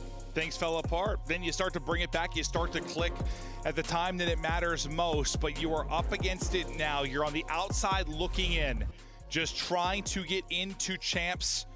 2 more maps. This is where you're tested. This is where you show what you're made of. Maybe you got the better players on the other side of the stage with the bigger contracts. I can tell you that's true. So these are a couple of them. Probably all of them. Yeah, Hydra might be getting paid more than the rest of the squad. But like, it doesn't matter sometimes. Like, just who's got more heart, who's gonna be on point. Yeah, and I mean, you just saw the maps and modes. Now you get a New York's Hardpoint map pick, but Rio hasn't been like the best thing for them, right? This is sometimes one of their vetoes, but you have 2 incredible sub players with Kiz and Hydra, who if they get going, it'll be tough to stop. Yeah, and like Kiz, again, like statistically, he's probably not gonna look like that insane. Like, he goes around like even in the map 1. He doesn't have the craziest map 3, but like he's had a lot of big moments, especially the search and destroy that kind of gets them going when they're in the 1-3 hole. I know it doesn't lead to a victory here in the map 3, but like he has had some big plays. They need that out of Kiz. I think it just gets him going, gets the energy right. He can be such a big catalyst for them. Well, you're gonna need him to slow down Nero. That's really it. Like, who can slow him down right now? And sometimes, I mean, when Nero's just in that zone, like no one. Like I know we say this about several players in the league, but sometimes Nero is just like he is a Call of Duty professional. Like, he's just in the mix with the rest of them. And then sometimes he looks like the best player in the world. It just takes over. He's insane and just plays at a pace that can be so hard to match. You'd love that in Rio. You'd love that. Yeah, see right here, both teams very similar. 5-4, 6-5 on the other side. Here's just a recap of the series. Are we going 5, Joe? Are we going 5? Why not? Yeah, why not? Let's just do it. Yeah, final match of the day. Yeah, why not? Oh, all you watching at home, we hope you had a great day. I hope you ate at your favorite restaurant. It's a beautiful Friday. Hope you enjoyed some intimate time with your loved one. I just hope it's a great day. Yeah. You know? Of course. Everyone needs to have a great day. Smiles out. Let's enjoy some fantastic Call of Duty. Map 4. Nero has been dropping some bombs. As he got another bomb here. As Johnny will start things off. Definitely pressure to Johnny and Nero on a map like this. Just a flurry of trades. Chaos mid-map. It's a bloodbath early on in the point. But for now, if you're NYSL, you got good side. Wow. You got the hard point. That is wild, though. Look at that stat line. Minus 125 is the average margin in map 4. So Legion have been getting blown out in map 4s. Now, I think a lot of that may just be due to maybe their map pick. But, man, that doesn't look too great. No, it did not. At first, I was looking at the minimap, and you said, oh, wow. I'm like, oh, what did I miss, Joe? That's all we were talking about. I was like, oh, that is brutal. I was looking at the map, Joe. You do have great minimap awareness. Great minimap awareness. So let's have play. Then I have 0. But on the rotation, what's the rotation? Yeah, good side. You retain good side. You're set up, and you're pushed all the way out broadside. So you've got everything you want right now. So pressure on Skies to stay up. Obviously, he drops. The flank will be open. At least gets one, so you know. And you get some info. You know, everybody's coming from that side. So you even see the Garage player kind of turning around in number 5 as they try to wrap back. You need this break, though, if you are Legion. The reason why, after this push, there's going to be about 30 seconds left. You're going to be stuck on the right side of the map. New York, they're going to try and chain this together into a P3, and that's when score lines get out of hand like it did in map number 1. And you see the orange arrows. Johnny's going to go. He's going to try to rotate. On the other side will be Sky. Sim's still locking this down, but a big moment here. You know, there was that stat about the map 4s. Can we talk in this series about the stat for the first couple of hard points? It's a lot to a little. The beginning of the game. It's like subliners are playing, and then Legion at some point are going to decide to. Maybe here will be the way. If you're able to get 3 down, you need this. And oh my sweet God, no, another one's there. Oh my God. Oh, how are you gonna read this? You check it? You check it if you're an arrow. Oh, no. Oh, God. I'm going to vomit. You pick it up, though, if you're an arrow. You get the kill. There's no way they're going to know there's a second there, though. There's a second there. They're all behind him. Oh, God. Oh, no. That was disgusting. I want to throw up. That was not good. And, like, we know this particular hardpoint has some spawns that are less than good, possibly less than bad. Not super logical in the sense of historical Call of Duty, but that is a painful one, because that's where you're really trying to bring it back and it falls apart. Granted, it's early in the game, still plenty of opportunities to do it, but like, how do you read that? You don't. It looks like they knew with how slow New York was playing. There was one there, but not a couple of more. Not another. Well, not the second player that popped it spawned 2 more on him. Yeah, so they just were not ready to deal with that. And, well, don't blame them. And now you don't have a P4 rotation. Now you're still down 60 points. Gio's trying to go on a long pinch here. Looks like he may get rewarded with one, and he will. Maybe this will start the sandwich for Legion, a much-needed break. Yeah, they need a bunch of sandwiches, a whole pack of sandwiches right now. Well, Gio is going massive. Gio's been huge. You at least stop subliners from getting some time. Hydra, though, is on 4 straight. Only 2 HP, though. Never gets back the full. And Arrow's able to hunt that down. Attach wins another one. And the boys are fighting despite a very difficult situation you had there. They're still just making sure no time for subliners. No time for anybody throughout really the course of this hardpoint. Hydra, maybe a little extra love again, but stunned up. I thought put down, but nearly snaps around the edge to get another. Rotation, though, upcoming over to bridge side. Spawning out deep right will be subliners. You've got the early setup again, though, if you are NYSL. This time, at least like if you're going to come alive like you did in the last game. I know it's a very different map, is what it is, but like you're not as big of a hole. Like you're much... We'll see. It was after the P5. And New York are here right now. That's true. Now, Johnny's trying to shut off the reinforcements. He's going to get caught. On the other side was Kismet. You're just fighting for map control, but this is the problem. Hydra is getting going. He is 16-9. We were just on his POV, and he was popping off. Yeah, it feels like every time he's gotten a kill, he's gotten 2. Like, I've just been a multi-kill demon throughout this, and well, I'm eating my own words now. Is as you said, we'll see how it is through the P5, and so far it's been flawless in the P5. And you're approaching another 100-point advantage. Got to what about 130 in the map 1. NYSL proven to be a little too good in hardpoint right now is Kismet. He's got the multi. Gio tries to answer with one of his own, but he's the only body here. I mean, if it wasn't for him, I think the scoreline would be even worse because he was the one that led to that P4 break. But here we go. Yeah, and you're up to almost 160 points after the first rotation. Legion now trying to fight on back. Hydra is here, though, on the hill. Can they come alive now? Second set to do it. So far, shutting them down, but you're going to need to get all this time and get a flip out as well. It's just multi-kills. There's been so many of them for the New York side. Then it's like Gio's coming through with some of his own, but everybody doing it on the other end of it. Johnny's turn to maybe do them, but it's going to be traded out. Just allowing, or stopping them from having that pop-off. Stopping Nero from having that insane map. He said they needed to slow him down, and, well, they've been doing it to a degree. It's 11-15 now. Yeah, he's trying to set up this pinch, but that's who it is. Working, yeah, 21-12. There it is, though. A good response from Johnny. Some nice time here for Legion. On rotation, though, will be subliner, so you will need a break if you are Vegas. I mean, he's leading kills around the objective. He's got 17 non-traded. Hydra just being an absolute animal right now. And they've got this set up for the next hardpoint. You got somebody pushed out garage again. Kismet, though, the garage player will be dropped. But all the pressure really going to come through the front and mid, and you're going to get, I don't know, another 10 seconds here before it comes, so you'll be right back out to a 100-point advantage show. Yeah, I think they're going to know. Just there's not a lot of pressure front, so a couple of players are going to turn out on the pinch. Headshots all over the place. 3 dead, 4 dead. Vegas needed it.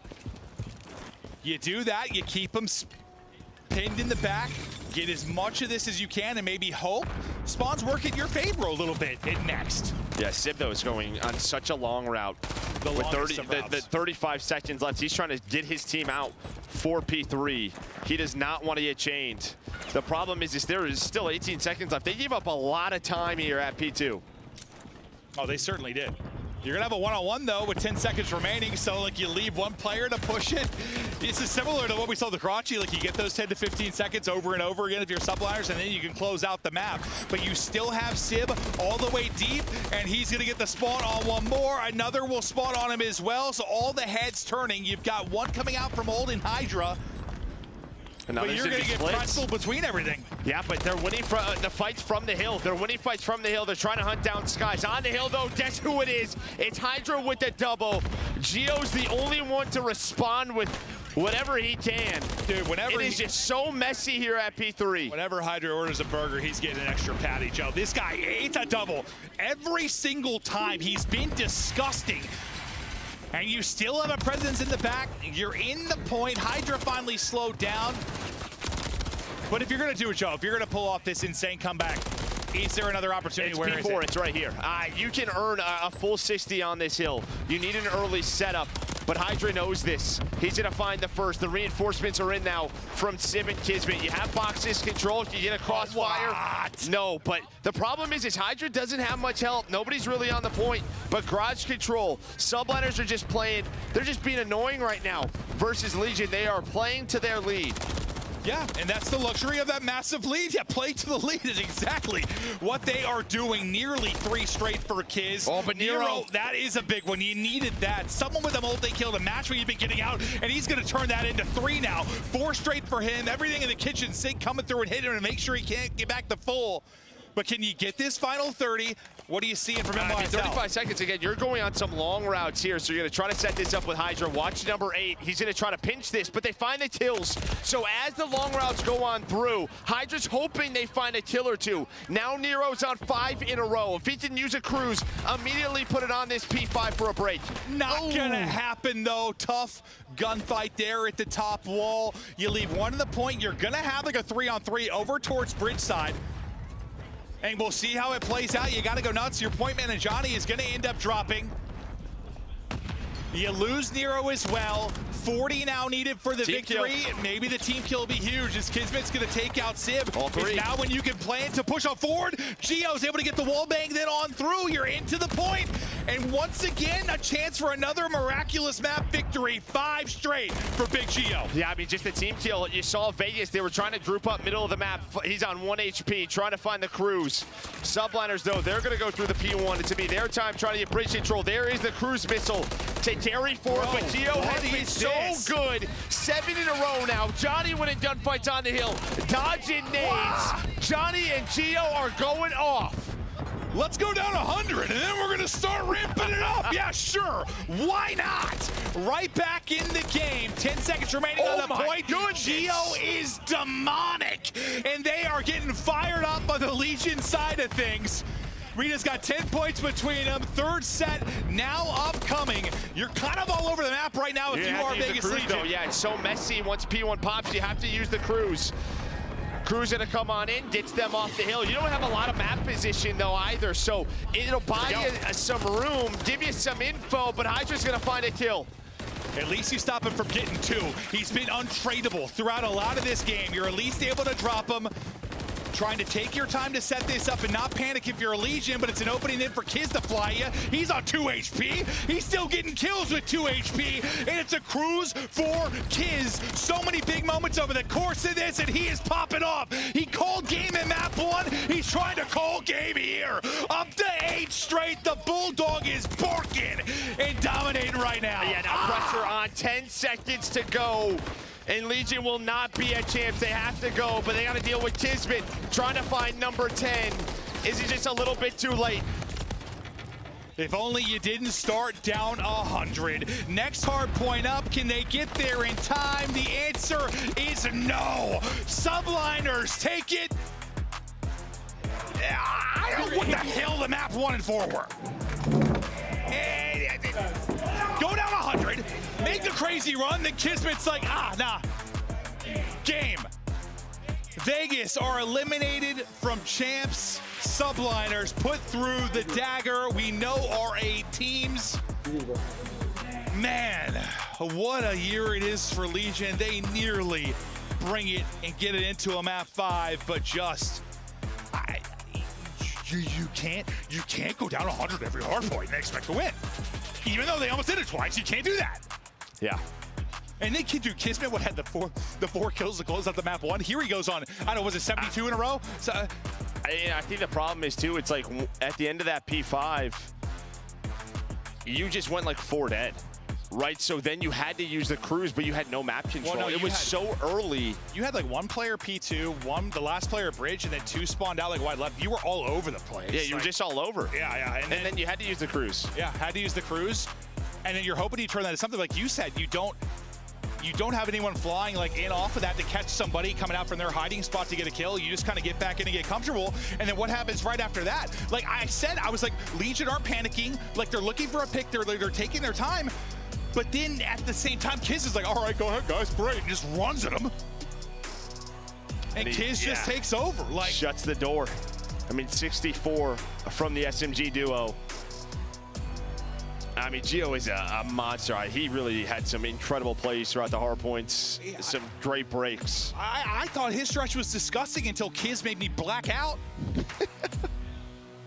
Like, dude, Kiz just, I swear to God, just had like these moments across the series in every mode where he just went insane. He's just like, no, Kiz, that was nasty. Yeah, I did like that. Yeah, he's like, sorry guys, you guys aren't getting a chance, but here's that map flow, the game flow. Yeah, I mean, just again, 156 to 46 after P5. And then you see finally Legion come alive. How similar. Yeah. We're maps 1 and 4. I mean, it got closer though. It was a 10-point game. True, it did. You almost did it. I just can't believe you almost did it twice in the same series. Like, that is just insane. A look at how it went throughout the series. I mean, I don't even know how to like talk about this because like it seems like it was such like an insanely close series. But like the search really wasn't. The hard points like weren't but were. Yeah, no, you're not wrong. I mean, those are the weirdest looking. Like, those are the weirdest like 250 to 200 games ever. Kismet's disgusting. Blaze, ask him questions. So much, Merc and Maven. And as Maven was saying, some of the weirdest hard points in which he have seen. Chat, show some love to the New York Subliners as they try to continue their loser bracket run. You guys make it to day number 3 of the major. But as I was saying, the hard points right there, you know, we watch you shut both of those maps down, clutch up at the end. And, you know, I've been seeing you playing phenomenal, you know, throughout this entire weekend. Talk to me about the success in which you guys have been having a hard point and what's been equating to that. I mean, I think the biggest thing is we always are pretty good about getting leads. We just choke them. And I think the biggest thing we've been talking about is just playing ahead. I think in the Karachi, I took some routes like every single time I spawned at like 50, 45 seconds. Just making sure we can guarantee the game is our biggest, like, how we're trying to play hard point right now. I can definitely understand what you're saying. You know, you guys are starting off hot fire, getting those big leads, but just trying to stay composed in those pressure moments and really not kind of overheat in those situations. Now, you know, I was talking to your teammate about it. He was, you know, kind of reminiscent of you guys going back-to-back towards the end of last year. And I asked him, I said, you know, with Sib on the squad, do you guys feel like you're getting back to that world championship form? Of course. I mean, I think right now, I mean, I talked to the other guys last night. I sent a text because we lost a phase, and we're like, we got to come out and dominate. We know who we are. We're world champions for a reason. Let's get that fire back. Let's dominate. And I think today was a good showing. I mean, we just got to keep it going. Definitely do. Okay, and you guys are going in the right direction. Only up here for the New York Subliners. You know, you guys got some long-term fans and probably some new fans with the news dropping recently. What do you want to say to everybody that's supporting you this weekend? To all the fans, I mean, I love you guys. We appreciate you. Without you, we couldn't do this. And to the new Cloud9 stuff, let's get it. All right, let's get it. That's going to do it for me and the Bulldog here on the main stage. Chris, close us out. He looks good in yellow, he'll look good in blue, and we love to see them still alive in the tournament as we potentially could see a little Toronto matchup against the Subliners in the elimination bracket. Alley Cat and Nameless here to break this one down. And unfortunately for Vegas, your season is over. Did not accomplish what you came out here to do. It started with losing that round 11 on day number 1. and he just ran out of steam, it looked like, in this series, Allie. Yeah, unfortunately for Vegas Legion, the slaying just slowly, like you said, Chris, just dropped off as it kept going on. And I think Joe and Clinton touched on it perfectly during the cast of like just a little bit too late, you know, being down over 100, and then all of a sudden you roar back to life. Gio on this 9 spree, like you tie up the game. And unfortunately, Kismet, he calls game. He goes on a 9 spree of his own in the final P1. It's just a masterclass hardpoint out of New York Subliners. Yeah, I mean, unfortunately for Vegas Legion, yeah, Kismet had some miraculous plays. I mean, not only just on this map, we all just saw the 9 streak, right? Gio was going nuts as well. Prior to that, they set up the streak there. But on map number 1, like, they have them pinned all the way in the back spawn. Kismet goes all the way around red and ices the game. So for Vegas Legion, like, you're going to be disappointed, but you got to almost feel proud about your performances. Rallying back in both of these hard points, Chris, like almost impossible plays are being made on the side of Vegas Legion. Just ran into the better man today. Young players showing some mental fortitude. Nero showcasing what he's capable of in just his second year. And Tatch, I have a feeling he's going to stay on the controller for a little bit longer. Yep. Vegas isn't done, but their season for 2024 is officially over. As for the Subliners, this is a team that can now start to find their way through the elimination bracket. They've been in this position before. The question is, how deep are they going to go this time? The thing right now is, you know, how badly New York want to have a chip and join the other top 4 teams that have won this season. You know, who wants to, how much they want to kind of have that momentum going into, because they know what it's like to go back-to-back. They went back-to-back last year, and now as defending champs this year, they're wanting to do that maybe here. Absolutely. As we take a look at the big board, we started with 12 teams. We say goodbye to 5 as Vegas now joins Boston, Carolina, Minnesota, and Optic Texas on the bench going into day 3. So many awesome moments throughout this series. Hydra had some huge highlights, but I want to give this one to Kismet. It's our scuff play of the game. Name was Break Down the Bulldog. We said he was ready to bite. Yeah, I mean, I really hope it's the map number 1. I mean, he had a huge play at the end. I really thought Vegas were going to close it out, that P2 hold, and just rotate over towards P3 and get the game. But Kismet, the only one who gets through top red to make the play, just massive. Great stuff from Kismet. He, of course, will be back in action later this weekend for the whole schedule and everything that we saw today. Let's open it up, Allie, because it was an epic Friday. 5 matches, all in the elimination bracket. It was an epic Friday, and honestly, talking about all the way at the beginning of the day, Toronto Ultra kind of doing the work with Carolina Royal Ravens, it's just unfortunate. You know, I was hoping maybe a little bit more life out of the blue squad, and the fact that this was their back against the wall. This was possibly and was the last series they were going to play on this game and of this season for the hopes of champs, and LAG playing spoiler once again, giving them Toronto Ultras their round number 1. We were ready to tell the Cinderella story, but Toronto wakes up and they return to the Toronto of old. Excellent slaying out of Insight. You saw Scrap with some pop-off performances, and at the end, Toronto started a little bit of trash talk, trying to get some internal momentum. Yeah, I mean, you see how it is. Like, Scrap talks trash, and Carolina, like, they lost their out of champs. It's got it pretty emotional, but, you know, for these guys, they controlled their fate. They could have made a run. They lost way too many games to the bottom 4 teams throughout the season, and it does feel bad if you are a Carolina fan. You know, I got some good friends over there, but I'm excited to see them next year in their journey. Much love to the players that are out there in Carolina and to the players on Boston. Their season was looking grim coming into major number 4. Only 6 match wins, but they got one over Optic recently, and we're hoping for some luck against Las Vegas. Let's break down the second series of the day, Alley Cat. What'd you see from LV? They bounced back after that Game 5 round 11 loss. I mean, this was the start of the hope, right? The start of the hope of making a run to possibly push yourself into the top 8 for champs, and it was an incredible showing. I mean, map number 1, it was very, very close. LV able to pull it out, and Nero just had a masterclass of a series in that one. 31-21, map number 1. Map number 2, he absolutely goes takeover mode, 16 and 6, single-handedly dragging them through that search and destroy, and then a dominant high-rise to follow for the 3-0 over the Boston Breeze, not allowing it to be a trap game. Just wasn't enough at the end of the day. Today we got our answer to the question, is Optic the real deal? Are they a true threat here at Major 4? Their S&D woes continued, just like Boston Breach. Optic unable to find it on land. And look at some of these clips as well from the Subliners versus Minnesota. Alley, I love what we saw out of the Subliners earlier in the day. They played with a ton of confidence, and Sib had a fantastic map 3. Yeah, I think that was big. I know our biggest conversation, and it was around Sib kind of being plugged into this roster and what the kind of pressure is like for him. So to be able to show up against a team like Minnesota Rockers, same deal, back against the wall, a whole lot to lose and a whole lot to gain, and be able to show up the way he did. Yeah, I mean, we kept talking about, like, the fundamentals for New York and Hardpoint have been there throughout this stage. They put so much emphasis on it, and this was one of the first series where it just looked comfortable, both the HPs, right? So you could tell something clicked in their practice, whoever was warming them up. But yeah, they came out frying. Everybody had a good performance. Kismet got going, which obviously led to what we just saw later in the day. New York have themselves a good run, especially through the respawns in lower bracket. Hot day for the Subliners as they bounce back after the 3-0 to Atlanta. Miami. Unreal. Doing some work of their own. Real, the rookie, putting on another performance, but it was a team effort to take down Optic. Alley, you're all smiles here. Talk to me about your pick in this matchup. What did you see from Miami? I mean, just the best matchup on the day. If you missed any of the matches today, want to go back, pick one to watch, it's going to be Miami versus Texas. Goes all the way to a Game 5, round 11.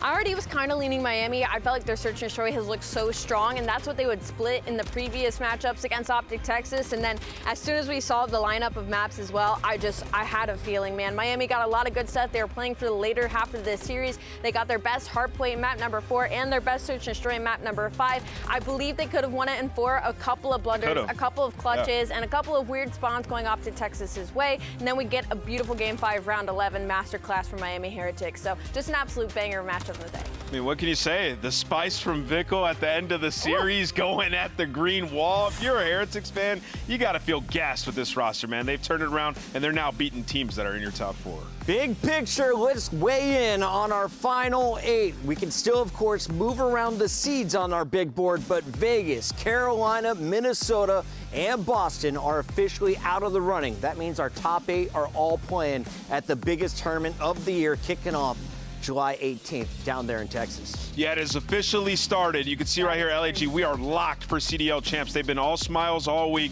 but it has started. Preparation for champs begins tomorrow, Saturday. Everybody's going to be focused on that. That is so crazy to me, because I feel like at the very end on Sunday of qualifiers, we were talking about, like, oh, what teams do we think are going to make it in the top 8? Nobody said LAG. It was very much Vegas Legion versus the Carolina Royal Ravens. So honestly, a proper upset. And I tip my hat to LAG. They've been prepping for this bracket since the beginning of the qualifiers. I wish I had a cameraman with me, because I was backstage as the Subliners won that 4th map to send Vegas packing. Both Miami and everyone from the Gorillas were yelling, Bulldog, Bulldog. That's so all cool. Subliner fans in the moment, because they knew that was going to lock them in for champs. Let's take a look at our bracket, though, here at Major 4. We still got plenty of cash to pass out. Yeah. 150 grand and 100 points goes to first place, and these teams remaining in the event are already guaranteed 15K in 5th. Break it down for me, Nameless. What are you looking at tomorrow? Yeah, I mean, LAG, LA Thieves, that battle of LA here in LA. I can't wait to see who gets to that top 3 and in the winner's bracket final. But then also Atlanta FaZe versus Seattle Surge. An impressive win for Seattle. Can they go through a team like Atlanta? We'll have to wait. Big matchups all day long. Here's a look at the schedule and how it's going to break down. Alley Cat, you look at the big board here. 5 more matches coming our way. 5 more. What's the tightest of the day? Ooh, the tightest of the day is going to be a hard one to call. You got to say the Battle of LA, but I don't want to count out Atlanta FaZe versus Seattle Surge. Atlanta is definitely the favorite right now after their performance versus New York yesterday, but I feel like if anybody could maybe push them to a map 5, it'll be Seattle Surge. Gorillas fighting for a spot in the winner's semifinals. We'll leave you with that, and while we leave you, we want you to bust out your cell phone real quick and take the survey. If you've been enjoying the show, respond right now, and you will earn the Let 'em Cook pack via email after all the questions are completed. Simply scan that QR code if you're 18 plus. I already scanned it. I'm good. You good? Oh, yeah, I got it. I already got the Cook, scan. baby. We're cooking. That's going to do it for us. We'll see you on Ranked tomorrow, bright and early, 11:45 on the West Coast, right before 3 on the East Coast. We'll see you then. You know your time.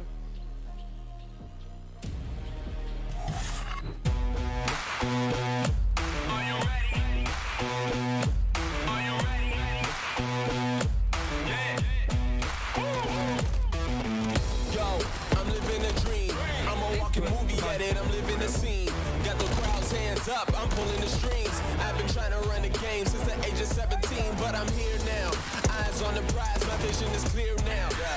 up on the scene on the tier now. Hope you're not getting in my way. If so, make the right choice to clear out. Mama told me let my work speak. Then flex on your class like a school on the first week. This grind isn't dirt cheap. Had to pay my dues, now I'm first in the first seat. Yeah, the hunger, yeah, birthed me. Been overlooked for years, so happy it ain't hurt me. Not the type to be thirsty.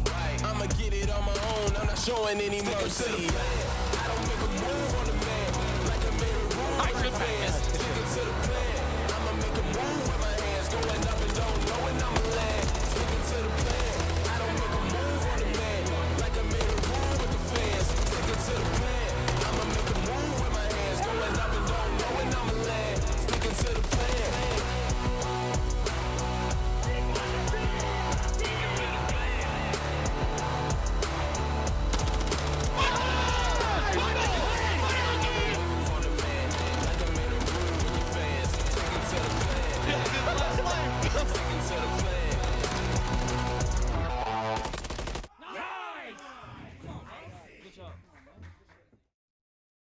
Just make him try. Backdoor dead. Nice. Hey, good season. Back on the f***ing desk, Clay. Back on the f***ing desk. You're f***ing dog, kid. Back on the f***ing desk. How to get? I'm not winning a map at Champs Finals. Retire.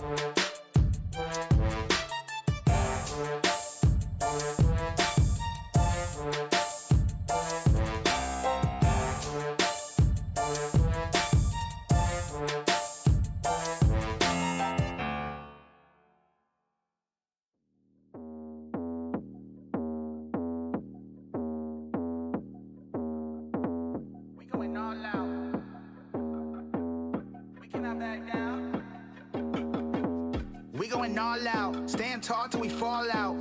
We cannot back down. We cannot back down. We going all out. Stand tall till we fall out. We cannot back down. Let's run it back now. Run it back, run it back, run it back, blitz. Run it back, run it back, run it back, run it back, blitz. Run it back, run it back, run it back, blitz. Run it back, yeah, yeah. Ayy, we going full steam. How can we stop now? I'm on a dream team. It's cool if they sleep now. I need some big rings. Cause by the time they wake up, we gon' be skywalking. We gon' be way up. We going all out. We going all out. We cannot back down. We cannot back down. We going all out. We going all out. We cannot back down. Let's run it back now. We going all out. We going all out. We cannot back down. We cannot back down. We going all out. We going all out. We cannot back down. Let's run it back now. run it back, run it back. Let's run it back now. Run it back, run it back. Let's run it back now. Run it back, run it back. Let's run it back now. Run it back, run it back.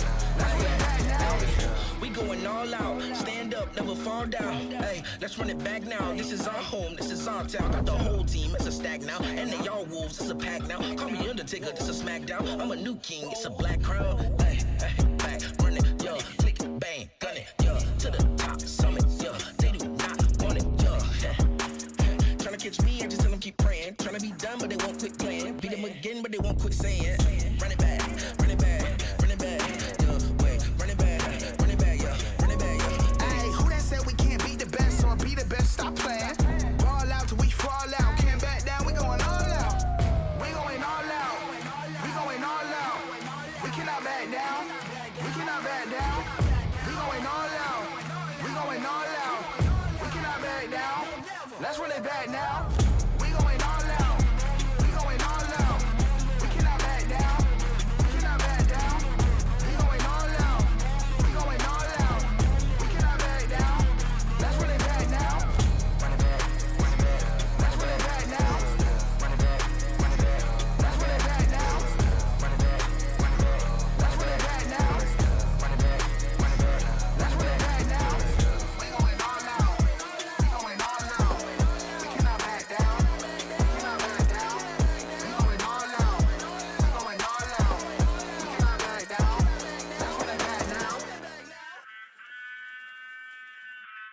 Pick up where I left off, it ain't over. Whole squad on the gravel, all I know, I'm a soldier, stand up, add attention, shake it off, tell us swift, forget the trick, back to mission, no surrender, just commitment, I see visions, eyes closed, shut, heart monitor, going crazy, medics panicking, woke up from the stretcher in the reds, removing the bandages, hopes up, I'ma catch whoever made me suffer these damages, power level breaking screens, they like, way, look at them scampering, rejuvenated, reborn, I'm basically the man again, made the world stand still, they amazed, frozen like mannequins. Kick the door off the hinges, make waves. Someone needs banishing. They ain't think I was able, but I'm came when it come to savageness. I'ma finish it.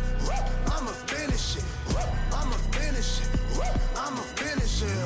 I'ma finish it. I'ma finish it. I'ma finish it. I'ma finish it. Still got a little fight. I'ma finish it. Still got a little fight. I'ma finish it. Still got a little fight.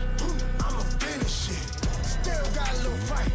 I'ma finish it. Little this, little that. Everyone pulling triggers full of max. Talking feces cause they full of that. Ain't really G's, they GNATs, they really just next. Scratch them off, power balls. Look at them spinning, they really spin offs. Getting me dizzy, give me a headache, maybe wanna tear my head off. I could really use the Tylenol. Candy rappers talking good and plenty. It's really too many to mention, but no, I'm tired of y'all. Suck to infinity, you could never be my enemy. You make me look good, I should be hiring y'all. I'm reborn, I'm basically the man again. Made the world stand still, they amazed. Frozen like mannequins. Kick the door off the hinges, make waves. Someone needs banishing. They ain't think I was able, but I'm came when it come to savageness. I'ma finish it.